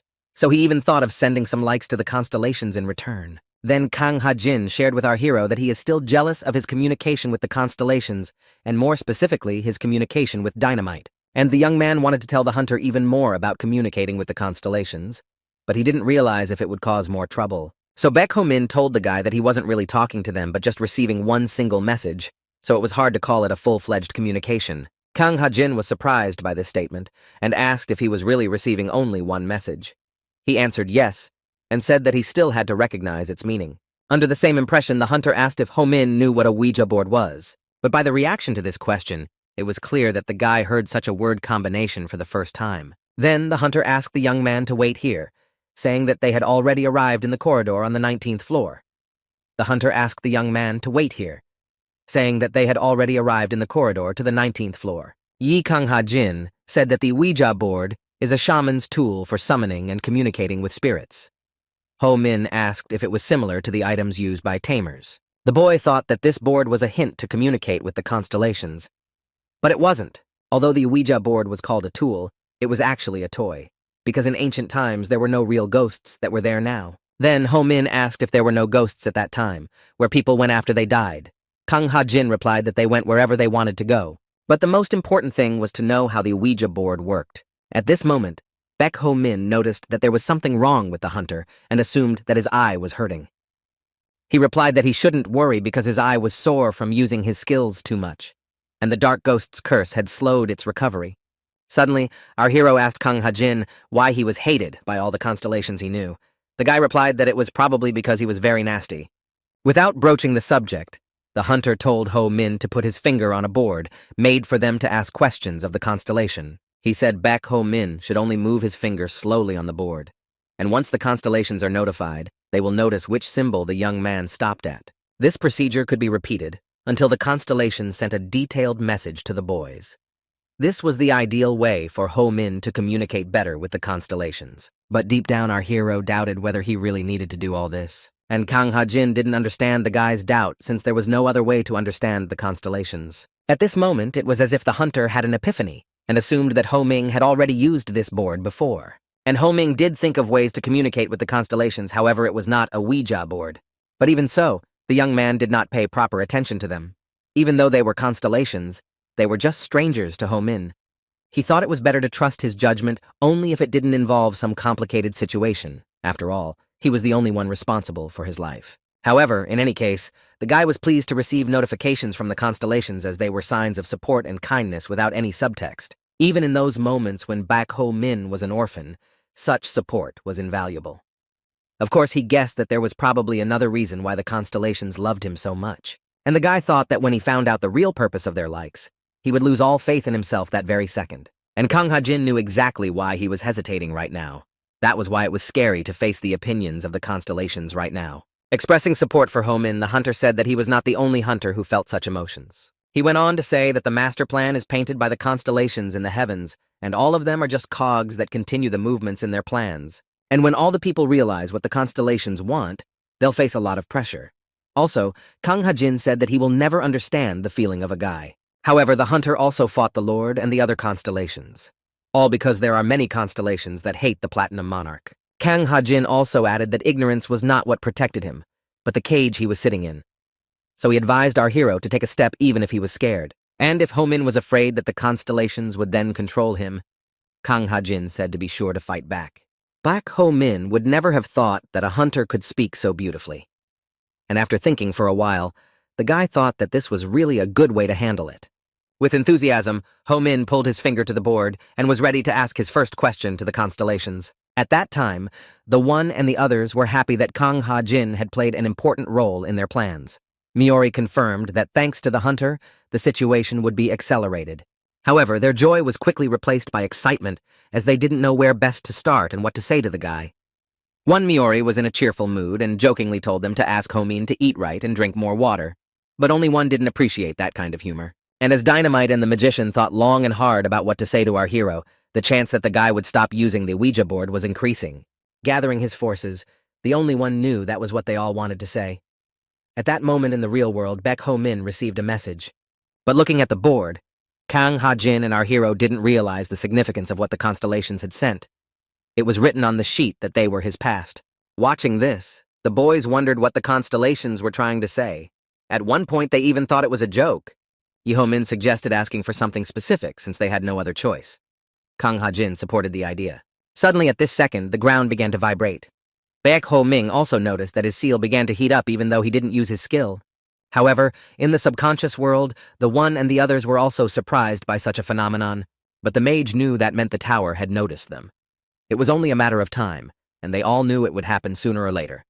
Though Dynamite still didn't understand why it all happened so suddenly, and all this was because they started using the Ouija board to communicate.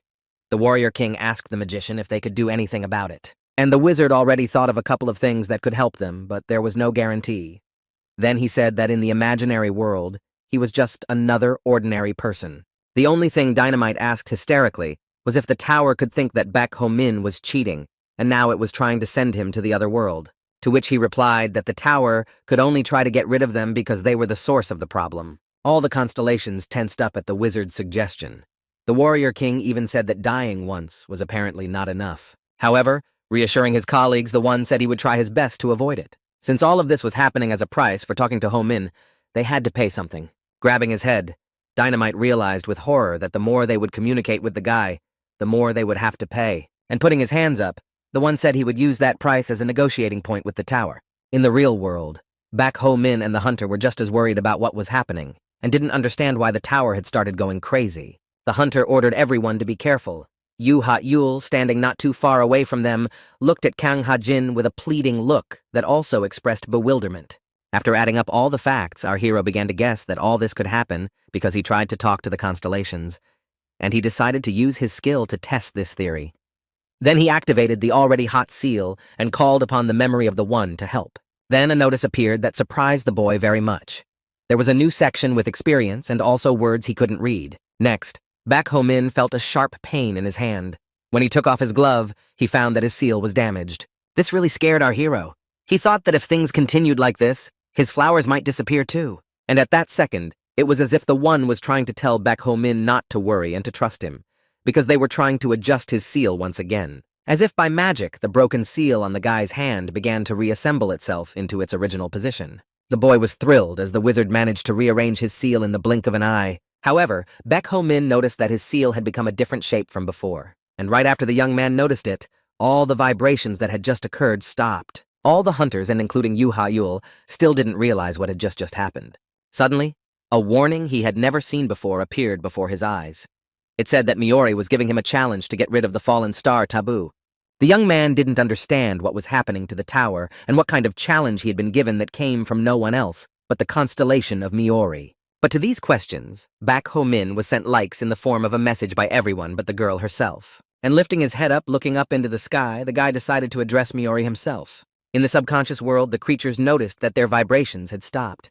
The warrior king turned to the magician and asked if he could now give the boy orders. With a satisfied smirk, the one wasn't verbose and simply said yes. It was a widespread fact that constellations could give hunters errands and tests. This is one of the ways to pay the debt that serves as the price of communicating with them. But none of them had given Baek Ho-min any assignments at the moment. Even though they were constellations, they were still a figment of the boy's imagination. And the warrior king was amazed at what he heard and couldn't figure out how it all worked. And the point was that the one had made a deal with the tower. He was adjusting the balance sheet for the price they all had to pay. However, Dynamite was not happy with what the mage had just said, because in that case the price would most likely have to be paid by Baek Ho-min as he thought. And he wasn't wrong. Though now the constellations may have given the lad errands and trials, but the tower would ask an even greater price. Then Dynamite connected the chain of events and remembered about Miori, who was not near them now. And the only one kept saying that they could give the assignment to Baek Ho-min. But during the test, the constellation that gave it is excluded from the set of memory skill constellations. Then Dynamite asked why Miori had voluntarily given the boy an assignment. The wizard replied that it was not in the girl's competence. And he complimented that for Ho-min, the fallen star is an important target for elimination since it meant the end of his world. He also said it would be hard for the guy because he was in constant pain and suffering. Shooting stars were those who once shone in the heavens, but later lost their purity and descended to earth.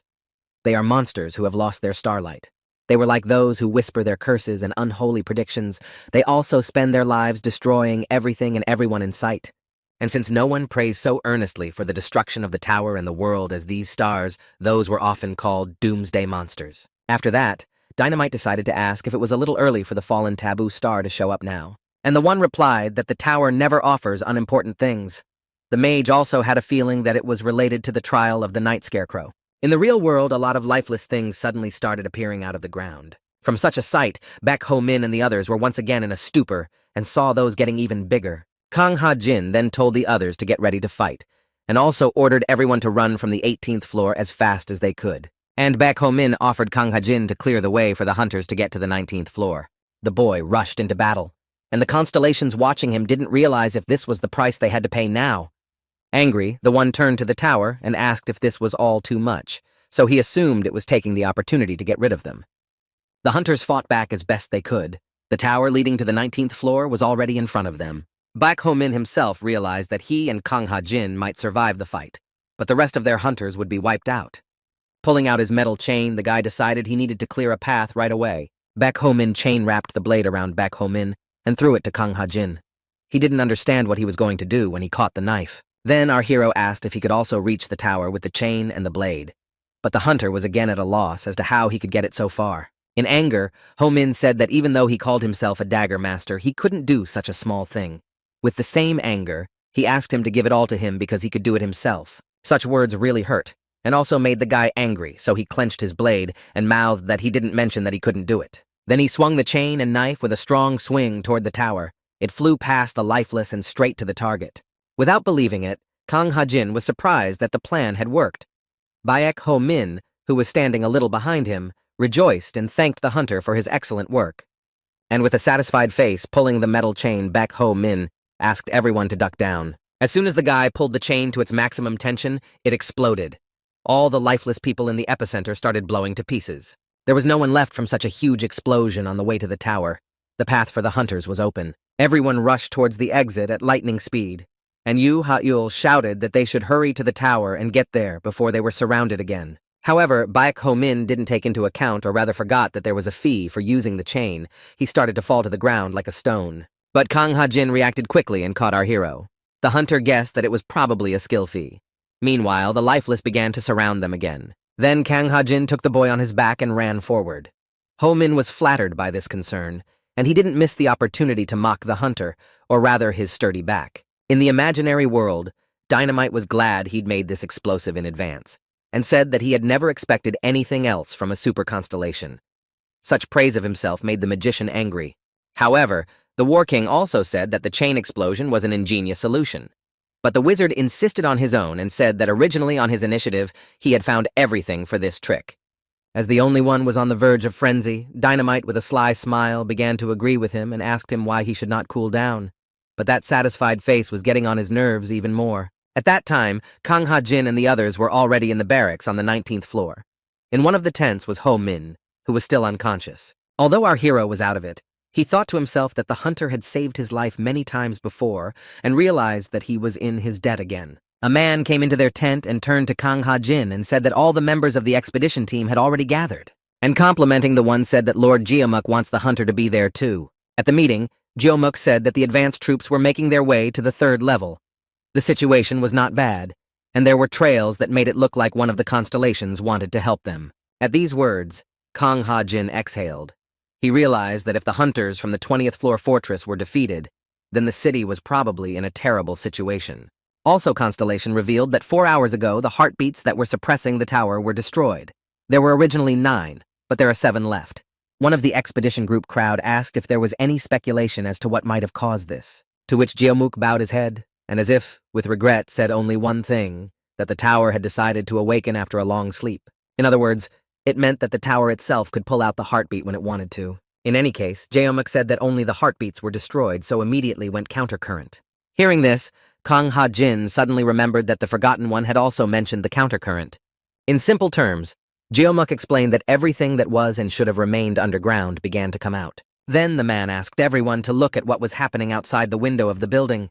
According to one of their alchemists, the lifeless there were about 148,000. This news greatly surprised and frightened the hunters at the meeting, and the number of hunters who survived on the 3rd level was about 130 people. That meant that there were only 1,000 opponents per fighter, as Geomuk had said. The staging of how the man said just 1,000 opponents on one shocked Kang Ha-jin, but Geomuk complimented and said that the number of lifeless was not the main problem, as something more serious awaited them. And he asked the member of the expedition group to look again at what was happening outside the window and pay attention to the fool who was fighting the enemies. Turns out that man was Taboo himself, who was a doomsday monster and was slowly following them. There was a murmur and discussion in the hall about what Geomuk had just said. Everyone guessed little by little that the man was talking about the fallen constellation. Kang Ha-jin realized that all the hunters were getting nervous. He couldn't blame them for it, though, since Taboo was a terrifying creature. However, it was the nature of the fallen constellations that had everyone truly excited. And what was most striking about this situation was that the constellation that had once faithfully led mankind from the heavens could in an instant fall to Earth. Then Kang Ha-jin turned to Geomuk and decided to clarify that as he remembered the constellation Taboo had been tamed 7 years ago, it was really true. Because Geomuk himself had subdued him once. But still, he didn't destroy it because it escaped underground. And before they had to move on, the man decided to share with the hunters what kind of man Taboo had been before the fall. After a while, Baek Ho Min had already regained consciousness in the tent, and Kang Ha-jin was already bringing our hero up to speed. At that moment, Ho-min remembered the test that Miori had recently given him. It was all about getting rid of the taboo. And the hunter idly decided to ask if the guy knew what a miracle day monster or a fallen constellation was. And the hunter idly decided to ask the guy if he knew what a miraculous day monster or a fallen constellation was. And the hunter said that during the blue-white conflict, many constellations ascended, including Taboo from the Alchemists Guild. And he ascended thanks to the constellation Oracle. It would have been nice if he had led all those who wanted to follow him and stayed ascended. But unfortunately, he was unable to let go of his amazing attraction to the Earth. Less than a year after his death, Taboo lost his title and was demoted to the title of Fallen Constellation. This was a consequence of the obsession with his values as a man. And of course, Ho-min wondered what kind of person Taboo was, so he asked Kang Ha-jin that question. Hunter replied that he had heard that he was rather eccentric. Taboo was more interested in the tower itself than in conquering it. The Fallen Constellation tried to find holes in the rules set by the tower and test the limits of her patience to see how much a man could deny her superiority. Then Baek Ho-min suggested that that was the reason why he was named Taboo. The hunter went on to say that he was interested in what was forbidden and obsessed with it. And the boy even wondered why the tower had granted a title to someone like Taboo and given him such a name. After that, our hero began to reflect that even though Taboo was a fallen constellation, he didn't realize if he had the strength to defeat it. But the young man's thoughts were interrupted by Kang Ha-jin, saying that he remembered that at that moment, Ho-min was doing the Night Scarecrow's errand. And the hunter said that fallen constellations come into disfavor with the towers, which meant that a guy could take a star away from one of them for nothing. That's how Doll got hers. Baek Ho-min was even encouraged by this and thought that if he completed both trials, he could even get 2 stars. All the while, Jeomuk looked wistfully at what was happening outside the window. Kang Ha-jin came up from behind and added that they were lucky that the parasites despised the fallen constellations. The man asked if there was any news from the monarch without responding to the boy's words. And the hunter replied that she would not send a second expedition team for the reserve because now all the elevators are damaged. Jeomuk was not happy about this news. Also, the Platinum Monarch had ordered them to advance to the 20th floor after overthrowing Taboo. They were basically expecting a ridiculous order from someone who had no idea what was going on. Kang Ha-jin said that if the fallen constellation disliked parasites so much, it should have reunited with humans. Taboo would be a strong ally like no other. But Jeomuk replied that it was not the fact that the fallen creature hated parasites. It was the tower. He said that the fallen constellations have a great hatred for the tower, and they all want to destroy it. All because they no longer live without the values they had when they were alive. However, Kang Ha-jin still couldn't understand why exactly this was happening. To which Jeomuk, smiling slyly, replied quite simply, "It's because love always goes almost hand in hand with hate. The hunters who climb the tower adore it. But such a strong feeling can easily be replaced by resentment if the tower allows them to reach the top." Then, Kang Ha-jin decided to ask the man what he thought the outcome would be in the end. Although the guy dreamed of the ideal scenario of Taboo and the parasites destroying each other. But that was definitely not going to happen, and Jeomuk said that they would have to face Taboo very soon. So they should have started preparing already. Suddenly their conversation was interrupted by a concerned hunter who said that something terrible had happened there. And then he said an even more shocking thing. He mentioned Baek Ho-min's name. This made the eyes of the hunter and constellation become wider than usual. Our hero was already standing practically in the epicenter of the battle and thought about the fact that he didn't really know how to fight the fallen creature. However, he realized that he didn't need to use his brain or any remnants of it to come up with a very workable strategy, since most likely Baek Ho-min would just not be able to observe it properly. Behind the guy, Kang Ha-jin had already caught up with him and was shouting with questions about what the guy was up to. But Baek Ho-min didn't seem to hear the hunter and thought that he was especially good at thinking on the fly, so he decided to act according to the situation. Turning to his constellations with a battle cry, our hero roared into action at the lifeless mob and the fallen constellation. He chopped down one by one, even bit into the necks of the lifeless and used the mini-lab. He knew it would be a long battle, so he didn't hurry to call the constellations until he met Taboo. Jeomuk and Kang Ha-jin watched the boy. The man assumed that he had lost his mind when he lost his title as the ruler's hunter. So he asked the hunter if he was going to help the boy. And the man replied that he may have been immensely indebted to Ho-min, but he didn't want to help him when there was a risk of losing his life and the lives of other hunters. After hearing Kang Ha-jin's answer, Jeomuk said that in that case, our hero would meet his end here. In the battle, Ho-min was already getting very hot. He thought that the back of his palm should already be burning. However, the heat from the seal spread throughout his body, and he noticed that the hotter she got, the stronger and faster his movements became. Then Baek Ho-min suddenly remembered training with Kang Ha-jin's mentor and thought that perhaps it was their fruit. He also remembered how he had said that he would teach him how to use those skills for himself. And Ho-min wondered if he had to warm up in order to work at full speed. Moreover, after the seal transformation, it was now easier for the young man to use the 10,000 Swords Master. He didn't fully realize what the one had done to his seal, but he was insanely grateful for it. And the wizard did say that he increased the conductivity of the guy's heat seal. But according to him, Baek Ho-min was the one who made it possible. The warrior king was amazed at how quickly our hero was growing in strength and ability. However, he was worried that because of such recklessness, the young man might now be killed. The mage replied that of course the safest thing to do would be to just run away. But that didn't make sense. If the boy ran away now, it was unlikely that he would be able to cope with what would be on the upper floors. After pondering these words, the warrior king agreed with the one. In any case, Baek Ho-min was doing well right now. However, the mage was more interested in what Kang Ha-jin would do now in this situation. And the warrior king suggested that the hunter, judging by the current circumstances, probably left the guy alone in the battle. Closing his eyes in regret, the one said that our hero was like a pebble that was thrown into the water. Only Kang Ha-jin could influence whether the pebble would make a wave or not. But if he doesn't decide to help Baek Ho-min, the guy will just fall to the bottom. Gritting his teeth, Kang Ha-jin looked at Ho-min and realized that it was impossible for him to go to Tabu alone, even if they all went to his aid. The hunter realized that there was no chance they could defeat both the lifeless and the fallen constellation. They would simply be doomed. At that second, Kang Ha-jin made an important decision. He regretfully said that he couldn't help our hero this time. Jeomuk, standing behind the hunter, was amazed that Ho-min had fought longer than he expected. However, the man still didn't understand what he was doing all this for. Then Kang Ha-jin felt as if he had an epiphany. He realized that the battle initiated by the boy and the battle started by Tabu were changing the course of things in a strange way. Hunter realized what the point of it all was and couldn't believe his own guesses. Kang Ha-jin then made a request to Jeomuk, but he interrupted him and said that if the request was for him to order the hunters to attack, the answer would be no. Exhaling, the hunter realized that the man there would answer him, and he said that in that case he had no choice. Then the guy reached into his pants pocket. Taking out a platinum coin, the young man shouted that he, as the ruler's hunter, was ordering Jeomuk to gather his troops and join Ho-min. And all this because of the oath the creature had sworn to the monarch. The man was dumbfounded by the young hunter's antics and asked if he was now threatening the constellation. And Kang Ha-jin realized that he couldn't even look Jeomuku in the eye. He also thought that if he wanted to, he could send him to the grave with a snap of his fingers. Having snatched the coin from the hunter, Jeomuk couldn't say he liked it all.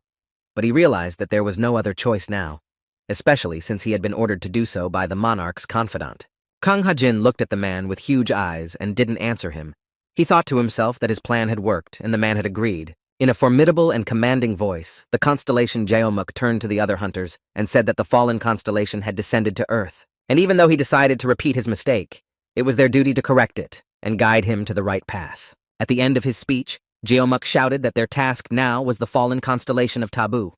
With a battle cry, he directed the hunters to attack. Inside himself, Kang Ha-jin was happy about it and realized that Baek Ho-min needed his help right now, because he had deliberately risked his life for him to take action. Since the hunter didn't believe that our hero had deliberately attacked to kill himself, he dragged Jeomuk into it. So Kang Ha-jin had to play roulette again because of the young man. Meanwhile, Baek Ho-min realized that because of the lifeless crowd, he couldn't approach Tabu. The young man thought it would be a good idea if Kang Ha-jin was there to help him. As soon as he thought about it, he heard the shouts of the hunters behind him as they cleared a path toward him. Among these explosions and voices, Ho-min recognized Jeomuk's voice and was very surprised. A slight smile appeared on the face of our hero, and he did not expect such a development of events, but he was very happy about it. Then Baek Ho-min turned to Haru, who was fighting hand-in-hand with him, and said that it was time for them to leave. As he watched Hera, he noticed that her shadow beast was taking shape and getting stronger. He assumed that because the girl was fighting more, she was also getting stronger. But suddenly, a shadow beast jumped out of Ho-ming's restraining belt like a convulsing shadow beast. It was most likely due to Haru's energy. That monster suddenly flew at the girl. Ho-min thought it was going to eat her, but Haru let it in under her clothes. Our hero was surprised and couldn't understand what was going on and why Haru had done that. He jokingly asked if she wanted a pet. The girl said yes. Thus, Ho-min was further thrown off balance since she had long since answered him in a human voice and with a conscious mind. But after that, Haru started speaking an incomprehensible set of words again. Then Baek Ho-min realized that everything was as usual, and there was nothing to expect from the girl. But in any case, the cool air that came from Haru did a very good job of cooling the guy's seal, and on the other hand, it seemed that its warmth could reduce the power of Haru's shadow beast. To avoid guessing, Baek Ho-min decided to ask the girl herself. The girl said that it was really true, and our hero guessed that the girl's shadow beast had a price as well as his seal. But that didn't change the fact that she made the boy spend less time cooling his seal. Meanwhile, Haru stammered out some immediate plan in slurred language, and the guy didn't know what it meant. But the guy had a plan. He decided that he would use all those who had now come to him as reinforcements as bait, while he took Taboo's head off. Haru muttered angrily that it was inhuman, but Ho-min couldn't be stopped and suggested that she hurry up. At this time, Jeomuk and the others fought with all their might, scattering all the lifeless around, and Kang Ha-jin noticed how strong the man was. Jeomuk was both a fortress and a citadel in its own right. With that kind of help, the boys had a chance of reaching Taboo. Then Jeomuk said it would probably not be possible to protect all the hunters in this fight, and he warned that when they met Taboo, he would focus solely on him. The man complimented, explaining that when they meet such an enemy, then even a strong constellation like him would not be able to hold him off. To which Kang Ha-jin replied that he was aware of this and continued to fight the lifeless onward. Arching his eyebrows, Jeomuk really hoped that Ho-min and the hunter had an ingenious plan to avoid the unfortunate consequences. And Kang Ha-jin replied with a soothing tone to the man that he would trust Baek Ho-min with all of this. Then Jeomuk said that now would be the best time for our hero to appear in their ranks. But Kang Ha-jin couldn't see the boy in the crowd and said that he was probably further away. After a few seconds, he realized that the boy wasn't here. A current ran through the hunter's body. Just the thought that Baek Ho-min might have left them behind made him sick. Whichever way they looked at it, it seemed to Jeomuk that the young man had gone off on his own. He turned to his confidant and asked what he was going to do. Then Kang Ha-jin decided to think about what he would do if he were Baek Ho-min. A thought came into his head that he should think simpler. The boy shouted that they should go on the offensive, and Jeomuk obediently agreed and let the young men make a fool of him. And the imperious man took a deep breath, telling those around him to wave their swords all they wanted as he flew forward at the fallen constellation. At that moment, Taboo, all sheathed face and glowing bright eyes, said something in an incomprehensible language and activated the cannons in his transport. However, Jeomuk was able to prevent this attack of his opponent with the help of his blue cloak. He protected everyone standing behind him from Taboo's powerful attack. Kang Ha-jin was surprised and thought it was such a constellation weapon. Jeomuk heard about it and replied that it was probably called a troublesome weapon. By all appearances, a fallen constellation could have caused that crazy furnace. In that second, Kang Ha-jin realized that if that tank came at them without Jeomuk, it would wipe them all out in just a few shots. Baek Ho-min was still in the battle and suggested that Haru go around to the right and attack Taboo from the back.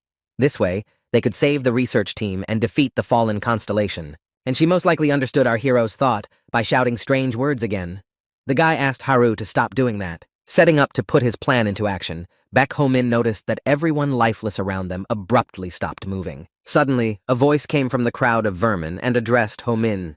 It was the Forgotten One who told the boy to go ahead, implying that his target was in the other direction. Such a denouement our hero could not foresee, as he was a subordinate of the fallen constellation. And even more surprising to the young man was that the Forgotten One had the ability to control all the lifeless around him. With a wave of his hand, the Forgotten One said he would clear the way for Baek Ho-min, so the guy only had to go and accept the star. Of course, the guy couldn't understand why he was helping him and said he wouldn't turn his back on someone he didn't trust. In response, the Forgotten One suggested that in that case, he should fight and finish his ordeal by himself forcibly. In this regard, the young man missed his chance to get a star. Baek Ho-min realized that the trial of the Night Scarecrow was not yet complete, so he still needed to destroy both heartbeats to get his hands on the star. Then the lifeless leader replied that Taboo held one of the hearts. It was the main component of his seal. With bewilderment, Ho-min thought about the fact that he would have to send Taboo to the other world to destroy the heartbeat. Because of this, our hero wondered what the Night Bogeyman was up to. Because as soon as the test is over, he can immediately try to take his life. Raising his head up, Baek Ho-min decided to ask this question to the constellations whether he should trust the Forgotten One. Only the only one answered the guy's question, and sent a like, although it was already quite unexpected. The Forgotten One stood puzzled and asked why he was muttering to himself. Forgetting all his prejudices, Ho-min agreed to the lifeless man's proposal and said that if he was going to cover for him, he should do it properly. Lifting his hand, the lifeless leader nodded and began to clear the guy's path to the fallen constellation. The guy immediately rushed off, thinking about trusting the constellations and going to attack Taboo. Suddenly, he heard a voice like Jeomuk's. It was so loud and deafening that Ho-min almost fainted. After that, The young man heard a shot from Taboo's stove and couldn't stand still. They were shooting at each other like crazy. At that moment, our hero began to realize how the battle between the constellations was going on. However, the fact that all of the fallen constellations' attention was directed at Jeomuk played into Baek Ho-min's hands. Our hero now realized that this was his chance and ran from the back of the stove attacking Taboo. With deft movements, Baek Ho-min found himself inside the fallen constellation tank in a few seconds. Taking out his knife, the young man realized that now all he had to do was attack his opponent from behind and it would all be over. But that would be too easy. At that moment, Taboo noticed movements behind his back and turned around. From beneath the cloak of his hands were the projectiles he was aiming at Ho-min. Baek Ho-min was caught off guard. Suddenly, the guy's memory skill activated. At that moment, he saw dynamite and someone else looking at the fruit of Taboo's engineering. The alchemist wondered how they had come up with such a thing. It turned out that the current fallen constellation was adept at handling complex engineering science, and his research was really worth it. These memories completely consumed Baek Ho-min. As soon as he woke up, he saw Taboo already shooting at him. But the young man regained consciousness in time to dodge the many projectiles aimed at him. Kang Ha-jin and Jeomuk, who were standing outside at that moment, couldn't understand why the bombing had suddenly stopped. The man had no answer to that, but he realized that this was their chance. And then Jeomuk ordered everyone to advance until their lungs exploded. Everyone rushed towards the enemy tank with lightning speed. While dodging Taboo Baek Ho-min's attacks, he thought that the memories were shown to him for a reason, and Dynamite knows how his enemy works. At the right moment, Ho-min used his metal chain and threw it at the fallen constellation. In doing so, he wrapped the chain around his opponent's neck. With a satisfied face, our hero asked with a sneer for Taboo to freeze in place, as now was the end for that one. He didn't answer anything, but stood still. But suddenly, Ho-min was pierced by a sharp pain. The young man turned around and saw the Forgotten One behind him, stabbing him treacherously. The Lifeless One said he couldn't let him get a star, and added that he had already played his part. Night Scarecrow was already useless as well. He was a go-between to gain an advantage over Ho-min.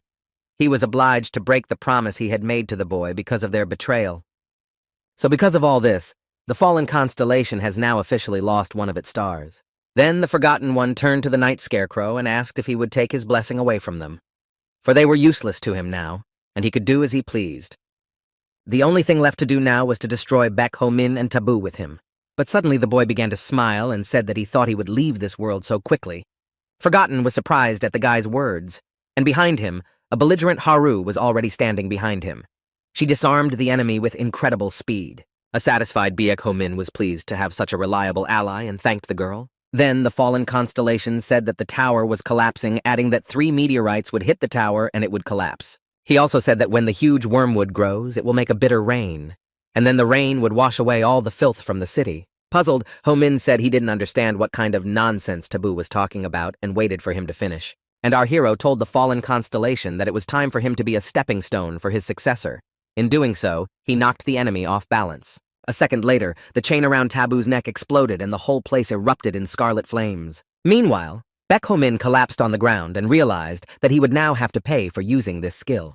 But smiling with his last strength, the young man understood and was happy that he had succeeded. Suddenly, however, he heard some sounds very close by.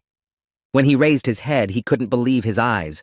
Taboo was standing in front of him, pointing his gun at him again. Since Ho-min didn't have the strength to move, he couldn't dodge those bullets again. But Haru was there, and with a single movement of her hand, she erected a wall to protect them. He thanked the girl again for saving him. Looking out from behind the wall, Ho-min realized that the fight was getting fiercer, and the bullets were no longer safe.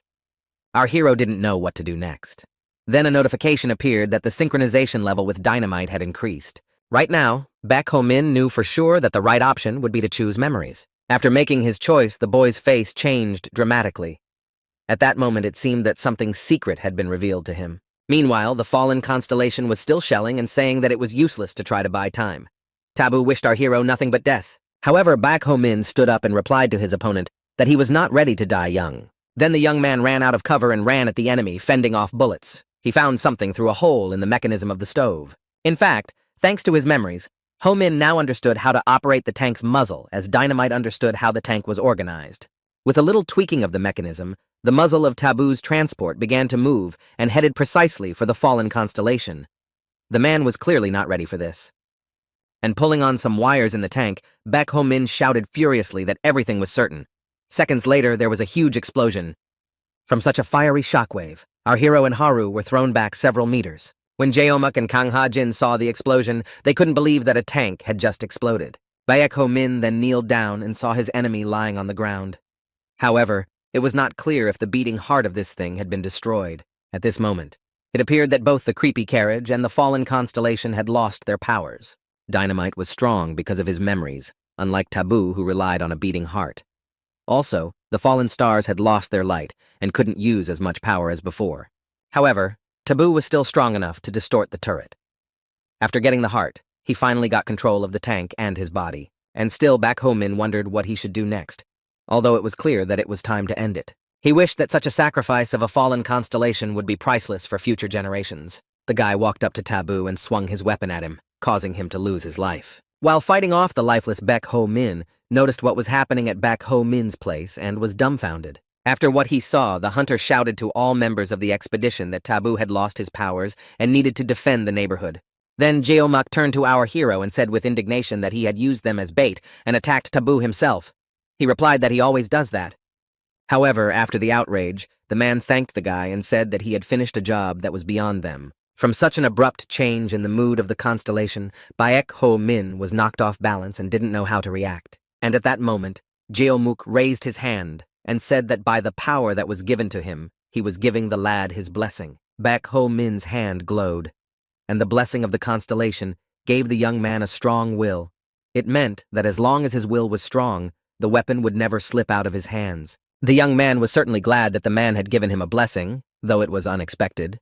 With some hatred, Kang Ha-jin thought that although he didn't like our hero's plan, he had done it again. Jeomuk went on to say that Taboo is a fallen star, and finally, thanks to Baek Ho-min, he got his long-awaited funeral. On that note, the constellation said goodbye to the man. From such a peaceful moment, they were distracted by other hunters who were already surrounded on all sides by the lifeless. Because Taboo was destroyed, Kang Ha-jin said that all the parasites' attention has now turned to them. Suddenly, there was an incomprehensible thud, from which all the lifeless froze in place, and a girl appeared in front of them. She said that the elder had sent her because he was disappointed in the parasites and their ability to cope with the task at hand. All present looked at the stranger with bewilderment and did not fully realize what was happening. With an inexpressive smile, the girl continued and said that she didn't come here to fight them because it wasn't necessary. One Jeomuk recognized the girl. Her name was Syzygia. Turning to her, the man asked what brought her here. When Baek Ho-min and Kang Ha-jin learned the name of the girl who suddenly appeared, they were amazed. Syzygia was one of the 4 current constellations.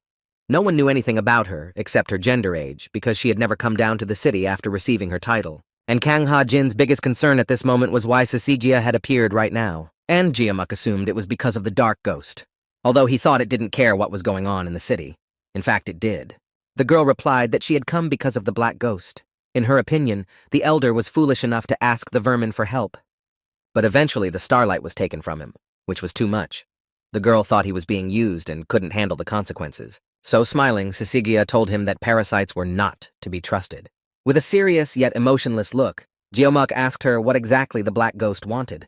And she said that he wanted a better fate for mankind, which is to let people live as they have in the past. The girl began to explain that it meant to return to a time when the tower stood firm and impregnable, and when mankind existed in harmony, and also to go back to the time when constellations rose and fell like stars.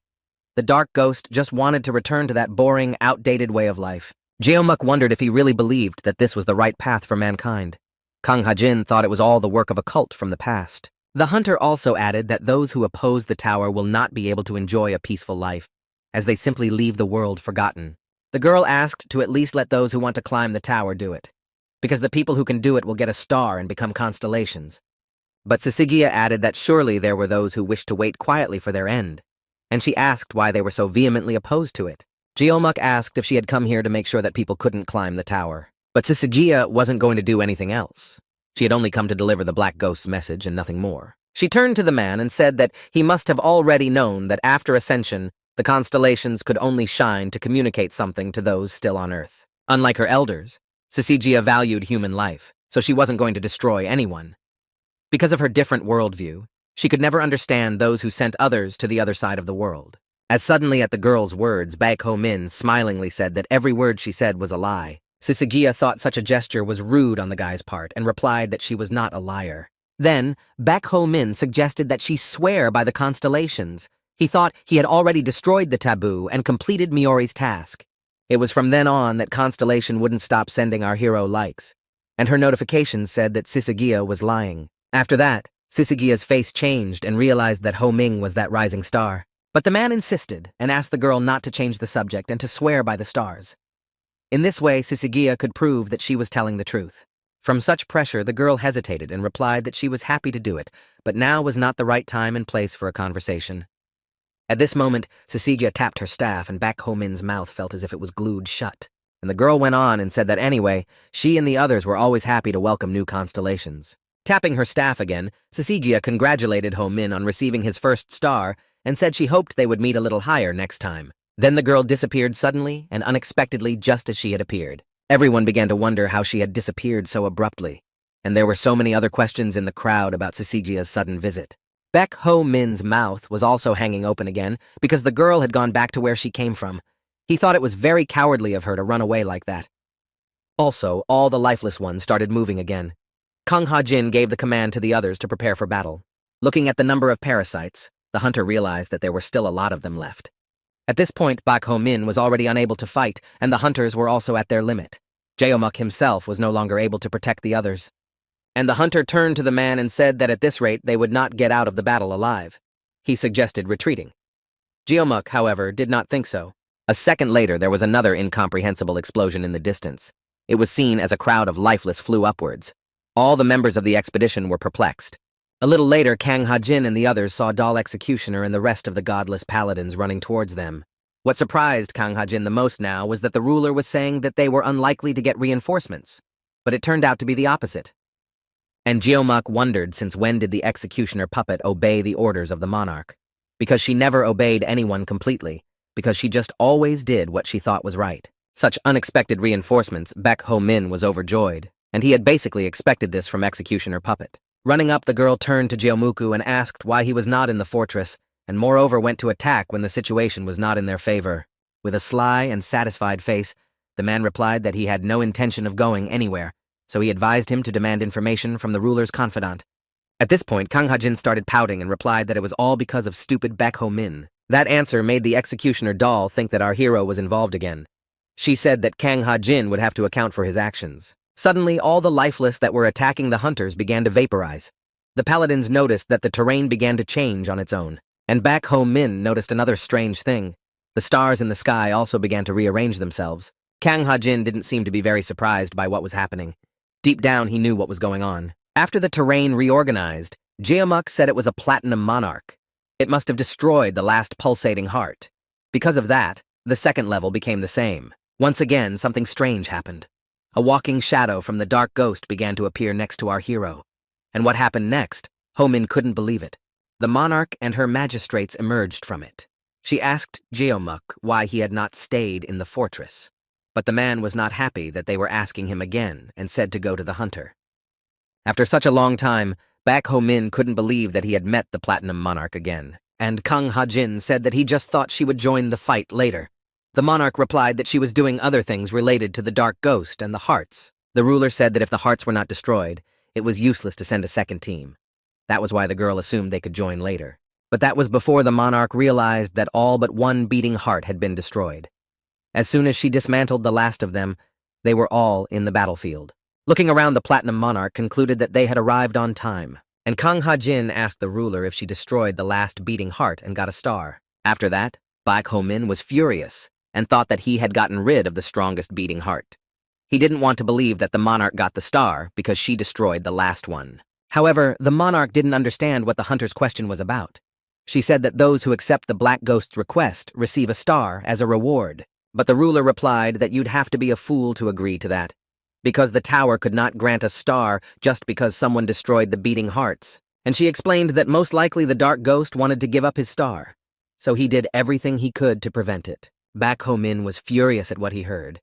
He realized why he was trying to get rid of him when he was so close to success. Smirking, the monarch complimented that Black Ghost didn't even make an offer to those who could actually fulfill his task. That assumption really hurt Baek Ho-min and Kang Ha-jin, since they were the ones who were asked to take the test. Turning again to Jeomuku, the Platinum Monarch asked if Taboo had made such a request of the man. But the man answered in the negative, to which the monarch said that she had not been asked about it either. Then she decided to ask which of the people present had fallen for the black ghost's lies. In incomprehensible emotions, Baek Ho Min thought about the fact that it had been so long since they had seen the Platinum Monarch. He only wondered why the girl was here now. Then Jeomuk reported to the girl that our hero had destroyed a fallen star and earned one. The fact that the man was talking about it with such ease made Ho Min furious as he was getting embarrassed by it. However, Yu Ha-yul stood out from the crowd and countered Jeomuk by saying that the young man was great, although the student initially thought that our hero had lost his mind. Yu Ha-yul said that Baek Ho Min not only single-handedly destroyed the fallen star's weapon but also used it against him. At that moment, the rest of the expedition group began shouting out words of delight, too, about how brilliantly our hero had handled the enemy. Such a sudden change of scenery calmed the lad down, and he was amazed, because he had never been praised like this before. Turning to the boy, the Platinum Monarch told him that apparently he had achieved something great. Rubbing the back of his head and feeling embarrassed, Baek Ho Min hesitantly agreed with the ruler. There was also talk in the crowd that there was a hunter who was protected by the super constellation dynamite. Everyone marveled at how skilled one had to be to fight the beast of the apocalypse. After that, Ho Min suggested that it was likely that people were going to spread more rumors about dynamite. Then the Platinum Monarch told our hero that the prestige of a hunter depends on the reputation of the constellation that protects him, so dynamite's praise was also for him. She went on to say that if Ho Min became a constellation, then dynamite's good reputation and achievements would be his. In other words, the guy could become a super constellation. From what he heard, our hero's face changed, and he could not believe what the ruler said. The young man thought that he had never dared to dream of such a thing before, but before he knew it, he had a star. Gathering his emotions and strength, Baek Ho Min proudly decided that he would do it, and he had nothing to lose. In the subconscious world, Dynamite was in tears because he had never been loved like this before. He used to be considered just some kind of engineer. Then the Martial King said that the alchemist really deserved it since he had the most important role in the battle. This made Dynamite even more emotional, and the only one stood behind him, and he obviously didn't like it. The mage turned to Miori and asked how it had gone. The girl answered that everything that happened was like a summoning through memories. She said that she saw everything through Baek Ho Min's eyes even though she was almost unconscious. However, this time, it was as if she was evaluating what was happening, and the only one clarified whether it was like assigning a reward for a task. The girl replied that she had thought so herself. Miori added that it seemed impossible to give a good grade without a reason. To this, the mage asked how much the girl gave then. She answered 71 points. That made the wizard angry, but Miori replied that she took away a point for every time he was injured for recklessness. She also gave bonus points for doing crazy things. That still didn't reassure the mage. He was indignant, telling her that he should have evaluated the guy to the best of his ability. Miori replied that the criteria had been drawn up when she was barely conscious. When he calmed down, the one realized that the important thing was that he had received the prize. Then he asked what the prize was, but the girl said that they didn't have much choice. In the future, it was planned not to have to go down to the city for treatment. The monarch planned to set up a medical camp in the tower. Baek Ho Min was also in the castle and didn't understand what my lady was doing here, unlike him. However, our hero got a star. The girl told us that the first time a hunter gets a star, the tower assigns him a name that depends on the hunter's specialty. The monarch added that the astronomical observatory was now scrutinizing the guy's biography, so all he had to do was wait. Settling down beside Ho Min with a book on a chair, the ruler advised him to rest properly, and the young man still looked at the Platinum Monarch and couldn't believe they had met again. Thinking about it, Baek Ho Min realized at this moment that he was really happy to see the girl. Afterward, the guy remembered that the reward for Miori's trial was already available, and he wondered what was in it. The notification said that the test was passed, and the degree of synchronization with the Miori was raised to 149%. Baek Ho Min felt a lot of emotion when he saw such a figure and shouted it out loud. The monarch didn't understand and asked what he was talking about. Realizing now what had happened, our hero fidgeted and thought of nothing clever but to reply that it was thinking out loud. But the monarch said it was no big deal, and if the boy didn't want to tell her something, he didn't have to. After that, it was as if the young man had some sort of memory of the ruler saying that to someone before. As if frightened, Baek Ho Min abruptly swung away from the Platinum Monarch's hand. This reaction of the young man the girl definitely could not have foreseen and was greatly surprised and confused. The guy himself probably didn't expect it either, so he immediately started apologizing, as he did not want to do that. To which the girl, already upset, replied that it was no big deal. She thought that if Ho Min did it, it was for a reason. Afterwards, our hero was worried that he didn't understand what had just happened. He assumed it was some hidden memory, and the Platinum Monarch at that moment stood up and told the guy to rest. Their next meeting was to take place in the astronomical observatory. Baek Ho-min didn't mind and thought to himself that it was good that she didn't insist. He began to run the thoughts in his head that he had increased his synchronization scores after passing the test. Then he decided that he would think about the reward after he got his name. Later that night, they met together with director Woo Yu-soon. He said that the boy's star was under the constellation of Dynamite. However, the director of the observatory said that she had never seen the constellation remain stationary. The girl also said that the tower did not give the guy's name. In that case, the ruler instructed Baek Ho-min to gather starlight. But our hero definitely didn't understand how to do it and asked the monarch. Then the girl advised him to remember the moment he received the star. It was at that moment that the star was supposed to react to the memory. She added that any bright item would do, whether it was a weapon, skill, or something personal. These words made Ho-min blush. The girl also said that the brighter the memory, the greater the power of the star, and the more starlight it will give. So our hero decided to remember the moment of Taboo's death. Remembering almost exactly all the details of that day, the guy completely immersed himself in the memories, and Woo Yu-soon looked at the guy in surprise as he was surrounded on all sides by starlight. The Platinum Monarch was also looking at Baek Ho-min. The young man stood with his eyes closed and glowed. The girl decided to call out to the boy, but he didn't respond to the call. Then the ruler ran up to him and pushed him slightly. The guy woke up from that touch. However, the girl, when she touched Baek Ho-min, abruptly recoiled from him as if she felt a slight pain. Because of this, our hero decided to ask if the Platinum Monarch was all right. The ruler said nothing to him. Looking at her hand, which she touched and glowed, she realized something. After some silence, she spoke up and said it was amazing. Apparently, Ho-min had a good star. The young man didn't understand the wording and asked again. The monarch said she wasn't sure, but it seemed that the boy's star could steal other people's starlight. And the ruler speculated that it could be because Ho-min defeated the fallen star or because the dark ghost lost his star. But it was all for them to find out. The girl said that if used properly, the young man could gain great strength. She wanted to add something else, but changed her mind. Baek Ho-min stood there in shock. The ruler said it would be even better if he could deal with his star himself. In addition, the Platinum Monarch said the guy's name hasn't been decided yet. That happens sometimes, especially with new stars. So she suggested that the young man go somewhere while there was time. Going to their destination, they came to the farthest corner of Banpo Bridge. Baek Ho-min thought that this place never changes. However, the girl said that was not the case. Finally reaching the destination, the ruler said that this is where the borders were drawn on the day she took charge. There were lines on the ground that she had drawn. The girl sat down and told me that 10 years ago she had ascended to the throne, and the starlight had been increasing ever since, reaching this very point. She said that with the appearance of Baek Ho-min's star, they could draw a new line, thereby expanding their boundaries a bit again. Then our hero himself remembered that the starlight above the tower sets the boundaries of the human world, and he realized that the more stars, the brighter the light. And the young man asked the girl if every time someone gets a star, he comes to this place and draws a new boundary line. Adding that after the monarch returns to his lonely battle. It all sounded very sad to Ho-min. After looking at the young man, the Platinum Monarch walked over to him and placed her hand on his cheek. She said that thanks to him, humanity had regained a large amount of land. She thanked the guy for being the hope of mankind. At this point, Baek Ho-min was already starting to feel embarrassed by everything that was happening. And next, the Platinum Monarch moved even closer to him, and their long-awaited kiss occurred. At this time in the subconscious world, the constellations were worried that the one had still not recovered and had not left the house he had locked himself in. Miori didn't understand why the mage was interested in Baek Ho-min's relationship with the monarch. But Dynamite reminded her that she'd gotten rid of the ruler herself.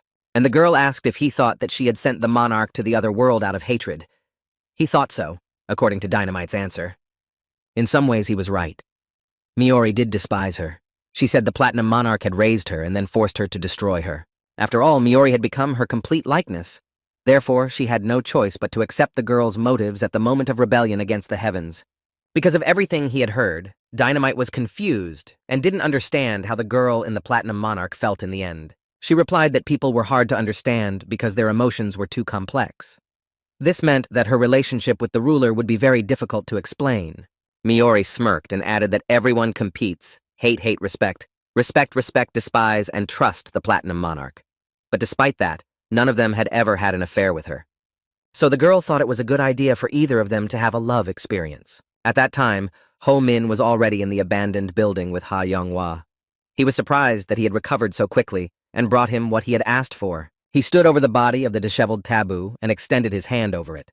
In doing so, our hero used Dynamite's memories. Just as Baek Ho Min constellation expected, Baek Ho Min constellation knew perfectly how the body of a fallen constellation was arranged.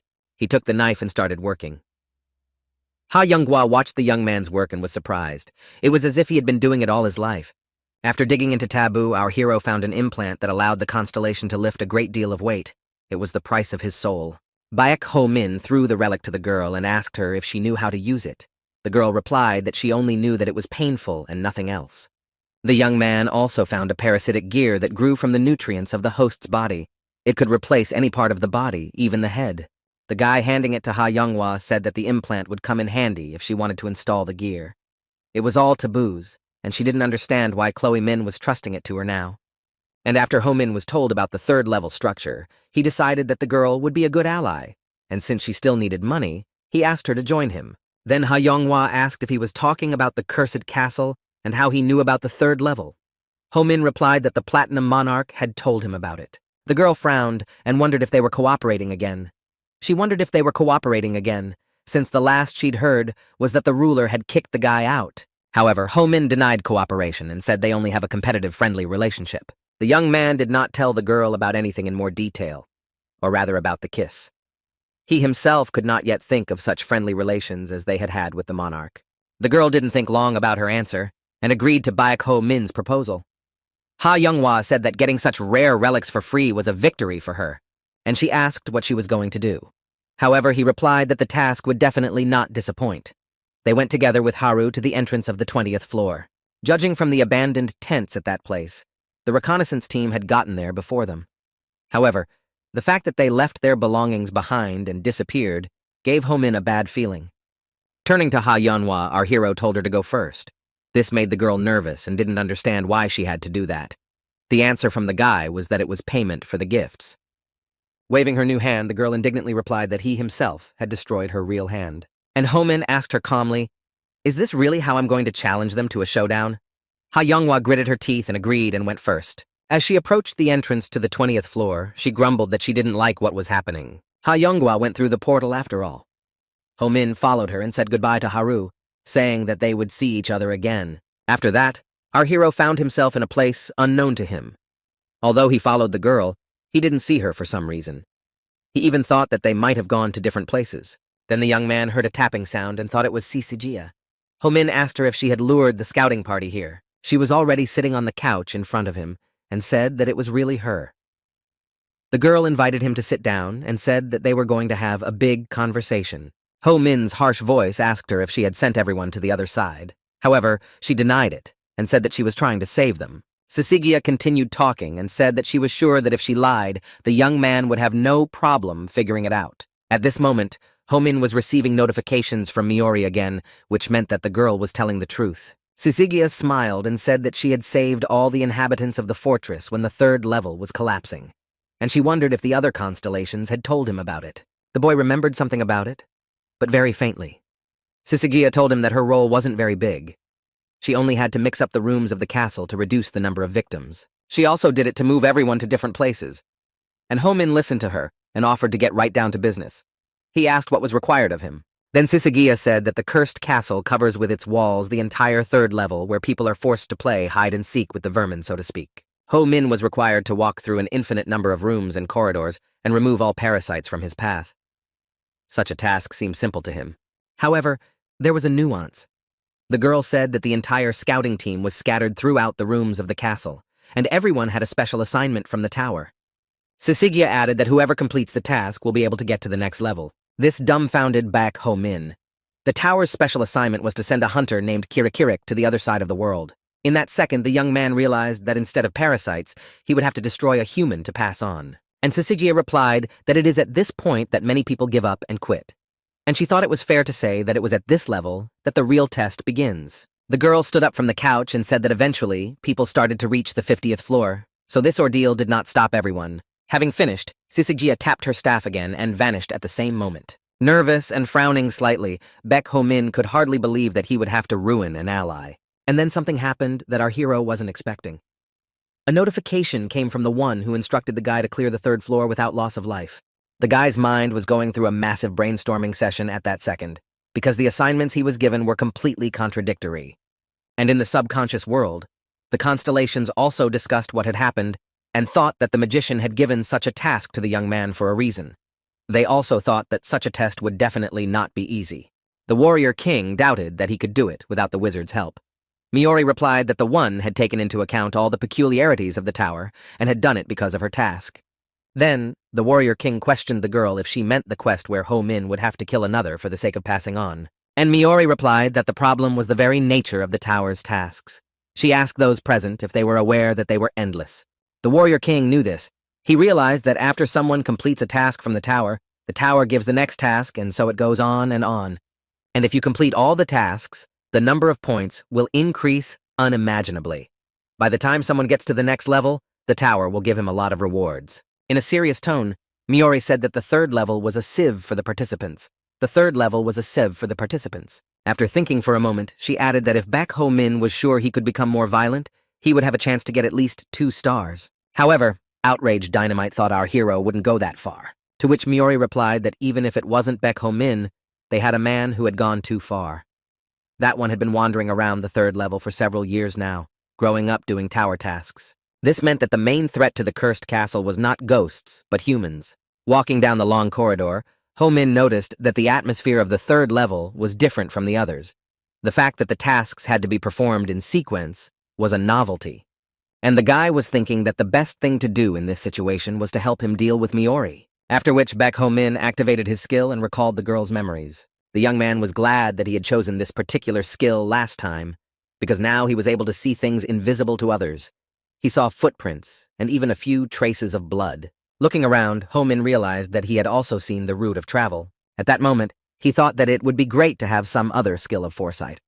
Our hero also realized that the skill analyzed all the clues and collected in the big picture. After Baek Ho-min looked around, he decided to go into one of the rooms. There he saw a rag doll. This puzzled the guy and threw him off balance. Then Ho-min decided to take a closer look at it and held it in his hands. Looking at it, the young man was even more surprised as he noticed that the doll had eyes. It was a rare, all-seeing nanny. The doll was created as a newborn baby monitor. Its owner could see what she could see. It would also scream in danger. So Ho-min decided to experiment. By raising the all-seeing nanny, he could actually look through it. However, his farsightedness was reduced. Still, it was a useful thing. So the guy took it with him and thought the doll might come in handy. After that, voices were heard behind Baek Ho-min. In the doorway were several people who had come to see him. When they looked closely, they recognized our hero. To them, he was the one who had defeated Taboo and received Dynamite's blessing. The young man thought that they had probably been to the battlefield to recognize him, and Ho-min also noticed that the boys had a large group. The boy with green hair asked if our hero also got a mission with the destruction of another person. From this question, the boy thought that they had formed a large group to make it easier to complete the task. But it wasn't. The girl among them said that if they did that, the reconnaissance group would be disbanded. The boy explained that she had been on the third level for a long time and had agreed to help them. She was excited to meet Ho-min.